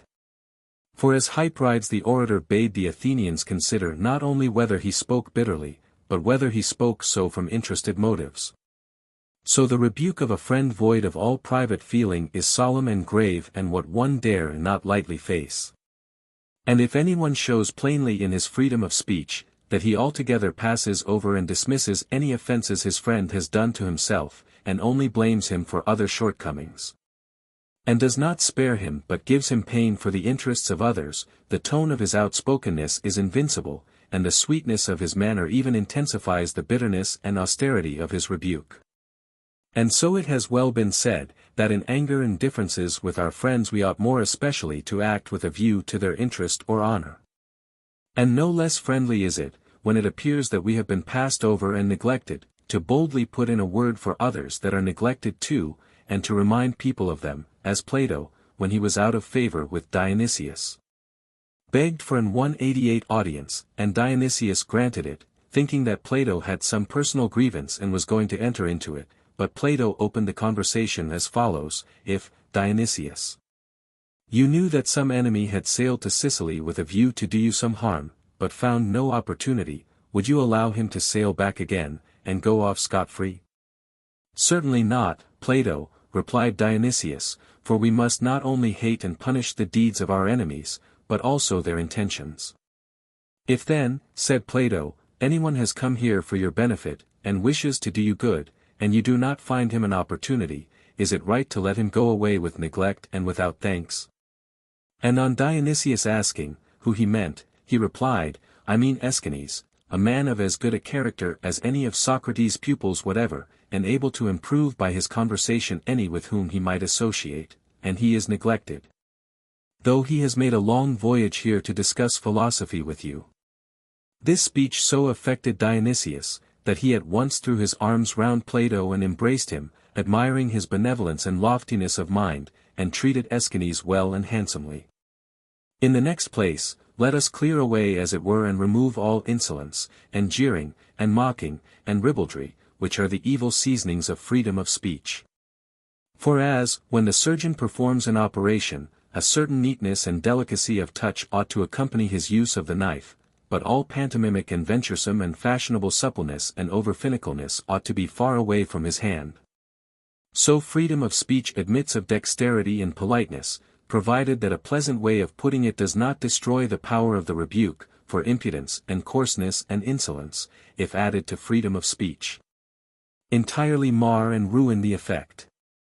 And so the harper plausibly and elegantly silenced Philip, who ventured to dispute with him about proper playing on the harp, by answering him, God forbid that you should be so unfortunate, O king, as to understand harping better than me. But that was not a right answer of Epicharmus. When Hiero a few days after putting to death some of his friends invited him to supper, you did not invite me, he 189 said, the other day, when you sacrificed your friends. Bad also was that answer of Antiphon, who, when Dionysius asked him, which was the best kind of bronze, answered, that of which the Athenians made statues of Harmodius and Aristogiton.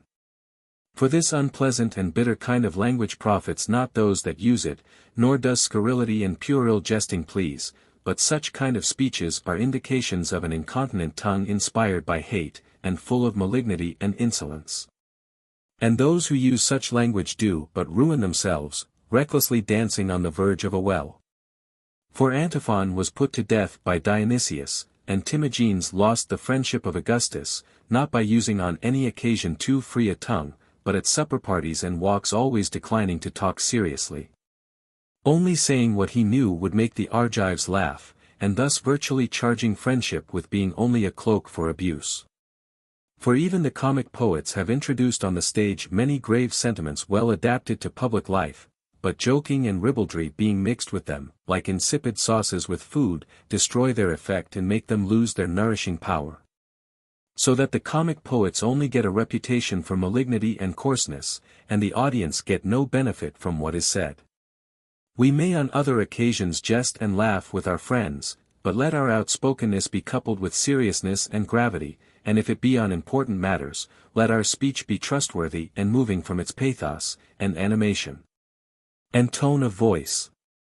And on all occasions to let an opportunity slip by is very injurious, but especially does it destroy the usefulness of freedom of speech. It is plain therefore that we must abstain from freedom of speech when men are in their cups. For he disturbs the harmony of a social gathering who, in the midst of mirth and jollity, introduces a topic that shall knit the brows and contract the face, and shall act as a damper to the Lysian 190 god, who, as Pindar says, looses the rope of all our cares and anxieties. There is also great danger in such ill-timed freedom of speech. For wine makes people easily slip into rage, and oftentimes freedom of speech in liquor makes enemies. And generally speaking it is not noble or brave but cowardly to conceal your ideas when people are sober and to give free vent to them at table, snarling like cowardly dogs. We need say no more therefore on this head. But since many people do not think fit or even dare to find fault with their friends when in prosperity, but think that condition altogether out of the reach and range of rebuke, but inveigh against them if they have made a slip or stumble, and trample upon them if they are in dejection and in their power, and, like a stream swollen above its banks, pour upon them then the torrent of all their eloquence, and enjoy and are glad at their reverse of fortune. Owing to their former contempt of them when they were poor themselves, it is not amiss to discuss this somewhat, and to answer those words of Euripides. What need of friends, when things go well with us? For those in prosperity stand in especial need of friends who shall be outspoken to them, and abate their excessive pride. For there are few who are sensible in prosperity, most need to borrow wisdom from others, and such considerations as shall keep them lowly when puffed up and giving themselves airs owing to their good fortune. But when the deity has abased them and stripped them of their conceit, there is something in their very circumstances to reprove them and bring about a change of mind. And so there is no need then of a friendly outspokenness, nor of weighty or caustic words, but truly in such reverses, it is sweet to look into the eyes of a friendly person, consoling 191 and cheering one up, as Xenophon tells us that the sight of Clearchus in battle and dangers, and his calm benevolent face, inspired courage in his men when in peril. But he who uses to a man in adversity too great freedom and severity of speech, like a man applying too pungent a remedy to an inflamed and angry eye, neither cures him nor abates his pain, but adds anger to his grief, and exasperates his mental distress. For example, anyone well is not at all angry or fierce with a friend, who blames him for his excesses with women and wine, his laziness and taking no exercise, his frequent baths, and his unseasonable surfeiting, but to a person ill all this is unsufferable, and even worse than his illness to hear, all this has happened to you through your intemperance, and luxury, your dainty food, and love for women. The patient answers, how unseasonable is all this, good sir? I am making my will, the doctors are preparing me a dose of castor and scammony, and you are scolding me and plying me with philosophy. And thus the affairs of the unfortunate do not admit of outspokenness and a string of Polonius-like saws, but they require kindness and help. For when children fall down their nurses do not run up to them and scold, but pick them up, and clean them, and tidy their dress, and afterwards find fault and correct them. The story is told of Demetrius of Phalerum, when an exile from his native country, and living a humble and obscure life at Thebes, that he was not pleased to see Crates approaching. For he expected to receive from him cynical outspokenness and harsh language. But as Crates talked kindly to him, and discussed his exile, and pointed out that there was no evil in it, or anything that ought to put him about, for he had only got rid of the uncertainties and dangers of public life. And at the same time bade him trust in himself and his condition of mind, Demetrius cheered up and became happier, and said to his friends, "Out upon all my former business and employments, that left me no leisure to know such a man as this. For friendly speech is good to one in grief, while bitter language only suits the fool." 192 This is the way with generous friends. But the ignoble and low flatterers of those in prosperity, as Demosthenes says, fractures and sprains always give us pain again when the body is not well, adhere to them in reverses, as if they were pleased at and enjoyed them. But indeed if there be any need of reminding a man of the blunders he committed through unadvisedly following his own counsel, it is enough to say, "This was not to my mind, indeed I often tried to dissuade you from it." In what cases then ought a friend to be vehement, and when ought he to use emphatic freedom of language? When circumstances call upon him to check some headlong pleasure or rage or insolence, or to curtail avarice, or to correct some foolish negligence. Thus Solon spoke out to Croesus, who was corrupted and enervated by insecure good fortune, bidding him look to the end. Thus Socrates restrained Alcibiades, and wrung from him genuine tears by his reproof, and changed his heart. Such also was the plain dealing of Cyrus with Cyaxares, and of Plato with Dion, for when Dion was most famous and attracted to himself the notice of all men, by the splendor and greatness of his exploits, Plato warned him to fear and be on his guard against pleasing only himself, for so he would lose all his friends. Speusippus also wrote to him not to plume himself on being a great person only with lads and women, but to see to it that by adorning Sicily with piety and justice and good laws he might make the academy glorious. On the other hand Euctus and Eulius, companions of Perseus, in the days of his prosperity ingratiated themselves with him, and assented to him in all things, and danced attendance upon him, like all the other courtiers. But when he fled after his defeat by the Romans at Pydna, they attacked him and censured him bitterly, reminding him and upbraiding him in regard to everything he had done amiss or neglected to do. Till he was so greatly 193 exasperated both from grief and rage that he whipped out his sword and killed both of them. Let so much suffice for general occasions of freedom of speech. There are also particular occasions, which our friends themselves furnish, that one who really cares for his friends will not neglect, but make use of. In some cases the question, or narrative, or the censure or praise of similar things in other people, gives as it were the cue for freedom of speech. Thus it is related that Demaratus came to Macedonia from Corinth at the time when Philip was at variance with his wife and son, and when the king asked if the Greeks were at harmony with one another, Demaratus, being his well-wisher and friend, answered, "It is certainly very rich of you, Philip, inquiring as to concord between the Athenians and Peloponnesians, when you don't observe that your own house is full of strife and variance." Good also was the answer of Diogenes, who, when Philip was marching to fight against the Greeks, stole into his camp, and was arrested and brought before him, and the king not recognizing him asked if he was a spy. "Certainly," replied he, "Philip. I have come to spy out your inconsiderate folly, which makes you, under no compulsion, come here and hazard your kingdom and life on a moment's cast of the die." This was perhaps rather too strong a remark.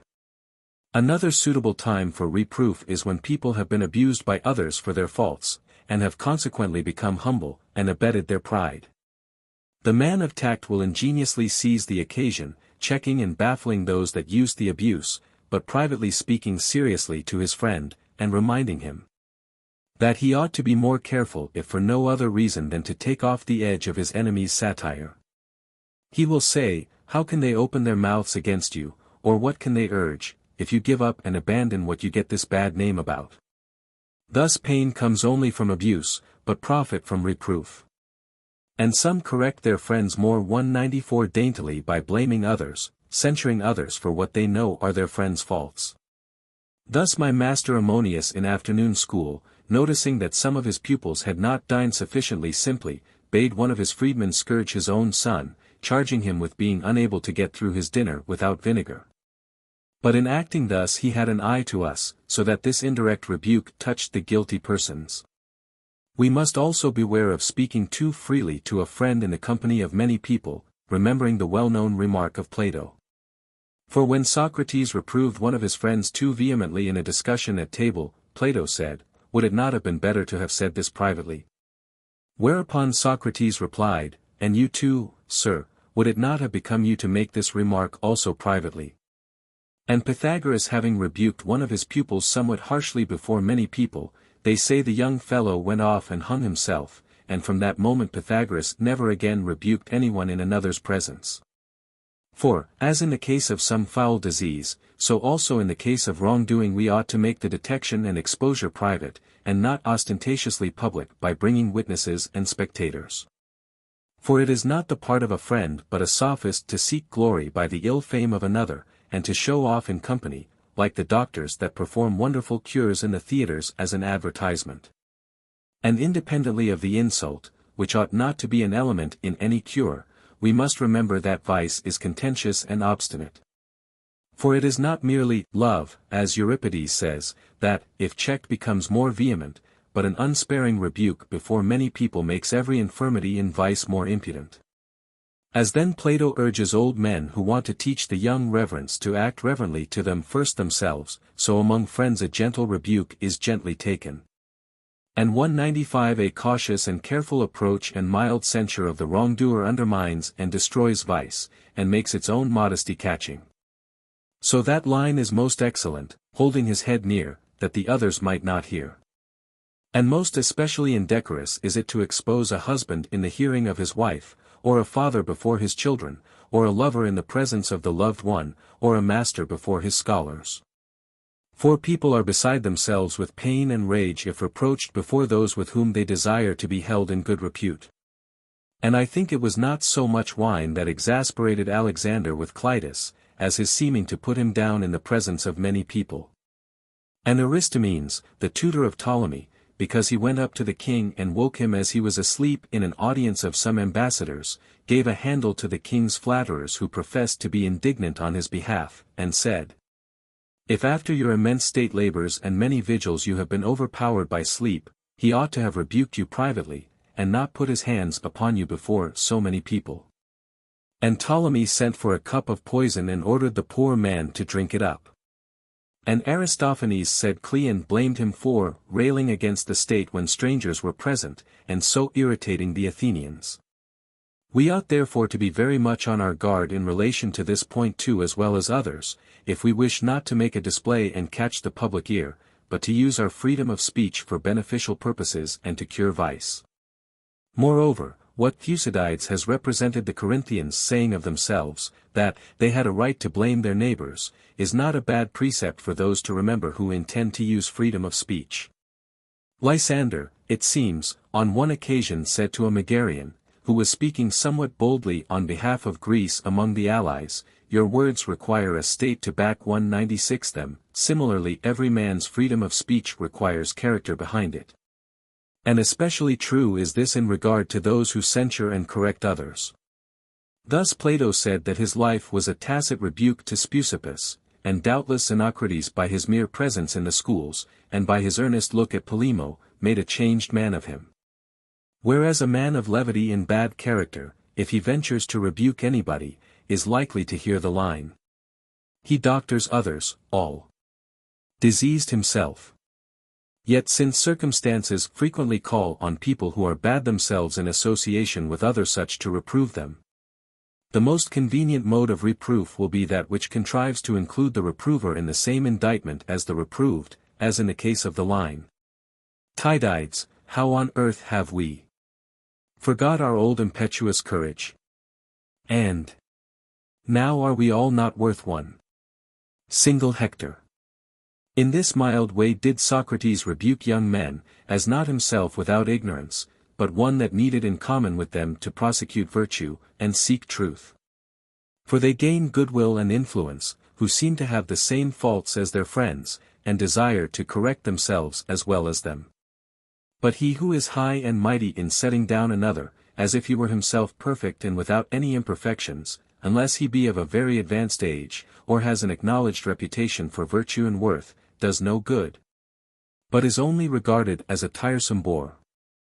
And so it was wisely done of Phoenix to relate his own mishaps, how he had meant killing his father, but quickly repented at the thought that he would be called by the Achaeans parricide, that he might not seem to be rebuking Achilles, as one that had himself never suffered from excess of rage.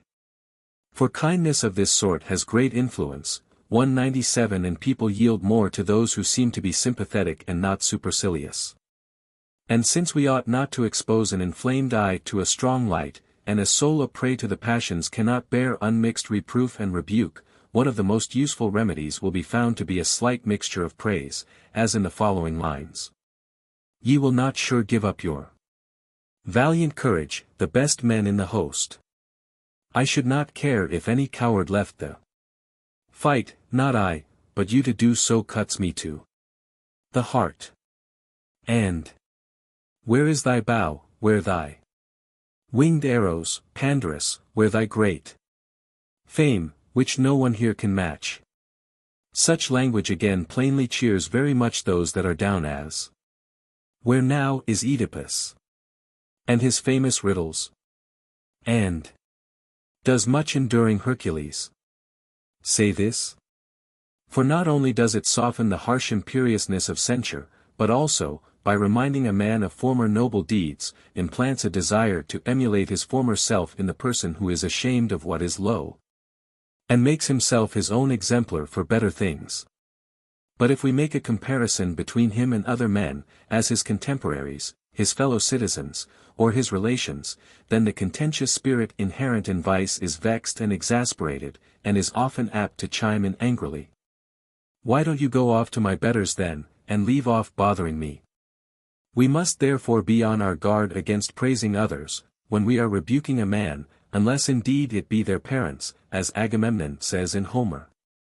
Little like Tydeus is his father's son. Or as Odysseus in the play called The Syrians. Dost thou card wool, and thus the lustre smirch of thy illustrious sire, thy noble race? 198 But it is by no means fitting when rebuked to rebuke back, and when spoken to plainly to answer back, for that soon kindles a flame and causes dissension. And generally speaking, such altercation will not look so much like a retort as an inability to bear freedom of speech. It is better therefore to listen patiently to a friend's rebuke, for if he should afterwards do wrong himself and so need rebuke, he has set you the example of freedom of speech. For being reminded without any malice, that he himself has not been accustomed to spare his friends when they have done wrong, but to convince them and show them their fault, he will be the more inclined to yield and give himself up to correction, as it will seem a return of goodwill and kindness rather than scolding or rage. Moreover, as Thucydides says, he is well advised who only incurs envy in the most important matters, so the friend ought only to take upon himself the unpleasant duty of reproof in grave and momentous cases. For if he is always in a fret and a fume, and rates his acquaintances more like a tutor than a friend, his rebuke will be blunt and ineffective in cases of the highest importance, and he will resemble a doctor who dispenses some sharp and bitter, but important and costly, drug in trifling cases of common occurrence, where it was not at all needed, and so will lose all the advantages that might come from a judicious use of freedom of speech. He will therefore be very much on his guard against continual fault-finding, and if his friend is always pettifogging about minute matters, and is needlessly querulous, it will give him a handle against him in more important shortcomings. Philodemus the doctor, when a patient who had abscesses on his liver showed him his sore finger, said to him, "My friend, it is not the whitlow that matters." So an opportunity sometimes offers itself to a friend to say to a man, who is always finding fault on small and trivial points, "Why are we always discussing mere child's play, tippling, 199 and trifles? Let such a one, my dear sir, send away his mistress, or give up playing at dice, he will then be in my opinion in all respects an excellent fellow. For he who receives pardon on small matters is content that his friend should rebuke him on matters of more moment, but the man who is ever on the scold, everywhere sour and glum, knowing and prying into everything, is scarcely tolerable to his children or brothers, and insufferable to his slaves. But since neither, to use the words of Euripides, do all troubles proceed only from old age, nor from the stupidity of our friends, we ought to observe not only the shortcomings but also the good points of our friends, by Zeus. And to be ready to praise them first, and only censure them afterwards. For as iron receives its consistency and temper by first being submitted to fire and so made soft and then dipped into cold water, so when friends have been first warmed and melted with praises we can afterwards use gentle remonstrance, which has a similar effect to that of dipping in the case of the metal. For an opportunity will offer itself to say, are those actions worthy to be compared with these? Do you see what fruits virtue yields? These are the things we your friends ask of you, these become you, for these you are designed by nature. But all that other kind of conduct we must reject with abhorrence, cast it away on a mountain, or throw it into the roaring sea. For as a clever doctor would prefer to cure the illness of his patient by sleep and diet rather than by castor or scammony, so a kind friend and good father or teacher delight to use praise rather than blame to correct the character. For nothing makes rebuke less painful or more beneficial than to refrain from anger, and to inveigh against wrongdoing mildly and kindly. And so we ought not sharply to drive home the guilt of those who deny it, or prevent their making their defense, but even contrive to furnish them with specious excuses. And if they seem reluctant to give a bad motive for their action we ought ourselves to find for them a better, as Hector did for his brother Paris. Unhappy man, thy anger was not good. 200 suggesting that his absconding from the battle was not running away or cowardice, but only anger. And Nestor says to Agamemnon, you only yielded to your lofty passion. For it has, I think, a better moral tendency to say, you forgot, or, you did it inadvertently, than to say, you acted unfairly, or, you behaved shamefully, as also, don't contend with your brother, then, don't envy your brother. And, avoid the woman who is your ruin, then, stop ruining the woman. Such is the language employed in rebuke that desires to reform and not to wound, that rebuke which looks merely at the effect to be produced acts on another principle. For when it is necessary to stop people on the verge of wrongdoing, or to check some violent and irregular impulse, or if we wish to rouse and infuse vigor in those who prosecute virtue only feebly and languidly, we may then assign strange and unbecoming motives for their behavior. As Odysseus in Sophocles' play, striving to rouse Achilles, says he is not angry about his supper, but that he is afraid now that he looks upon the walls of Troy, and when Achilles was vexed at this, and talked of sailing home again, he said, I know what 'tis you shun. 'Tis not ill fame, but Hector's near, it is not safe to beard him. Thus by frightening the high-spirited and courageous man by the imputation of cowardice, and the sober and orderly man by that of licentiousness, and the liberal and munificent man by that of meanness and avarice, people urge them on to what is good, and deter them from what is bad, showing moderation in cases past remedy, and exhibiting in their freedom of speech more sorrow and sympathy than fault-finding. But in the prevention of wrongdoing and in earnest fighting against the passions they are vehement and inexorable and assiduous, for that is the time 201 for downright plainness and truth.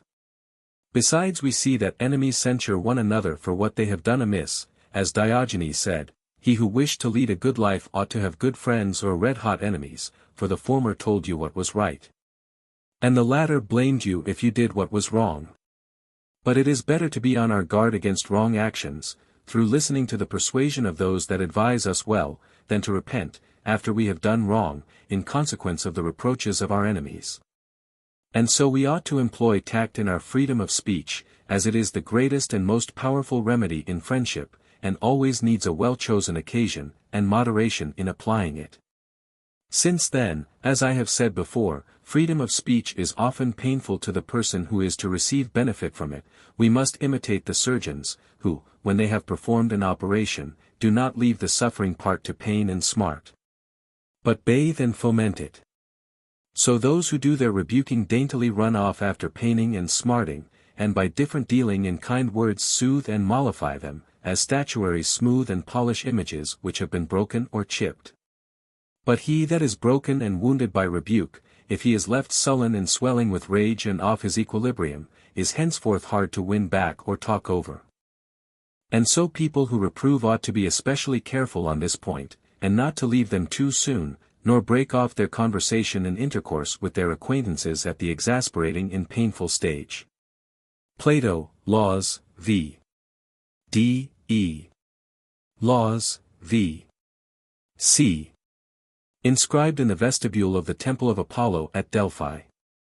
See Pausanias, X. 24. Used here apparently proverbially for poverty or low position in life. Wittenbach well compares Cicero, De Amicitia, 18. Accidat huc sua vitas quidem opertet sermonum ac morum, hodquaquam mediocre condimentum amicitii. Tristitia autem et in omni re severitas, habet illa cadem gravitatem, sed amicitia remissier esse debet, et liberier, et dulcier, et ad omnem comitatum facilitatem proclivier. Hesiod, Theogony, 64. Euripides, Ion, 732. Our author assigns this saying to Prodicus, de sanitate precepta, but to Ivinus, quast. Conviv. Lib 7. Proemium, and Platonicae Questions, X. As was usual. See Homer, Odyssey, I. 146. Cf. Plautus, Persa, v. 3. 16. Hoc age, accum, hunc diem suavum meum natalum agitimus aminum, date aquam manibus, apponite mensam. From a play of Eupoles called The Flatterers. Cf. Terence, Eunuchus, 489-491. See Athenaeus, 256d. Compare also Valerius Maximus, 9. 1. Videator Casaubonus ad Athenaeum, 6. A. Wittenbach. Republic. A. See Herodotus, 3. 78. See Erasmus, Adagia.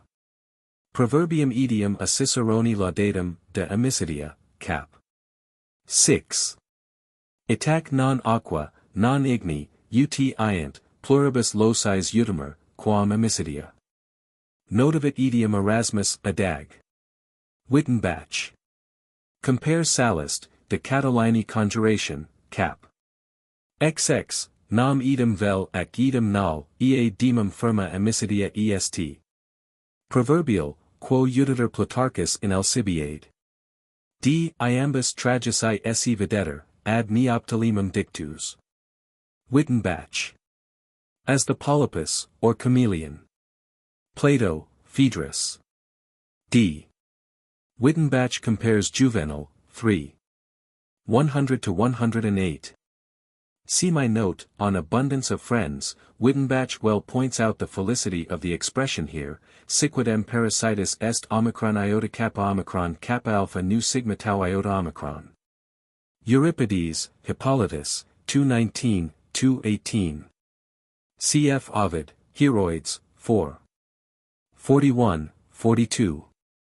Compare, how one may be aware of one's progress in virtue. Cf. also Horace, Satires, 2.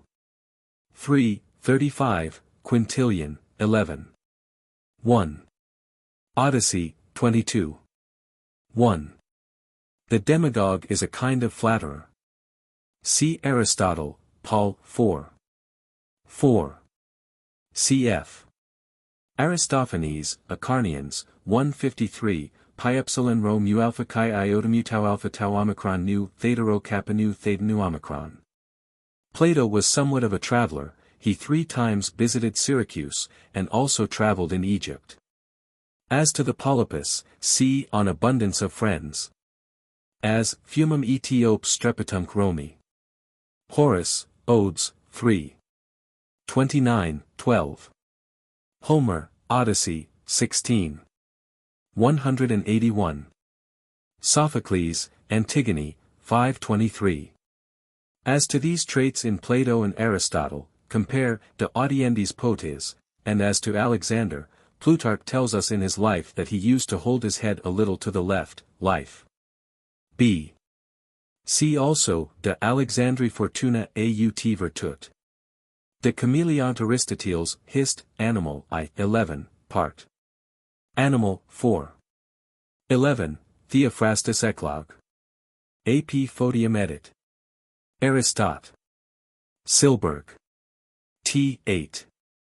Mu epsilon tau alpha beta lambda epsilon iota delta chi alpha mu alpha iota lambda omega nu epsilon pi nu tau alpha chi rho mu alpha pi lambda nu epsilon tau lambda epsilon upsilon kappa alpha iota tau rho upsilon theta rho nu omicron delta chi epsilon tau alpha iota mu epsilon tau alpha beta omicron lambda nu.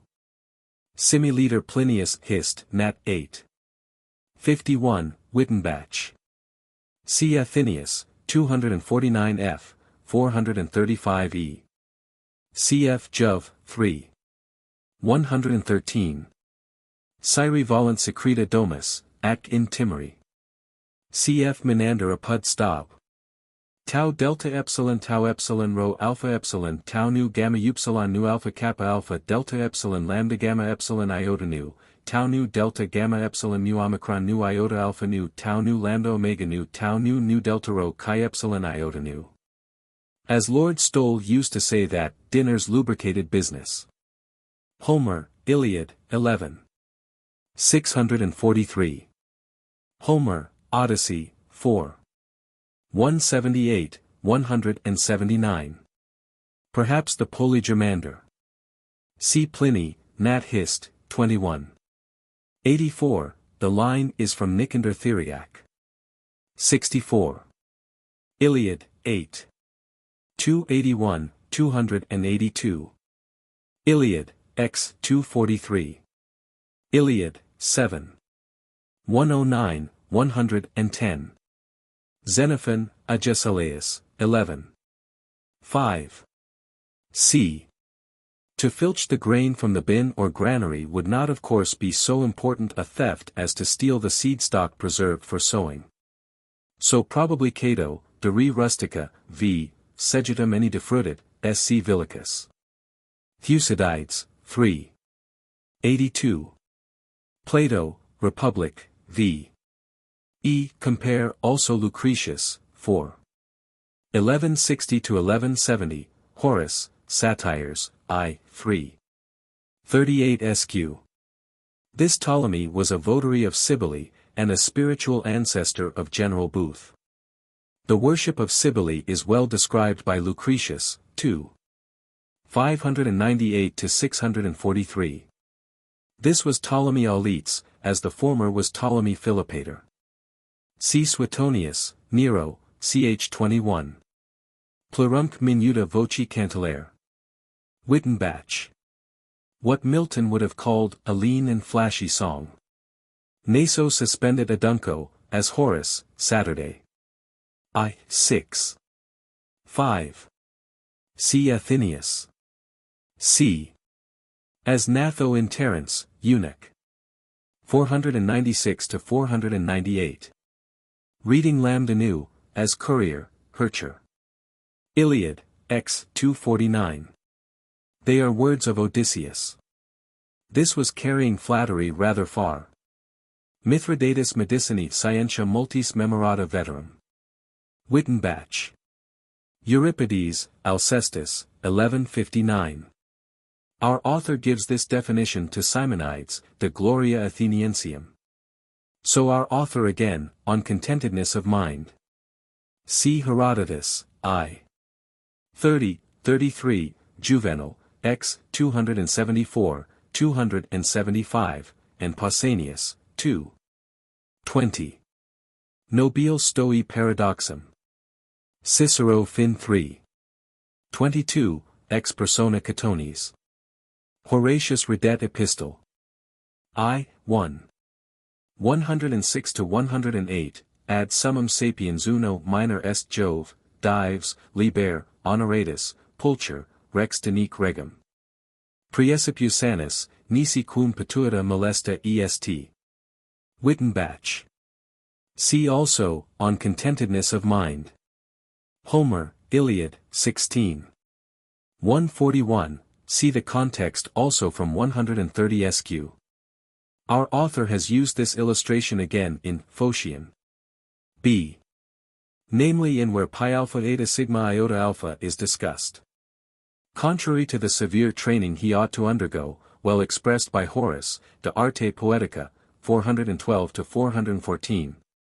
Reading with Hercher pi omicron tau upsilon mu pi alpha nu zeta omicron nu tau omicron kappa alpha iota sigma tau rho epsilon beta lambda omicron nu tau omicron.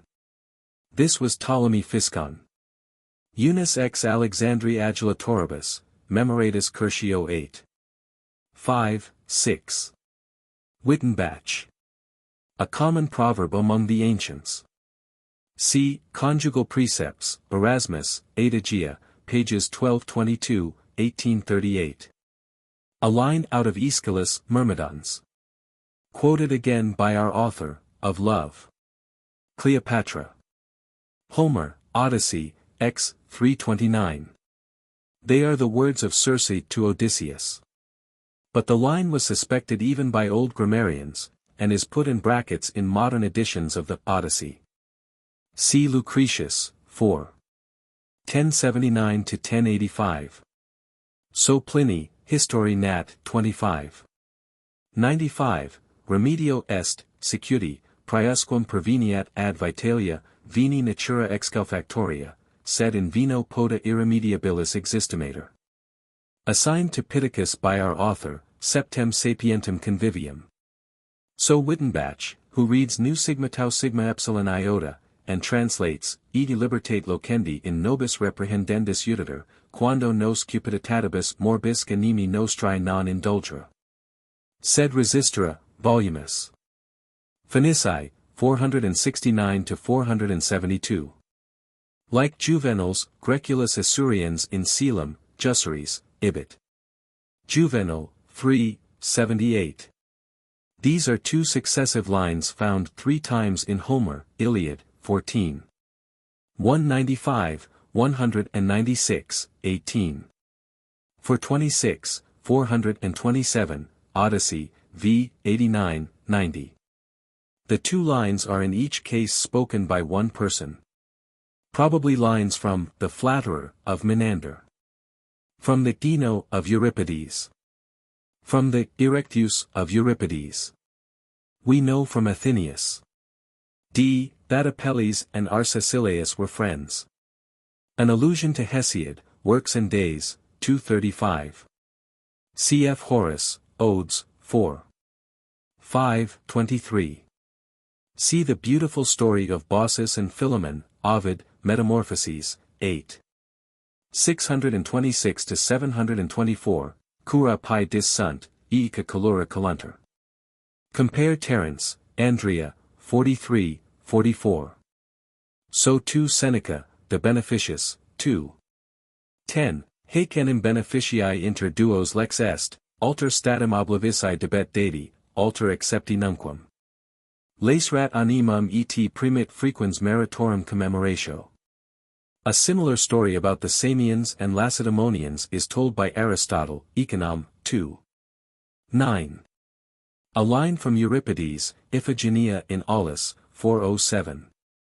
Also in Conjugal Precepts. See Persius, 3. 21, 22, with John's note. See, On Love. Ori plumbique oppositio fere proverbialis est Petronius, Satyricon, 43. Plain fortuni filius, in manu ilius plumbum orium fibat. Wittenbach. The passage about the Lydian chariot is said to be by Pindar in our author, Nicias. D. Wittenbach compares Seneca, Epist, Xiii. Horum sermo multum nocet, nam etiamsi non statim officit, semina in animo relinquit, sequiturque nos idiom cum abilis decessorimus, resurrectionem postia malum. Compare Cicero, de Amicitia, 26. Assentatio, quamvis perniciosa sit, nocera tamen nemini potest, nisi ei, ca eam recipit ac ea delectator. Ita fit, ut is assentatoribus patifaciat oras suas maxime, ca ipsi sibi assentator etse maxime ipsi delectit. Compare. Compare our author, Questions Convivalium, 8. F. So Horace, Satires, I, 2, 24, dum vitant stulti vitia in contraria current. Homer, Iliad, 14. 84, 85. Compare Cicero, De Officiis, I. 25, omnis autem adverso et castigatio contumelia facere debet, nec ad aegis, ca punitor alicum aut verbis fatigat, sed ad rea publici utilitatem referi. Iliad, 11. 654. Iliad, 16. 33-35. Cf. Plutarch, Phocion. D. A proverb of persons on the brink of destruction. Wells among the ancients were uncovered. Iliad, 2. 2:15, of Thersites. As to Theagenes, see Seneca, De Ira, 2. 23. Literally, brings a cloud over fair weather. The Mizas have Lydian. Lysian Dionysus is also found in Pausanias, 9. 16, Laius is suggested by Wittenbach, and read by Hercher. Lysius or Laius will both be connected with Lambda Omega, and so refer to Dionysus as the god that looses or frees us from care. See Horace, Epodes, 9. 37, 38. Compare Juvenal, 3. 73, 74, Sermo promptus et Iseo torrentur. Orestes, 667. Euripides, Ion, 732. Anabasis, 2. 6, 11.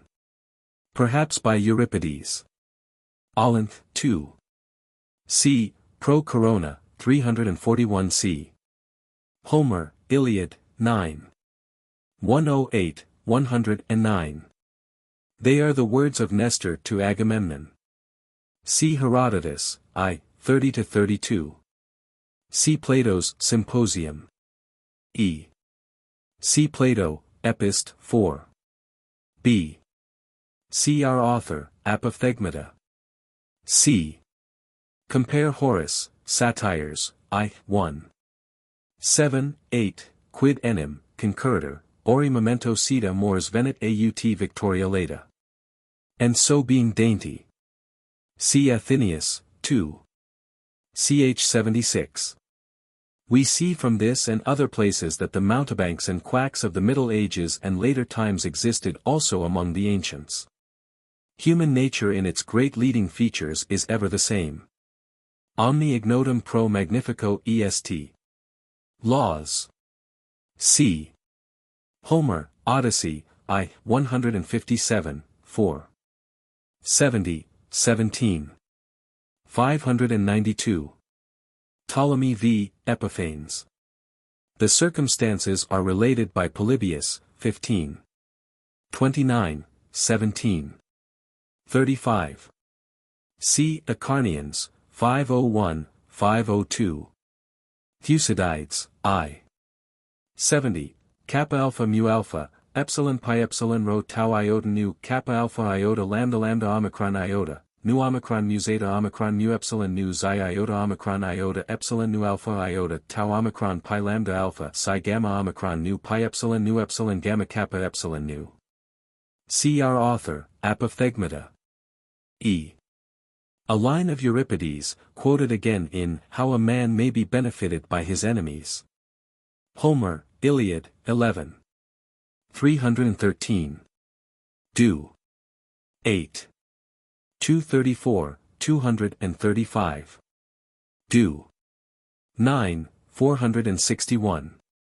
Iliad, 13. 116-119. Do. V. 171, 172. Euripides, Phoenici, 1688. Euripides, Hercules Furens, 1250. Iliad, v. 800. Athene is the speaker.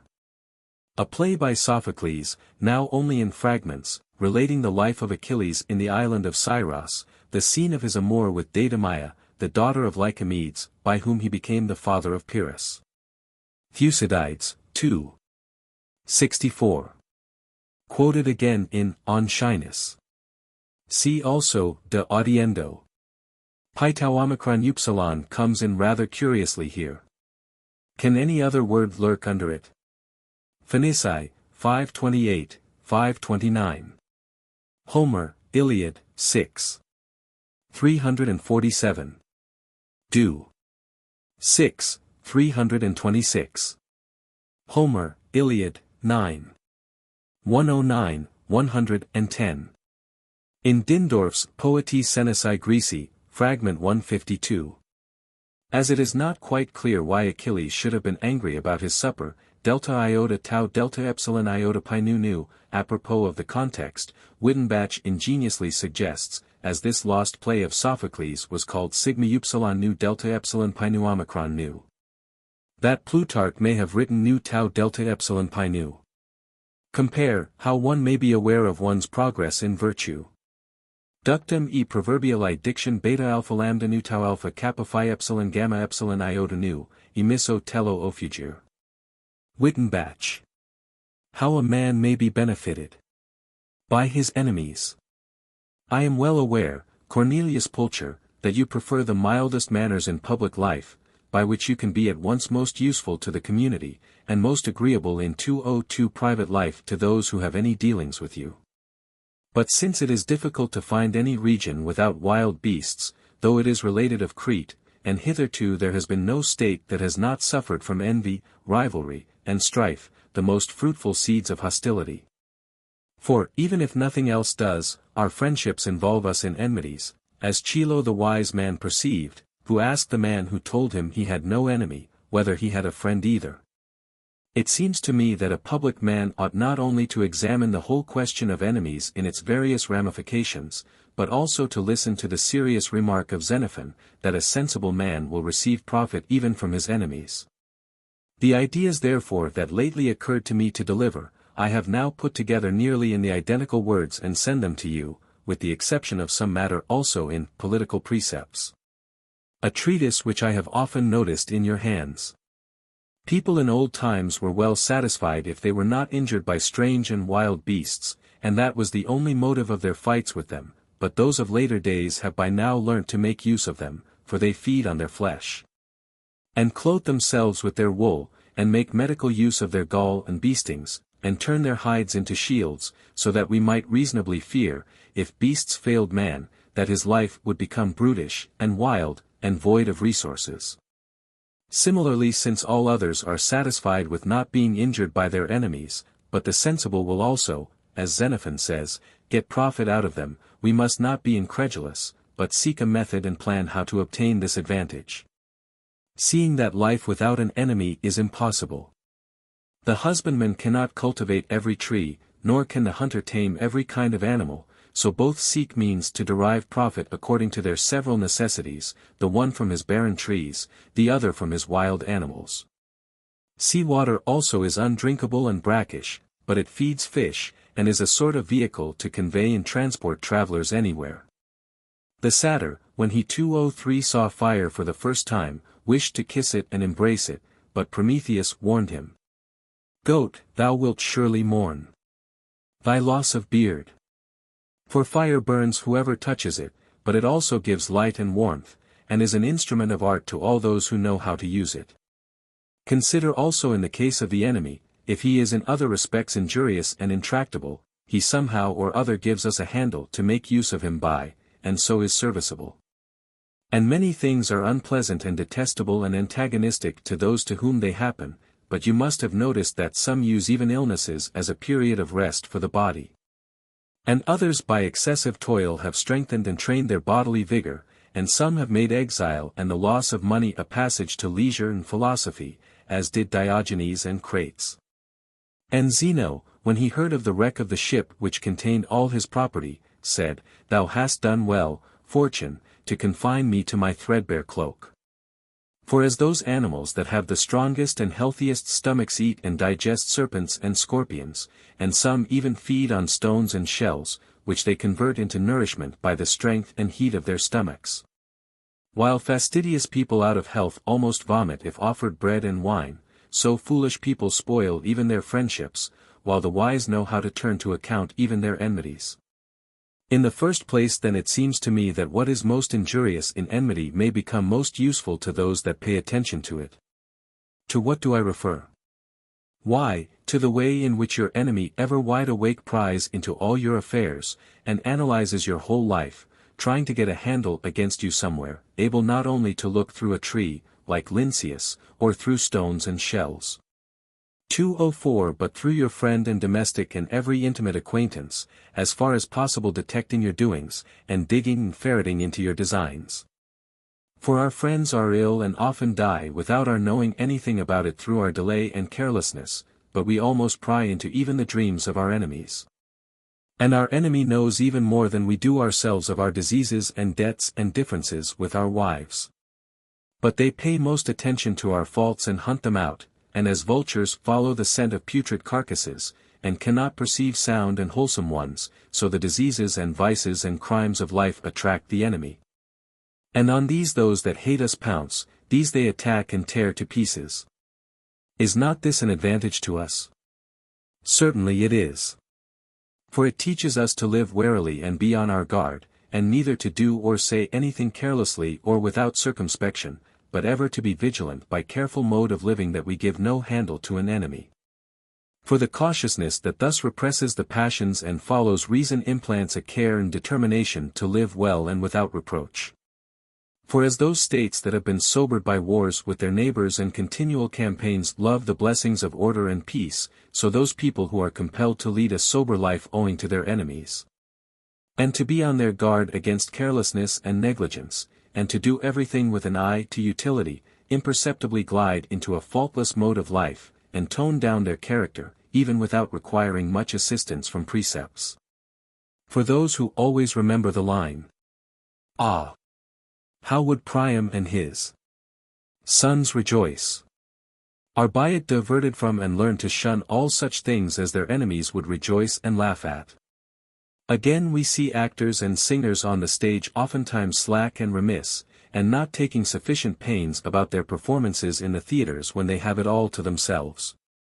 But when there is a competition and contest with 205 others, they not only wake up but tune their instruments, and adjust their chords, and play on the flute with more care. Similarly whoever knows that his enemy is antagonistic to his life and character, pays more attention to himself, and watches his behavior more carefully, and regulates his life. For it is peculiar to vice to be more afraid of enemies than friends in regard to our faults. And so Nausicaa, when some expressed their opinion that the Roman Republic was now secure, since Carthage was razed to the ground and Achaia reduced to slavery, said, "Nay, rather we are now in a critical position, since we have none left to fear or respect." Consider also that very philosophical and witty answer of Diogenes to the man who asked, "How shall I avenge myself on my enemy?" By becoming a good and honest man. Some people are terribly put about if they see their enemies' horses in a good condition, or hear their dogs praised; if they see their farm well tilled, their garden well kept, they groan aloud. What a state think you then they would be in, if you were to exhibit yourself as a just man, sensible and good, in words excellent, in deeds pure, in manner of life decorous, reaping fruit from the deep soil of the soul, where good counsels grow. Pindar says, those that are conquered are reduced to complete silence, but not absolutely, not all men, only those that see they are outdone by their enemies in industry, in goodness, in magnanimity, in humanity, in kindnesses. These, as Demosthenes says, stop the tongue, block up the mouth, choke people, and make them silent. Be better than the bad, 'tis in your power. If you wish to vex the man who hates you, do not abuse him by calling him a pat hick, or effeminate, or intemperate, or a low fellow, or illiberal.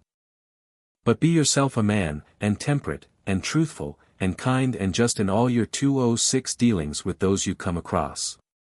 But if you are tempted to use abuse, mind that you yourself are very far from what you abuse him for, dive down into your own soul, look for any rottenness in yourself, lest someone suggest to you the line of the tragedian.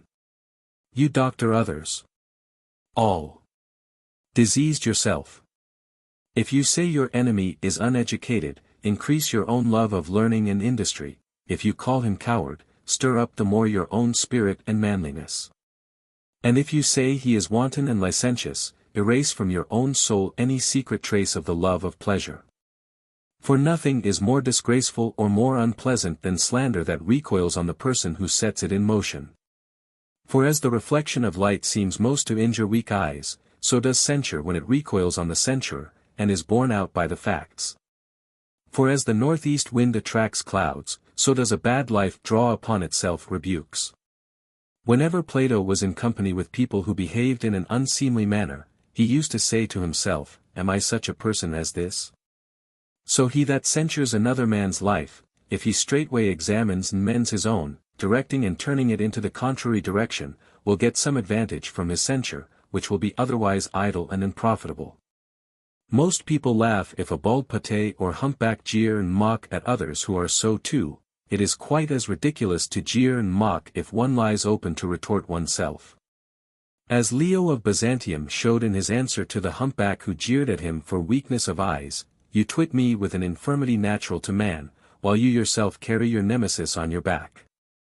And so do not abuse another as an adulterer, if you yourself are mad after boys, nor as a spendthrift, if you yourself are niggardly. Alcmaeon said to Adrastus, "You are near kinsman to a woman that slew her husband." What 207 was his reply? He retaliated on him with the appropriate retort, "But you killed with your own hand the mother that bare you." And Domitius said to Crassus, "Did you not weep for the lamprey that was bred in your fish pond, and died?" To which Crassus replied, "Did you weep, when you buried your 3 wives?" He therefore that intends to abuse others must not be witty and noisy and impudent, but a man that does not lie open to counter-abuse and retort. For the God seems to have enjoined upon no one the precept, "Know thyself," so much as on the person who is censorious, to prevent people saying just what they please, and hearing what don't please them.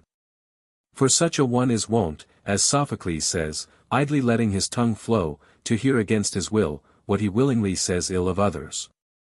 This use and advantage then there is in abusing one's enemy, and no less arises from being abused and ill-spoken of oneself by one's enemies. And so Antisthenes said well that those who wish to lead a good life ought to have genuine friends or red-hot enemies, for the former deterred you from what was wrong by reproof, the latter by abuse. But since friendship has nowadays become very mealy-mouthed in freedom of speech, voluble in flattery and silent in rebuke, we can only hear the truth from our enemies. For as Telephus having no surgeon of his own, submitted his wound to be cured by his enemy's spear, so those who cannot procure friendly rebuke must content themselves with the censure of an enemy that hates them, reprehending and castigating their vices, and regard not the animus of the person, but only his matter.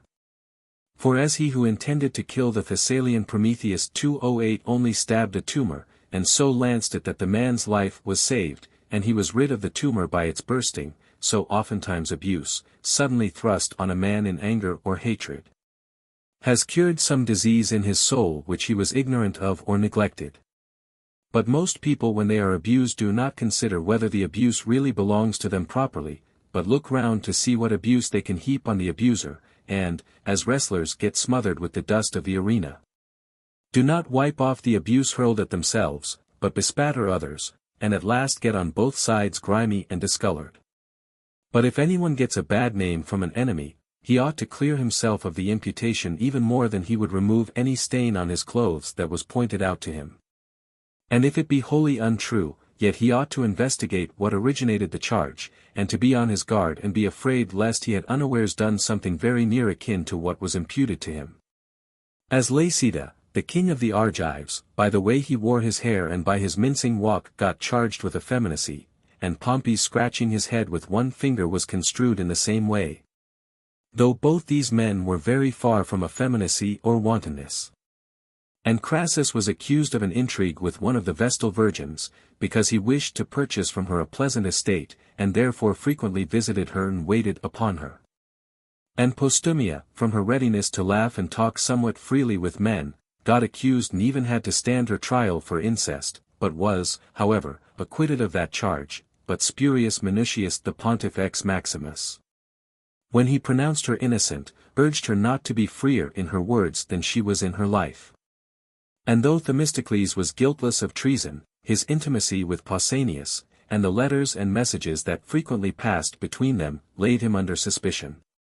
Whenever therefore any false charge is made against us, we ought not merely to despise and neglect it as false, but to see what word or action, either in jest or earnest, has made the charge seem probable.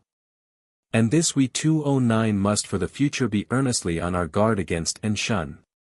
For if others falling into unforeseen trouble and difficulties teach us what is expedient, as Merope says, Fortune has made me wise, though she has ta'en my dearest ones as wages. Why should we not take an enemy, and pay him no wages, to teach us, and give us profit and instruction, in matters which had escaped our notice? For an enemy has keener perception than a friend, for, as Plato says, the lover is blind as respects the loved one, and hatred is both curious and talkative. Hiero was twitted by one of his enemies for his foul breath, so he went home and said to his wife, "How is this? You never told me of it." But she being chaste and innocent replied, "I thought all men's breath was like that." Thus perceptible and material things, and things that are plain to everybody, are sooner learnt from enemies than from friends and intimates. Moreover, to keep the tongue well under control, no small factor in moral excellence, and to make it always obedient and submissive to reason, is not possible, unless by practice and attention and painstaking a man has subdued his worst passions. As for example anger. For such expressions as, a word uttered involuntarily, and, escaping the barrier of the teeth, and, words darting forth spontaneously, well illustrate what happens in the case of ill-disciplined souls. Ever wavering and in an unsettled condition through infirmity of temper, through unbridled fancy, or through faulty education. But, according to divine Plato, though a word seems a very trivial matter, the heaviest penalty follows upon it both from gods and men. But silence can never be called to account, is not only not thirsty, to borrow the language of Hippocrates, but when abused is dignified and Socratic, or rather Herculean, if indeed it was Hercules who said, "Sharp words he heeded not so much as flies." 210 Not more dignified and noble than this is it to keep silent when an enemy reviles you, as one swims by a smooth and mocking cliff, but in practice it is better. If you accustom yourself to bear silently the abuse of an enemy, you will very easily bear the attack of a scolding wife, and will remain undisturbed when you hear the sharp language of a friend or brother. And will be calm and placid when you are beaten or have something thrown at your head by your father or mother. For Socrates put up with Xantippe, a passionate and forward woman, which made him a more easy companion with others, as being accustomed to submit to her caprices. And it is far better to train and accustom the temper to bear quietly the insults and rages and jeers and taunts of enemies and estranged persons, and not to be distressed at it. Thus then must we exhibit in our enmities meekness and forbearance, and in our friendship still more simplicity and magnanimity and kindness. For it is not so graceful to do a friend a service, as disgraceful to refuse to do so at his request. And not to revenge oneself on an enemy when opportunity offers is generous. But the man who sympathizes with his enemy in affliction, and assists him in distress, and readily holds out a helping hand to his children and family and their fortunes when in a low condition, whoever does not admire such a man for his humanity, and praise his benevolence? He has a black heart made of adamant or iron or bronze. When Caesar ordered the statues of Pompey that had been thrown down to be put up again, Cicero said, "You have set up again Pompey's statues, and in so doing have erected statues to yourself." We ought not therefore to be niggardly in our praise and honor of an enemy that deserves a good name. For he who praises another receives on that account greater praise himself, and is the more credited on another occasion when he finds fault, as not having any personal ill feeling against the man, but only 2:11 disapproving of his act. And what is most noble and advantageous, the man who is accustomed to praise his enemies, and not to be vexed or malignant at their prosperity, is as far as possible from envying the good fortune of his friends, and the success of his intimates. And yet what practice will be more beneficial to our minds, or bring about a happier disposition, than that which banishes from us all jealousy and envy? For as in war many necessary things, otherwise bad, are customary and have as it were the sanction of law, so that they cannot be abolished in spite of the injury they do, so enmity drags along in its train hatred, and envy, and jealousy, and malignity, and revenge, and stamps them on the character. Moreover knavery, and deceit, and villainy, that seem neither bad nor unfair if employed against an enemy, if they once get planted in the mind are difficult to dislodge. And eventually from force of habit get used also against friends, unless they are forewarned and forearmed through their previous acquaintance with the tricks of enemies. If then Pythagoras, accustoming his disciples to abstain from all cruelty and inhumanity to the brute creation, did right to discountenance bird fowling, and to buy up draughts of fishes and bid them be thrown into the water again, and to forbid killing any but wild animals, much more noble is it, in dissensions and differences with human beings, to be a generous, just and true enemy, and to check and tame all bad and low and knavish propensities. That in all intercourse with friends a man may keep the peace and abstain from doing an injury. Scaurus was an enemy and accuser of Domitius, but when one of Domitius' slaves came to him to reveal some important matters which were unknown to Scaurus, he would not hear him, but seized him and sent him back to his master. And when Cato was prosecuting Murena for canvassing, and was getting together his evidence, he was accompanied as was usual by people who watched what he was doing, and would often ask him if he intended that day to get together his witnesses and open the case, and if he said, no, they believed him and went 2:12 their way. All this is the greatest proof of the credit which was reposed in Cato, but it is better and more important, that we should accustom ourselves to deal justly even with our enemies. And then there will be no fear that we should ever act unjustly and treacherously to our friends and intimates. But since, as Simonides says, all larks must have their crests, and every man's nature contains in it pugnacity and jealousy and envy, which last is, as Pindar says, the companion of empty-headed men, one might get considerable advantage by purging oneself of those passions against enemies, and by diverting them, like sewers, as far as possible from companions and friends.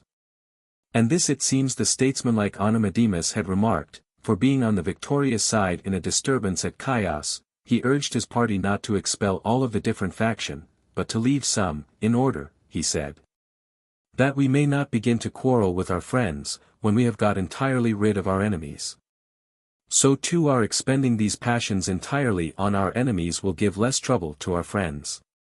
For it ought not to be, as Hesiod says, that potter envies potter, and singer envies singer, and neighbor neighbor, and cousin cousin, and brother brother, if hastening to get rich and enjoying prosperity.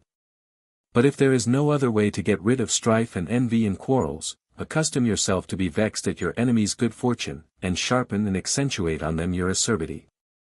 For as judicious gardeners think they produce finer roses and violets by planting alongside of them garlic and onions, that any bitter or strong elements may be transferred to them, so your enemies getting and attracting your envy and malignity will render you kinder and more agreeable to your prosperous friends.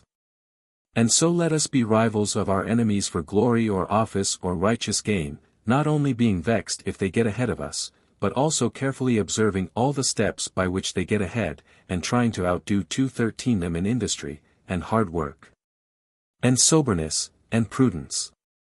As Themistocles said, Miltiades' victory at Marathon would not let him sleep. For he who thinks his enemy gets before him in offices, or advocacies, or state affairs, or in favor with his friends or great men, if from action and emulation he sinks into envy and despondency, makes his life become idle and inoperative. But he who is not blinded by hate, but a discerning spectator of life and character and words and deeds, will perceive that most of what he envies comes to those who have them from diligence and prudence and good actions. And exerting himself in the same direction he will increase his love of what is honorable and noble, and will eradicate his vanity and sloth. But if our enemies seem to us to have got either by flattery, or fraud, or bribery, or venal services, ill-got and discreditable power at court or in state, it ought not to trouble us but rather inspire pleasure in us. When we compare our own liberty and purity and independence of life. For, as Plato says, all the gold above or below the earth is not of equal value with virtue. And we ought ever to remember the precept of Solon, we will not exchange our virtue for others' wealth. Nor will we give up our virtue for the applause of banqueting theatres, nor for honors and chief seats among eunuchs and harlots, nor to be monarchs' satraps, for nothing is to be desired or noble that comes from what is bad. But since, as Plato says, the lover is blind as respects the loved one, and we notice more what our enemies do amiss, we ought not to let either our joy at their faults or our grief at their success be idle, but in either case we ought to reflect how we may become better than them by avoiding their errors, and by imitating their virtues not come short of them. So Pliny, 8:83, in Creta insula non vulpes ursiv, ac omnino millum maleficum animal praeter phalangium. See the same remark of Chilo, on abundance of friends. Econom. I. 15. A treatise of Plutarch still extant. A line from a lost satiric play of Aeschylus, called Prometheus Perforos. So fire is called Pinutau epsilon kainu omicron nu in Aeschylus, Prometheus Desmotes, 7. Compare Seneca, De Animi Tranquillitate, cap. 13. Zeno noster cum omnia sua audiret submersa, jubit, inquit, me fortuna expeditius philosopheri. See Horace, Epistles, I. 28, Pausanias, 4. 2. See Plautus, Trinomus, 205-211. Homer, Iliad, I. 255. Literally, the artists of Dionysus. We know what they were from our authors, Questions Romani, section 107, delta iota tau tau omicron pi epsilon rho tau nu delta iota nu upsilon sigma omicron nu tau epsilon chi nu tau alpha sigma tau rho omega nu alpha rho omega mu alpha omicron iota kappa alpha lambda omicron sigma iota nu. Compare, De Audiendis Potes. Aeschylus, Septem contra the Ba, 593, 594. Pindar, Fragm. 253. Demosthenes, De Falsa Legation. Euripides, Orestes, 251. A line from Euripides. Quoted also, De Adulator et Amico. Compare, De Audiendo, section 6. See also Horace, Satires, I. 4. 136, 137. The story is somewhat differently told, Quast. Conviv, lib 2. From a lost play of Euripides. In some lost play. Compare Hesiod, Works and Days, 719-721, Terence, Andrea, 920. The sentiment is assigned to Diogenes twice elsewhere by our author, namely, how one may be aware of one's progress in virtue. And, how one may discern a flatterer from a friend. See Propertius, 2. 1, 63, 64, Ovid, Metamorphoses, 12. 112, 13. 171, Tristia, v. 2. 15, 16, Remedia Amoris, 47, 48. Erasmus, Adagia. Jason Farias Cognomen Prometheus Dictus est vid Ciceron M, Nat. Der. 3. 29, Plinium, 7. 51, Valerium Maximum, I. 8, extem. 6, Wittenbach. She was a Vestal Virgin. See Livy, 4. 44. See Thucydides, I. 135, 136. From a lost play of Euripides. Compare the proverb, pi alpha theta mu alpha tau theta mu alpha tau alpha. Laws, v. E. Told again, reg et imperator. Apothem. B. A favorite image of Homer, employed, Iliad, 4. 350, 14. 83, Odyssey, I, 64, 23. 70. Laws, 11. A. Quoted again, on talkativeness. See Pausanias, v. 14. From a fragment of Pindar. See Suetonius, Divus Julius, 75, sed et statuas L. Sully at Pompeii a plebe disjectas reposuit. Compare our author, Questions Convivalium, 8. E. No doubt in the interest of the defendant. See our author, Cato Minor. B. A Greek proverb, see Erasmus, Adagia. So Cicero, Nat. Der. 2.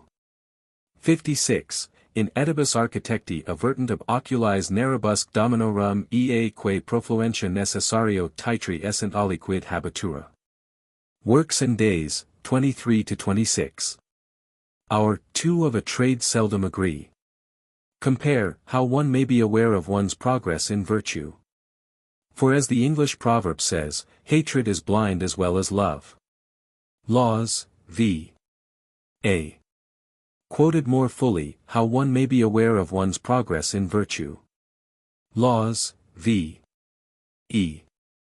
See also above. On talkativeness. Philosophy finds talkativeness a disease very difficult and hard to cure. For its remedy, conversation, requires hearers, but talkative people hear nobody, for they are ever prating. And the first evil this inability to keep silence produces is an inability to listen. It is a self-chosen deafness of people who, I take it, blame nature for giving us one tongue and two ears. If then the following advice of Euripides to a foolish hearer was good. I cannot fill one that can not retain, pumping up wise words for an unwise man. One might more justly say to a talkative man, or rather about a talkative man. I cannot fill one that will nothing take, pumping up wise words for an unwise man. Or rather deluging with words one that talks to those who don't listen, and listens not to those who talk. Even if he does listen for a short time, talkativeness hurries off what is said like the retiring sea, and anon brings it up again multiplied with the approaching tide. The portico at Olympia that returns many echoes to one utterance is called seven-voiced, and if the slightest utterance catches the ear of talkativeness, it at once echoes it all round, moving the mind's chords all unmoved before. For their ears can certainly have no passages leading to the brain but only to the tongue. And so while other people retain what they hear, talkative people lose it altogether, and, being empty-headed, they resemble empty vessels, and go about making much noise.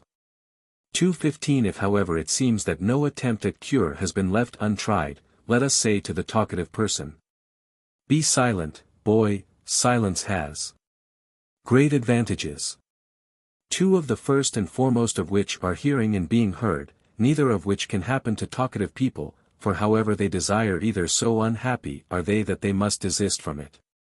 For in all other diseases of the soul, as love of money, love of glory, or love of pleasure, people at any rate attain the desired object, but it is the cruel fate of talkative people to desire hearers but not to get them.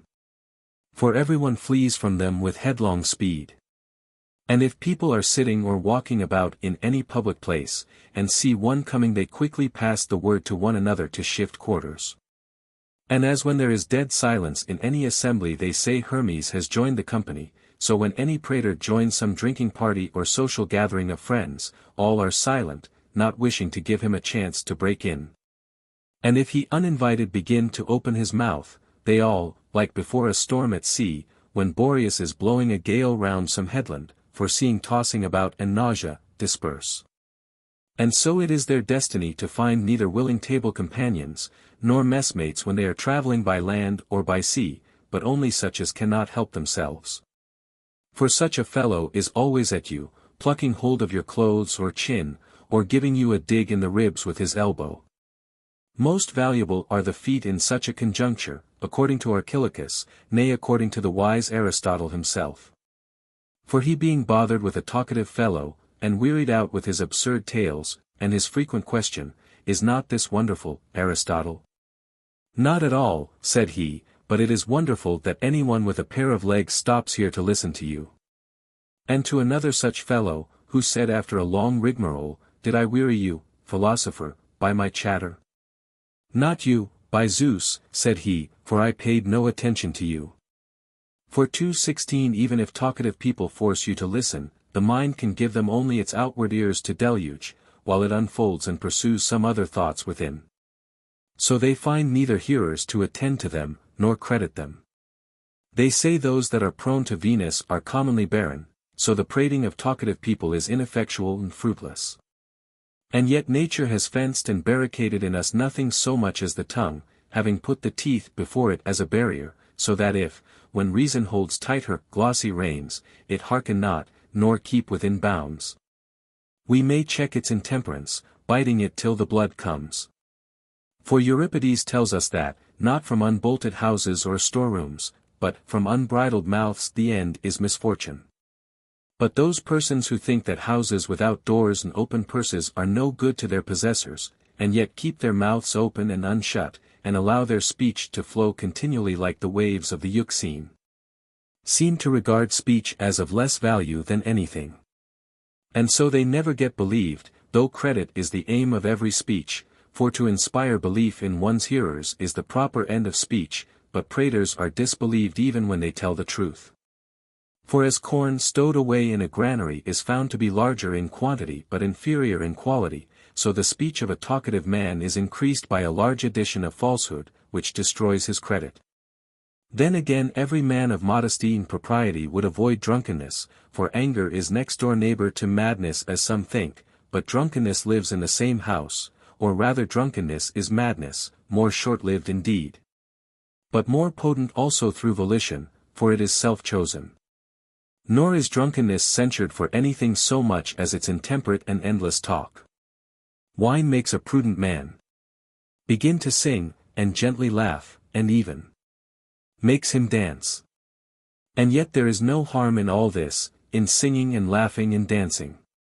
But the poet adds, and it compels to say what's best unsaid.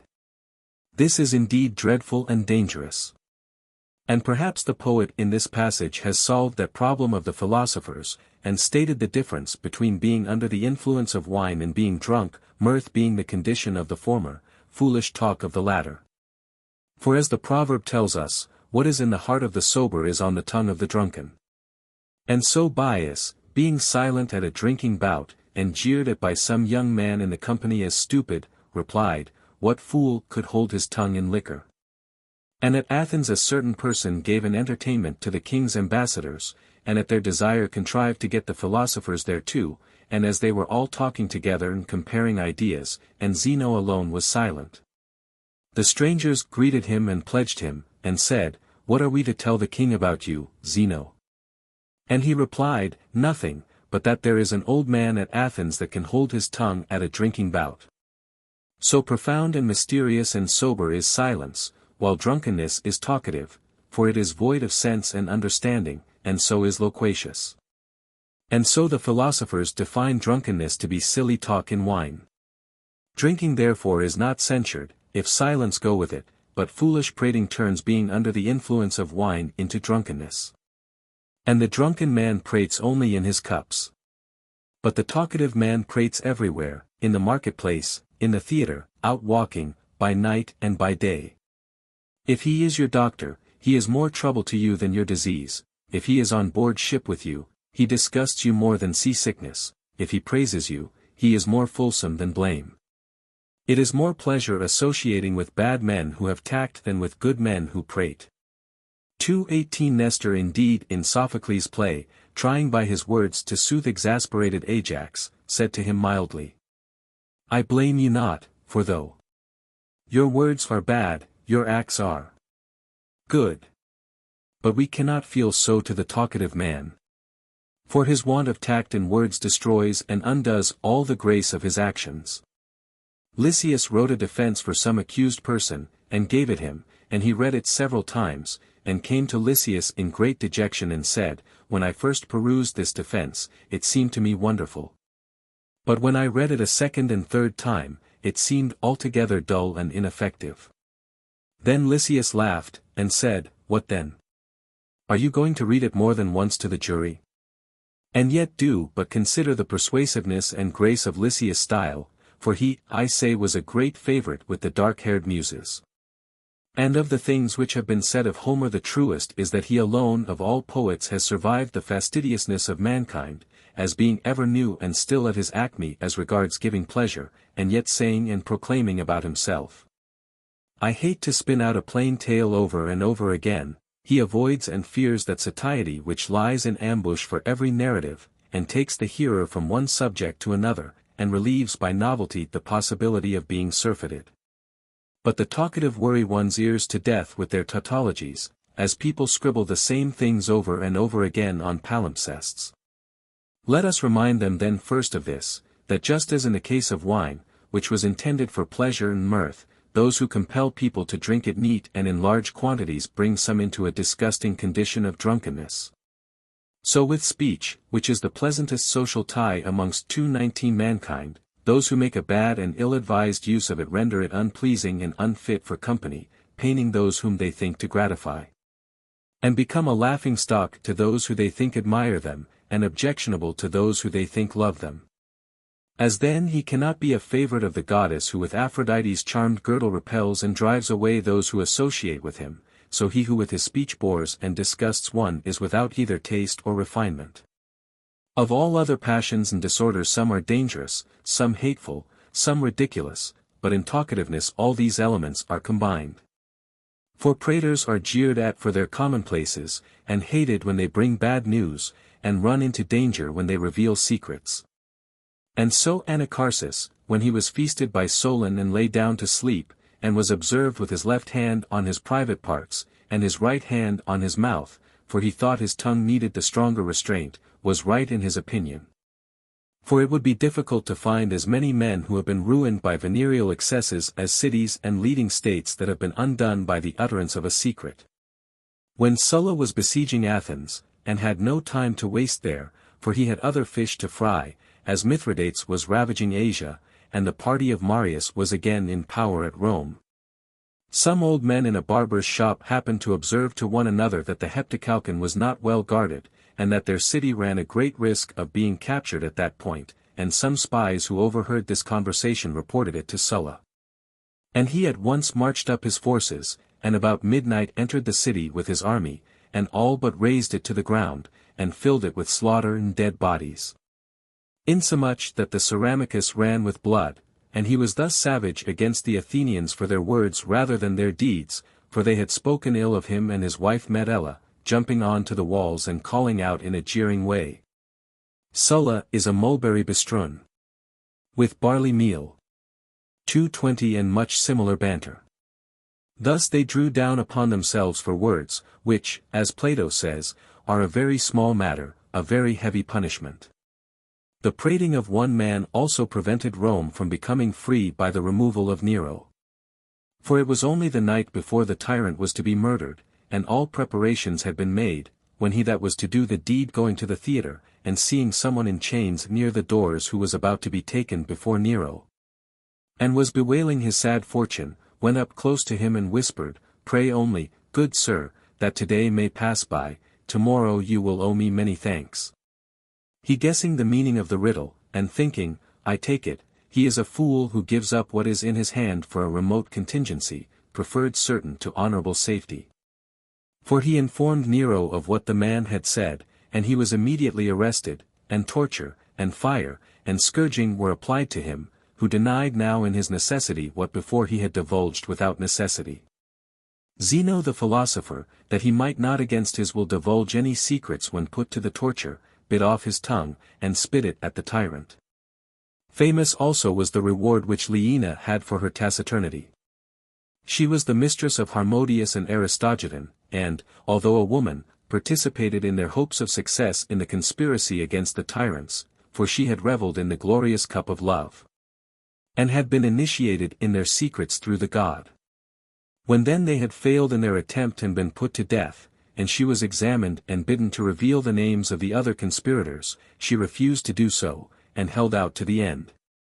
showing that those famous men in loving such a one as her had done nothing unworthy of them. And the Athenians erected to her 221 memory a bronze lioness without a tongue, and placed it near the entrance to the Acropolis, signifying her dauntless courage by the nobleness of that animal. And by its being without a tongue her silence and fidelity. For no spoken word has done as much good as many unspoken ones.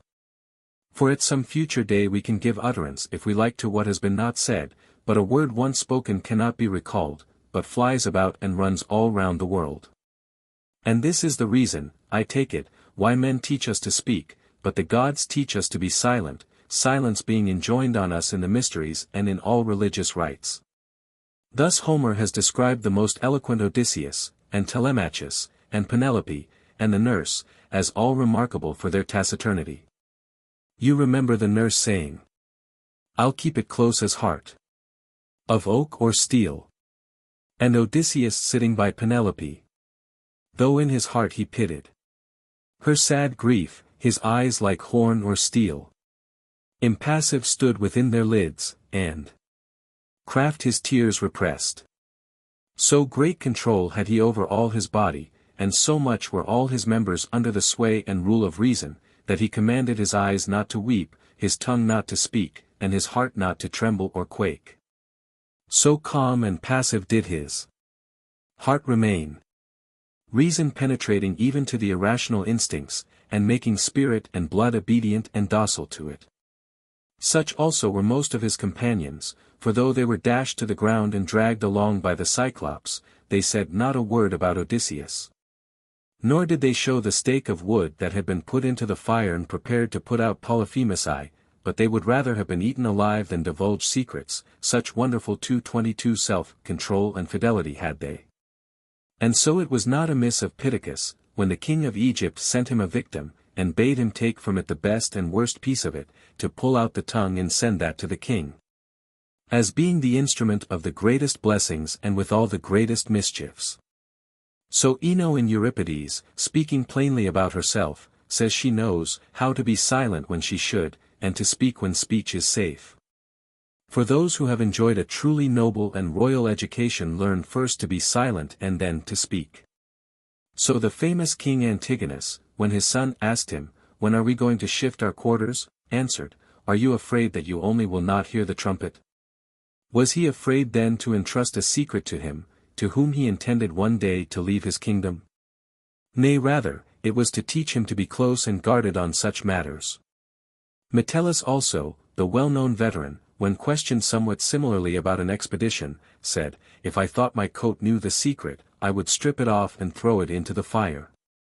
And Eumenes, when he heard that Craterus was marching against him, told none of his friends, but pretended that it was Neoptolemus, for his soldiers despised Neoptolemus, but they admired the glory and loved the virtue of Craterus. And no one but Eumenes knew the truth, and they engaged and were victorious, and unwittingly killed Craterus, and only recognized his dead body. So great a part did silence play in the battle, concealing the name of the enemy's general, so that Eumenes' friends marveled more than found fault at his not having told them the truth. And if anyone should receive blame in such a case, it is better to be censured when one has done well by keeping one's counsel, rather than to have to accuse others through having come to grief by trusting them. But, generally speaking, who has the right to blame the person who has not kept his secret? For if it was not to be known, it was not well to tell another person of it at 223 all, and if you divulged your secret yourself and expected another person to keep it, you had more faith in another than in yourself. And so should he be such another as yourself you are deservedly undone, and should he be a better man than yourself, your safety is more than you could have reckoned on, as it involved finding a man more to be trusted than yourself. But you will say, "He is my friend." Yes, but he has another friend, whom he reposes confidence in as much as you do in your friend, and that other friend has one of his own, and so on, so that the secret spreads in many quarters from inability to keep it close in one.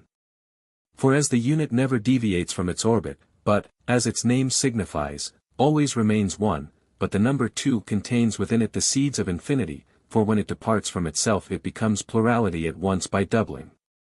So speech confined in one person's breast is truly secret, but if it be communicated to another it soon gets noised abroad.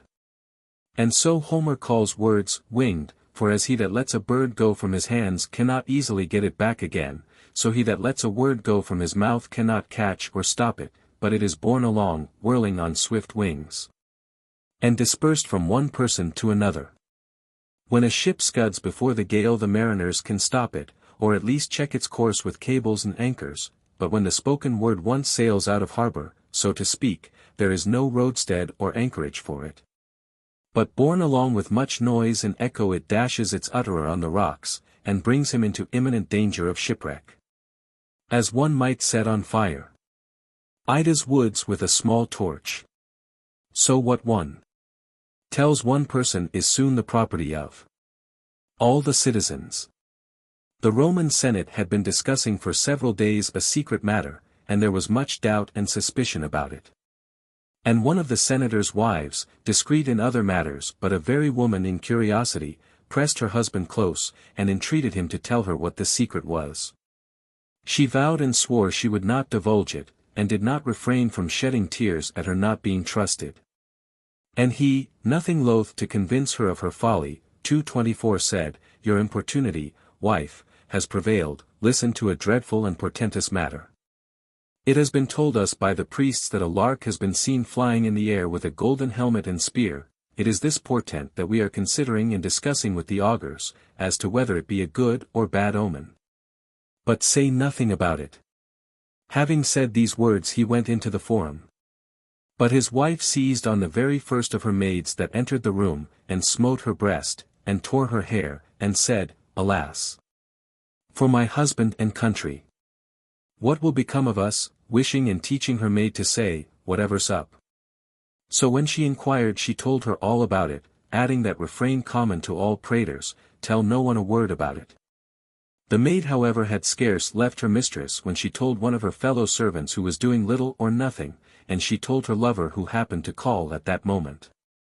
So the news spread to the forum so quickly that it got the start of its original author, and one of his friends meeting him said, "Have you only just left your house?" "Only just," he replied. "Didn't you hear the news?" said his friend. "What news?" said he. "Why, that a lark has been seen flying in the air with a golden helmet and spear, and the Senate are met to discuss the portent." And he smiled and said to himself, "You are quick, wife, for the tale to get before me to the forum." Then meeting some of the senators he disabused them of their panic.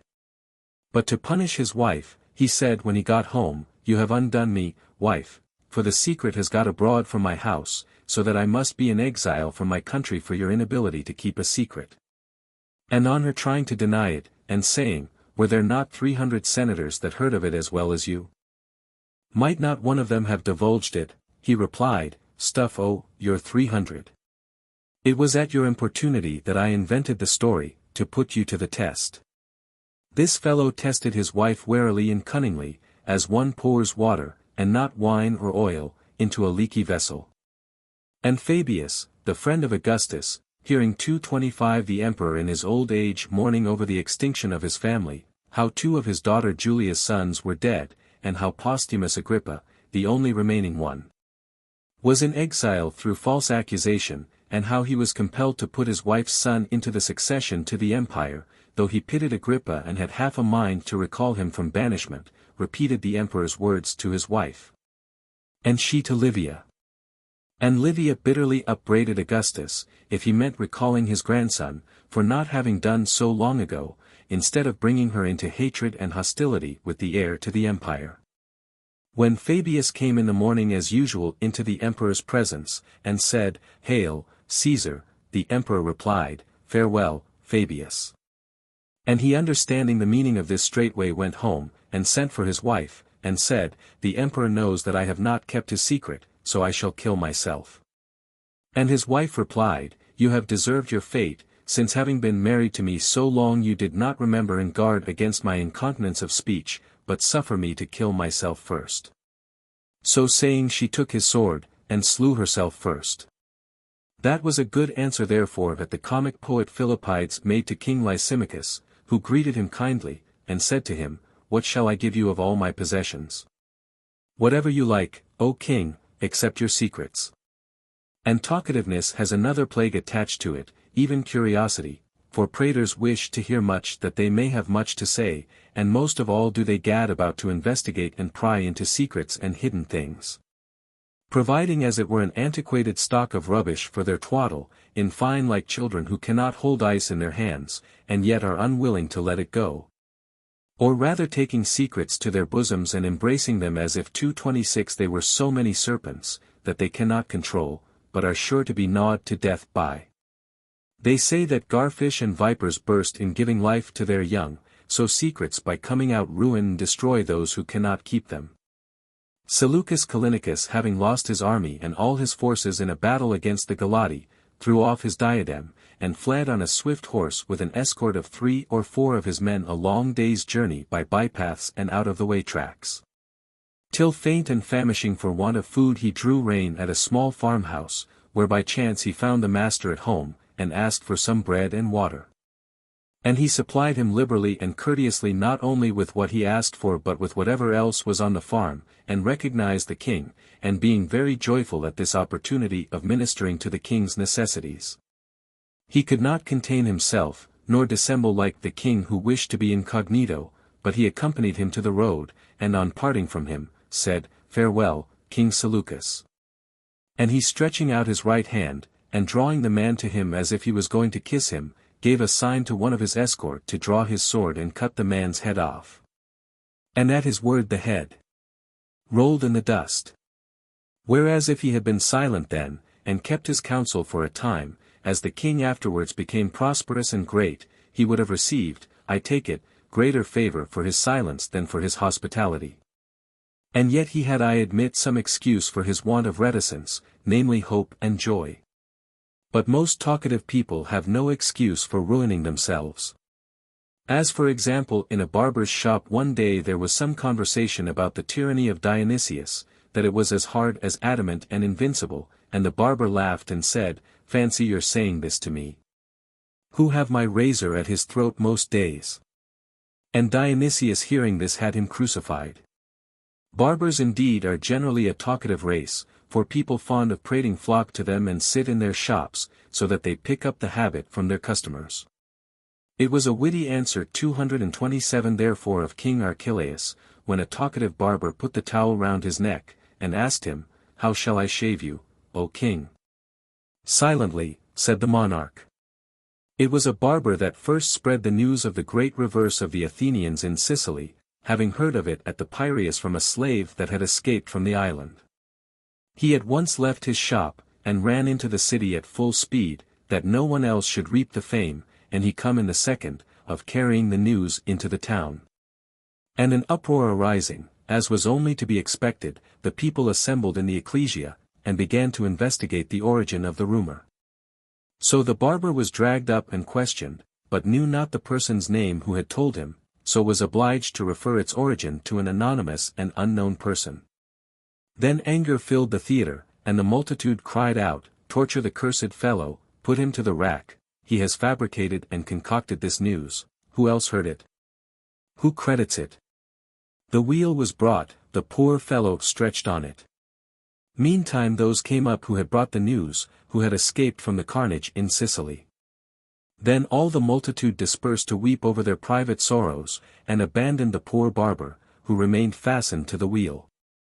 And when released late in the evening he actually asked the executioner, if they had heard how Nicias the general was slain. So invincible and incorrigible a vice does habit make talkativeness to be. And yet, as those that drink bitter and strong-smelling physic are disgusted even with the cups they drink it out of, so those that bring evil tidings are disliked and hated by their hearers. Wittily therefore has Sophocles described the conversation between Creon and the guard. Is't in your ears? Or in your mind you're grieved? C. Why do you thus define the seat of grief? The doer pains your mind, but I your ears. However those that tell the tale grieve us as well as those 228 that did the deed, and yet there is no means of checking or controlling the running tongue. At Lacedaemon the temple of Athene Chalcioecus was broken into, and an empty flagon was observed lying on the ground inside, and a great concourse of people came up and discussed the matter. And one of the company said, "If you will allow me, I will tell you what I think about this flagon. I cannot help being of opinion that these sacrilegious wretches drank hemlock, and brought wine with them, before commencing their nefarious and dangerous work, that so, if they should fail to be detected, they might depart in safety. Drinking the wine neat as an antidote to the hemlock, whereas should they be caught in the act, before they were put to the torture they would die of the poison easily and painlessly." When he had uttered these words, the idea seemed so ingenious and far-fetched that it looked as if it could not emanate from fancy, but only from knowledge of the real facts. So the crowd surrounded this man, and asked him one after the other, "Who are you? Who knows you? How come you to know all this?" And at last he was convicted in this way, and confessed that he was one of those that had committed the sacrilege. And were not the murderers of Ibycus similarly captured? They were sitting in the theatre, and some cranes flew over their heads, and they laughed and whispered to one another, "Behold the avengers of Ibycus." And this being overheard by some who sat near, as Ibycus had now been some time missing and inquired after, they laid hold of this remark, and reported it to the magistrates. And so they were convicted and dragged off to punishment, being brought to justice not by the cranes but by their own inability to hold their tongues, being compelled by some fury or vengeance as it were to divulge the murder. For as in the body there is an attraction to sore and suffering parts from neighboring parts, so the tongue of talkative persons, ever suffering from inflammation and a throbbing pulse, attracts and draws to its secret and hidden things. And so the tongue ought to be fenced in, and have reason ever before 229 it, as a bulwark, to prevent its tripping, that we may not seem to be more silly than geese, of whom it is said that, when they fly from Cilicia over to Taurus which swarms with eagles, they carry in their mouths a large stone, which they employ as a gag or bridle for their scream, and so they cross over by night unobserved. Now if anyone were to ask who is the worst and most abandoned man, no one would pass over the traitor, or mention anyone else. It was as the reward of treason that Euthycrates roofed his house with Macedonian wood, as Demosthenes tells us. And that Philocrates got a large sum of money, and spent it on women and fish, and it was for betraying Eretria that Euphorbus and Philagris got an estate from King Philip. But the talkative man is an unhired and officious traitor, not of horses or walls, but of secrets which he divulges in the law courts, in factions, in party strife, no one thanking him for his pains. But should anyone listen to him he thinks he is the obliged party. So that what was said to a man who rashly and indiscriminately squandered away all his means and bestowed them on others, "It is not kindness in you but disease, this itch for giving," is appropriate also to the prater.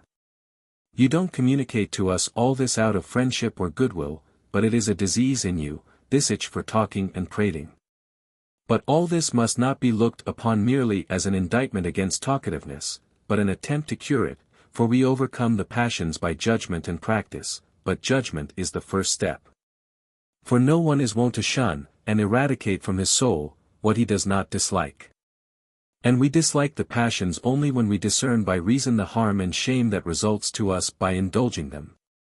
As we see every day in the case of talkative people, if they wish to be loved, they are hated, if they desire to please, they bore, when they think they are admired, they are really laughed at, they spend, and get no gain from so 230 doing. They injure their friends, benefit their enemies, and ruin themselves. So that the first cure and remedy of this disorder will be to reckon up the shame and trouble that results from it.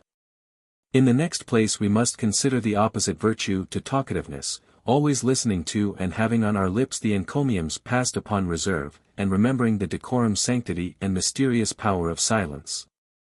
And ever bearing in mind that terse and brief speakers, who put the maximum of matter into the minimum of words, are more admired and esteemed and thought wiser than unbridled windbags. And so Plato praises, and compares to clever javelin men, such as speak tersely, compressedly, and concisely. And Lycurgus by using his citizens from boyhood to silence taught them to perfection their brevity and terseness. For as the Celtiberians make steel of iron only after digging down deep in the soil, and carefully separating the iron ore, so Laconian oratory has no rind, but by the removal of all superfluous matter goes home straight to the point like steel. For its sententiousness, and pointed suppleness in repartee, comes from the habit of silence. And we ought to quote such pointed sayings especially to talkative people, such neatness and vigor have they, as, for example, what the Lacedaemonians said to Philip, remember, Dionysius at Corinth. And again, when Philip wrote to them, if I invade Laconia, I will drive you all out of house and home, they only wrote back, if. And when King Demetrius was indignant and cried out, the Lacedaemonians have only sent me one ambassador, the ambassador was not frightened but said, yes, 1 man. Certainly among the ancients men of few words were admired. So the Amphictyones did not write extracts from the Iliad or Odyssey, or the paeans of 231 Pindar, in the temple of Pythian Apollo at Delphi, but, know thyself, not too much of anything, and, be assured, trouble is near. So much did they admire compactness and simplicity of speech, combining brevity with shrewdness of mind. And is not the god himself short and concise in his oracles? Is he not called Loxias, because he prefers ambiguity to long-windedness? And are not those who express their meaning by signs without words wonderfully praised and admired? As Heraclitus, when some of the citizens asked him to give them his opinion about concord, got on the platform, and took a cup of cold water, and put some barley meal in it, and stirred it up with pennyroyal. Thus showing them that it is being content with anything, and not needing costly dainties, that keep cities in peace and concord. Silurus, the king of the Scythians, left 80 sons, and on his deathbed asked for a bundle of sticks, and bade his sons break it when it was tied together, and when they could not. He took the sticks one by one and easily broke them all up, thus showing them that their harmony and concord would make them strong and hard to overthrow, while dissension would make them feeble and insecure. If then anyone were continually to recollect and repeat these or similar terse sayings, he would probably cease to be pleased with idle talk. As for myself, when I consider of what importance it is to attend to reason, and to keep to one's purpose, I confess I am quite put out of countenance by the example of the slave of Pupius Piso the orator. He, not wishing to be annoyed by their prating, ordered his slaves merely to answer his questions, and not say a word more.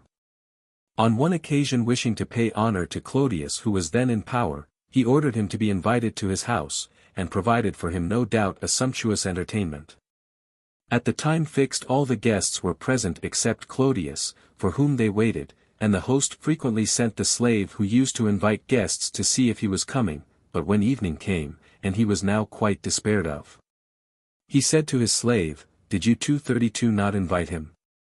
"Certainly," said the slave. "Why then has he not come?" said the master. "Because he declined," said the slave. "Why then did you not tell me of it at once?" said the master. "Because you never asked me," said the slave. This was a Roman slave. But an Athenian slave, while digging, will tell his master on what terms peace was made. So great is the force of habit in all matters. And of it we will now speak. For it is not by applying bit or bridle that we can restrain the talkative person, we must master the disease by habit. In the first place then, when you are in company and questions are going round, accustom yourself not to speak till all the rest have declined giving an answer. For as Sophocles says, counsel is not like a race, no more are question and answer.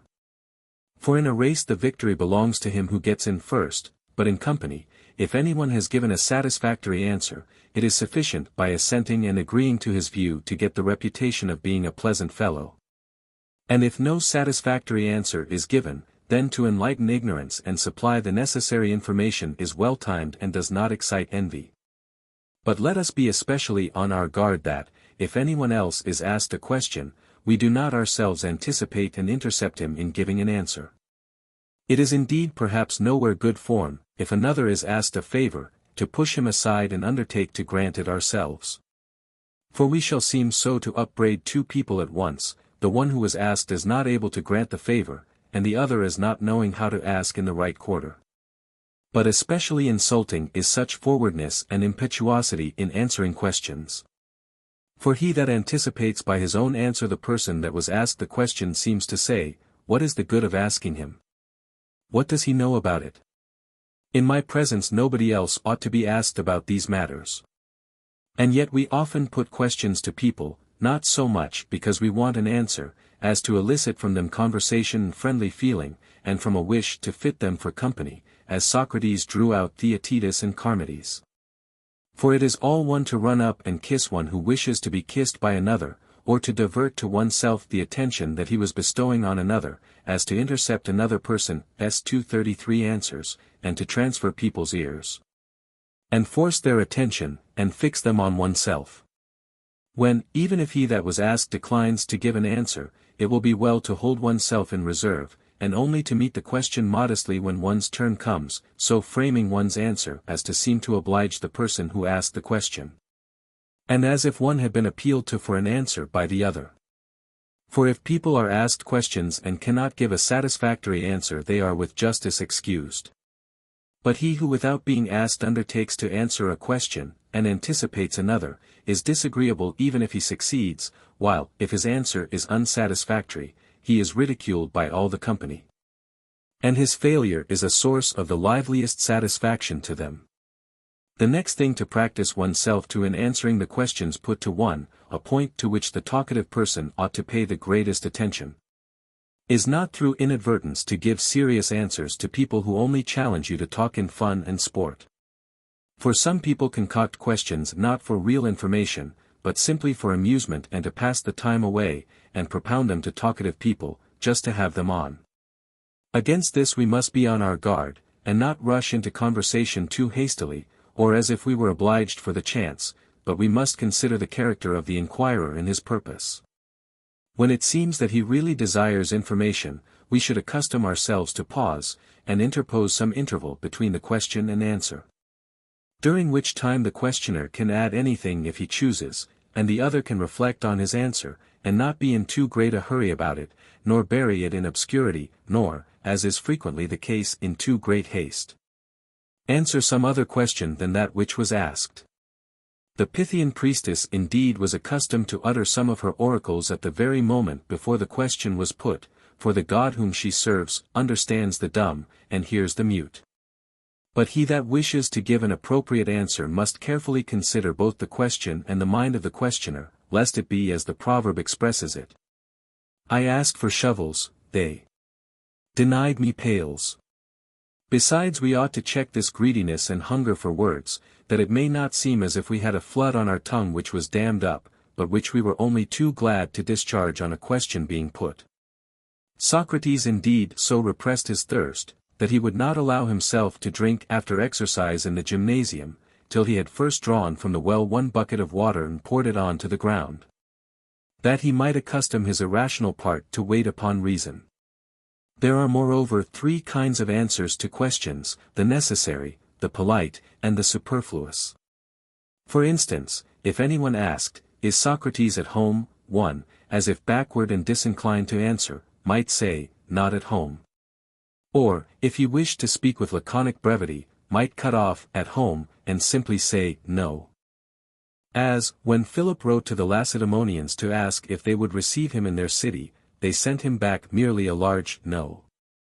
But another would answer more politely, "He is not at home, but with the bankers," and if he wished to add a little more, he expects to see some strangers there.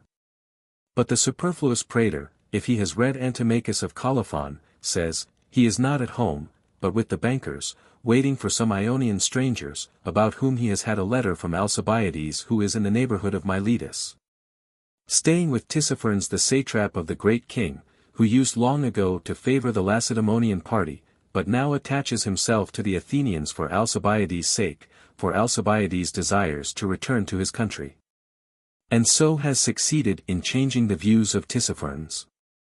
And then he will go over the whole of the 8th book of Thucydides, and deluge the man, till before he is aware Miletus is captured, and Alcibiades is in exile the 2nd time.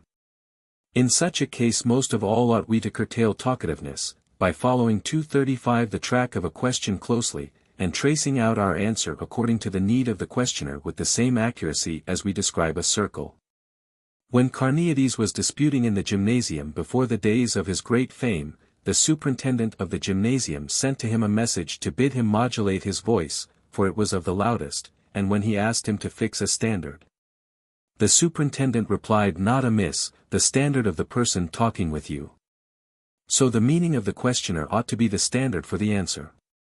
Moreover, as Socrates urged his disciples to abstain from such food as tempted them to eat when they were not hungry, and from such drinks as tempted them to drink when they were not thirsty. So the talkative person ought to be afraid most of such subjects of conversation as he most delights in and repeats ad nauseam, and to try and resist their influence. For example, soldiers are fond of descriptions about war, and thus Homer introduces Nestor frequently narrating his prowess and glorious deeds. And generally speaking, those who have been successful in the law courts, or beyond their hopes been favorites of kings and princes, are possessed, as it were by some disease, with the itch for frequently recalling and narrating how they got on and were advanced, what struggles they underwent, how they argued on some famous occasion, how they won the day either as plaintiffs or defendants, what panegyrics were showered upon them. For joy is much more inclined to prate than the well-known sleeplessness represented in comedies, frequently rousing itself, and finding something fresh to relate. And so at any excuse they slip into such narratives. For not only where anyone does itch, there goes his hand, but also delight has a voice of its own, and leads about the tongue in its train, ever wishing to fortify it with memory. Thus lovers spend most of their time in conversations that revive the memory of their loves. And if they cannot talk to human beings about them, they talk about them to inanimate objects, as, "O dearest bed," and "O happy lamp, Bacchus deems you a god, and if she thinks so, then you are indeed the greatest of the gods." The talkative person therefore is merely as regards words a white line, but he that is especially inclined to certain subjects should be especially on his guard against talking about them, and should avoid such topics. Since from the pleasure they give him they may entice him to be very prolix and tedious. The same is the case with people in regard to such subjects as they think they are more experienced in and acquainted with than others. For such a one, being self-appreciative and fond of fame, spends most of the day in that particular branch of study in which he chances to be proficient. Thus he that is fond of reading will give his time to research, the grammarian his to syntax. And the traveller, who has wandered over many countries, his to geography. We must therefore be on our guard against our favorite topics, for they are an enticement to talkativeness, as its wonted haunts are to an animal.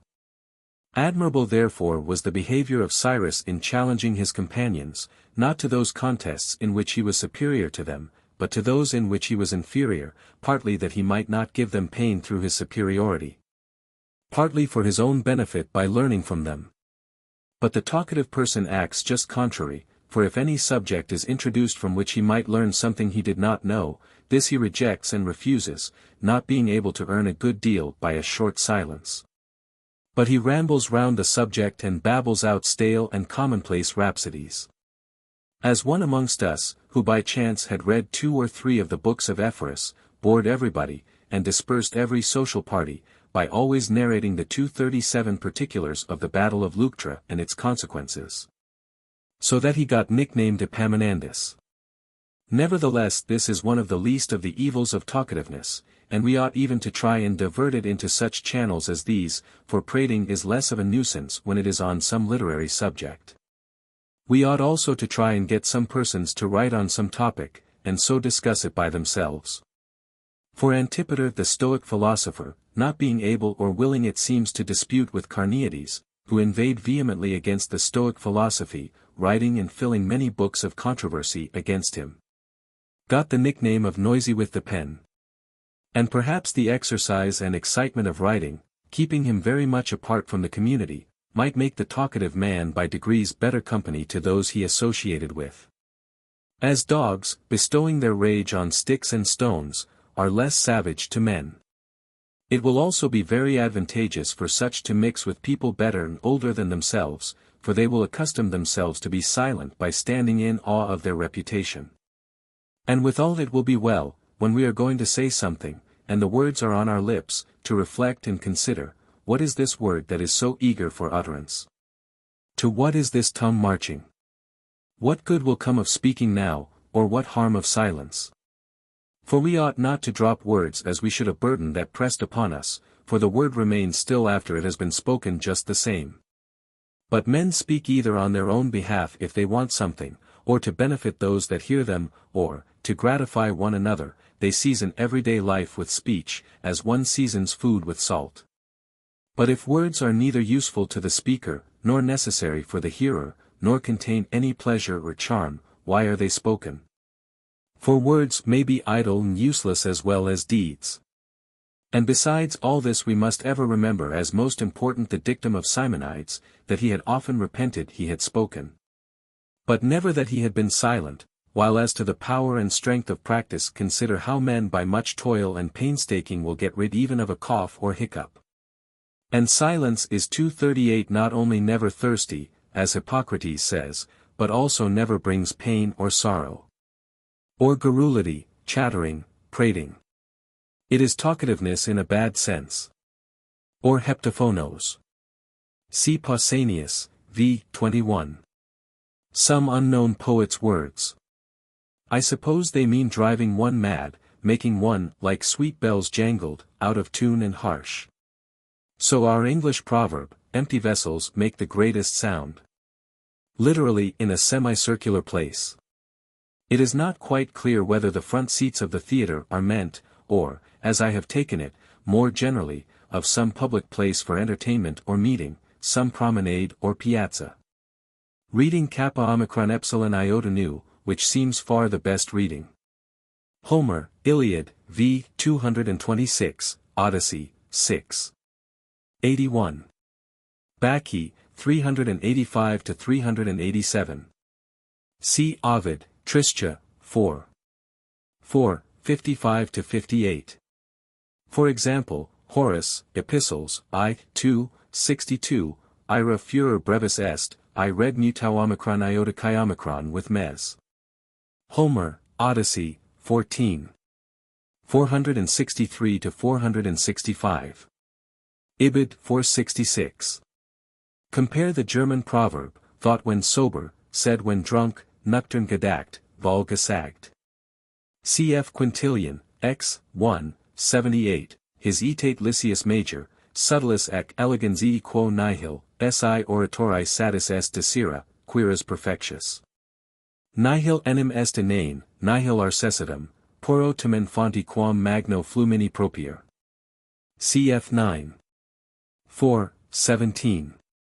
Somewhat like Pindar, Pyth, I. 1. 1, 2. Odyssey, 12. 452, 453. See Cicero, Ad Fam. 7. 18, Catullus, 22.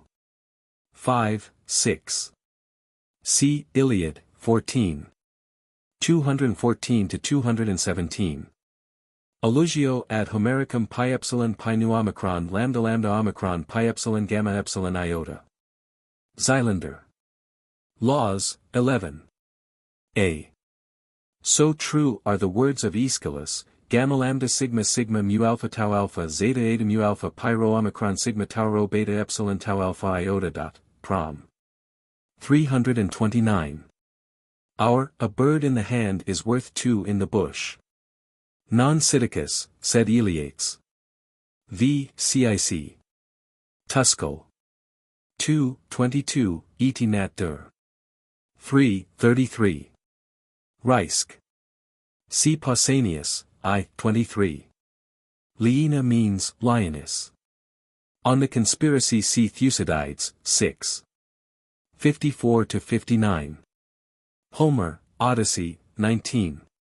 494, Plutarch quotes from memory. The nurse's name was Euryclea. Odyssey, 19. 210-212, quoted again, on moral virtue.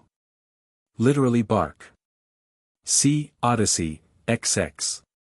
13, 16. Odyssey, XX. 23. See Odyssey, 9. Kappa upsilon kappa lambda pi epsilon iota alpha. Euripides, Eno. Fragment, 416. Significat Q. Caecilium metellum, de quo live. XL, 45, 46. Reisk. Euripides, Eno. Fragm. 415, compare St. James, 3. 5, 6. Fabius Maximus.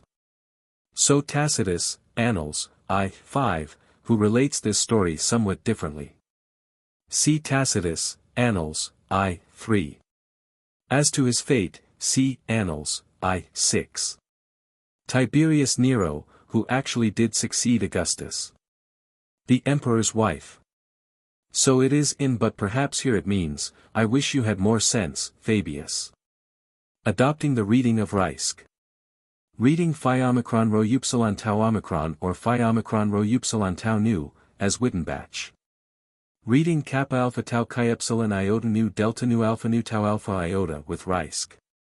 See Sophocles, Fragm. 162. Homer, Iliad, X 457. Compare Moralia. A. Horace, Satires, I, 7. 3. Omnibus et lippis notum et tonsuribus. Homer, Iliad, 22. 207. Sophocles, Antigone, 317-319. See Pausanias, 3. 17, 4. 15, X 5. Compare the idea of the people of Melita, Acts 28. 4. An allusion to Dolon in Homer, Iliad, X, 374, square according to Xylander. Quoted again by our author in his Publicola. B. And assigned to Epicharmus. So Shakespeare has taught us, brevity is the soul of wit. Hamlet, Act 2 Sc 2. In Protagra. Xylander. That is all kernel. See Passim our author's Apophthegmata Laconica. Or, Apophthegmatic Nature. Dionysius the Younger, tyrant of Syracuse, was expelled, and afterwards kept a school at Corinth. That is the allusion. It would be like saying, remember Napoleon at St. Helena. See Pausanias, X 24. See Plato, Charmides, 165a. A title applied to Apollo first by Herodotus, I, in 91, from his ambiguous, lambda omicron xi, oracles. Part of the words of an oracle of the Pythian priestess, slightly changed. The whole oracle may be seen in Herodotus, I, 47. Proverb of cross purposes. Reading xi epsilon rho sigma theta alpha iota with Dubner. Catullus calls him, Tumidus, i.e. long-winded, 95, 10. See also Propertius, 3. 34-32, he was a Greek poet, a contemporary of Socrates and Plato, and author of a Thebaid. Pausanias mentions him, 8. 25, 9. 35. The medieval proverb, ubi dolor ibi digitus. A proverbial expression for having no judgment. See Sophocles, Fragm. 307, Plato, Charmides, 154b, Erasmus, Adagia. So we say a person's mind is a blank sheet on a subject he knows nothing about. Euripides, Fragm. 202. Quoted also by Plato, Gorgias, 484e. Reading with Reisk, mu iota sigma theta nu alpha tau delta omicron nu alpha iota tau mu iota kappa rho nu sigma iota omega pi sigma alpha iota mu delta upsilon nu mu epsilon nu omicron. A celebrated Greek historian, and pupil of Isocrates. See Cicero, De Orator, 2. 13. Of Tarsus. See Cicero, De Officiis, 3. 12. On curiosity. If a house is dark, or has little air, is in an exposed position, or unhealthy, the best thing will probably be to leave it. But if one is attached to it from long residence in it, one can improve it and make it more light and airy and healthy by altering the position of the windows and stairs, and by throwing open new doors and shutting up old ones. So some towns have been altered for the better, as my native place, which did lie to the west and received the rays of the setting sun from Parnassus, was they say turned to the east by Charon. And Empedocles the naturalist is supposed to have driven away the pestilence from that district, by having closed up a mountain gorge that was prejudicial to health by admitting the south wind to the plains. Similarly, as there are certain diseases of the soul that are injurious and harmful and bring storm and darkness to it, the best thing will be to eject them and lay them low by giving them open sky, pure air and light, or, if that cannot be, to change and improve them some way or other. One such mental disease, that immediately suggests itself to one, is curiosity, the desire to know other people's troubles, a disease that seems neither free from envy nor malignity. Malignant wretch, why art so keen to mark thy neighbor's fault, and sayest not thine own? Shift your view, and turn your curiosity so as to look inwards. If you delight to study the history of evils, you have copious material at home, as much as there is water in the alazan, or leaves on the oak. Such a quantity of faults will you find in your own life, and passions in your soul, 239 and shortcomings in your duty. For as Xenophon says, good managers have one place for the vessels they use in sacrificing, and another for those they use at meals, one place for their farm instruments, and another for their weapons of war. So your faults arise from different causes, some from envy, some from jealousy, some from cowardice, some from meanness. Review these, consider these, bar up the curiosity that pries into your neighbor's windows and passages, and open it on the men's apartments, and women's apartments, and servants' attics, in your own house. There this inquisitiveness and curiosity will find full vent, in inquiries that will not be useless or malicious, but advantageous and serviceable, each one saying to himself, what have I done amiss? What have I done? What that I ought to have done? Left undone. And now, as they say of Lamia that she is blind when she sleeps at home, for she puts her eyes on her dressing table, but when she goes out she puts her eyes on again, and has good sight, so each of us turns, like an eye, our malicious curiosity out of doors and on others, while we are frequently blind and ignorant about our own faults and vices, not applying to them our eyes and light.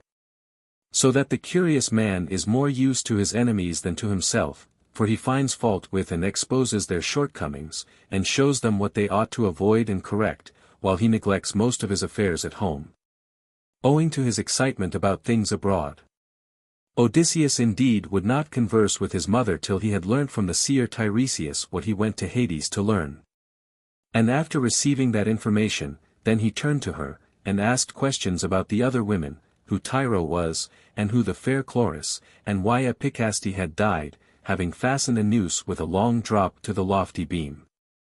But we, while very remiss and ignorant and careless about ourselves, know all about the pedigrees 240 of other people, that our neighbor's grandfather was a Syrian, and his grandmother a Thracian woman, and that such a one owes 3 talents, and has not paid the interest. We even inquire into such trifling matters as where somebody's wife has been, and what those two are talking in the corner about. But Socrates used to busy himself in examining the secret of Pythagoras' persuasive oratory, and Aristippus, meeting Ischomachus at the Olympian Games, asked him how Socrates conversed so as to have so much influence over the young men. And having received from him a few scraps and samples of his style, was so enthusiastic about it that he wasted away, and became quite pale and lean, thirsty and parched, till he sailed to Athens and drew from the fountainhead. And knew the wonderful man himself and his speeches and philosophy, the object of which was that men should recognize their faults and so get rid of them.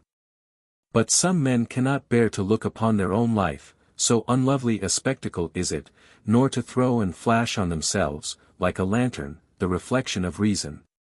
But their soul being burdened with all manner of vices, and dreading and shuddering at its own interior, sallies forth and wanders abroad, feeding and fattening its malignity there.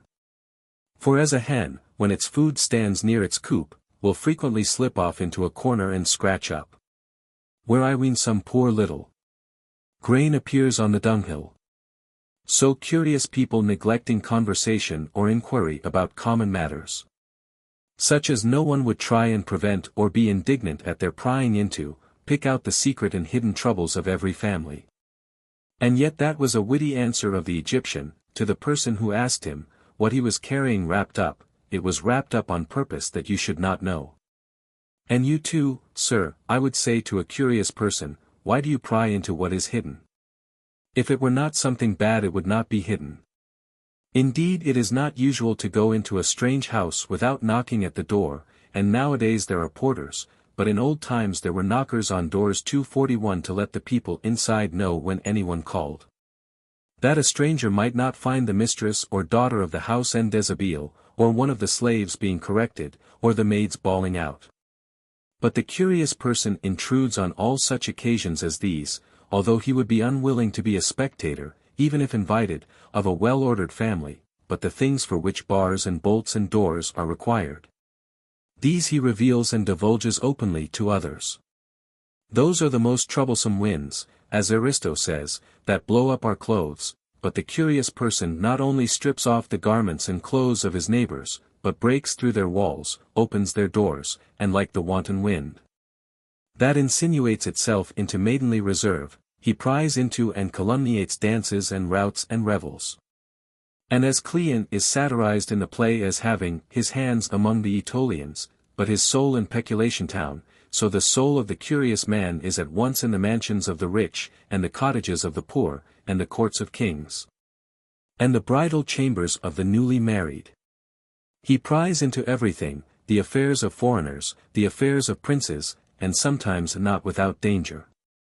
For just as if one were to taste aconite to investigate its properties, and kill oneself before one had discovered them, so those that pry into the troubles of great people ruin themselves before they get the knowledge they desire.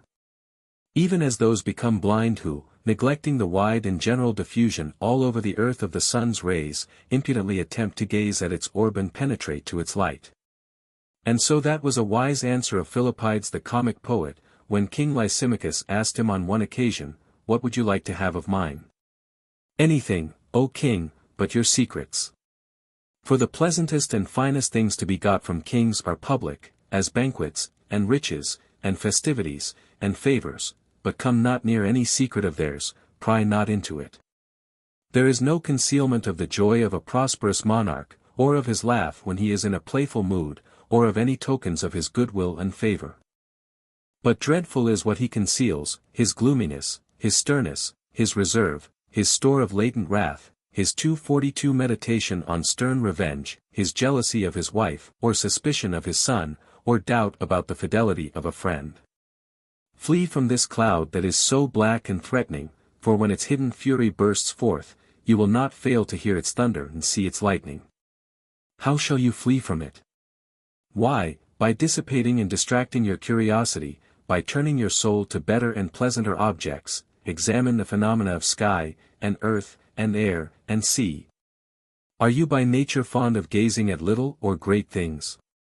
If at great, turn your attention to the sun, consider its rising and setting, view the changes of the moon, like the changes of our mortal life, see how it waxes and wanes. How at the first it peers out, small and dim till it unfolds its full and glorious orb, and when its zenith it has once attained, again it wanes, grows small, and disappears. These are indeed nature's secrets, but they bring no trouble on those that study them. But if you decline the study of great things, inspect with curiosity smaller matters, see how some plants flourish, are green and gay, and exhibit their beauty, all the year round, while others are sometimes gay like them, at other times, like some unthrift, run through their resources entirely, and are left bare and naked. Consider again their various shapes, how some produce oblong fruits, others angular, others smooth and round. But perhaps you will not care to pry into all this, since you will find nothing bad. If you must then ever bestow your time and attention on what is bad, as the serpent lives but in deadly matter, go to history, and turn your eye on the sum total of human misery. For there you will find the falls of men, and murders of their lives, rapes of women, attacks of slaves, treachery of friends, mixing of poisons, envyings, jealousies, shipwrecks of families, and dethroning of princes. Sate and cloy your 243 self on these, you will by so doing vex and enrage none of your associates. But it seems curiosity does not rejoice in stale evils, but only in fresh and recent ones, gladly viewing the spectacle of tragedies of yesterday, but backward in taking part in comic and festive scenes. And so the curious person is a languid and listless hearer to the narrator of a marriage, or sacrifice, or solemn procession. He says he has heard most of all that before, bids the narrator cut it short and come to the point. But if his visitor tell him of the violation of some girl, or the adultery of some married woman, or the disputes and intended litigation of brothers, he doesn't go to sleep then, nor pretend want of leisure. But he pricks up his ears and asks for more. And indeed those lines, alas, how quicker far to mortals' ears do ill news travel than the news of good, are truly said of curious people. For as cupping glasses take away the worst blood, so the ears of curious people attract only the worst reports. Or rather, as cities have certain ominous and gloomy gates, through which they conduct only condemned criminals, or convey filth and night soil, for nothing pure or holy has either ingress into or egress from them. So into the ears of curious people goes nothing good or elegant, but tales of murders travel and lodge there, wafting a whiff of unholy and obscene narrations. And ever in my house is heard alone the sound of wailing. This is to the curious their one muse and siren, this the sweetest note they can hear. For curiosity desires to know what is hidden and secret. But no one conceals his good fortune, nay sometimes people even pretend to have such advantages as they do not really possess. So the curious man, eager to hear a history of what is bad, is possessed by the passion of malignity, which is brother to envy and jealousy. For envy is pain at another's blessings, and malignity is joy at another's misfortunes, and both proceed from the same savage and brutish vice, ill nature. 244 But so unpleasant is it to everybody to have his private ills brought to light, that many have died rather than acquaint the doctors with their secret ailments. For suppose Herophilus, or Erasistratus, or even Aesculapius himself during his sojourn on earth, had gone with their drugs and surgical instruments from house to house, to inquire what man had a fistula in ano, or what woman had a cancer in her womb. And yet their curiosity would have been professional, who would not have driven them away from their house, for not waiting till they were sent for, and for coming without being asked to spy out their neighbors' ailments. But curious people pry into these and even worse matters, not from a desire to heal them, but only to expose them to others, which makes them deservedly hated. For we are not vexed and mortified with custom-house officers when they levy toll on goods bona fide imported, but only when they seek for contraband articles, and rip up bags and packages, and yet the law allows them to do even this. And sometimes it is injurious to them not to do so. But curious people abandon and neglect their own affairs, and are busy about their neighbors' concerns. Seldom do they go into the country, for they do not care for its quiet and stillness and solitude, but if once in a way they do go there, they look more at their neighbors' vines than their own. And inquire how many cows of their neighbor have died, or how much of his wine has turned sour, and when they are satisfied on these points they soon return to town again. But the genuine countryman does not willingly listen to any rumor that chances to come from the town, for he quotes the following lines. Even with spade in hand he'll tell the terms on which peace was concluded, all these things the cursed fellow walks about and pries into. But curious people shun the country as stale and dull and too quiet, and push into warehouses and markets and harbors, asking, any news? Were you not in the market in the forenoon, and sometimes receiving for answer, what then? Do you think things in the town change every 3 hours?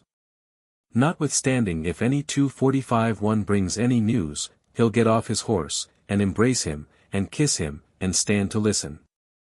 If however the person who meets him says he has no news, he will say somewhat peevishly, no news, sir. Have you not been in the market? Did you not pass by the officers' quarters? Did you exchange no words with those that have just arrived from Italy? To stop such people the Locrian authorities had an excellent rule, they fined everyone coming from abroad who asked what the news was. For as cooks pray for plenty of meat, and fishmongers for shoals of fish, so curious people pray for shoals of trouble, and plenty of business, and innovations and changes, that they may have something to hunt after and tittle-tattle about. Well also was it in Charondas, the legislator of the people of Thurii, to forbid any of the citizens but adulterers and curious persons to be ridiculed on the stage. Adultery itself indeed seems to be only the fruit of curiosity about another man's pleasures, and an inquiring and prying into things kept close and hidden from the world. While curiosity is a tampering with and seduction of and revealing the nakedness of secrets. As it is likely that much learning will produce wordiness, and so Pythagoras enjoined 5 years' silence on his scholars, calling it a truce from words, so defamation of character is sure to go with curiosity. For what people are glad to hear they are glad to talk about, and what they eagerly pick up from others they joyfully retail to others. And so, amongst the other mischiefs of curiosity, the disease runs counter to their desires. For all people fight shy of them, and conceal their affairs from them, and neither care to do or say anything in their presence, but defer consultations, and put off investigations, till such people are out of the way. And if, when some secret is just about to be uttered, or some important business is 246 just about to be arranged, some curious man happen to pop in, they are mum at once and reserved, as one puts away fish if the cat is about. And so frequently things seen and talked about by all the rest of the world are unknown only to them. For the same reason the curious person never gets the confidence of anybody. For we would rather entrust our letters and papers and seals to slaves and strangers than to curious friends and intimates. The famous Bellerophon, though he carried letters against his life, opened them not, but abstained from reading the letter to the king, as he had refused to sell his honor to Proetus' wife, so great was his continence. For curiosity and adultery both come from incontinence, and to the latter is added monstrous folly and insanity. For to pass by so many common and public women, and to intrude oneself on some married woman, who is sure to be more costly, and possibly less pretty to boot, is the acme of madness. Yet such is the conduct of curious people. They neglect many gay sights, fail to hear much that would be well worth hearing, lose much fine sport and pastime, to break open private letters, to put their ears to their neighbors' walls, and to whisper to their slaves and women servants. Practices always low, and frequently dangerous. It will be exceedingly useful, therefore, to deter the curious from these propensities, for them to remember their past experience. Simonides used to say that he occasionally opened 2 chests for rewards and thanks that he had by him, and found the one full for rewards, but the one for thanks always empty. So if anyone were to open occasionally the stores that curiosity had amassed, and observe what a cargo there was of useless and idle and unlovely things, perhaps the sight of all this poor stuff would inspire him with disgust. Suppose someone, in studying the writings of the ancients, were to pick out only their worst passages, and compile them into a volume, 247 as Homer's imperfect lines, and the solecisms of the tragedians. And Archilochus' indecent and bitter railings against women, by which he so exposed himself, would he not be worthy of the curse of the tragedian? Perish, compiler of thy neighbor's ills. And independently of such a curse, the piling up of other people's misdoings is indecent and useless, and like the town which Philip founded and filled with the vilest and most dissolute wretches, and called Rogue Town. Curious persons, indeed, making a collection of the faults and errors and solecisms, not of lines or poems but of people's lives, render their memory a most inelegant and unlovely register of dark deeds. Just as there are in Rome some people who care nothing for pictures and statues, or even handsome boys or women exposed for sale, but haunt the monster market, and make eager inquiries about people who have no calves, or 3 eyes, or arms like weasels, or heads like ostriches, and look about for some unnatural monster like the Minotaur. And for a time are greatly captivated with them, but if anyone continually gazes at such sights, they will soon give him satiety and disgust. So let those who curiously inquire into the errors and faults of life, and disgraces of families, and disorders in other people's houses, first remember what little favor or advantage such prying has brought them on previous occasions. Habit will be of the utmost importance in stopping this propensity, if we begin early to practice self-control in respect to it, for as the disease increases by habit and degrees, so will its cure. As we shall see when we discuss the necessary discipline. In the first place, let us begin with the most trifling and unimportant matters.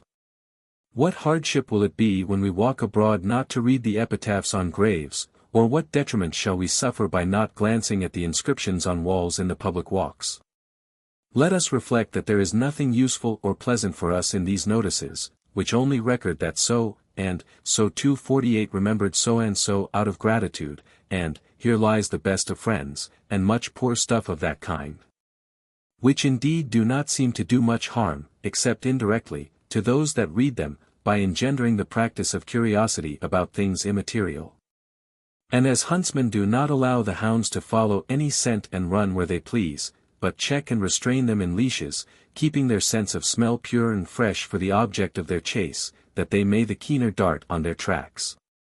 Following up the traces of the unfortunate beasts by their scent, so we must check and repress the sallies and excursions of the curious man to every object of interest, whether of sight or hearing, and confine him to what is useful. For as eagles and lions on the prowl keep their claws sheathed that they may not lose their edge and sharpness, so, when we remember that curiosity for learning has also its edge and keenness, let us not entirely expend or blunt it on inferior objects. Next let us accustom ourselves when we pass a strange house not to look inside at the door, or curiously inspect the interior, as if we were going to pilfer something, remembering always that saying of Xenocrates, that it is all one whether one puts one's feet or eyes in another person's house. For such prying is neither honorable, nor comely, nor even agreeable. Stranger, thou lt see within. Untoward sights. For such is generally the condition inside houses, utensils kicking about, maids lolling about, no work going on, nothing to please the eye. And moreover such side glances, and stray shots as it were, distort the soul, and are unhandsome, and the practice is a pernicious one.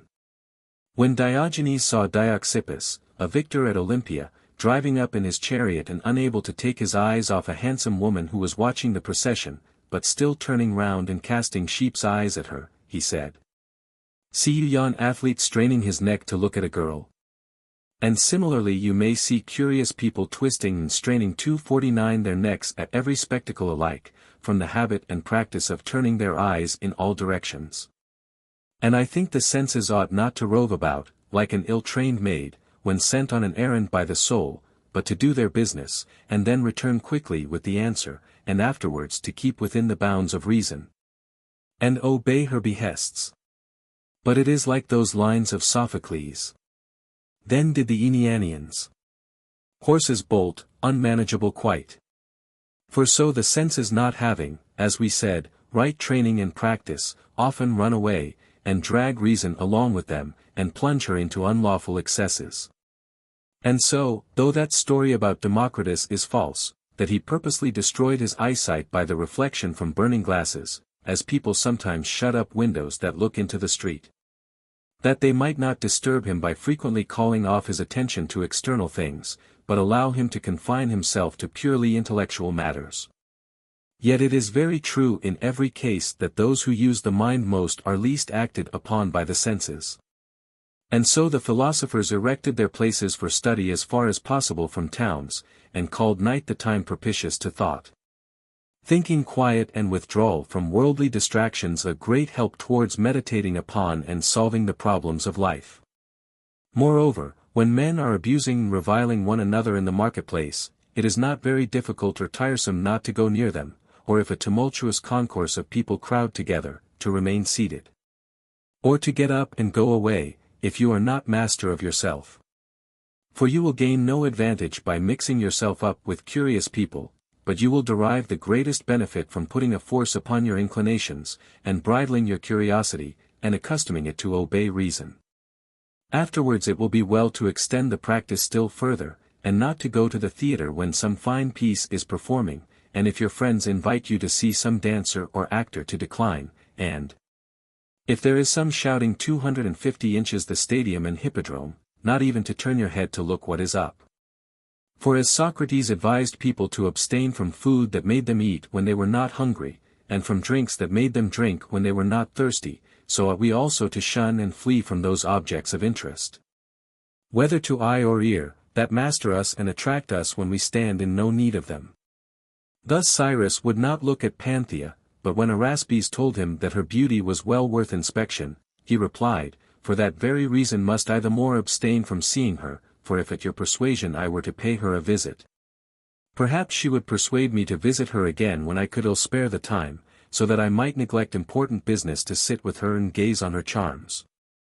Similarly Alexander would not see the wife of Darius, who was reputed to be very beautiful, but visited her mother who was old, and would not venture to look upon the young and handsome queen. We on the contrary peep into women's litters, and hang about their windows, and think we do no harm, though we thus make our curiosity a loophole for all manner of vice. Moreover, as it is of great help to fair dealing sometimes not to see some honest gain, that you may accustom yourself as far as possible to flee from unjust gains, and as it makes greatly for virtue to abstain sometimes from your own wife, that you may not ever be tempted by another woman, so, applying the habit to curiosity, try not to see and hear at times all that goes on in your own house even, and if anyone wishes to tell you anything about it give him the go-by, and decline to hear him. For it was nothing but his curiosity that involved Oedipus in his extreme calamities, for it was to try and find out his extraction that he left Corinth and met Laius, and killed him, and got his kingdom, and married his own mother. And when he then seemed at the acme of felicity, he must needs make further inquiries about himself. And though his wife tried to prevent him, he none the less calm 251 pelled the old man that had been an eyewitness of the deed to tell him all the circumstances of it, and though he long suspected how the story would end. Yet when the old man cried out, "Alas! The dreadful tale I must then tell," so inflamed was he with curiosity and trembling with impatience, that he replied, "I too must hear, for hear it. Now I will." So bittersweet and uncontrollable is the itch of curiosity, like a sore, shedding its blood when lanced. But he that is free from this disease, and calm by nature, being ignorant of many unpleasant things, may say, "Holy oblivion of all human ills, what wisdom dost thou bring?" We ought therefore also to accustom ourselves, when we receive a letter, not to be in a tremendous hurry about breaking the seal, as most people are, even tearing it open with their teeth if their hands are slow. Nor to rise from our seat and run up to meet him, if a messenger comes, and if a friend says, "I have some news to tell you," we ought to say, "I had rather you had something useful or advantageous to tell me." When I was on one occasion lecturing at Rome, one of my audience was the well-known Rusticus, whom the Emperor Domitian afterwards had put to death through envy of his glory. And a soldier came in the middle and brought him a letter from the emperor, and silence ensuing, and I stopping that he might have time to read his letter, he would not, and did not open it till I had finished my lecture. And the audience had dispersed, so that everybody marveled at his self-control. But whenever anyone who has power feeds his curiosity till it is strong and vehement, he can no longer easily control it, when it hurries him on to illicit acts, from force of habit. And such people open their friends' letters, thrust themselves in at private meetings, become spectators of rites 252 they ought not to witness, enter holy grounds they ought not to, and pry into the lives and conversations of kings. Indeed tyrants themselves, who must know all things, are made unpopular by no class more than by their spies and talebearers. Darius in his youth, when he mistrusted his own powers, and suspected and feared everybody, was the first who employed spies. And the Dionysiuses introduced them at Syracuse, but in a revolution they were the first that the Syracusans took and tortured to death. Indeed informers are of the same tribe and family as curious people. However, informers only investigate wicked acts or plots, but curious people pry into and publish abroad the involuntary misfortunes of their neighbors. And it is said that impious people first got their name from curiosity, for it seems there was a mighty famine at Athens, and those people that had wheat not producing it, but grinding it stealthily by night in their houses. Some of their neighbors went about and noticed the noise of the mills grinding, and so they got their name. This also is the origin of the well-known Greek word for informer, sycophant, quasi-fig informer, for when the people were forbidden to export figs, those who informed against those who did were called fig informers.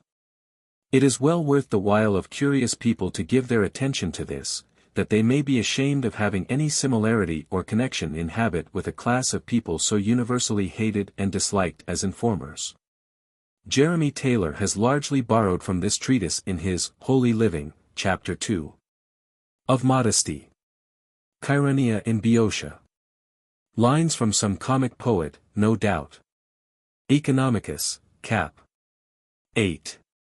The mother of Oedipus, better known as Jocasta. Homer, Odyssey, 11. 278, Epicasti hung herself.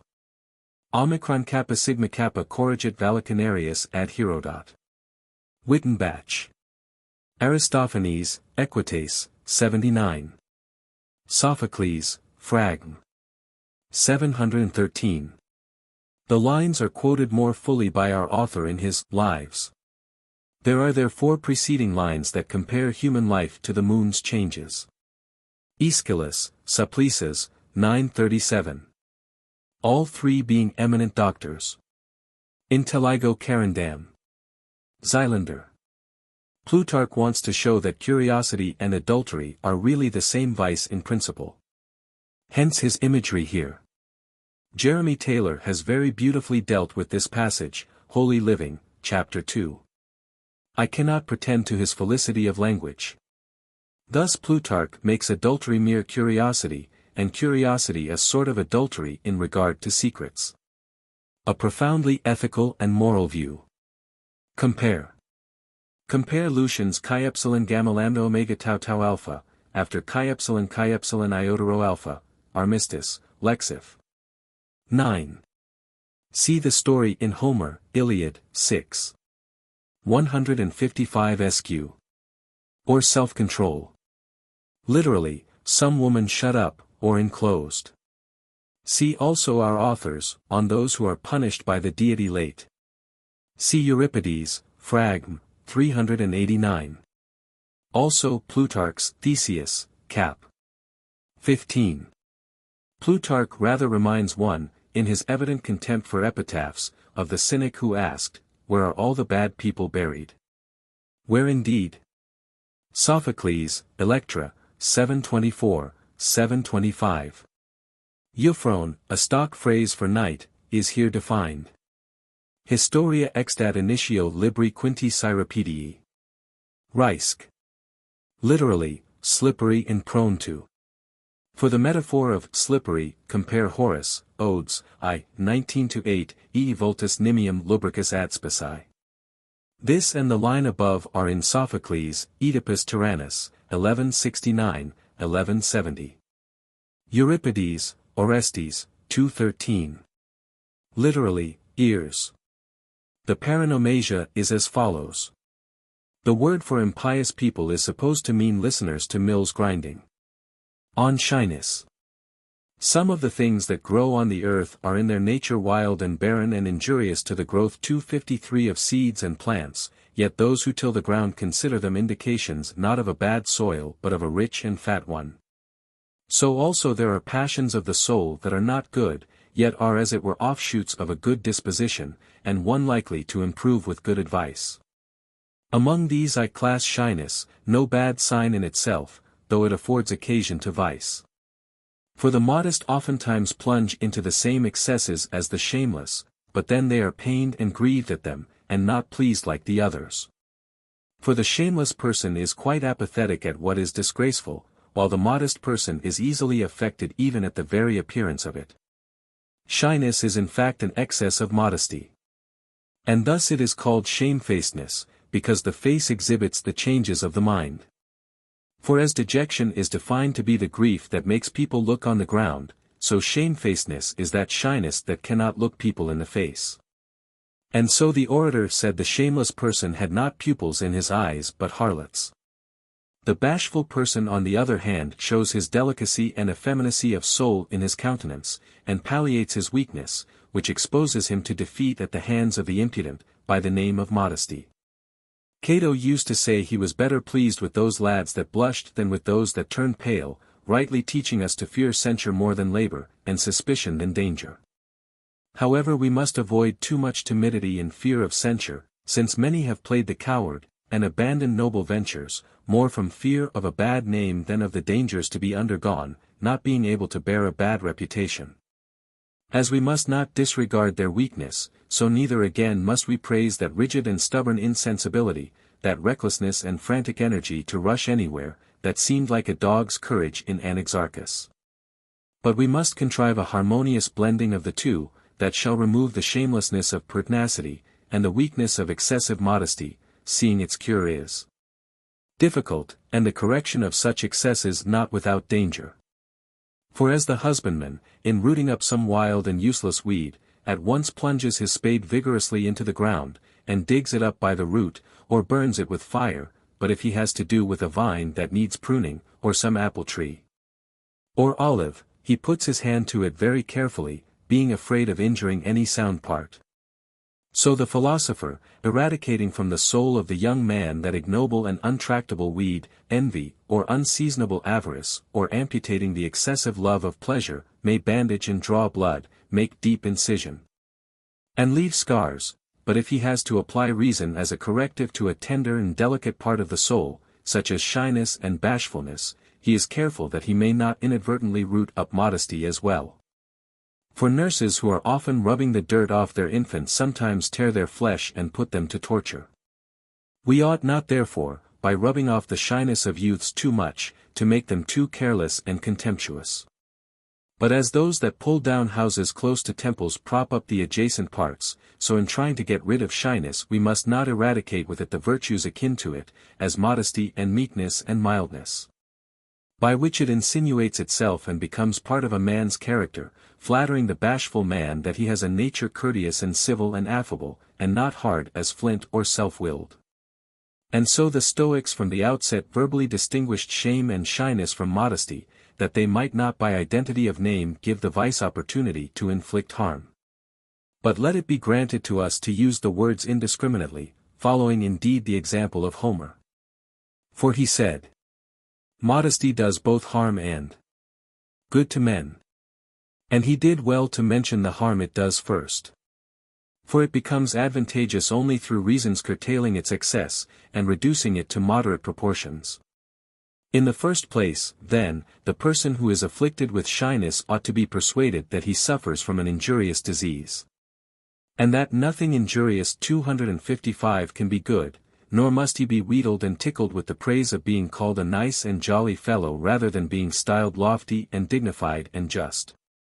Nor, like Pegasus in Euripides, who stooped and crouched lower than he wished, to take up his rider Bellerophon, must he humble himself and grant whatever favors are asked him, fearing to be called hard and ungentle.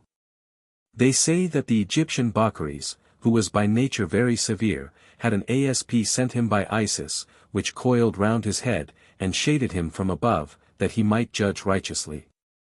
Bashfulness on the contrary, like a dead weight on languid and effeminate persons, not daring to refuse or contradict anybody, makes jurors deliver unjust verdicts, and shuts the mouth of counselors, and makes people say and do many things against their wish. And so the most headstrong person is always master and lord of such, through his own impudence prevailing against their modesty. So bashfulness, like soft and sloping ground, being unable to repel or avert any attack, lies open to the most shameful acts and passions. It is a bad guardian of youth, as Brutus said he didn't think that person had spent his youth well who had not learnt how to say no. It is a bad duenna of the bridal bed and of women's apartments, as the penitent adulteress in Sophocles said to her seducer. "You did persuade, and coax me into sin."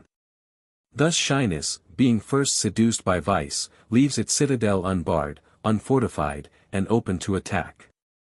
By gifts people ensnare the worst natures, but by persuasion and playing upon their bashfulness people often seduce even good women. I pass over the injury done to worldly affairs by bashfulness causing people to lend to those whose credit is doubtful, and to go security against their wish, for though they commend that saying, "Be a surety, trouble is at hand," they cannot apply it when business is on hand. It would not be easy to enumerate how many this vice has ruined. When Creon said to Medea, "Lady, 'tis better now to earn your hate, than through my softness afterwards to groan," he uttered a pregnant maxim for others. For he himself was overcome by his bashfulness, and granted her 1 day more, and so was the undoing of his family. And some, when they suspected murder or poison, have failed through it to take precautions for their safety. Thus perished Dion, not ignorant that Callippus was plotting against him, but ashamed to be on his guard against a friend and host. So Antipater, the son of Cassander, having invited Demetrius to supper, and being invited back by him for the next day, was ashamed to doubt another as he had been trusted himself, and went, and got his throat cut after supper. And Polysperchon promised Cassander for 100 talents to murder Hercules, the son of Alexander by Bar-Sine, and invited him to supper, and, as the stripling suspected and feared the invitation, and pleaded as an excuse that he was not very well, Polysperchon called on him, and addressed him as follows: "Imitate, my lad, your father's good nature and kindness to his friends, unless indeed you fear us as plotting against you." The young man was ashamed to refuse any longer, so he went with him, and some of those at the supper party strangled him. And so that line of Hesiod, "Invite your friend to supper, not your enemy," is not ridiculous, as some say, or stupid advice, but wise. Show no bashfulness in regard to an enemy, and do not suppose him trustworthy, though he may seem so. For if you invite you will be invited back, and if you entertain others you will be entertained back to your hurt, if you let the temper as it were of your caution be weakened by shame. As then this disease is the cause of much mischief, we must try and exterminate it by assiduous effort, beginning first, as people are wont to do in other matters, with small and easy things. For example, if anyone pledge you to drink with him at a dinner when you have had enough, do not be bashful, or do violence to nature, but 257 put the cup down without drinking. Again, if somebody else challenge you to play at dice with him in your cups, be not bashful or afraid of ridicule, but imitate Xenophanes, who, when Lasus of Hermione called him coward because he would not play at dice with him, admitted that he was a great coward and had no courage for what was ignoble.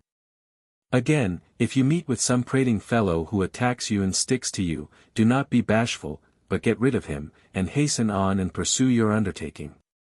For such flights and repulses, keeping you in practice in trying to overcome your bashfulness in small matters, will prepare you for greater occasions. And here it is well to record a remark of Demosthenes. When the Athenians were going to help Harpalus, and to war against Alexander, all of a sudden Philoxenus, who was Alexander's admiral, was sighted in the offing. And the populace being greatly alarmed, and speechless for fear, Demosthenes said, "What will they do when they see the sun, if they cannot lift their eyes to face a lamp? And what will you do in important matters, if the king desires anything, or the people importune you, if you cannot decline to drink when your friend asks you, or evade the onset of some prating fellow, but allow the trifler to waste all your time? From not having nerve to say, 'I will see you some other time,' I have no leisure now." Moreover, the use and practice of restraining one's bashfulness in small and unimportant matters is advantageous also in regard to praise.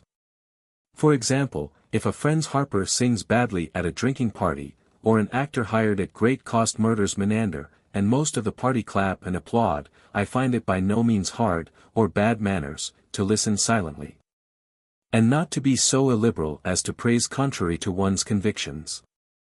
For if in such matters you are not master of yourself, what will you do if your friend reads a poor poem, or parades a speech stupidly and ridiculously written? You will praise it of course, and join the flatterers in loud applause. But how then will you 258 find fault with your friend if he makes mistakes in business? How will you be able to correct him, if he acts improperly in reference to some office, or marriage, or the state? For I cannot indeed assent to the remark of Pericles to his friend, who asked him to bear false witness in his favor even to the extent of perjury, "I am your friend as far as the altar." He went too far.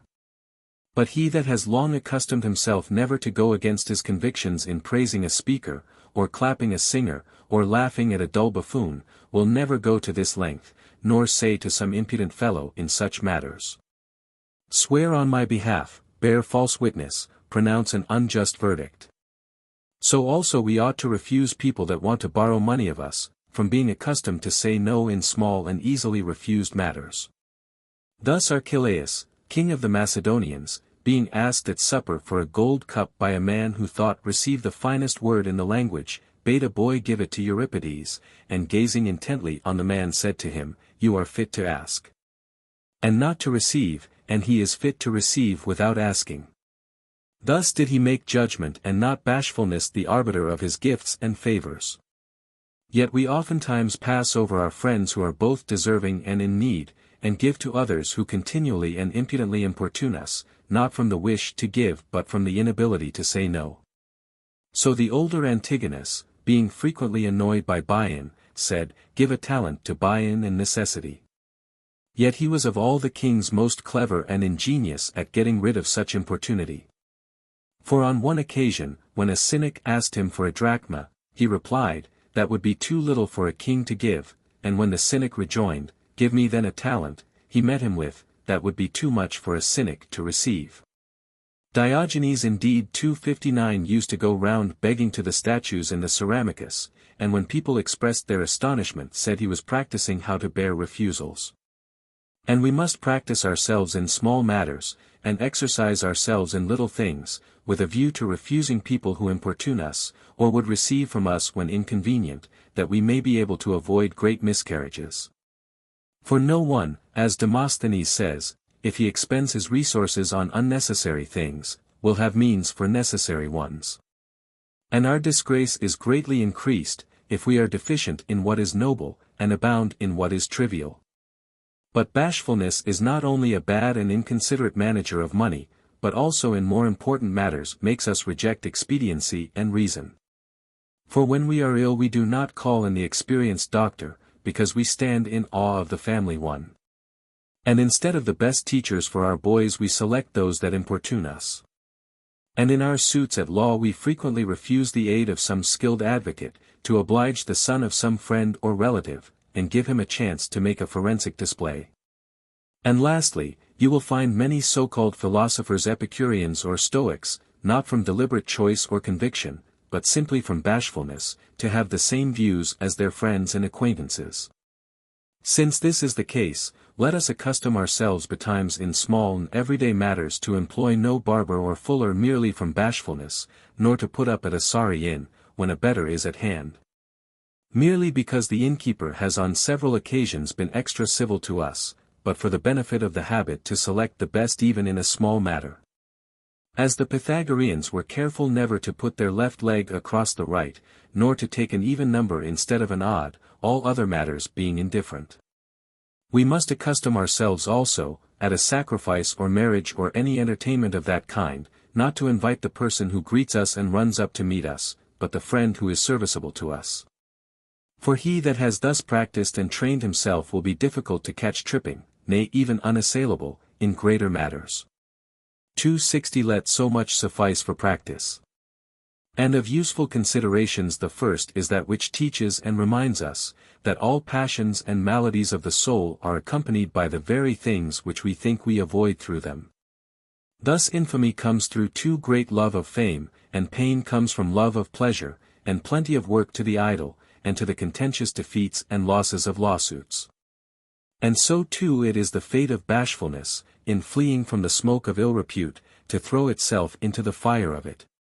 For the bashful, not venturing to say no to those that press them hard, afterwards feel shame at just rebuke, and, through standing in awe of slight blame, frequently in the end incur open disgrace.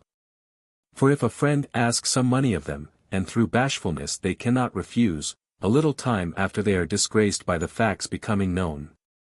Or if they have promised to help friends in a lawsuit, they turn round and hide their diminished heads, and run away from fear of the other side.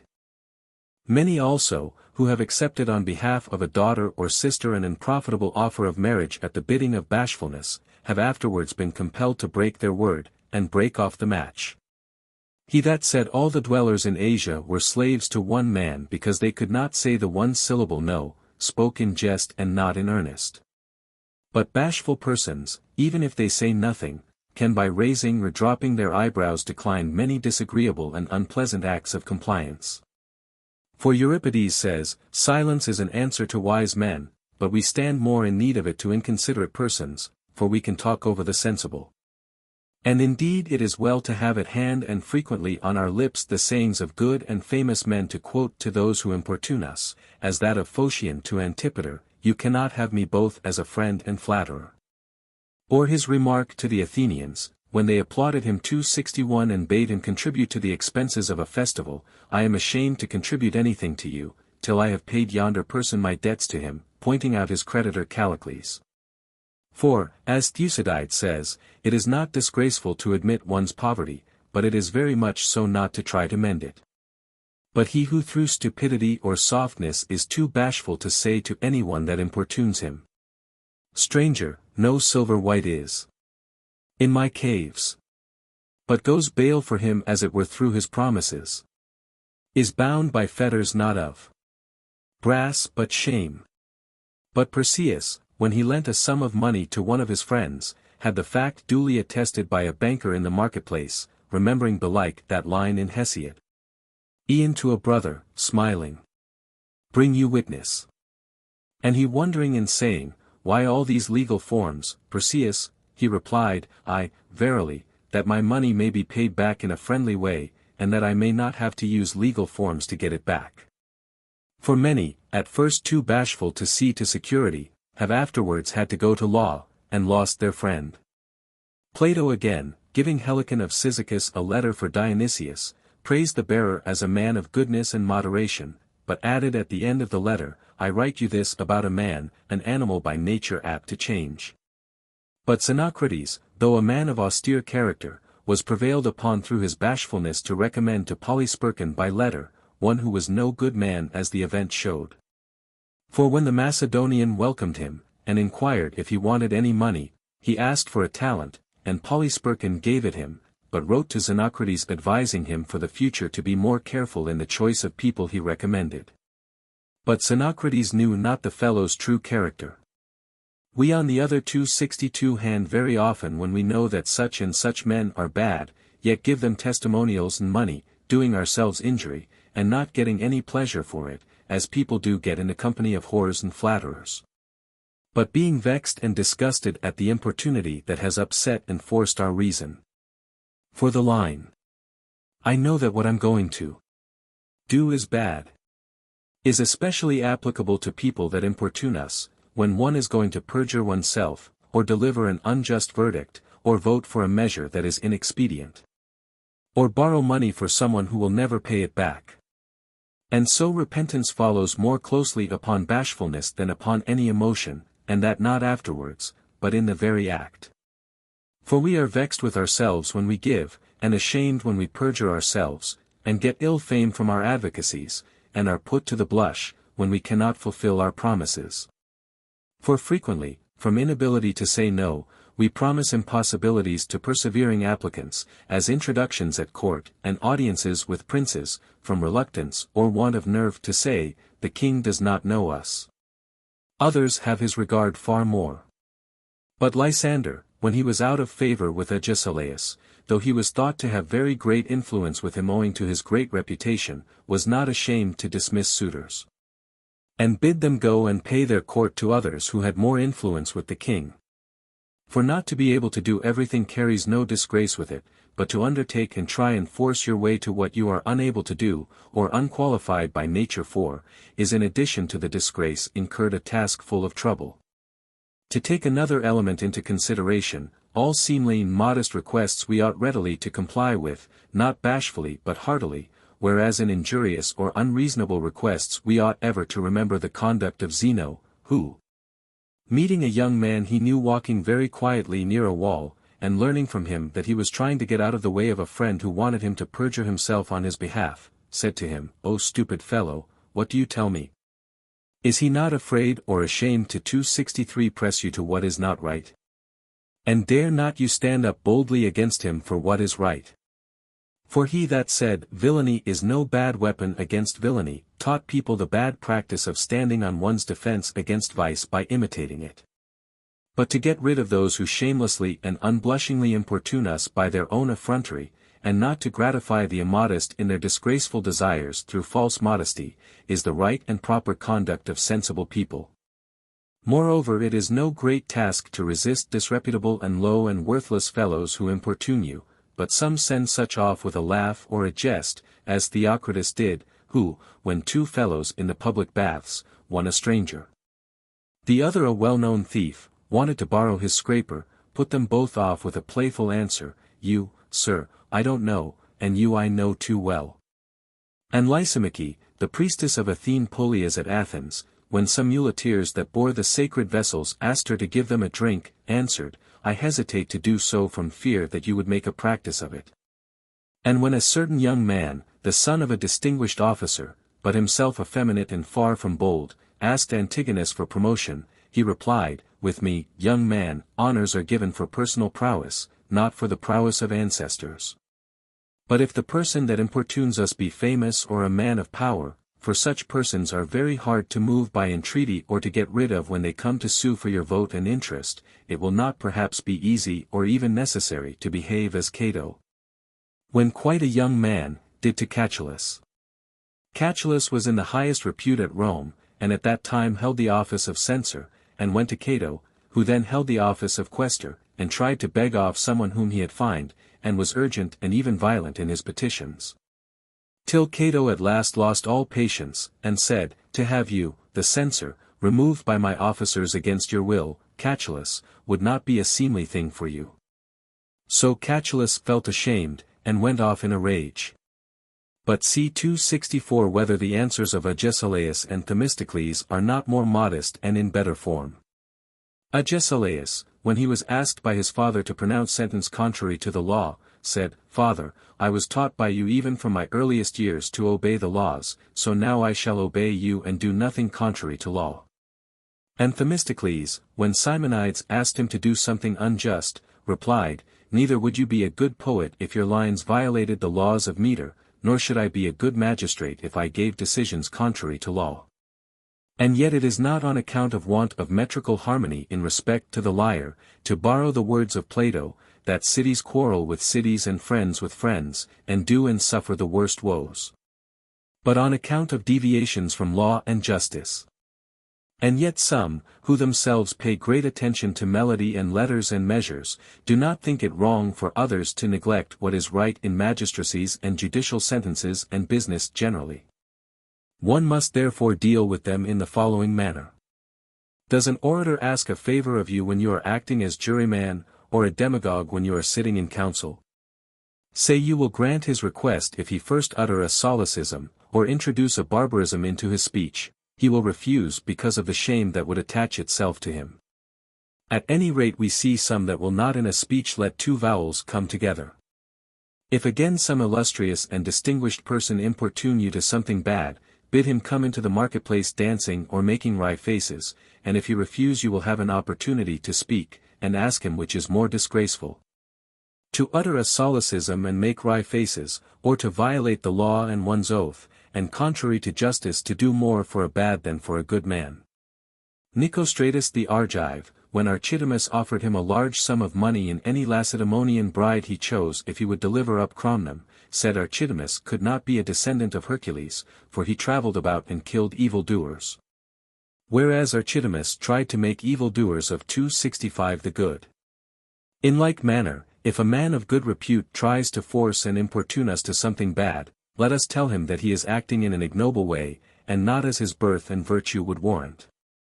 But in the case of people of no repute you must see whether you can persuade the miser by your importunity to lend you money without a bond, or the proud man to yield you the better place, or the ambitious man to surrender some office to you when he might take it himself. For truly it would seem monstrous that, while such remain firm and inflexible and unmovable in their vicious propensities, we who wish to be, and profess to be, men of honor and justice should be so little masters of ourselves as to abandon and betray virtue. For indeed, if those who importune us do it for glory and power, it is absurd that we should adorn and aggrandize others only to get infamy and a bad name ourselves. Like unfair umpires in the public games, or like people voting only to ingratiate themselves, and so bestowing improperly offices and prizes and glory on others, while they rob themselves of respect and fair fame. And if we see that the person who importunes us only does so for money, does it not occur to one that it is monstrous to be prodigal of one's own fame and reputation merely to make somebody else's purse heavier? Why, the idea must occur to most people: they sin with their eyes open, like people who are urged hard to toss off big bumpers, and grunt and groan and make wry faces, but at last do as they are told. Such weakness of mind is like a temperament of body equally susceptible to heat and cold. For if such people are praised by those that importune them, they are overcome and yield at once, whereas they are mortally afraid of the blame and suspicions of those whose desires they do not comply with. But we ought to be stout and resolute in either case, neither yielding to bullying nor cajolery. Thucydides indeed tells us, since envy necessarily follows ability, that he is well advised who incurs envy in matters of the highest importance. But we, thinking it 266 difficult to escape envy, and seeing that it is altogether impossible not to incur blame or give offense to those we live with, shall be well advised if we prefer the hatred of the perverse to that of those who might justly find fault with us for having iniquitously served their turn. And indeed we ought to be on our guard against praise from those who importune us, which is sure to be altogether insincere, and not to resemble swine, readily allowing anyone that presses to make use of us from our pleasure at itching and tickling, and submitting ourselves to their will.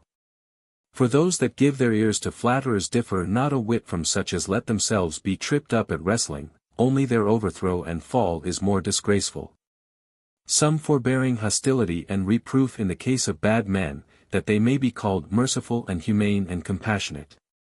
And others on the contrary persuaded to take up unnecessary and dangerous animosities and charges by those who praise them as the only men, the only people that never flatter, and go so far as to entitle them their mouthpieces and voices. Accordingly Bio compared such people to jars, that you could easily take by the ears and turn about at your will. Thus it is recorded that the sophist Alexinus in one of his lectures said a good many bad things about Stilpo the Megarian, but when one of those that were present said, "Why, he was speaking in your praise only the other day," he replied, "I don't doubt it. For he is the best and noblest of men." Menedemus on the contrary, having heard that Alexinus frequently praised him, replied, "But I always censure him, for that man is bad who either praises a bad man or is blamed by a good." So inflexible and proof was he against such flattery, and master of that advice which Hercules in Antisthenes gave, when he ordered his sons to be grateful to no one that praised them. Which meant nothing else than that they should not be dumbfoundered at it, nor flatter again those who praised them. Very apt, I take it, 267 was the remark of Pindar to one who told him that he praised him everywhere and to all persons, "I am greatly obliged to you, and will make your account true by my actions." A useful precept in reference to all passions is especially valuable in the case of the bashful. When they have been overcome by this infirmity, and against their judgment have erred and been confounded, let them fix it in their memories, and, remembering the pain and grief it gave them, let them recall it to their mind and be on their guard for a very long time. For as travelers that have stumbled against a stone, or pilots that have been wrecked off a headland, if they remember these occurrences, not only dread and are on their guard continually on those spots, but also on all similar ones. So those that frequently remember the disgrace and injury that bashfulness brought them, and its sorrow and anguish, will in similar cases be on their guard against their weakness, and will not readily allow themselves to be subjugated by it again. Or bashfulness, shamefacedness, what the French call mauvaise honte. Shakespeare puts all this into one line: most subject is the fattest soil to weeds. 2 Henry IV, 4. SC 4. Or girls.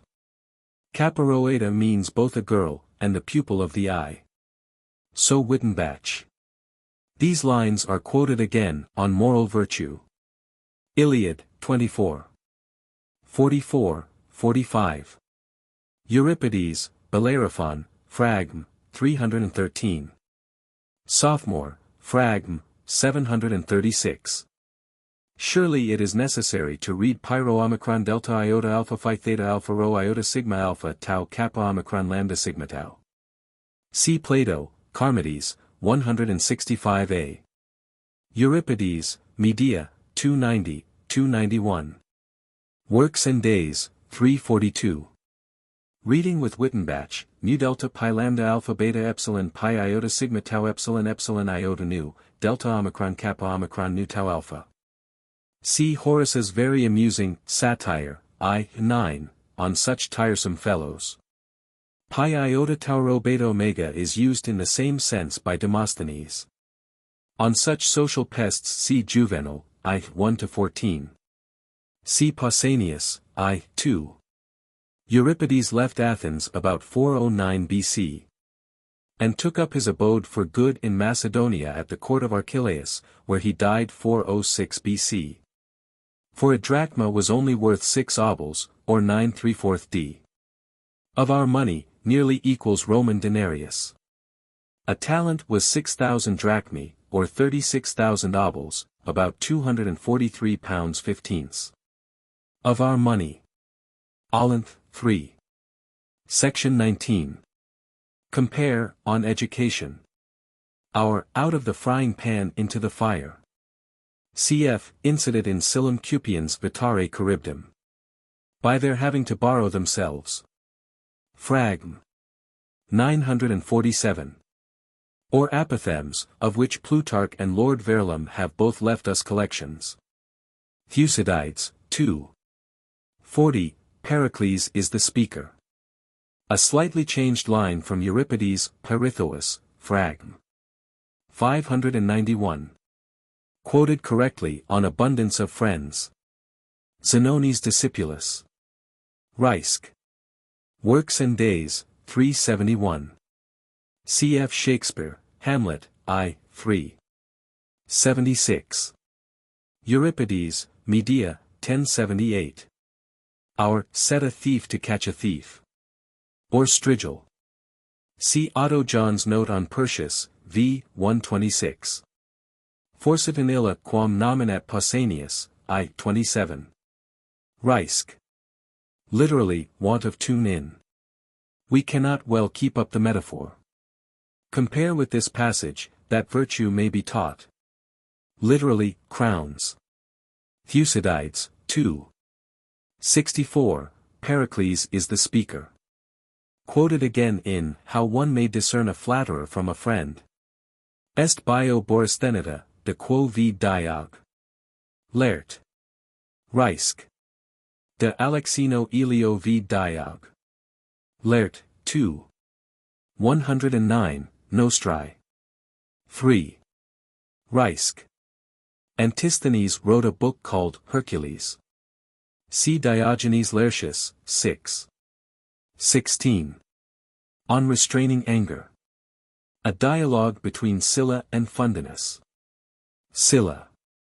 Those painters, Fundinus, seem to me to do well who, before giving the finishing touches to their paintings, lay them by for a time and then revise them. Because by taking their eyes off them for a time they gain by frequent inspection a new insight, and are more apt to detect minute differences, that continuous familiarity would have hidden. Now since a human being cannot so separate himself from himself for a time, and make a break in his continuity, and then approach himself again, and that is perhaps the chief reason why a man is a worse judge of himself than of others, the next best thing will be for a man to inspect his friends after an interval, and likewise offer himself to their scrutiny. Not to see whether he has aged quickly, or whether his bodily condition is better or 268 worse, but to examine his moral character, and see whether time has added any good quality, or removed any bad one. On my return then to Rome after an absence of 2 years, and having been with you now 5 months, I am not at all surprised that there has been a great increase and growth in those good points which you formerly had owing to your admirable nature. But when I see how gentle and obedient to reason your former excessive impetuosity and hot temper has become, it cannot but occur to me to quote the line. Ye gods, how much more mild is he become? And this mildness has not wrought in you sloth or weakness, but like cultivation of the soil it has produced a smoothness and depth fit for action, instead of the former impetuosity and vehemence. And so it is clear that your propensity to anger has not been effaced by any declining vigor or through some chance, but has been cured by good precepts. And indeed, for I will tell you the truth, when our friend Eros reported this change in you to me, I suspected that owing to goodwill he bare witness not of the actual state of the case, but of what was becoming to all good and virtuous men. Although, as you know, he can never be persuaded to depart from his real opinion to ingratiate himself with anyone. But now he is acquitted of false witness, and do you, as your journey gives you leisure, narrate to me the mode of cure you employed to make your temper so under control, so natural, gentle and obedient to reason. Fundinus. Most friendly Scylla, take care that you do not in your goodwill and affection to me rest under any misconception of my real condition. For it is possible that Eros, not being able always himself to keep his temper in its place in the obedience that Homer speaks of, but sometimes carried away by his hatred of what is bad, may think me grown milder than I really am. As in changes of the scale in music the lowest notes become the highest. Scylla. Neither of these is the case, Fundinus, but oblige me by doing as I ask. 269 Fundinus. One of the excellent precepts then of Musonius that I remember, Scylla, is this, that those who wish to be well should diet themselves all their life long. For I do not think we must employ reason as a cure, as we do hellebore, by purging it out with the disease, but we must retain it in the soul, to restrain and govern the judgment. For the power of reason is not like physic, but wholesome food, which cooperates with good health in producing a good habit of body in those by whom it is taken. But admonition and reproof, when passion is at its height and swelling, does little or no good, but resembles very closely those strong-smelling substances, that are able to set on their legs again those that have fallen in epileptic fits, but cannot rid them of their disease. For although all other passions, even at the moment of their acme, do in some sort listen to reason and admit it into the soul, yet anger does not, for, as Melanthius says, fell things it does when it the mind unsettles. For it absolutely turns reason out of doors, and bolts it out, and, like those persons who burn themselves and houses together, it makes all the interior full of confusion and smoke and noise. So that what would be advantageous can neither be seen nor heard. And so an empty ship in a storm at open sea would sooner admit on board a pilot from without, than a man in a tempest of rage and anger would listen to another's advice, unless his own reason was first prepared to hearken. But as those who expect a siege get together and store up supplies, when they despair of relief from without, so ought we by all means to scour the country far and wide to derive aids against anger from philosophy, and store them up in the soul, for, when the time of need comes, we shall find it no easy task to import them. For either the soul doesn't hear what is said without because of the uproar, if it have not within its own reason, like a boatswain as it were, to receive at once and understand every exhortation. Or if it does hear, it despises what is uttered mildly and gently, while it is exasperated by harsh censure. For anger being haughty and self-willed and hard to be worked upon by another, like a too 70 fortified tyranny, must have someone born and bred within it to overthrow it. Now long-continued anger, and frequent giving way to it, produces an evil disposition of soul, which people call irascibility, and which ends in passionateness, bitterness, and peevishness. Whenever the mind becomes sore and vexed at trifles and querulous at everyday occurrences, like iron thin and beaten out too fine.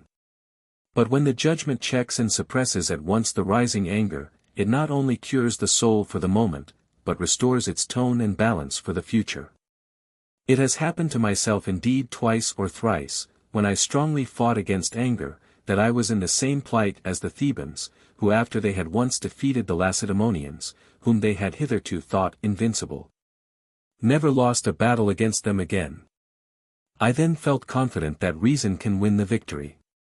I saw also that anger is not only appeased by the sprinkling of cold water, as Aristotle attested, but is also extinguished by the action of fear. And, as Homer tells us, anger has been cured and has melted away in the case of many by some sudden joy. So that I came to the conclusion that this passion is not incurable for those who wish to be cured. For it does not arise from great and important causes, but banter and joking, a laugh or a nod, and similar trifles make many angry, as Helen by addressing her niece. Electra, maiden now for no short time, provoked her to reply. Your wisdom blossoms late, since formerly you left your house in shame. And Callisthenes incensed Alexander, by saying, when a huge cup was brought to him, I will not drink to Alexander till I shall require the help of Aesculapius. As then it is easy to put out a flame kindled in the hair of hares and in wicks and rubbish, but if it once gets hold of things solid and thick, it quickly destroys and consumes them, raging amidst the lofty work of the 271 carpenters. As Aeschylus says, so he that observes anger in its rise, and sees it gradually smoking and bursting forth into fire from some chatter or rubbishy scurrility, need have no great trouble with it, but can frequently smother it merely by silence and contempt. For as a person puts out a fire by bringing no fuel to it, so with respect to anger, he that does not in the beginning fan it, and stir up its rage in himself, keeps it off and destroys it. And so, though Hieronymus has given us many useful sayings and precepts, I am not pleased with his remark that there is no perception of anger in its birth, but only in its actual development, so quick is it. For none of the passions when stirred up and set in motion has so palpable a birth and growth as anger. As indeed Homer skillfully shows us, where he represents Achilles as seized at once with grief, when word was brought him of Patroclus' death, in the line, thus spake he, and griefs dark cloud covered him. Whereas he represents him as waxing angry with Agamemnon slowly, and as inflamed by his many words, which if either of them had abstained from, their quarrel would not have attained such growth and magnitude.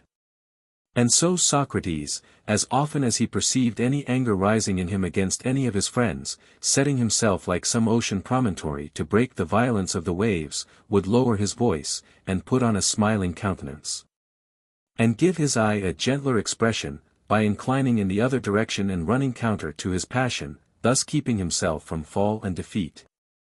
For the first way, my friend, to overcome anger, like the putting down of some tyrant, is not to obey or listen to it when it bids you speak loud, and look fierce, and beat yourself, but to remain quiet, and not to make the passion more intense, as one would a disease, by tossing about and crying out. In love affairs indeed, such things as revellings, and serenadings, and crowning the loved 272 one's door with garlands, may indeed bring some pleasant and elegant relief. I went, but asked not who or whose she was, I merely kissed her doorpost. If that be a crime, I do plead guilty to the same. In the case of mourners also giving up to weeping and wailing takes away with the tears much of the grief. But anger on the contrary is much more fanned by what angry persons do and say. It is best therefore to be calm, or to flee and hide ourselves and go to a haven of quiet, when we feel the fit of temper coming upon us as an epileptic fit, that we fall not, or rather fall not on others. For it is our friends that we fall upon most and most frequently. For we do not love all, nor envy all, nor fear all men, but nothing is untouched or unassailed by anger. For we are angry with friends and enemies, parents and children, aye, and with the gods, and beasts, and even things inanimate, as was Thamyris, breaking his gold-bound horn, breaking the music of well-compacted lyre. And Pandarus, who called down a curse upon himself, if he did not burn his bow, after breaking it with his hands. And Xerxes inflicted stripes and blows on the sea, and sent letters to Mount Athos, divine Athos, whose top reaches heaven, put not in the way of my work stones large and difficult to deal with, or else I will hew thee down, and throw thee into the sea. For anger has many formidable aspects, and many ridiculous ones, so that of all the passions it is the most hated and despised. It will be well to consider both aspects. To begin then, whether my process was wrong or right I know not, but I began my cure of anger by noticing its effects in others, as the Lacedaemonians study the nature of drunkenness in the Helots. And in the first place, as Hippocrates tells us that disease is most dangerous in which the face of the patient is most unlike himself, so observing that people beside themselves with anger 273 change their face, color, walk and voice. I formed an impression as it were of that aspect of passion, and was very disgusted with myself if ever I should appear so frightful and like one out of his mind to my friends and wife and daughters, not only wild and unlike oneself in appearance, but also with a voice savage and harsh, as I had noticed in some of my acquaintance, who could neither preserve for anger their ordinary behavior, or demeanor, or grace of language, or persuasiveness and gentleness in conversation. Caius Gracchus, indeed, the orator, whose character was harsh and style of oratory impassioned, had a pitch pipe made for him, such as musicians use to heighten or lower their voices by degrees, and this, when he was making a speech. A slave stood behind him and held, and used to give him a mild and gentle note on it, whereby he lowered his key, and removed from his voice the harsh and passionate element, charming in laying the heat of the orator. As shepherd's wax joined reed sounds musically with sleep-provoking strain. For myself, if I had some elegant and sprightly companion, I should not be vexed at his showing me a looking-glass in my fits of anger, as they offer one to some after a bath to little useful end. For to behold oneself unnaturally distorted in countenance will condemn anger in no small degree. The poets playfully tell us that Athene when playing on the pipe was rebuked thus by a satyr. That look no way becomes you. Take your armor, lay down your pipes, and do compose your cheeks. And though she paid no attention to him, yet afterwards when she saw her face in a river, she felt vexed and threw her pipes away, although art had made melody a compensation for her unsightliness. And Marsyas, it seems, by a sort of mouthpiece forcibly repressed the violence of his breath, and tricked up and hid the contortion of his face. Around his shaggy temples put bright gold, and o'er his open mouth thongs tied behind. 274 Now anger, that puffs up and distends the face so as to look ugly, utters a voice still more harsh and unpleasant, moving the mind's chords undisturbed before. They say that the sea is cleansed when agitated by the winds it throws up tangle and seaweed. But the intemperate and bitter and vain words, which the mind throws up when the soul is agitated, defile the speakers of them first of all and fill them with infamy, as always having those thoughts within their bosom and being defiled with them, but only giving vent to them in anger. And so for a word which is, as Plato styles it, a very small matter, they incur a most heavy punishment, for they get reputed to be enemies, and evil speakers, and malignant in disposition. Seeing and observing all this, it occurs to me to take it as a matter of fact, and record it for my own general use, that if it is good to keep the tongue soft and smooth in a fever, it is better to keep it so in anger. For if the tongue of people in a fever be unnatural, it is a bad sign, but not the cause of their malady. But the tongue of angry people, being rough and foul, and breaking out into unseemly speeches, produces insults that work irremediable mischief, and argue deep-rooted malevolence within. For wine-drunk neat does not exhibit the soul in so ungovernable and hateful a condition as temper does, for the outbreaks of the one smack of laughter and fun, while those of the other are compounded with gall, and at a drinking bout he that is silent is burdensome to the company and tiresome, whereas in anger nothing is more highly thought of than silence, as Sappho advises. When anger's busy in the brain, thy idly barking tongue restrain. And not only does the consideration of all this naturally arise from observing ourselves in the moments of anger, but we cannot help seeing also the other properties of rage, how ignoble it is, how unmanly, how devoid of dignity and greatness of mind. And yet to most people its noise seems vigor, its threatening confidence, and its obstinacy force of character. Some even not wisely entitle its savageness magnanimity, and its implacability firmness 275 and its morosity hatred of what is bad. For their actions and motions and whole demeanor argue great littleness and meanness, not only when they are fierce with little boys, and peevish with women, and think it right to treat dogs and horses and mules with harshness. As Ctesiphon the Pancratius thought fit to kick back a mule that had kicked him, but even in the butcheries that tyrants commit their littleness of soul is apparent in their savageness, and their suffering in their action. So that they are like the bites of serpents, that, when they are burnt and smart with pain, violently thrust their venom on those that have hurt them. For as a swelling is produced in the flesh by a heavy blow, so in softest souls the inclination to hurt others gets its greater strength from greater weakness. Thus women are more prone to anger than men, and people ill than people well, and old men than men in their prime, and the unfortunate than the prosperous. The miser is most prone to anger with his steward, the glutton with his cook, the jealous man with his wife, the vain man when he is spoken ill of. And worst of all are those men who are too eager in states for office, or to head a faction, a manifest sorrow, to borrow Pindar's words. So from the very great pain and suffering of the soul there arises mainly from weakness anger, which is not like the nerves of the soul, as some one defined it, but like its strainings and convulsions when it is excessively vehement in its thirst for revenge. Such bad examples as these were not pleasant to look at but necessary, but I shall now proceed to describe people who have been mild and easy in dealing with anger, conduct gratifying either to see or hear about. Being utterly disgusted with people who use such language as, "You have a man wronged, shall a man stand this?" and "Put your heel upon his neck," and "Dash his head against the ground," and other provoking expressions such as these, by which some not well have transferred anger from the woman's 276 side of the house to the man's. For manliness in all other respects seems to resemble justice, and to differ from it only in respect to gentleness, with which it has more affinities.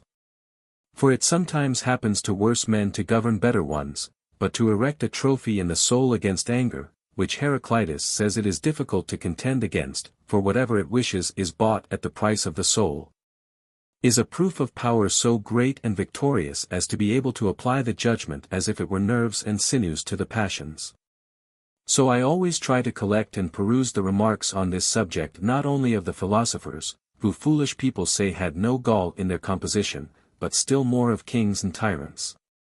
Such was the remark of Antigonus to his soldiers, when they were abusing him near his tent as if he were not listening, so he put his staff out, and said, "What's to do? Can you not go rather farther off to run me down?" And when Arcadio the Achaean, who was always railing against Philip, and advising people to flee unto a country where they knew not Philip, visited Macedonia afterwards on some chance or other, the king's friends thought he ought to be punished and the matter not looked over. But Philip treated him kindly, and sent him presents and gifts, and afterwards bade inquiry to be made as to what sort of account of him Arcadio now gave to the Greeks. And when all testified that the fellow had become a wonderful praiser of the king, Philip said, "You see, I knew how to cure him better than all of you." And at the Olympian Games when there was defamation of Philip, and some of his suite said to him, that the Greeks ought to smart for it, because they railed against him when they were treated well by him, he replied, "What will they do then if they are treated badly by me?" Excellent also was the behavior of Pisistratus to Thrasybulus, and of Porsenna to Mucius, and of Megas to Philemon. As to Megas, after he had been publicly jeered at by Philemon in one of his comedies at the theatre in the following words. 277 Megas, the king hath written thee a letter, unhappy Megas, since thou canst not read. After having taken Philemon, who had been cast on shore by a storm at Perietonium, he commanded one of his soldiers only to touch his neck with the naked sword and then to go away quietly, and dismissed him, after sending him a ball and some dice as if he were a silly boy. And Ptolemy on one occasion, flouting a grammarian for his ignorance, asked him who was the father of Peleus, and he answered, "I will tell you, if you tell me first who was the father of Lagus." This was a jeer at the obscure birth of the king, and all his courtiers were indignant at it as an unpardonable liberty, but Ptolemy said, "If it is not kingly to take a flout, neither is it kingly to give one." And Alexander was more savage than usual in his behavior to Callisthenes and Clitus. So Porus, when he was taken captive, begged Alexander to use him as a king. And on his inquiring, "What, nothing more?" he replied, "No. For everything is included in being used as a king."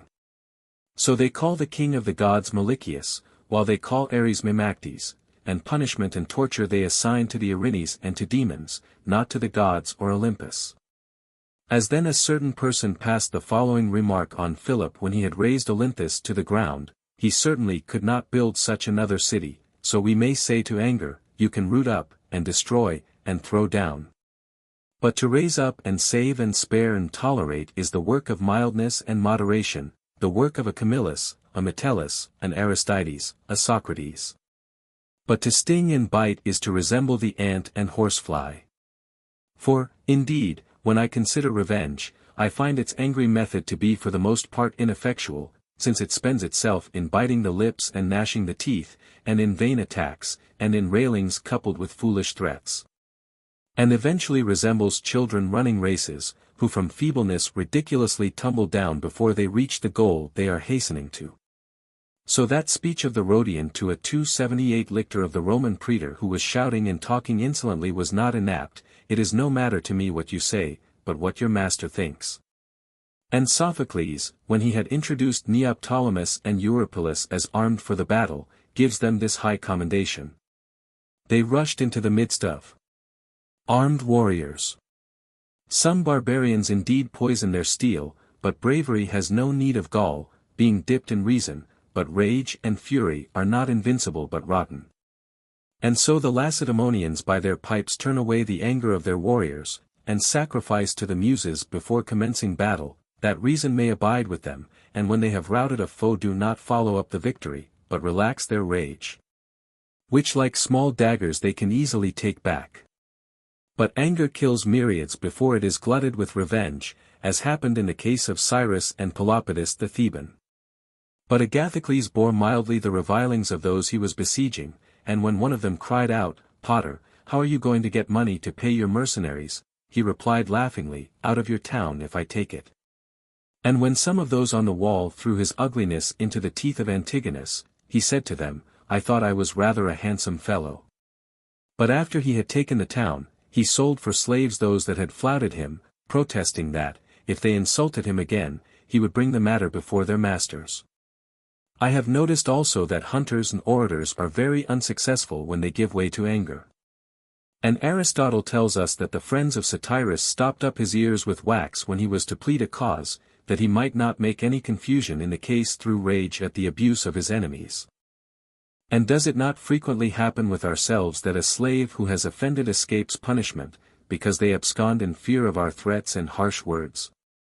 What nurses then say to children, give up crying, and you shall have it, may usefully be applied to anger, thus, do not be in a hurry, or bawl out, or be vehement, and you will sooner 279 and better get what you want.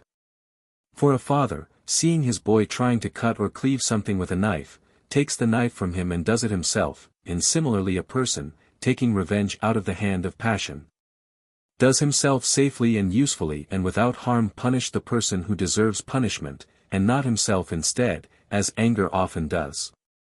Now though all the passions need such discipline as by exercise shall tame and subdue their unreasoning and disobedient elements, yet there is none which we ought to keep under by such discipline so much as the exhibition of anger to our servants. For neither envy, nor fear, nor rivalry come into play between them and us. But our frequent displays of anger to them, creating many offences and faults, make us to slip as if on slippery ground owing to our autocracy with our servants, which no one resists or prevents. For it is impossible to check irresponsible power so as never to break out under the influence of passion, unless one wields power with much meekness, and refuses to listen to the frequent complaints of one's wife and friends charging one with being too easy and lax with one's servants.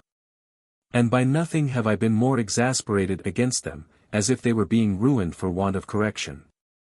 At last, though late, I got to see that in the first place it is better to make them worse by forbearance, than by bitterness and anger to distort oneself for the correction of others. In the next place I observed that many for the very reason that they were not corrected were frequently ashamed to be bad, and made pardon rather than punishment the commencement of their reformation, and made better slaves to some merely at their nod silently and cheerfully than to others with all their beatings and brandings, and so I came to the conclusion that reason gets better obeyed than temper, for it is not as the poet said. Where there is fear, there too is self-respect. But it is just the other way about, for self-respect begets that kind of fear that corrects the behavior. But perpetual and pitiless beating produces not so much repentance for wrongdoing as contrivances to continue in it without detection. In the third place, ever remembering and reflecting 280 within myself that, just as he that teaches us the use of the bow does not forbid us to shoot but only to miss the mark, so it will not prevent punishment altogether to teach people to do it in season, and with moderation, utility, and decorum. I strive to remove anger most especially by not forbidding those who are to be corrected to speak in their defense, but by listening to them. For the interval of time gives a pause to passion, and a delay that mitigates it, and so judgment finds out both the fit manner and adequate amount of punishment. Moreover, he that is punished has nothing to allege against his correction, if he is punished not in anger but only after his guilt is brought home to him. And the greatest disgrace will not be incurred, which is when the servant seems to speak more justly than the master. As then Phocion, after the death of Alexander, to stop the Athenians from revolting and believing the news too soon, said to them, Men of Athens, if he is dead today, he will certainly also be dead tomorrow and the next day. So I think the man who is in a hurry to punish anyone in his rage ought to consider with himself, if this person has wronged you today, he will also have wronged you tomorrow and the next day. And there will be no harm done if he shall be punished somewhat late, whereas if he shall be punished at once, he will always seem to you to have been innocent, as has often happened before now.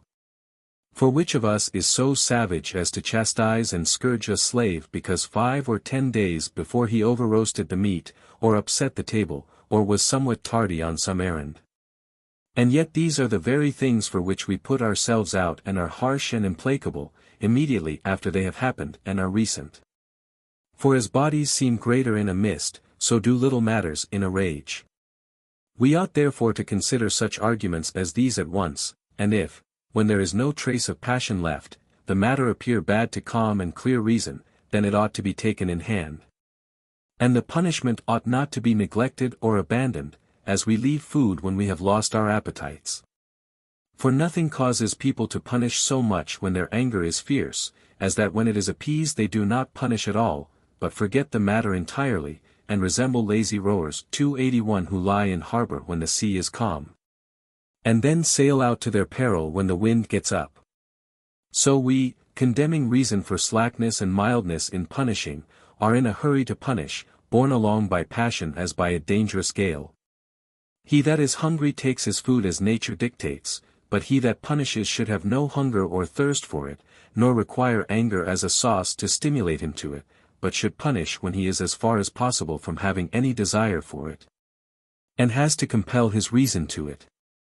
For we ought not, as Aristotle tells us slaves in his time were scourged in Etruria to the music of the flute, to go headlong into punishing with a desire and zest for it, and to delight in punishing, and then afterwards to be sorry at it, for the first is savage, and the last womanish, but we should without either sorrow or pleasure chastise at the dictates of reason, giving anger no opportunity to interfere. But this perhaps will not appear a cure of anger so much as a putting away and avoiding such faults as men commit in anger. And yet, though the swelling of the spleen is only a symptom of fever, the fever is assuaged by its abating, as Hieronymus tells us.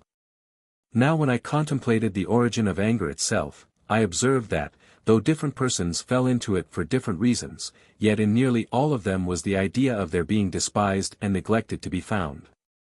So we ought to help those who try to get rid of anger, by removing as far as possible from them any action savoring of contempt or contumely, and by looking upon their anger as folly or necessity, or emotion, or mischance, as Sophocles says. In those that are unfortunate, O king, no mind stays firm, but all their balance lose. And so Agamemnon, ascribing to 8 his carrying off Briseis, yet says to Achilles, I wish to please you in return, and give completest satisfaction. For suing is not the action of one who shews his contempt, and when he that has done an injury is humble he removes 282 all idea of slighting one. But the angry person must not expect this, but rather take to himself the answer of Diogenes, who, when it was said to him, "These people laugh at you," replied, "But I am not one to be laughed at, and not think himself despised.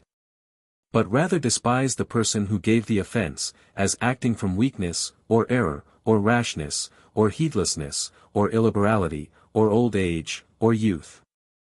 Nor must we entertain such notions with regard to our servants and friends. For they do not despise us as void of ability or energy, but owing to our evenness and good nature, some because we are mild, and others presuming on our affection for them.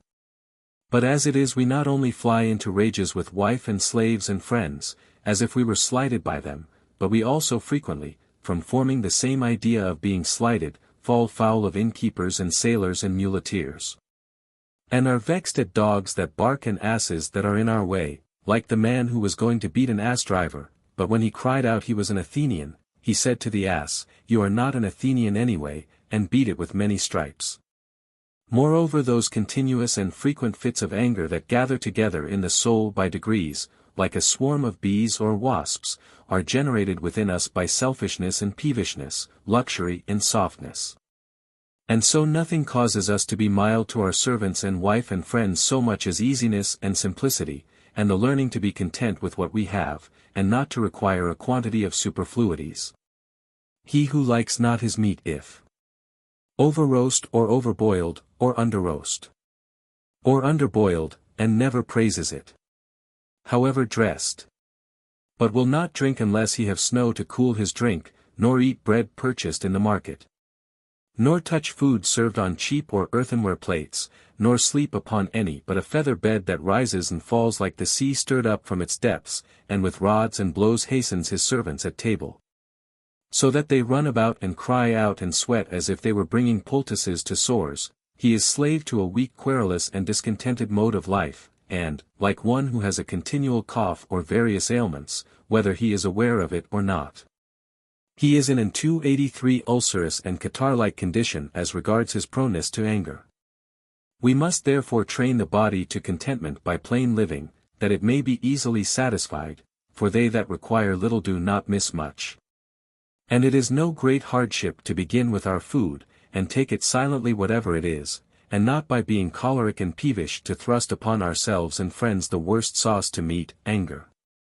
No more unpleasant supper could there be than that wherein the servants are beaten, and the wife scolded, because something is burnt or smoked or not salt enough, or because the bread is too cold. Arcesilaus was once entertaining some friends and strangers, and when dinner was served, there was no bread, through the servants having neglected to buy any.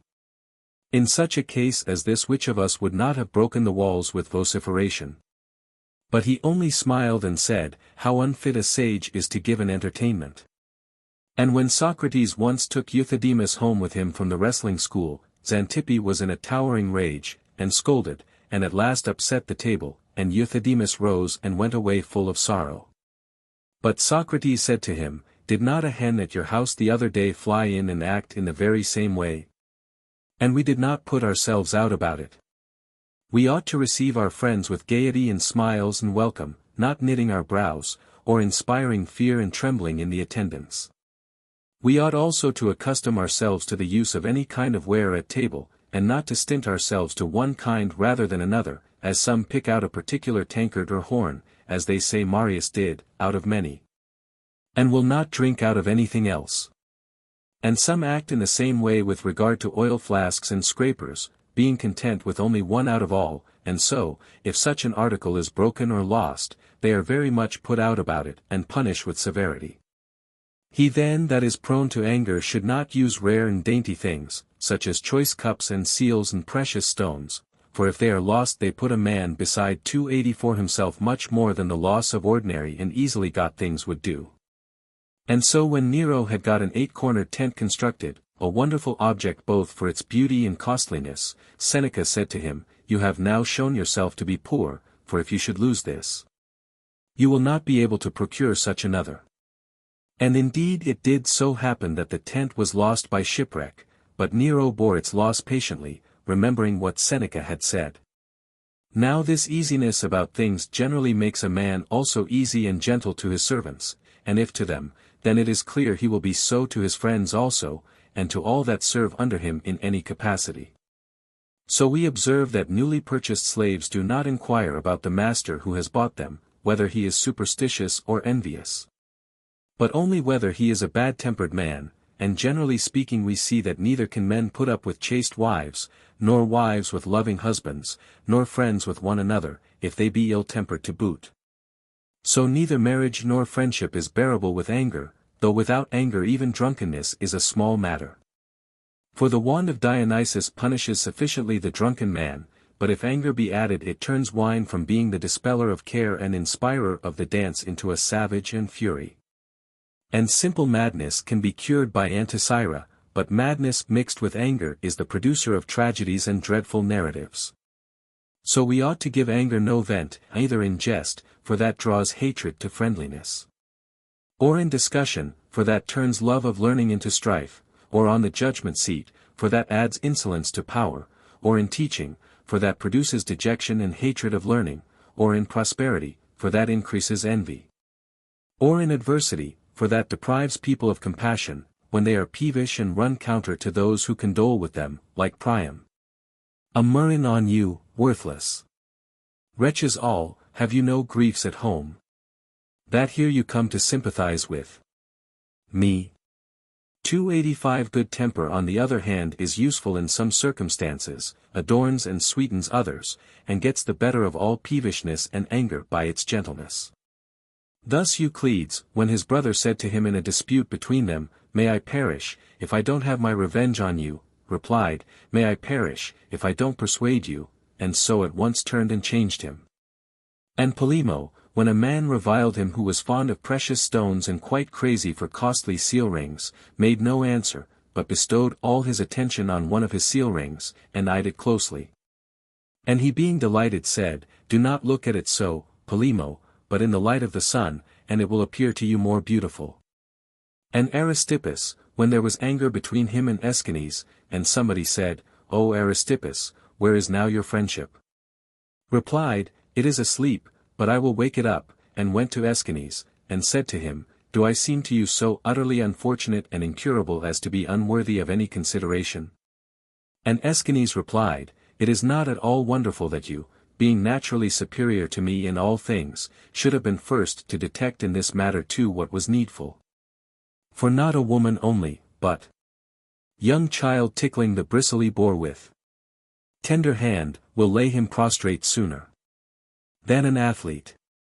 But we that tame wild beasts and make them gentle, and carry in our arms young wolves and lions' whelps, inconsistently repel our children and friends and acquaintances in our rage, and let loose our temper like some wild beast on our servants and fellow citizens, speciously trying to disguise it not rightly under the name of hatred of evil, but it is, I suppose, as with the other passions and diseases of the soul.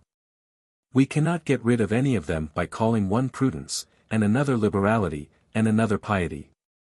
And yet, as Zeno said, the seed was a mixture and compound drawn from all the faculties of the soul, so anger seems a universal seed from all the passions. For it is drawn from pain and pleasure and haughtiness, and from envy it gets its property of malignity, and it is even 286 worse than envy. For it does not mind its own suffering if it can only implicate another in misery, and the most unlovely kind of desire is innate in it, namely the appetite for injuring another. So when we go to the houses of spendthrifts we hear a flute-playing girl early in the morning, and see the dregs of wine, as one said, and fragments of garlands, and the servants at the doors reeking of yesterday's debauch. But for tokens of savage and peevish masters these you will see by the faces, and marks, and manacles of their servants, for in the house of an angry man the only music ever heard is wailing, stewards being beaten within, and maids tortured. So that the spectators even in their jollity and pleasure pity these victims of passion. Moreover those to whom it happens through their genuine hatred of what is bad to be frequently overtaken by anger, can abate its excess and acerbity by giving up their excessive confidence in their intimates. For nothing swells the anger more, than when a good man is detected of villainy, or one who we thought loved us falls out and jangles with us. As for my own disposition, you know of course how mightily it inclines to goodwill and belief in mankind. As then people walking on empty space, the more confidently I believe in anybody's affection, the more sorrow and distress do I feel if my estimate is a mistaken one. And indeed I could never divest myself of my ardor and zeal in affection, but as to trusting people I could perhaps use Plato's caution as a curb. For he said he so praised Helicon the mathematician, because he was by nature a changeable animal, but that he was afraid of those that were well educated in the city, lest, being human beings and the seed of human beings, they should reveal by some trait or other the weakness of human nature. But Sophocles' line, "Trace out most human acts, you'll find them base," seems to trample on human nature and lower its merits to 287 much. Still such a peevish and condemnatory verdict as this has a tendency to make people milder in their rage, for it is the sudden and unexpected that makes people go distracted. And we ought, as Panetius somewhere said, to imitate Anaxagoras, and as he said at the death of his son, "I knew that I had begotten a mortal." So ought every one of us to use the following kind of language in those contretemps that stir up our anger: "I knew that the slave I bought was not a philosopher, I knew that the friend I had was not perfect. I knew that my wife was but a woman." And if anyone would also constantly put to himself that question of Plato, "Am I myself all I should be?" and look at home instead of abroad, and curb his propensity to censoriousness, he would not be so keen to detect evil in others, for he would see that he stood in need of much allowance himself. But now each of us, when angry and punishing, quote the words of Aristides and Cato, "Do not steal, do not tell lies," and, "Why are you lazy?" And, what is most disgraceful of all, we blame angry people when we are angry ourselves, and chastise in temper faults that were committed in temper, unlike the doctors who with bitter physic purge the bitter bile. For we rather increase and aggravate the disease. Whenever then I busy myself with such considerations as these, I try also to curtail my curiosity. For to scrutinize and pry into everything too minutely, and to overhaul every business of a servant, or action of a friend, or pastime of a son, or whisper of a wife, produces frequent, indeed daily, fits of anger, caused entirely by peevishness and harshness of character. Euripides says that the deity in great things intervenes, but small things leaves to fortune. But I am of opinion that a prudent man should commit nothing to fortune, nor neglect anything, but should put some things in his wife's hands to manage, others in the 288 hands of his servants, others in the hands of his friends. As a governor has his stewards, and financiers, and controllers, while he himself superintends the most important and weighty matters. For as small writing strains the eyes, so small matters even more strain and bother people, and stir up their anger, which carries this evil habit to greater matters. Above all I thought that saying of Empedocles, "Fast from evil," a great and divine one, and I approved of those promises and vows as not ungraceful or unphilosophical, to abstain for a year from wine and Venus, honoring the deity by continence. Or for a stated time to give up lying, taking great heed to ourselves to be truthful always whether in play or earnest. With these I compared my own vow, as no less pleasing to the gods and holy, first to abstain from anger for a few days, like spending days without drunkenness or even without wine at all, offering as it were wineless offerings of honey. Then I tried for a month or two, and so in time made some progress in forbearance by earnest resolve, and by keeping myself courteous and without anger and using fair language, purifying myself from evil words and absurd actions, and from passion which for a little unlovely pleasure pays us with great mental disturbance and the bitterest repentance. In consequence of all this my experience, and the assistance of the deity, has made me form the view, that courtesy and gentleness and kindliness are not so agreeable, and pleasant, and delightful, to any of those we live with as to ourselves, that have those qualities. Homer, Iliad, 22. 373. Alluded to again, on the tranquility of the mind. The allusion is to Homer's Odyssey, XX. 23. Reading Xi Alpha Upsilon Tau Omicron with Reisk.